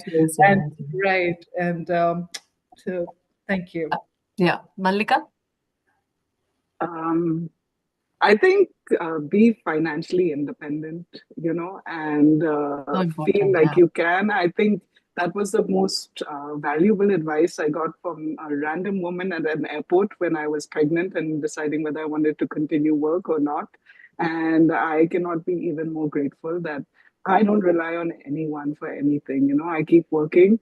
I've been able to do it through 2 children and COVID and everything. And every woman can. And we need you. So come into the workforce and work. And get in touch with Parinam. We'll hire you, So, yeah, that would be my message. Yeah. Right. Rika? Well, I'll actually pick up from what Malika said. My mission, as is Aspire for Her's mission, is to empower, is to impact 1 million women to become financially independent by 2025 and 10 million by 2030. I have joined Madhura's mission, and we are all in that. We are all in that together to empower women to become financially independent. And also, since this session is about passing the baton, I would like to pass on my mother's message to every woman. And this is an everyday thing: learn, earn, and return. These are the three things that, that keep you going. So every day, keep learning, keep earning, and keep returning to your community. Superb. Varushka? Yeah, so since we only have a few seconds left, I'd just like to Go ahead, no problem. yeah, I'd just like to sort of add on to what everybody's saying and ask like two main questions to the audience. So like number one would be, how can we ensure that the hands of every woman becomes the heart of her own community? And number two would be, how can we create an ecosystem where empowerment is not a word, not just a word, but a lived reality? And I think that's something we need to all reflect on and sort of work on as society. And because I feel like we don't need to just be advocates of, let's say, health or warfare. We need to be advocates of sort of not like we need to be advocates of humanity, I'd say. So I want us to all be the hands that heal, the voices that refuse to be silenced, and work towards um, ensuring that this is passed on. It's not just stopping with us, it goes on. Yeah. Wonderful. It was so lovely talking to all four of you. I'm sure that you will continue doing the great work that you're doing and impact the lives of more women out there. And Times of India thanks you for joining us for the Future is She Season 4 program, and hope to see you and hope to interact with you for more such interesting sessions in future. And thanks to the audience for joining us today. Good evening. Thank you so much. Thank you very much. Very grateful. Thank you.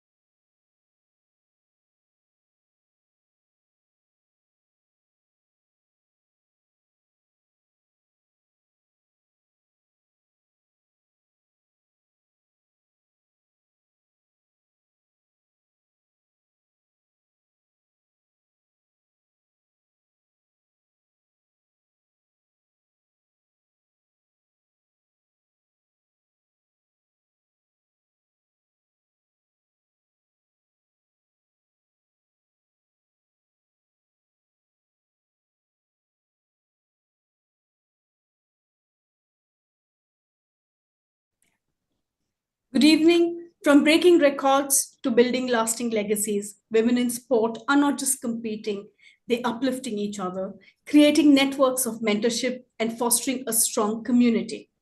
This panel celebrates the power of sportswomen, supporting one another, breaking barriers together, and paving the way for future generations. Join us for an empowering discussion on resilience, representation, and the future of women in sports. Good evening. I'm Manuja Virappa, a senior assistant editor with the Times of India, and I'm moderating this session, which is all about women power, the girls who play the game. Joining me in this panel is a very interesting group of women. I won't call them superstars in their rights. I call them the superstars. Please welcome first Ms. Ashu Jain. Dr. Jain is a 57-year-old nanotechnologist with a PhD from IIT Delhi, no less. She earned a degree in electrical engineering in 1989 and then dedicated 23 years raising her family as a stay-at-home mom. Returning to academics, she completed her MTech and subsequently her PhD from IIT Delhi at the age of 53. Following this significant achievement, she embraced a healthy lifestyle to manage post-menopausal health. A long-distance runner, she has achieved a podium finish in the 10K category for her age group. Recently, she achieved another milestone by being selected for Roadies XX. Welcome, Ashu. It's a huge honor and an inspiration to have you with us today. Thank you so much. It's an honor for me to be here. I mean, I'm really thankful for inviting me to your platform. I also welcome Ms. Mahima Barse. She's been an integral part of Slum Soccer since 2016, playing a crucial role in the organization's growth and impact. As the HR manager and program manager, she has worked extensively with women empowerment, sports leadership, and community development. Her journey includes working with over 5,000 girls on menstrual hygiene awareness, leadership development, which I think are very, very clear and crucial factors in sports-based education. She's also been a key contributor to the Deaf Kids program, ensuring inclusive learning by acquiring basic sign language. Mahima, we hugely encouraged and blessed to have you around and all the work that you do. Thank you for being you and welcome to the panel. Thank you so much. It's an honor to share the stage with so many empowering women. And I feel honored to be here. And thank you for giving this voice to all of us. Wishing everyone all the best. Yes. Then again, we have Tanvi Hans with us. Tanvi is the co-founder of Sisters in Sweat. She's also a professional footballer who has played for clubs like Fulham and Tottenham Hotspur in England and various clubs in Indian Women's League. Determined to make an impact, she returned to India to contribute to the development of football, both on and off the field. As the co-founder of Sisters in Sweat, India's largest community-focused initiative for women in sports, Tanvi is building a supporting network that encourages women to engage in fitness, football, and collective empowerment. Thank you, Tanvi, for taking time out to join us. I know we must have pulled you out of a very intense session today, but it means a lot for us to have you.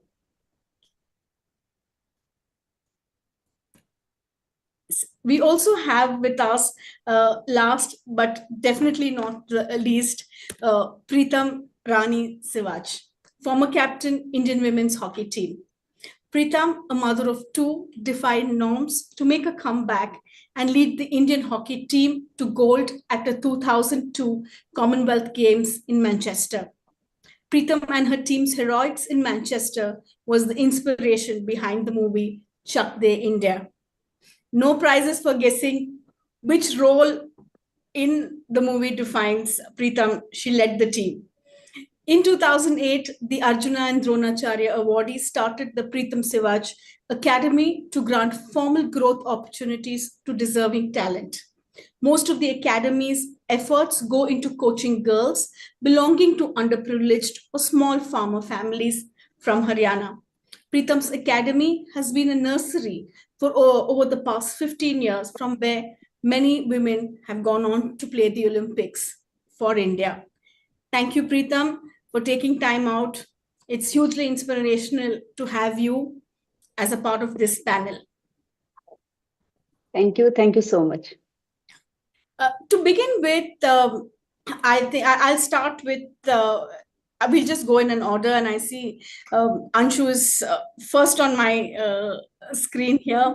I know we also are pressed for time.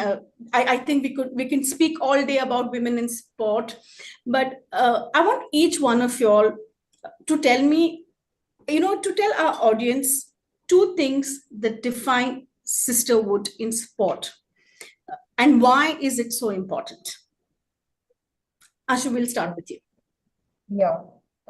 First of all, my entry into the sports arena, so-called, is very accidental, because मैं तो कभी बचपन में भी नहीं खेलती थी. मतलब I was one of those जिसका जो चलना फिरना, it was confined to cycling, very lone activity.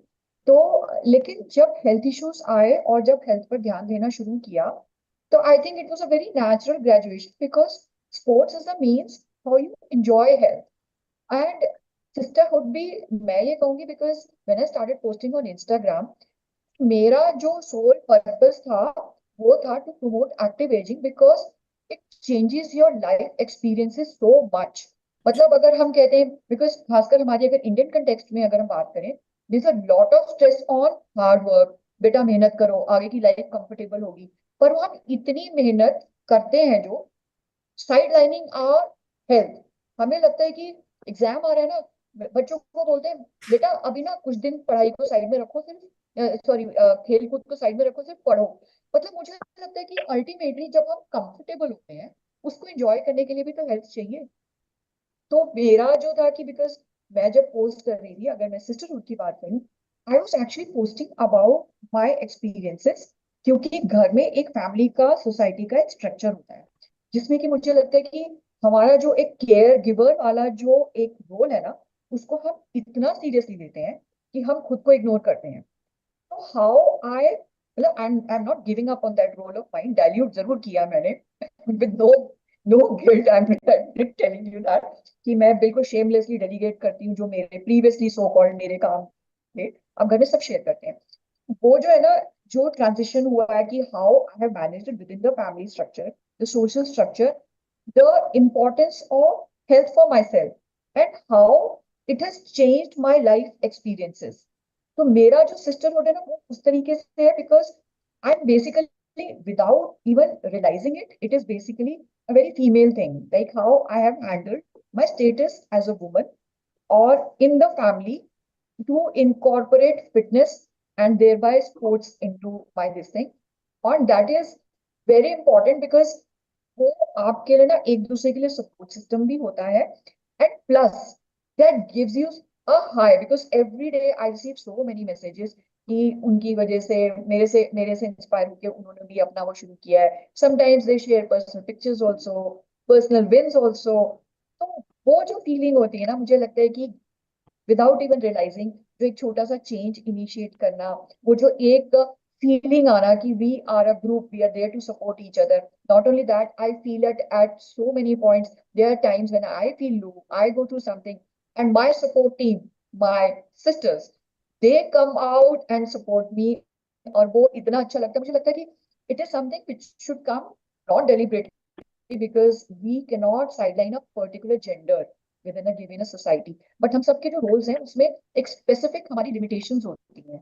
उनको साथ लेकर अगर हम अपने experiences सारे के सारे, as Pritam also has faced so much, मतलब मैं कहूँगी hats off to you, इस level पर आपने rise किया, अपने बच्चों को साथ लेकर. These are stories that need to be shared. सिर्फ ताली बजाने से नहीं होगा. If she must be having behind the scene stories इतनी ज्यादा, अगर आप शेयर करोगे ना, तो मुझे लगता है कि औरों को भी ना तरीके पता चलेंगे कि how did you handle it all.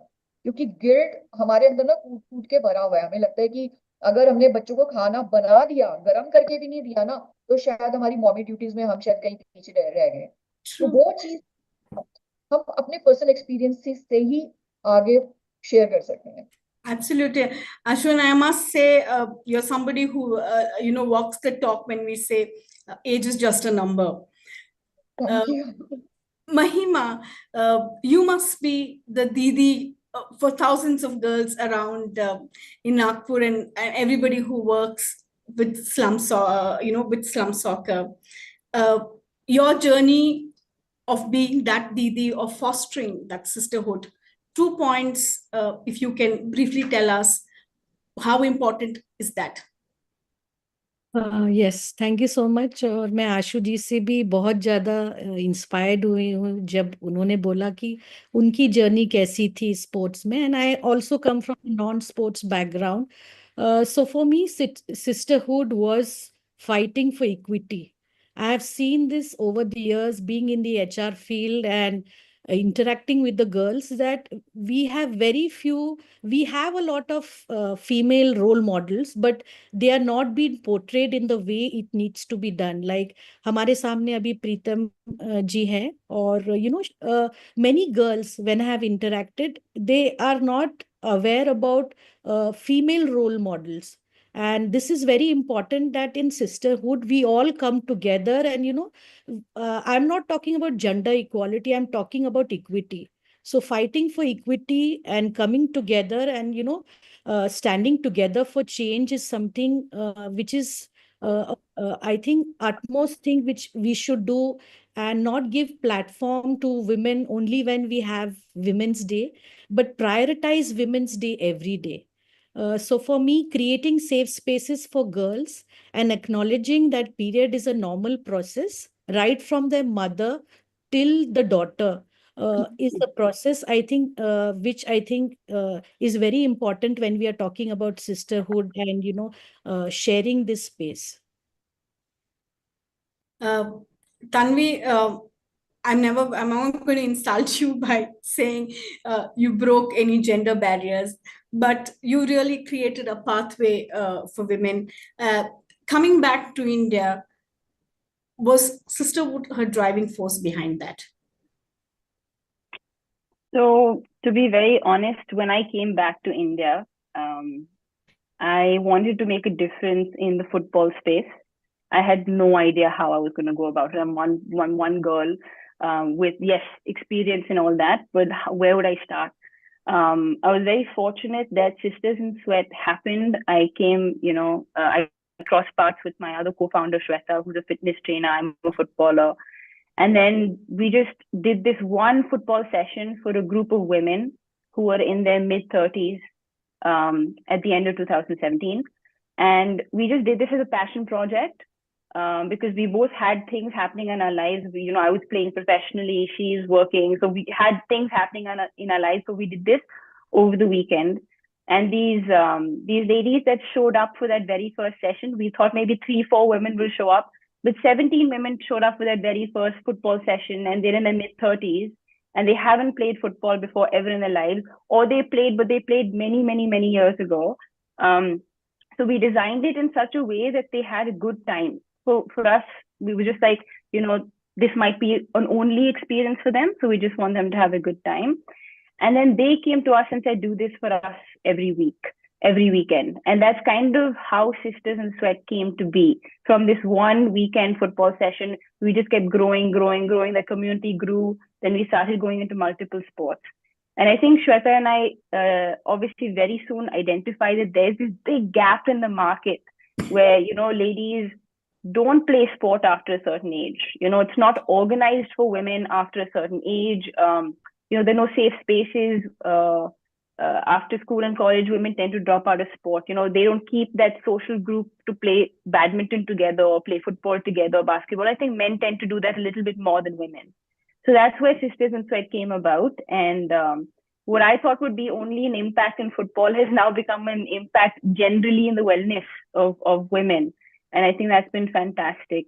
What I will say is that, when we started off, we wanted to just offer sport to the women with the intention that obviously my expertise is in football, Shweta's a fitness trainer, but the ladies kept coming back, even though sport is seen as very intimidating, especially a sport like football, contact sport and stuff.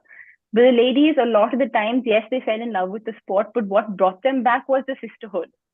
What brought them back was the dosa after football, together with their girlfriend.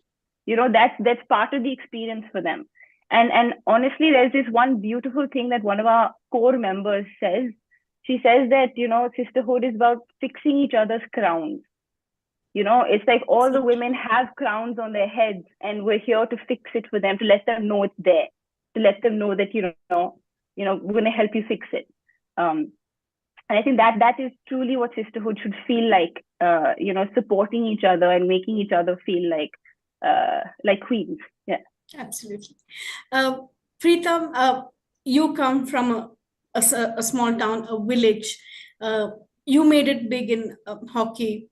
Was that your inspiration behind starting the academy and ensuring more girls take up sport, stop early child marriage? What was that sisterhood message you wanted to give through the academy? Ma'am, सबसे पहले मैं धन्यवाद करना चाहूंगी कि मुझे अपनी जो है दिल की बात बताने का आप लोग को मतलब मौका मिला। मैंने तो लाइफ में इतनी मेहनत कर दी मैम, शायद मैं खुद सोचती हूँ तो मैं भी डरती हूँ। मैं सच बताऊंगी आपके सामने, क्योंकि जब मैंने अपने खेलने के पीरियड में भी मेहनत की और फाइट की, समाज से लड़ी, पड़ोस से लड़ी, घर से भी लड़ी। और उसके बाद फिर मैंने जब सोचा कि मैं महिलाओं को खिलाऊं, तब भी मैं सिस्टम से लड़ी, और आज तक मैं लड़ी रही हूँ। आपके सामने बताऊं, अभी तक मतलब मैंने ओलंपियन प्लेयर भी निकाल दिए, लेकिन अभी तक सिस्टम से लड़ती हूँ मैं।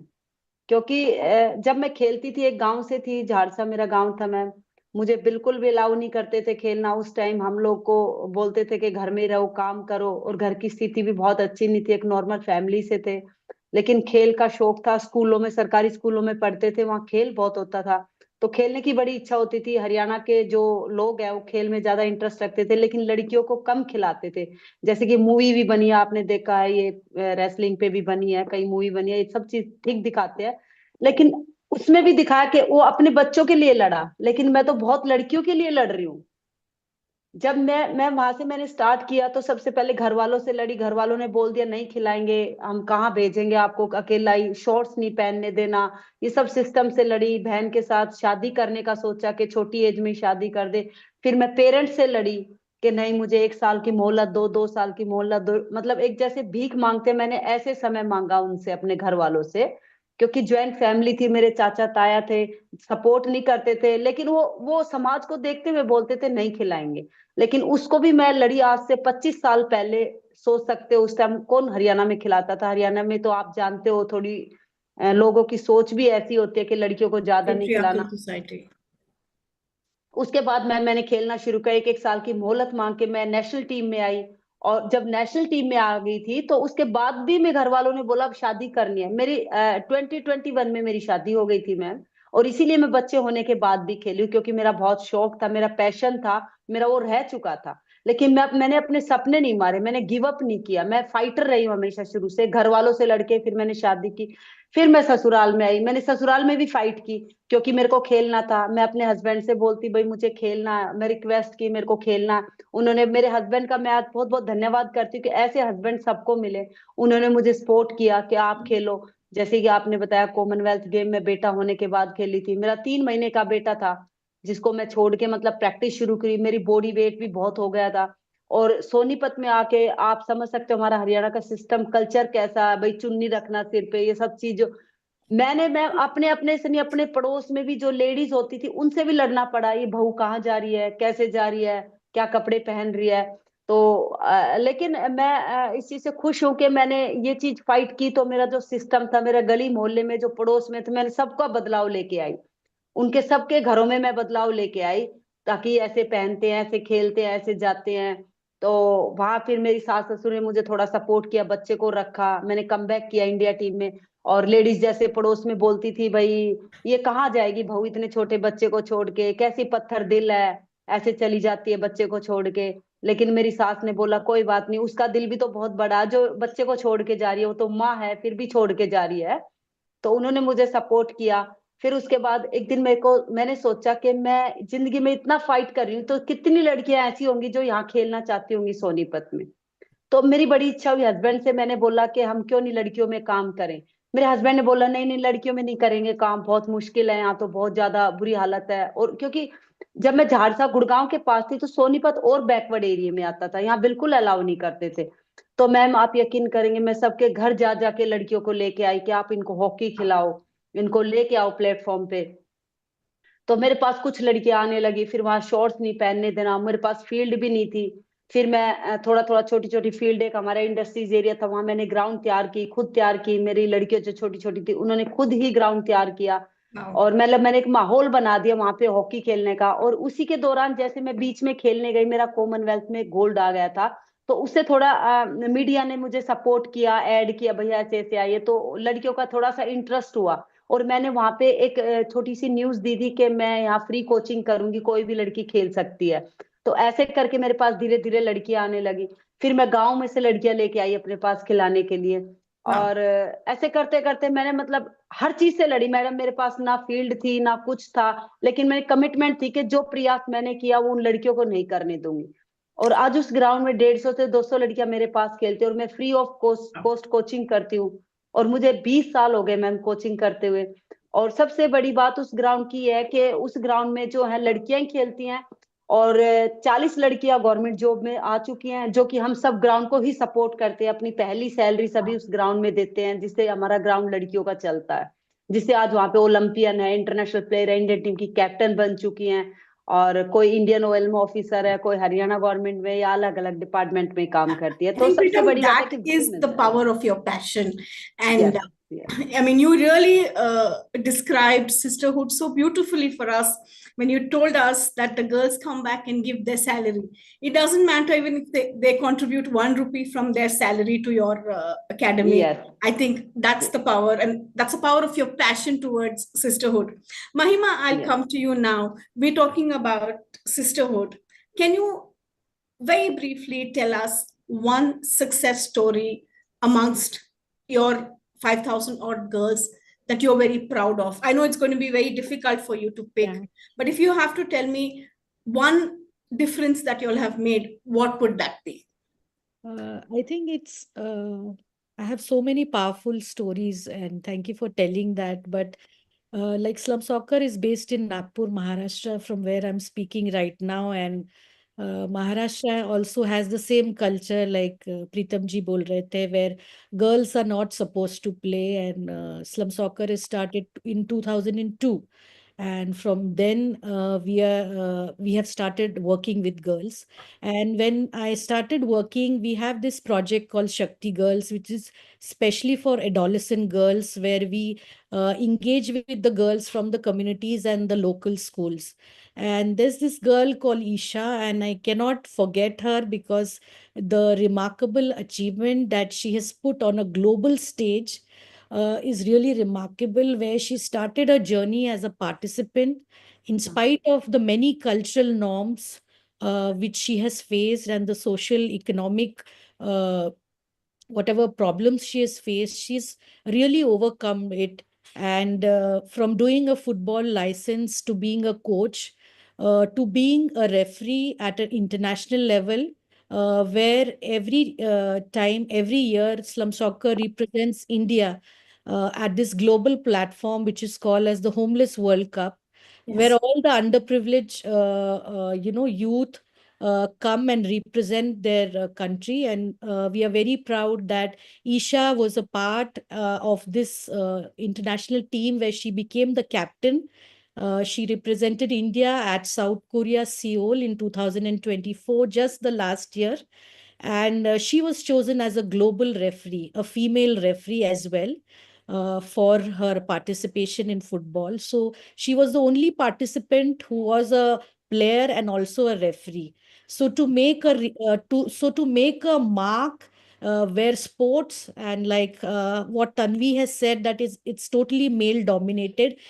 This girl who had a dream just to play football has represented India at such an international level, and she is such a big role model. And she's doing her MSc in statistics, and she is also an educator in menstrual hygiene management. Wow. And I'm very proud of her journey. And yeah, she's mentoring girls now. So she's the perfect role model with all her gold medals and her achievement. and the power of her on the field. Thank you for sharing that heart-touching story, Maima. I'm sure there are going to be many more Nishas who are going to light up the field in the years to come. Anshu, you have a phenomenal number of Instagram followers. Can you recall one person who's probably written to you or walked up to you and said, "Thank you for changing my life"? There have been so many, though I will not, I do not remember names because most of them have the usernames that I recollect. But on everyday basis, there's so many stories and so many children also who say, now my mom has joined the gym. I force us to do that. And sometimes they just ask me for hacks how to get our parents started. And many of my posts, they get I thought because like people ask me कि आपको content के ideas कहाँ से आते हैं? मैंने कहा usually from the questions that I'm asked. जैसे कोई मुझे बोलता है कि इतना बोलते हैं और हमारी मम्मी आती ही नहीं है, तो मैं फिर उनको बोलती बिकॉज मेरे साथ भी ये इशू होता था, मैंने घर पे ही क्यों शुरू किया, क्योंकि एक तो ये लगता था कि जिम ना थोड़ा सा जिम फोबिया होता है, क्योंकि ऐसा लगता है कि आउट ऑफ प्लेस है, हमें तो कुछ आता ही नहीं है, इतने सारे इक्विपमेंट है कैसे यूज करेंगे, और सारे यंगस्टर्स होते हैं जिनका एक ऐसा लगता है कि गैंग है, मतलब नहीं होता है, हमारे दिमाग में लगता है कि उनका है और शायद हम वहाँ मिस में है। तो उसका मैं तो यही बोलती हूँ कि सबसे पहला तरीका ये है कि तुम साथ जाओ ना मम्मी पापा के, दे फील दैट कंफर्ट, कि कोई है साथ में जो उनको थोड़ा सा एक बार इनिशिएट करने की बात होती है। दूसरी चीज ये होता है कि बहुत बार ये लगता है कि मैं जो अभी मैंने कहीं टॉक ही दे रही थी, उन्होंने बोला कि इतना बोलता हूँ अपने पापा को मम्मी को, वो नहीं शुरू करते। मैंने कहा एक तो ना इसका हवा बना देते हैं फिटनेस का, कि जो हम सोशल मीडिया पे देखते हैं वो इतना एक्सट्रीम में जो होता है ना, तो हमें लगता है हम तो माइनस में है, ये हम कर ही नहीं सकते। वो हवा हटाना जरूरी है कि it is something gradually build up करो, डोंट फोर्स समबडी कि जिम ही जाओ। मुझे लगता है सबसे पहला जो इम्पोर्टेंट पार्ट होता है ना वो है आदत डालना। लोग न्यू ईयर रेजोल्यूशन ले लेते हैं ना, वो मत करो। बस दिन ना जो अगर आपने सोचा ना कि 5 बजे उठना है, 5 बजे उठो, चाहे जाके पार्क में बेंच पे बैठ जाओ। अब मैं सबको बोलती हूँ कि वो उससे शुरुआत करो जो आपको अच्छा लगता है। आपको वॉक करनी अच्छी लगती है, डांस करना अच्छा लगता है, वो मैथमेटिक्स छोड़ दो कि क्या चीज बेस्ट है, आप इंजॉय क्या कर रहे हो। So it's a lot of virtual empowering that you do and inspiring that you do. Wonderful. Tanvi, I'll come to you now. Tanvi, if you were to tell me one success story which you say this is need not necessarily be from Sisters of Sweat, because you've also played so much of the women's league, and you're hugely inspirational in that context. Is there a story that's touched your heart of saying, I've made a difference? So the story that there's so many, as you can imagine. We are a community of around 10,000 women now across the country. And so many of them have families and are mothers and things like that. So there's so many stories, but there's one that I think everyone will really appreciate, which is always a hit. So I will tell you. You know how we were earlier talking about the fact that a lot of us, the women are not represented as role models enough, right? And I think same for me when I started my football journey, I was not opening up the newspaper and seeing some female footballer that I could look up to, right? I didn't have that. So when you have that in your own home, I think it's extremely precious. So I'll tell you about this one particular story. The lady who actually decided to do that very first football session with us in 2017, her name is Shonali.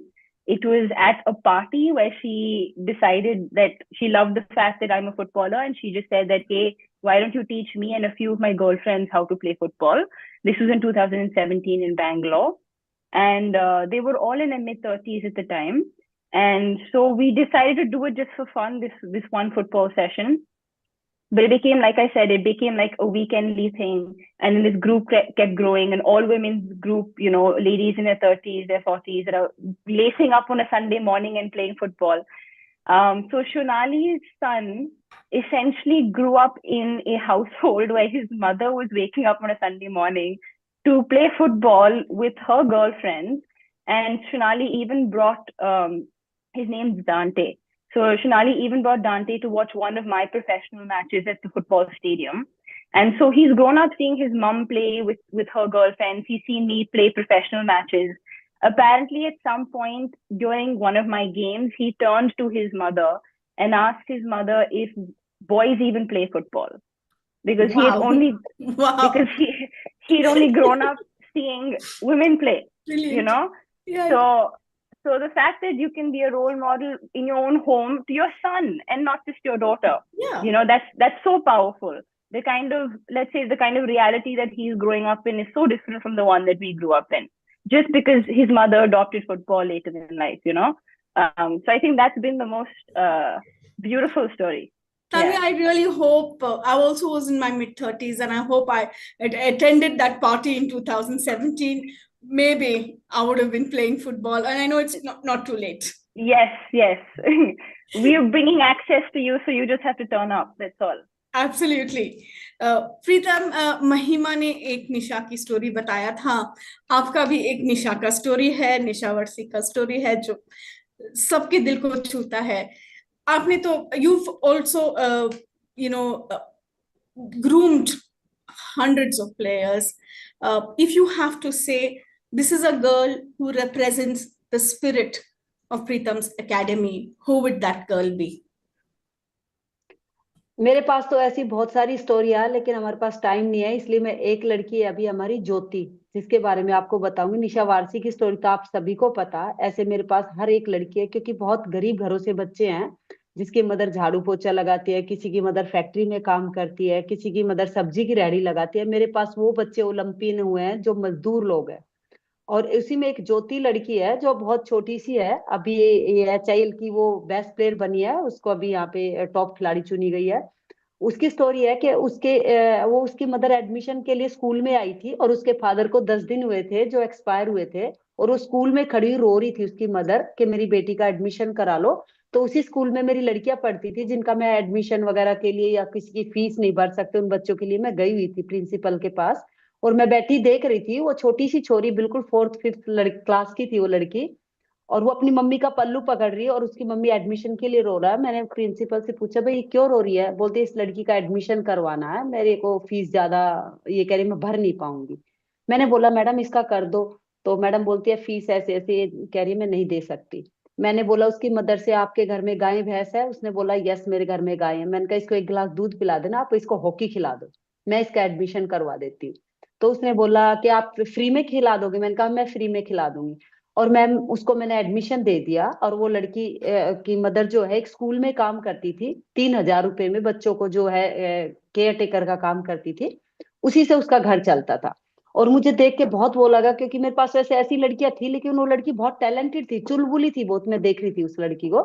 मैंने उस लड़की को ground में ले लिया और मैंने practice start कर दी, जैसे सब लड़कियों की होती है. उसके कुछ अलग से नहीं किया, सब लड़कियों के साथ टीम में वो प्रैक्टिस करती गई. वो लड़की धीरे धीरे ग्रो करती गई.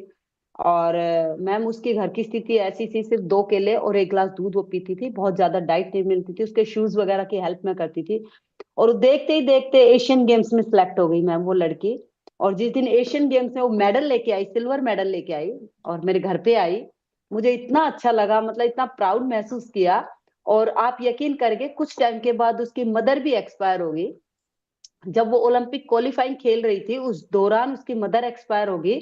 और उसको मैसेज मिला, भाई ऐसे ऐसे है, वो क्वालिफाइंग राउंड में थी. उसको मैंने फोन किया, बेटा आपका आना बेकार है, आप आओगे यहाँ पे परेशान होगे, आपकी मदर ठीक है. मैंने उसको थोड़ा झूठ बोला, ताकि वो कंट्री के लिए खेल रही थी उस टाइम, उसको बुलाना गलत था. लेकिन फिर भी मदर है, रुक नहीं सकती थी. वो आ गई मेरे पास, अपनी मदर से नहीं मिल पाई, वो एक्सपायर होगी. तो 2 दिन रुकी, वो बोलती मैं नहीं जाऊंगी. वो बहुत मायूस थी, क्योंकि फादर भी इनके, मदर भी चली. मैंने उसको बहुत समझाया, मोटिवेट किया. मैंने कहा बेटा चाहने वाले चले गए, आप देश के लिए खेल रहे हो, ऐसे उसको मोटिवेट करके वापस भेज दिया. 2 दिन बाद वो ओलंपिक क्वालिफाइंग राउंड मैच खेली है मैम वहां पे जाके, और आज वो HIL की टॉप खिलाड़ी बनी है. तो मतलब मुझे इतना प्राउड हुआ, इतना अच्छा लगा कि मेरे लिए जिंदगी में, मतलब मैं वो लड़की कहाँ से लेके आई थी, और आज वो लड़की इतना अच्छा खेले और इतना अच्छा करी. और बहुत ऐसी फैमिली से थी कि हमें बड़ा दुख लगता था कि उसका कौन है, लेकिन उसकी मदर मैं हूँ. मैंने उसको बोला मैं तेरी माँ हूँ. Wow. That's truly an inspiring story, Pritam. Tanvi, I'll come to you, taking off from what Preetham just told us on, catch them young. On that context, the impact of grassroots level movements, how important is that in terms of women-led sports initiatives? I think it's extremely important. You have to start young. To be very honest, the fact that I managed to play however much I did professionally in football is because my school offered sport for girls. If my school did not expose me to football and athletics and basketball and everything, and didn't encourage me to play, I started with the boys. And then eventually enough girls picked up the sport, and then we started our own football team. But if that didn't happen for me, I would not have even been able to conceive of a possibility in the sport, right? So I think you have to start young because kids are the dreamers at the end of the day, right? And they will only dream as much as you expose them with the tools to dream, right? So you have to start young, and ideally, I feel like the schooling system needs to have an entire, I think the ratio of sport and the importance of sport needs to be equal to academic brilliance, because the amount that you grow as a person through sport, no textbook can ever teach you. So I think that's something that needs to change institutionally within our country in terms of the education system, and it needs to start at the educational level. Yeah. Yeah, Mahima, that's a very well thought, Tanvi. Mahima, just taking off from there, since you work with communities, how are women's sports communities creating a safe space for learning, growth, and resilience, since you work with communities? Yeah, so basically you need to have these network of women from the community itself. So Right. slum soccer basically is not having a lot of professional coaches. Our coaches are coming from the grassroots level where we truly believe that they are the role models. Like I already referred you about Isha and her story. Right. So we want to create more female coaches from the community itself, so that they are just not transforming themselves but the community where they are living, and really create these platforms where they are role models, and the community and the female in the community, whichever age they are able to see the impact that if she can do, so can I do. So this is what slum soccer does, is using the grassroots level female, and encouraging them, giving them this platform and opportunity to grow.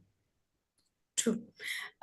Thank you, Mahima. Preetham, I'll come to you now. We just spoke about putting systems in place. Your thoughts on pay disparity, gender bias jo hota hai, and also gap in sponsorship. How do you think we can fill that gaps? देखो, जैसे ma'am ने बताया, field पे grass root पे जैसे हम लोग को लेडीज को ज्यादा से ज्यादा काम करे, और ऊपर लेवल पे तो बहुत हमारे कोचेज भी काम करते हैं। आप देखते हो नेशनल लेवल पे इंडिया टीम में बहुत कोच काम करते हैं। हम इन जो गैप्स हैं इनको फिलअप जब कर सकते हैं जब अच्छे लेवल के खिलाड़ी जो ग्रास रूट पे काम करेंगे, छोटे लेवल पे आके काम करेंगे, ताकि हम उनको अच्छी चीजें, अच्छी लड़कियों को बता सके क्या होता है सिस्टम में। क्या हमारे हरियाणा में तो आजकल आप देखते हो कि हरियाणा में पूरे इंडिया में ही कोचेज और प्लेयर के साथ बड़े सिस्टम मतलब गलत भी होते हैं। तो हमें लेडीज को ज्यादा से ज्यादा ग्रास रूट पे लाना चाहिए, काम करना चाहिए, और एजुकेशन को जो है बहुत ज्यादा हमें मतलब जैसे स्पोर्ट्समैन है, एजुकेशन इतनी अच्छी नहीं हो पाती तो उनको पढ़ाई की तरफ लेके जाना चाहिए, जो खिलाड़ी भी हैं या जो भी नीचे लेवल पे बच्चे खेलते हैं। तो कुछ चीजें ऐसी हैं जो हम लेडीज ही ग्रास रूट पे काम कर सकते हैं और इसको आगे ला सकते हैं। The countdown has begun for us to wind up the session. So very quickly, Ashu, like I said at the beginning of the session, you've made us believe age is just a number. For everybody in your age group or any age group, what is that one message you would like to give? It is a myth कि जब हम old होते हैं तो हमारे जो body का है अब आगे इम्प्रूवमेंट का कोई स्कोप नहीं होता। आई am telling you out of my own personal experience, body का फीडबैक मैकेनिज्म इतना अच्छा है ना कि जिस एज पे आप उस पर काम करना शुरू करते हो ना, तभी आपको रिस्पॉन्ड करना शुरू कर देता है। तो just start working on your self. ये मत सोचो कि लेट हो गए, क्योंकि कल एक दिन और लेट हो जाएंगे ना, तो start now. Right. Thank you.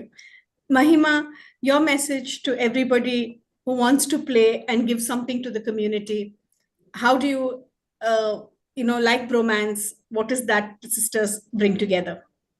Yeah, I just feel that we need to come together as women from different fields to really support each other, come together to build this community where we are there for each other, support each other, and just be there for each other, just like how you have the bro romance.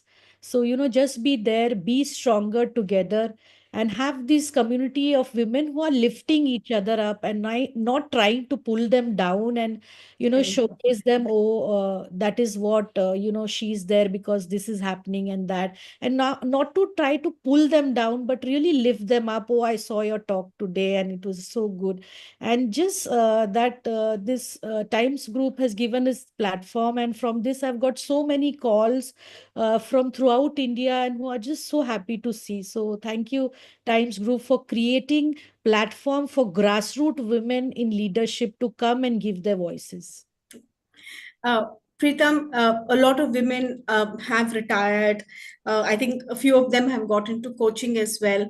What is your message to every woman who goes back on passing the baton? Who, somebody passed the baton to you and you've had a long run with it. If you were to pass the baton, what is that message you want to give? मैं तो सभी महिलाओं को यही कहना चाहूंगी कि हर दिन जो है विमेंस डे है, अगर सभी महिला फाइट करेंगी तभी हम कुछ कर सकते हैं। और जितनी भी अच्छी खिलाड़ी है या जितने भी हम और एजुकेशन में या किसी भी फील्ड में, सभी को ग्रास रूट पे नीचे देखना चाहिए। और जैसे मैम ने बताया, हमें सबको सपोर्ट करना चाहिए, एक दूसरे को, किसी की टांग नहीं खींचनी चाहिए और बस गिव अप नहीं करना चाहिए, क्योंकि महिलाएं देश में चेंज ला सकती हैं। Tanvi, the last word. Women play ball and you've shown them how to kick one too many. How do you want, what's your message in keeping women together? You're on mute, Tanvi. Oh, sorry. If one woman succeeds, I feel like all women succeed. So I think as long as everyone understands that, and I'm just gonna end with what I started with. If we all see the crown on each other's heads and fix it for each other, I think that is exactly what will take us several steps forward, only if we do it all together. Yeah. Thank you so much, ladies. You have joined us from 4 different corners of India, giving us 4 different perspectives with a common theme of let's play ball together. This has been a very insightful session. Thank you for everybody who joined us, and thank you to each one of the panelists. You all have been a delight. Thank you. Thank you so much. Thank you so much. It's been an honor. Thank you. Thank you.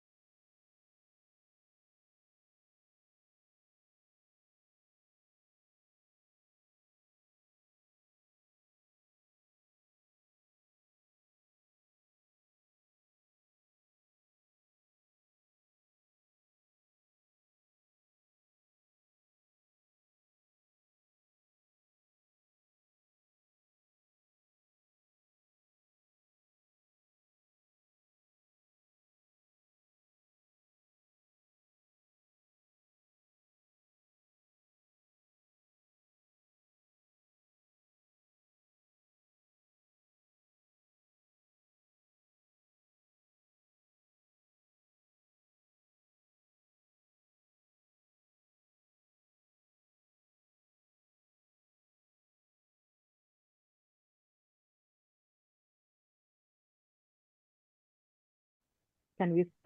Hello? Uh, We can go. We can go, right? yes. Hello, everyone. I'm Renuka Pevahare, and I'm a film critic with the Times of India. I'm a film journalist for Bombay Times, and I have a wonderful panel tonight, right in front of me. Lights, camera, power. And the women right in front of me, these women, they embody the spirit of not only celebrating sisterhood through the work they do, but also shining light upon those who really want to make themselves and their presence feel in the film industry. I'm joined today by Lakshmi R. Iyer, filmmaker and creative head, Ilios Films. Lakshmi, say a big hello to you. Vinita Nangia, noted author, columnist, director, Times Lit Fest. We have with us Madhu Shah, actor, and Aarti Kader, film director for Mrs. and Cargo. We also have a wonderful surprise ahead of us, and I welcome India's pop girl group Wish. We are joined by Ree, Sim, Zoe, and Suchi. Hello.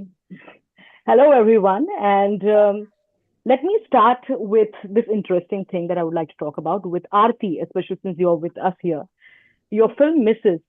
I think it kind of spiraled into a massive discussion on social media. And I absolutely loved reading about it on social media. But I want to start by asking, in this world where we talk about how real women fix each other's crowns, there are also women who are kind of their own enemy. Because there's a discussion on Mrs. where people said, if a woman is just doing some household work, what's the big deal? What is this whole fuss about?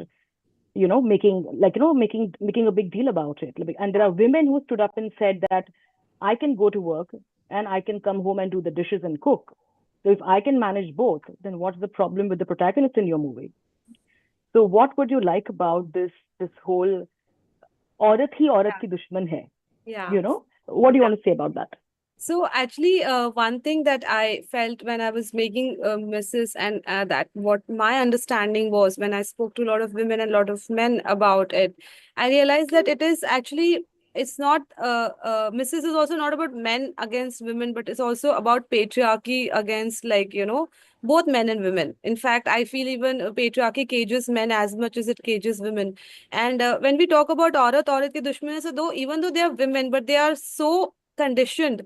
Sometimes women are also keepers of patriarchy. So when the women says ki I saw one said ki isse do logo ka khana nahi banta, but that's because she is conditioned by patriarchy. She's not understanding that she doesn't have a choice to pursue her passion. She doesn't have any agency in or any say in the matters of the house. So she doesn't understand that a woman sometimes fails to understand that how much brainwash she is also because of patriarchy. In fact, I was talking to one of my friends, and who is and we were discussing about this household chores, and we were actually also sort of feeling for a little sad for the generation above us, because there was a generation who actually submitted completely to patriarchy and they did all the work, and ours is a generation who's suddenly realizing that this is something about this whole setup is unfair, and we are pushing back. And so the generation above us will take some time to adjust to this, because they see they also are if the issues don't go away, like the fact that they kind of erased a part of themselves to fit into that role, which I always say that we reduce women to functions, so they reduce themselves to that, so obviously they have those issues, so they come out like this. So sometimes I also call them that they are victims of victims, and someone has to break the cycle. So I feel that it's and so I also see those women who see, I see them also with a lot of kindness, and I try to understand where they are coming from, and I hope that they are able to. It's very tough, sometimes people get more rigid as time passes, but they are able to deconstruct and reconstruct themselves, and understand what is equality and how they also can escape patriarchy in a way. So that's how I try to approach it. Yeah. Madhu, I would like to ask you. You were a part of Roja. I think Maniratnam's heroines are known to be fierce, and they have a voice. I would like to ask you, a film called Thappad released with which Anubhav Sinha made, and it kind of faced a similar dialogue that Aarti's film did, where people said that she just got slapped, but he loves her. The husband loves her. He just slapped her once. and she wants to break her marriage because for that one slap. And what they couldn't understand was it was a mark of disrespect that she couldn't tolerate, more than the act in itself. Yeah. As an actor, what is your perspective on this woman kind of berating women? And as Aarti said, it's years of conditioning which has led to this. But what do you think? Definitely, like I always say, the biggest or the greatest feminist has to be a man. It's not a woman shouting for her equality or for her rights, but it has to be understood. Feminist is not only females are not feminist, or that's not what is the need of our society. Men have to understand. And just like that, patriarchy is not just perpetuated by men. Females, women, mothers have a big role to play. I remember, we all know we have homes where girls help their moms in the kitchen, right, while sons are watching TV, watching cricket with their dads. So this is just, and everybody accepts that. There is nobody mean or bad, or there's no villain in this scenario. It's just age-old conditioning that is coming down. So when we fight that, it's not a one day, it's not rebellion. There has to be a shift of mindset. Just as we expect men to change, the equal amount of change, like when a woman becomes a mother of a son, she has to feel that her son and her baby girl is an equal. It starts at that point. When she's asking somebody to help in the kitchen, she has to tell her son, come and help me. He should not grow up, that little baby boy should not grow up thinking that he's not asked to help, only my sister has to help. So the mindset begins there. And also, I did a film. I did a web series last year. Reshma Ghatala was the author. And in my opinion, that was my best work till date. The reason being, it's called Sweet Karam Coffee, and it is streaming on Amazon. And this housewife who does household chores, taken for granted by her children. Her son doesn't come home and tell her what went wrong or what happened in his trip. The daughter doesn't come home and tell her where she lost out in school, or she's a cricketer and she doesn't want to share her pain with the mother. The husband doesn't want to tell the wife how stressed he is at work and his travel plans. He only wants to come and say, where's my food? Where is my dosa? That's all. And the mother-in-law doesn't care. So this woman, there are no villains here. Everybody is playing their role in this accepted family dynamic. Now, this woman who's feeling frustrated, not respected by her children, by her husband, but she really can't complain. She can't take the situation to a cop station. So the way the movie progresses for me, my character is the proudest character I've ever been a part of, because she goes on a travel trip, changes everything. Her children discover her importance as a human being. Her husband discovers his partner, his companion's worth, not like a cook in the house. And all that happens. And in the end, when she comes, the husband is thinking that there's going to be a divorce. That's the best part of the film, where he says, are you going to leave me? So she says, nothing is going to change. I will still wake up and do that dosa for my family. But I have changed completely. So the shift was so subtle. And that is the subtle shift in everybody's mindset, is what we are hoping. Because everyone can take like a gun and go fighting for feminism. But feminism, the men have to change. Just when I fight for my workspace, for equality and everything in my workspace, when I step out of the house, my partner, my husband, my son, my in-laws have to make me feel that when you have stepped out to work, we will take care of the home, because it's my home too. And the day the husband has to say, the day when I have to be out at night, you will stay home. So that is the kind of equality. And those are the kind of movies like Mrs. and Thappad, and my own show, Sweet Karam Coffee, projects that. So I have been more than Roja, which was done in the 90s, and it had a larger landscape of fight and terrorism. But when we talk about feminism and patriarchy, my show, Sweet Karam Coffee, written by Reshma Ghatala, is something I'm so proud to send a message to all women, that you don't have to wear pantsuit and go to an office compound to say that I am now powerful. The power comes in the choice. My freedom is in my choice. When I wake up and when I make that dosa, and I will still do it with love. Vinita, speaking of writing, Madhu made a point about writing. For the change to happen on screen, the change needs to happen on paper. And as someone who's very closely associated director of Times Lit Fest, and what do you think? What do you think? How does this play out in the literary world for you?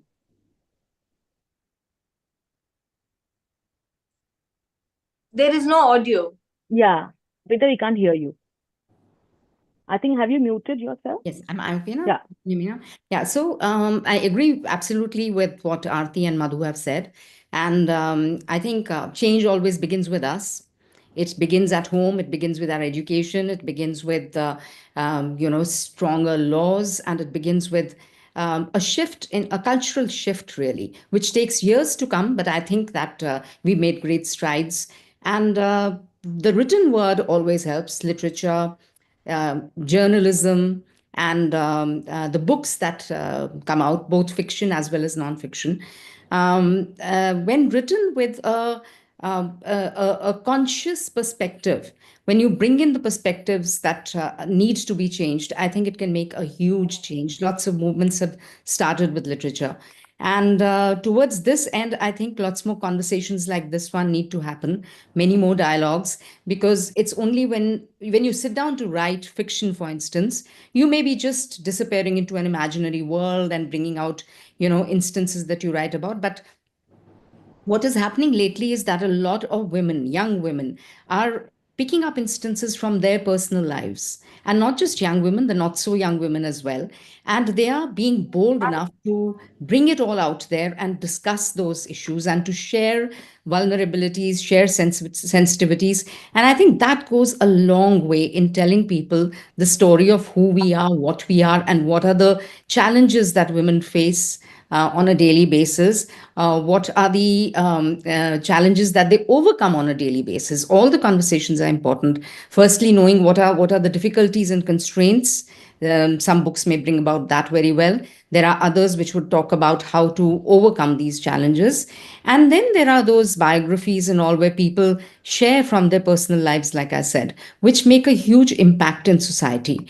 And where the more such conversations happen, the more such books are written, the more difficult it becomes for people to ignore the real issues and to ignore the fact that the only thing that needs to change out there is basically a perspective. And after that, all changes will come in. So we started, we started a movement which was called Write India with Times of India, where we shared story lines with people and threw it open for short story contests. And a lot of short stories came in written by women about women. And then the next step from there was that we started Author Awards, which was HER, author, for women author awards, really. And so a lot of people, and some of them from Write India also, and others, when they won those awards, the conversations between women authors started. And for them to talk to each other and discuss what kind of issues they need to write about and build upon is very important, because it's important for them, it's important for the script writers, it's important for the filmmakers, because these are the places where the real influence comes in from. Lakshmi, I would like to ask you, I don't know if all of you are aware, but Millie Bobby Brown, she recently put an Instagram post where she said that a lot of journalists said that she is a 21-year-old, but she looks like 40. And she said that, women should not tear each other down instead, and you should be building each other up. Coming back to my original question, what's your take on this as a filmmaker about women berating women? I mean, I would love to have if a girl's girl. Not everybody is a girl's girl, but how can we work towards that? See, I think to begin with, you work on a set, right? As a filmmaker, people surrounding in the workplace. I have power today, right? So I have to create opportunities and create mentorship programs for these people, because everybody is not having the power to bring the change. The people, women in power are the ones who want to bring the change, on a larger scale. So first of all, whether it is a house help coming at my place, teaching her things which are important, like the bank, open your bank account, very basics, to a girl. You have to teach these things because you know about it. So you have to educate everyone around you. At the workplace, when you have, there is this whole thought process that women should do costumes only. And I'm so against that idea because, makeup and costume women, nice, ladki bulaegi, jaldi actor will come. I am so against the idea. I just say that, it is about your talent.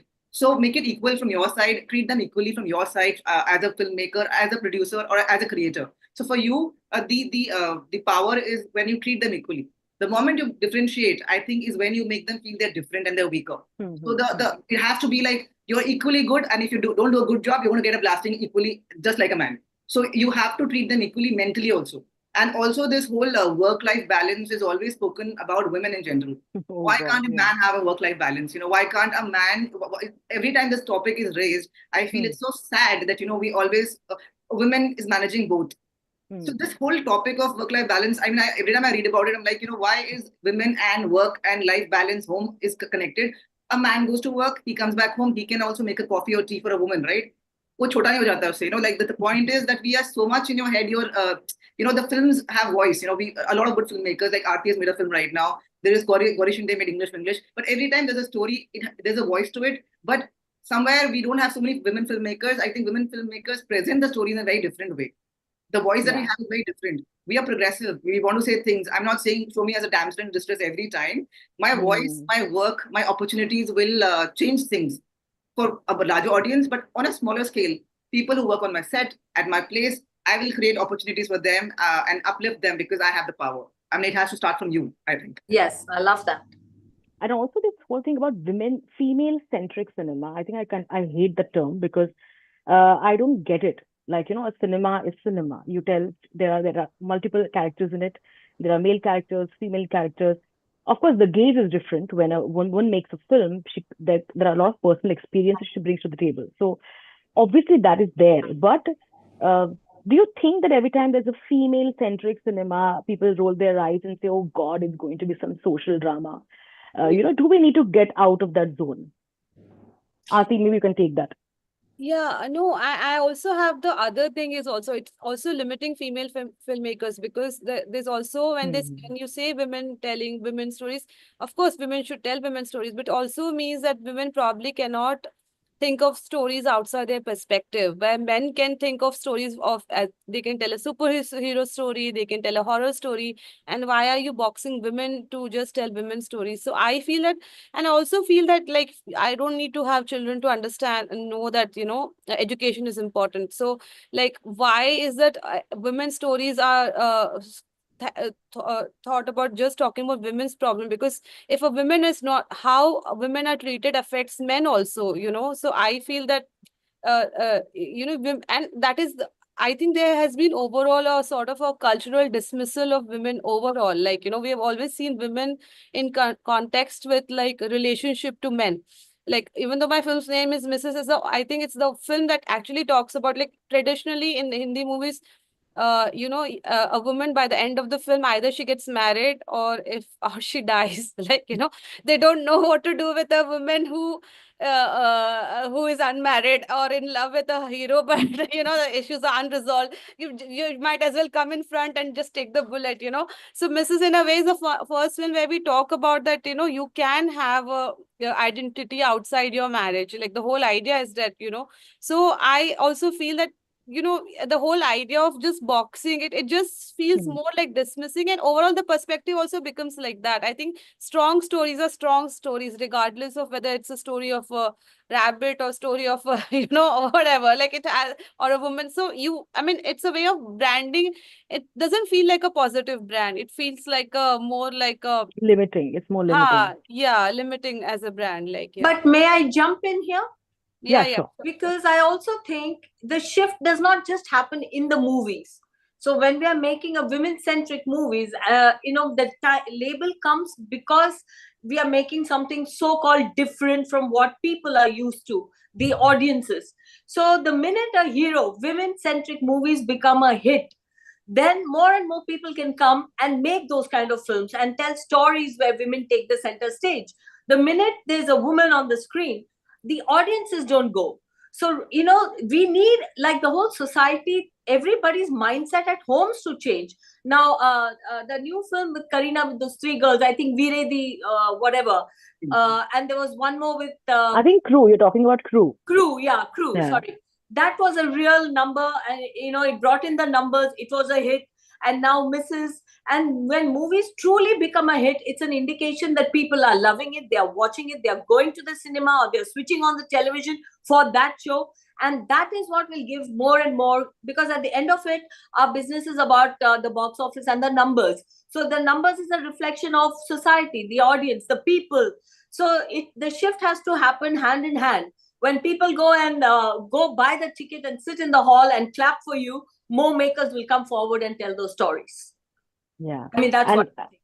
absolutely. And with films like All We Imagine Is Light and Hira Mandi, which really spoke about sisterhood, with the people standing for each other. These two, especially these two, one was made by a man, Sanjay Leela Bansali. One was made by Payal Kapadia. It was wonderful to see how they portray these characters.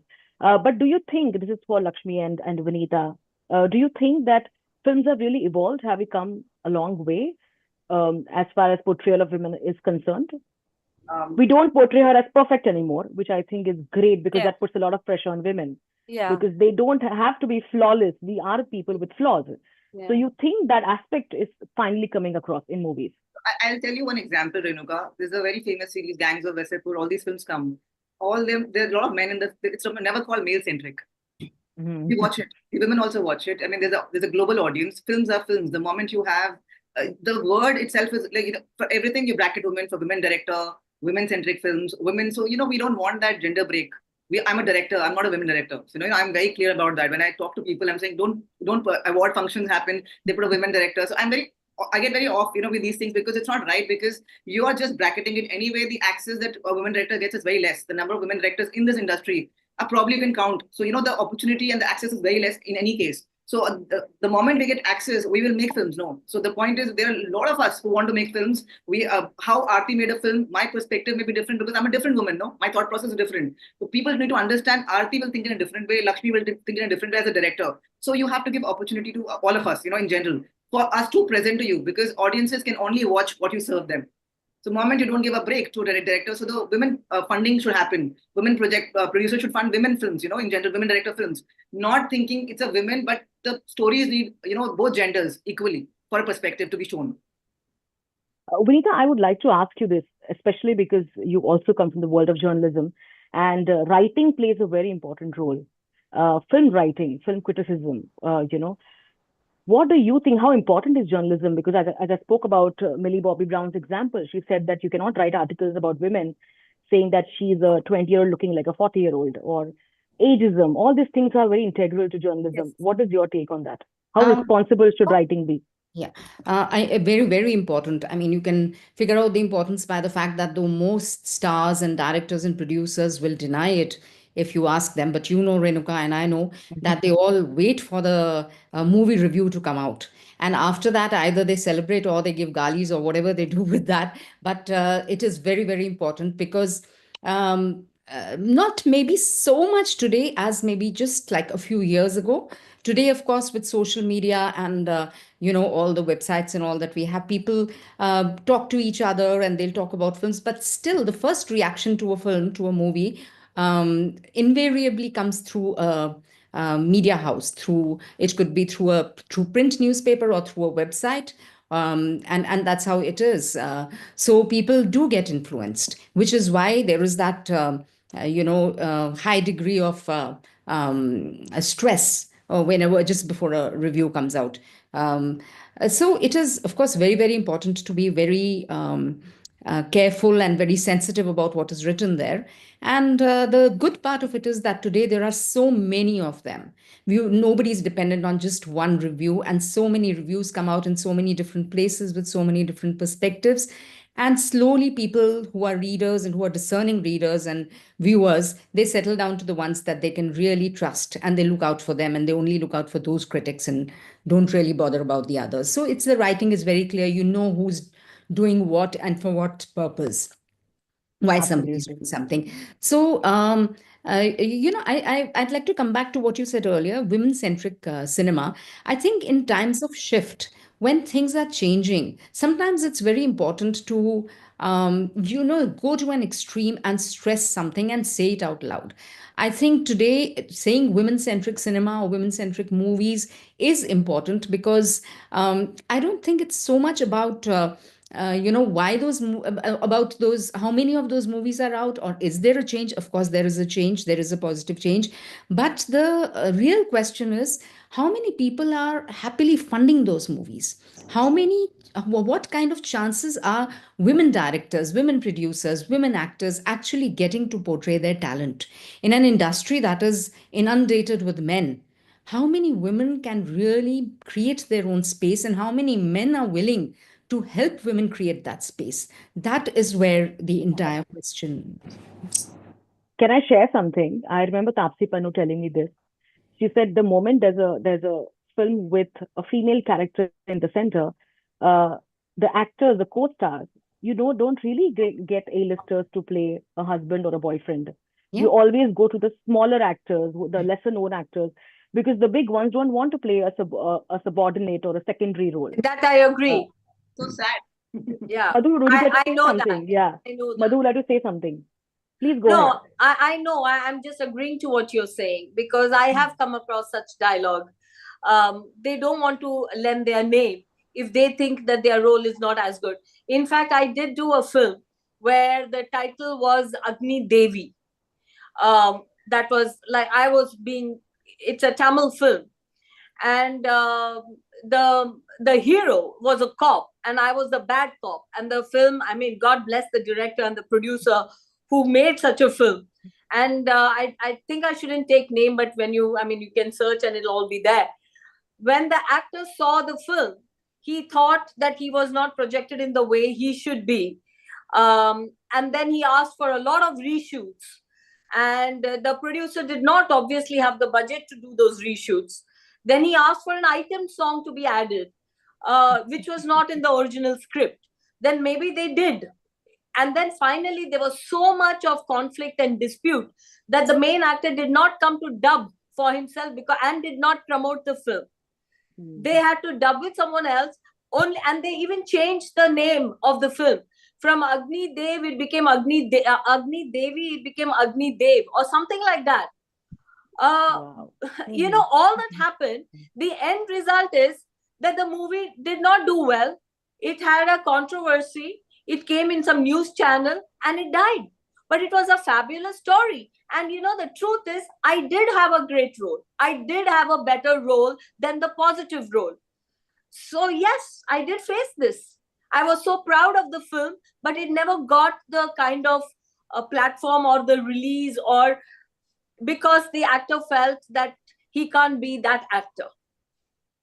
But Aarti, when Sania Malhotra is the lead face of your film, does it get difficult to scout for male actors in the big league to play alongside Sania, who is the I central had a character? tough time. I met a lot of male actors and almost all of them refused. Forget about A-list, even like a decently known faces also refused directly. And we eventually went with someone whom we thought would say yes, but he had said no and he hadn't even auditioned. I had to actually meet him and convince him, and then he saw the point of the film, and he was a very nice person, Nishant Daya, who eventually did the film. But a lot of actors actually said point blank no for this. And even not even A-list. I'm not even talking about A-list. A-list, though, we just had a conversation and we knew that they were like, it's not going to happen. Tough luck. Yeah. But even like just barely made a debut or something. So they said they don't want to do this. Like I had a That's tough time. startling. I mean, that's not startling actually. We know that this happens. Yeah. But Wish, you have been quiet, and I would like to bring you into picture. I would like to ask you, as performers, as singers, India's girl band, India's girl group, as however you like to address, but take us through the music industry. Do you face sexism in the music industry as well? Do you get questions like, why would women be composing music for a sport like cricket? Because I have been asked when I reviewed Gravity, and there was a reader review which said that why is a woman reviewing a science fiction film? So do you face that as well? And I have taken a screenshot of that comment. But Vish, would you like to come in here and say something? I would say that, like, naturally, like, we are 1 year old and we are kind of like blessed to have a lot of women support in our teams as well, with our label, with our management. So a lot of that kind of helps us stay away from certain experiences like this. But naturally, in this industry, I'm sure a lot of people have faced certain things like that, like maybe not the same amount of opportunities, or yeah, and just like in some of our comments as well, just the way people view things, or like how maybe we are not lyrically saying things that only women should be saying, or maybe how we dress and stuff like that. So more in that sense, there are a lot of opinions on what kind of art we should create and how we should appear while creating that art, when it's not so much of that scrutiny for the other gender. So in terms of that, like social media presence, we do experience that, but there's not too much that we have experienced yet together. I think But the focus is more on looks, is it? The focus is more on looks always. Yeah, actually, there's more on talent, some on looks. And it's for me, I think personally, I feel like everyone, the comments that we get on our work is there's a fair share of bad comments and a fair share of like good uplifting comments. And when we read the negative comments, even it coming from girls and coming from women itself, it's just like I feel their own insecurities get projected online, and it's just that. And we the way we deal with it is just like ignoring it, or just knowing our worth and how we are gonna go about with this strongly, because we have each other, and yeah, that's how we deal with it. Also, like, we chose this industry for a reason, so we know, you know, what we're in for. And I think what we are doing to change some of what's happening is the fact that we can set by example.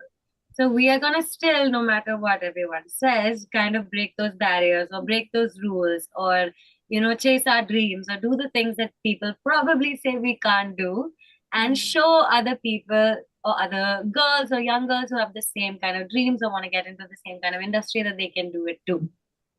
Yeah, and people do have this misconception that, oh, a group of girls can't really work together. You know, there are going to be cat fights or something or the other. We get that question a lot. But in fact, the reality is quite the opposite. I think all of us really back each other up.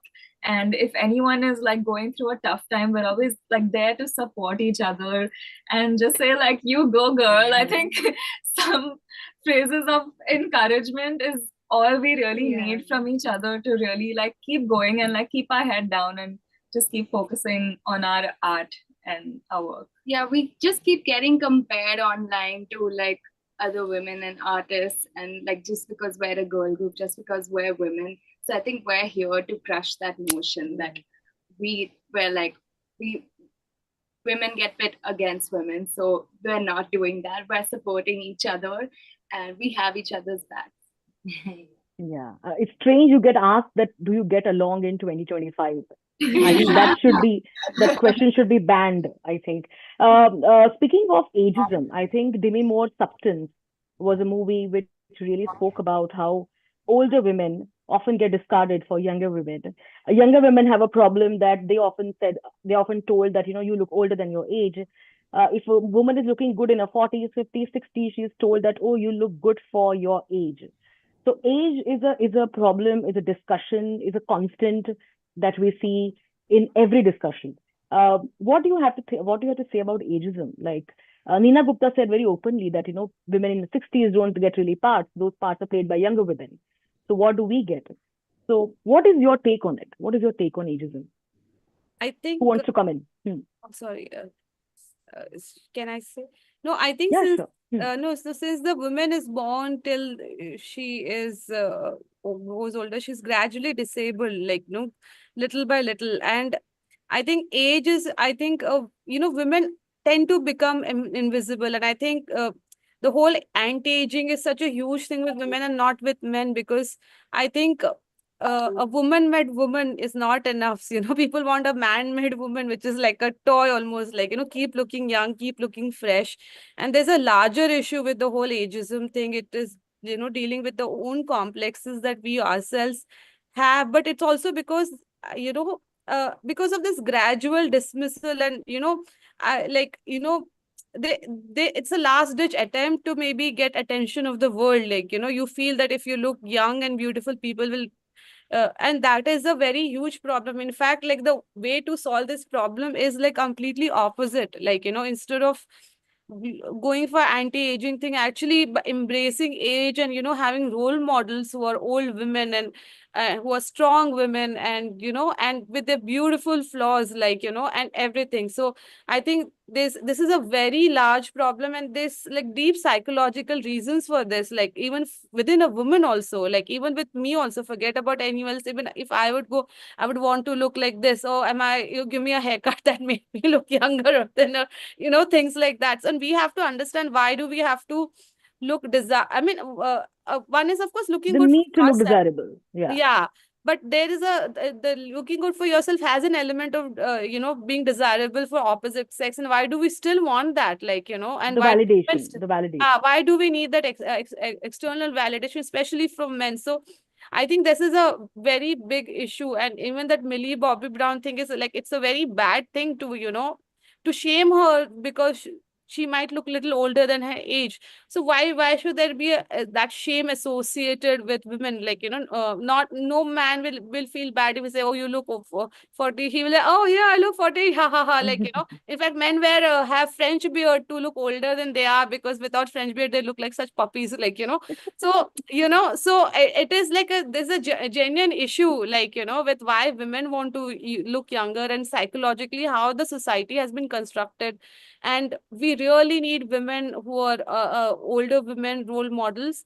And it's all so interlinked, about how domestic duties take away women, or we undermine those domestic duties. That's one problem. The second is also that we see, oh, he's a doctor, is this, and overall you diminish women throughout, so that is required. Like, we need really strong older women role models, And if women have fun on the internet, on social media, you will see comments saying midlife crisis has hit her. Yes. Yeah. Like I if she's get that doing a lot.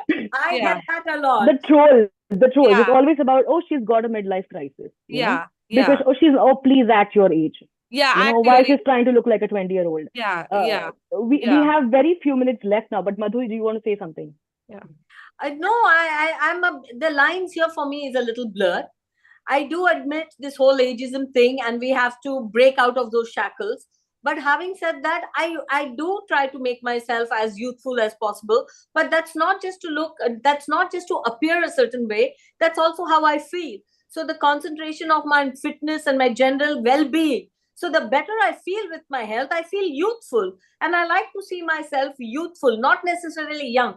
Not a day in from my life I would like to take away. I would state my age exactly, and I want those kind of roles. I like to do movies that says women at 50 are falling in love. I don't want to become the 15-year-old girl wanting to look like a 20-year-old girl being in love. I want to be the 50-year-old who's falling in love, because I have a right to play those roles. I would like cinemas being made around my character, projecting me exactly the way I appear. But yes, having said that, I want to look very nice, whatever. And it's not exactly a validation from male gaze, but just a validation. I don't know. So there is a little bit of confusion, psychological, like Aarti just said, the psychological need of a woman to look pretty, desirable, youthful, young. It does make me feel good, but at the same time, I don't want to be 20 or 25. I'm very happy where I am.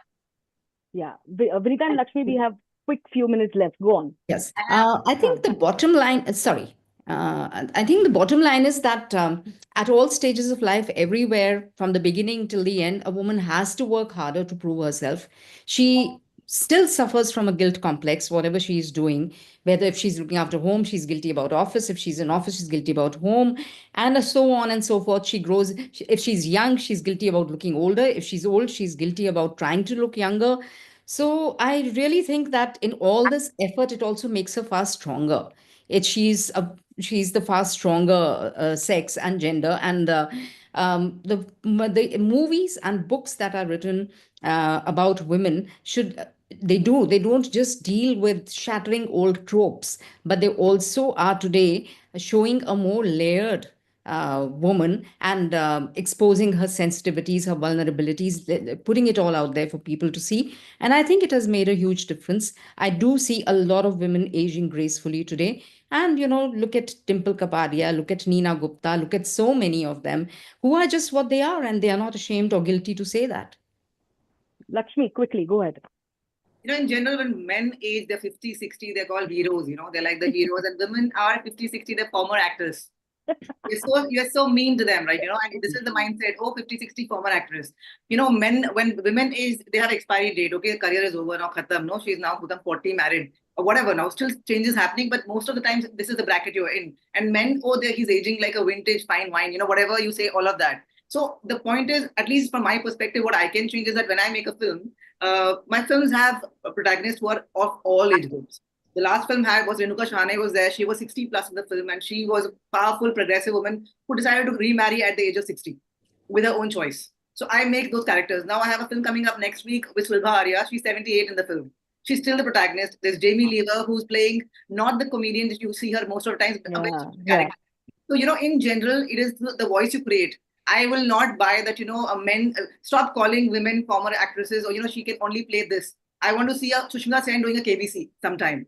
Because, there are a lot of strong, different roles women can play, not just specific characters.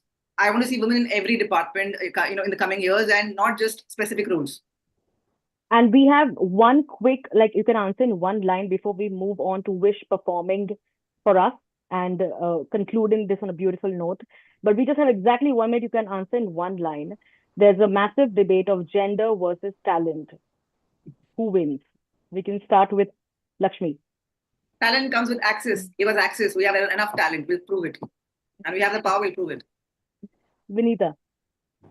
Yeah, definitely. I mean, I would say talent and gender both, because gender, I think women are the stronger gender, really. And I think they can take on and much more than men can and prove themselves at it. Talent is something that either you have in you or you build it up as you go along.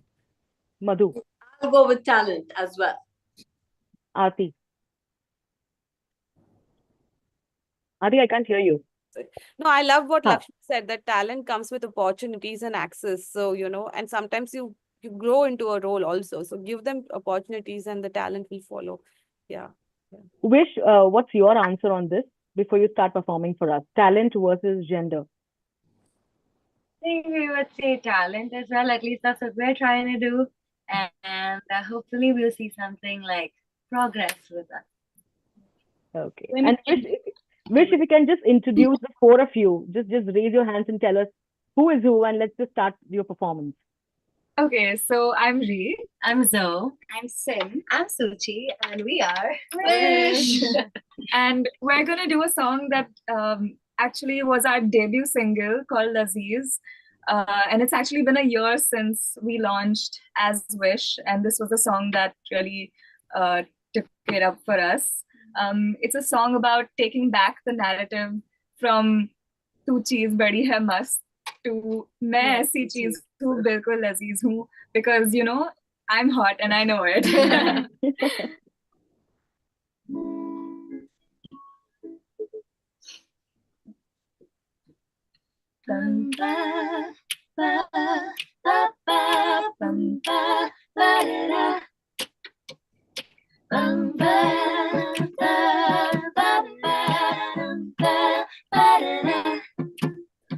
ऐसी चीज हूँ बिल्कुल अजीज हूँ होश उड़ा दूँ blow your mind, I'll blow your mind. Look at me now, tu bole wow. You wanna taste what I got? Put you through this, you want the cake, I'll be the cherry on top. Now keep it together, I'll be the stare. Look at you now, you can stop. You want me back, now I got high. ऐसी चीज हूँ बिल्कुल अजीज हूँ होश उड़ा दूँ blow your mind, I'll blow your mind. Ooh la la la la la la, l'Aziz hूँ la la la la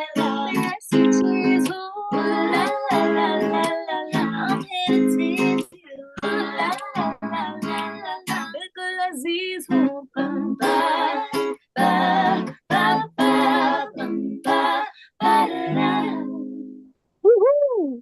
Wow. That was amazing. That was amazing, girls. Thank you, Wish, for such a wonderful conclusion to this wonderful discussion. We thank you, Vinita, Lakshmi, Madhu. Aarti had to leave just now because she is receiving an award. We are so proud of her. But thank you, everyone on this panel, for being such wonderful, speakers. And thank you for your time. Thank you so Thank you, much, Renuka. guys. Thank you, everyone else. Thank you. Thank you so much, Madhu. Thank you so much. Women's Day. Happy Women's Day, all of Happy you. Women's Day. The future is she. So much. Bye bye. Bye-bye. Bye. Bye. Bye.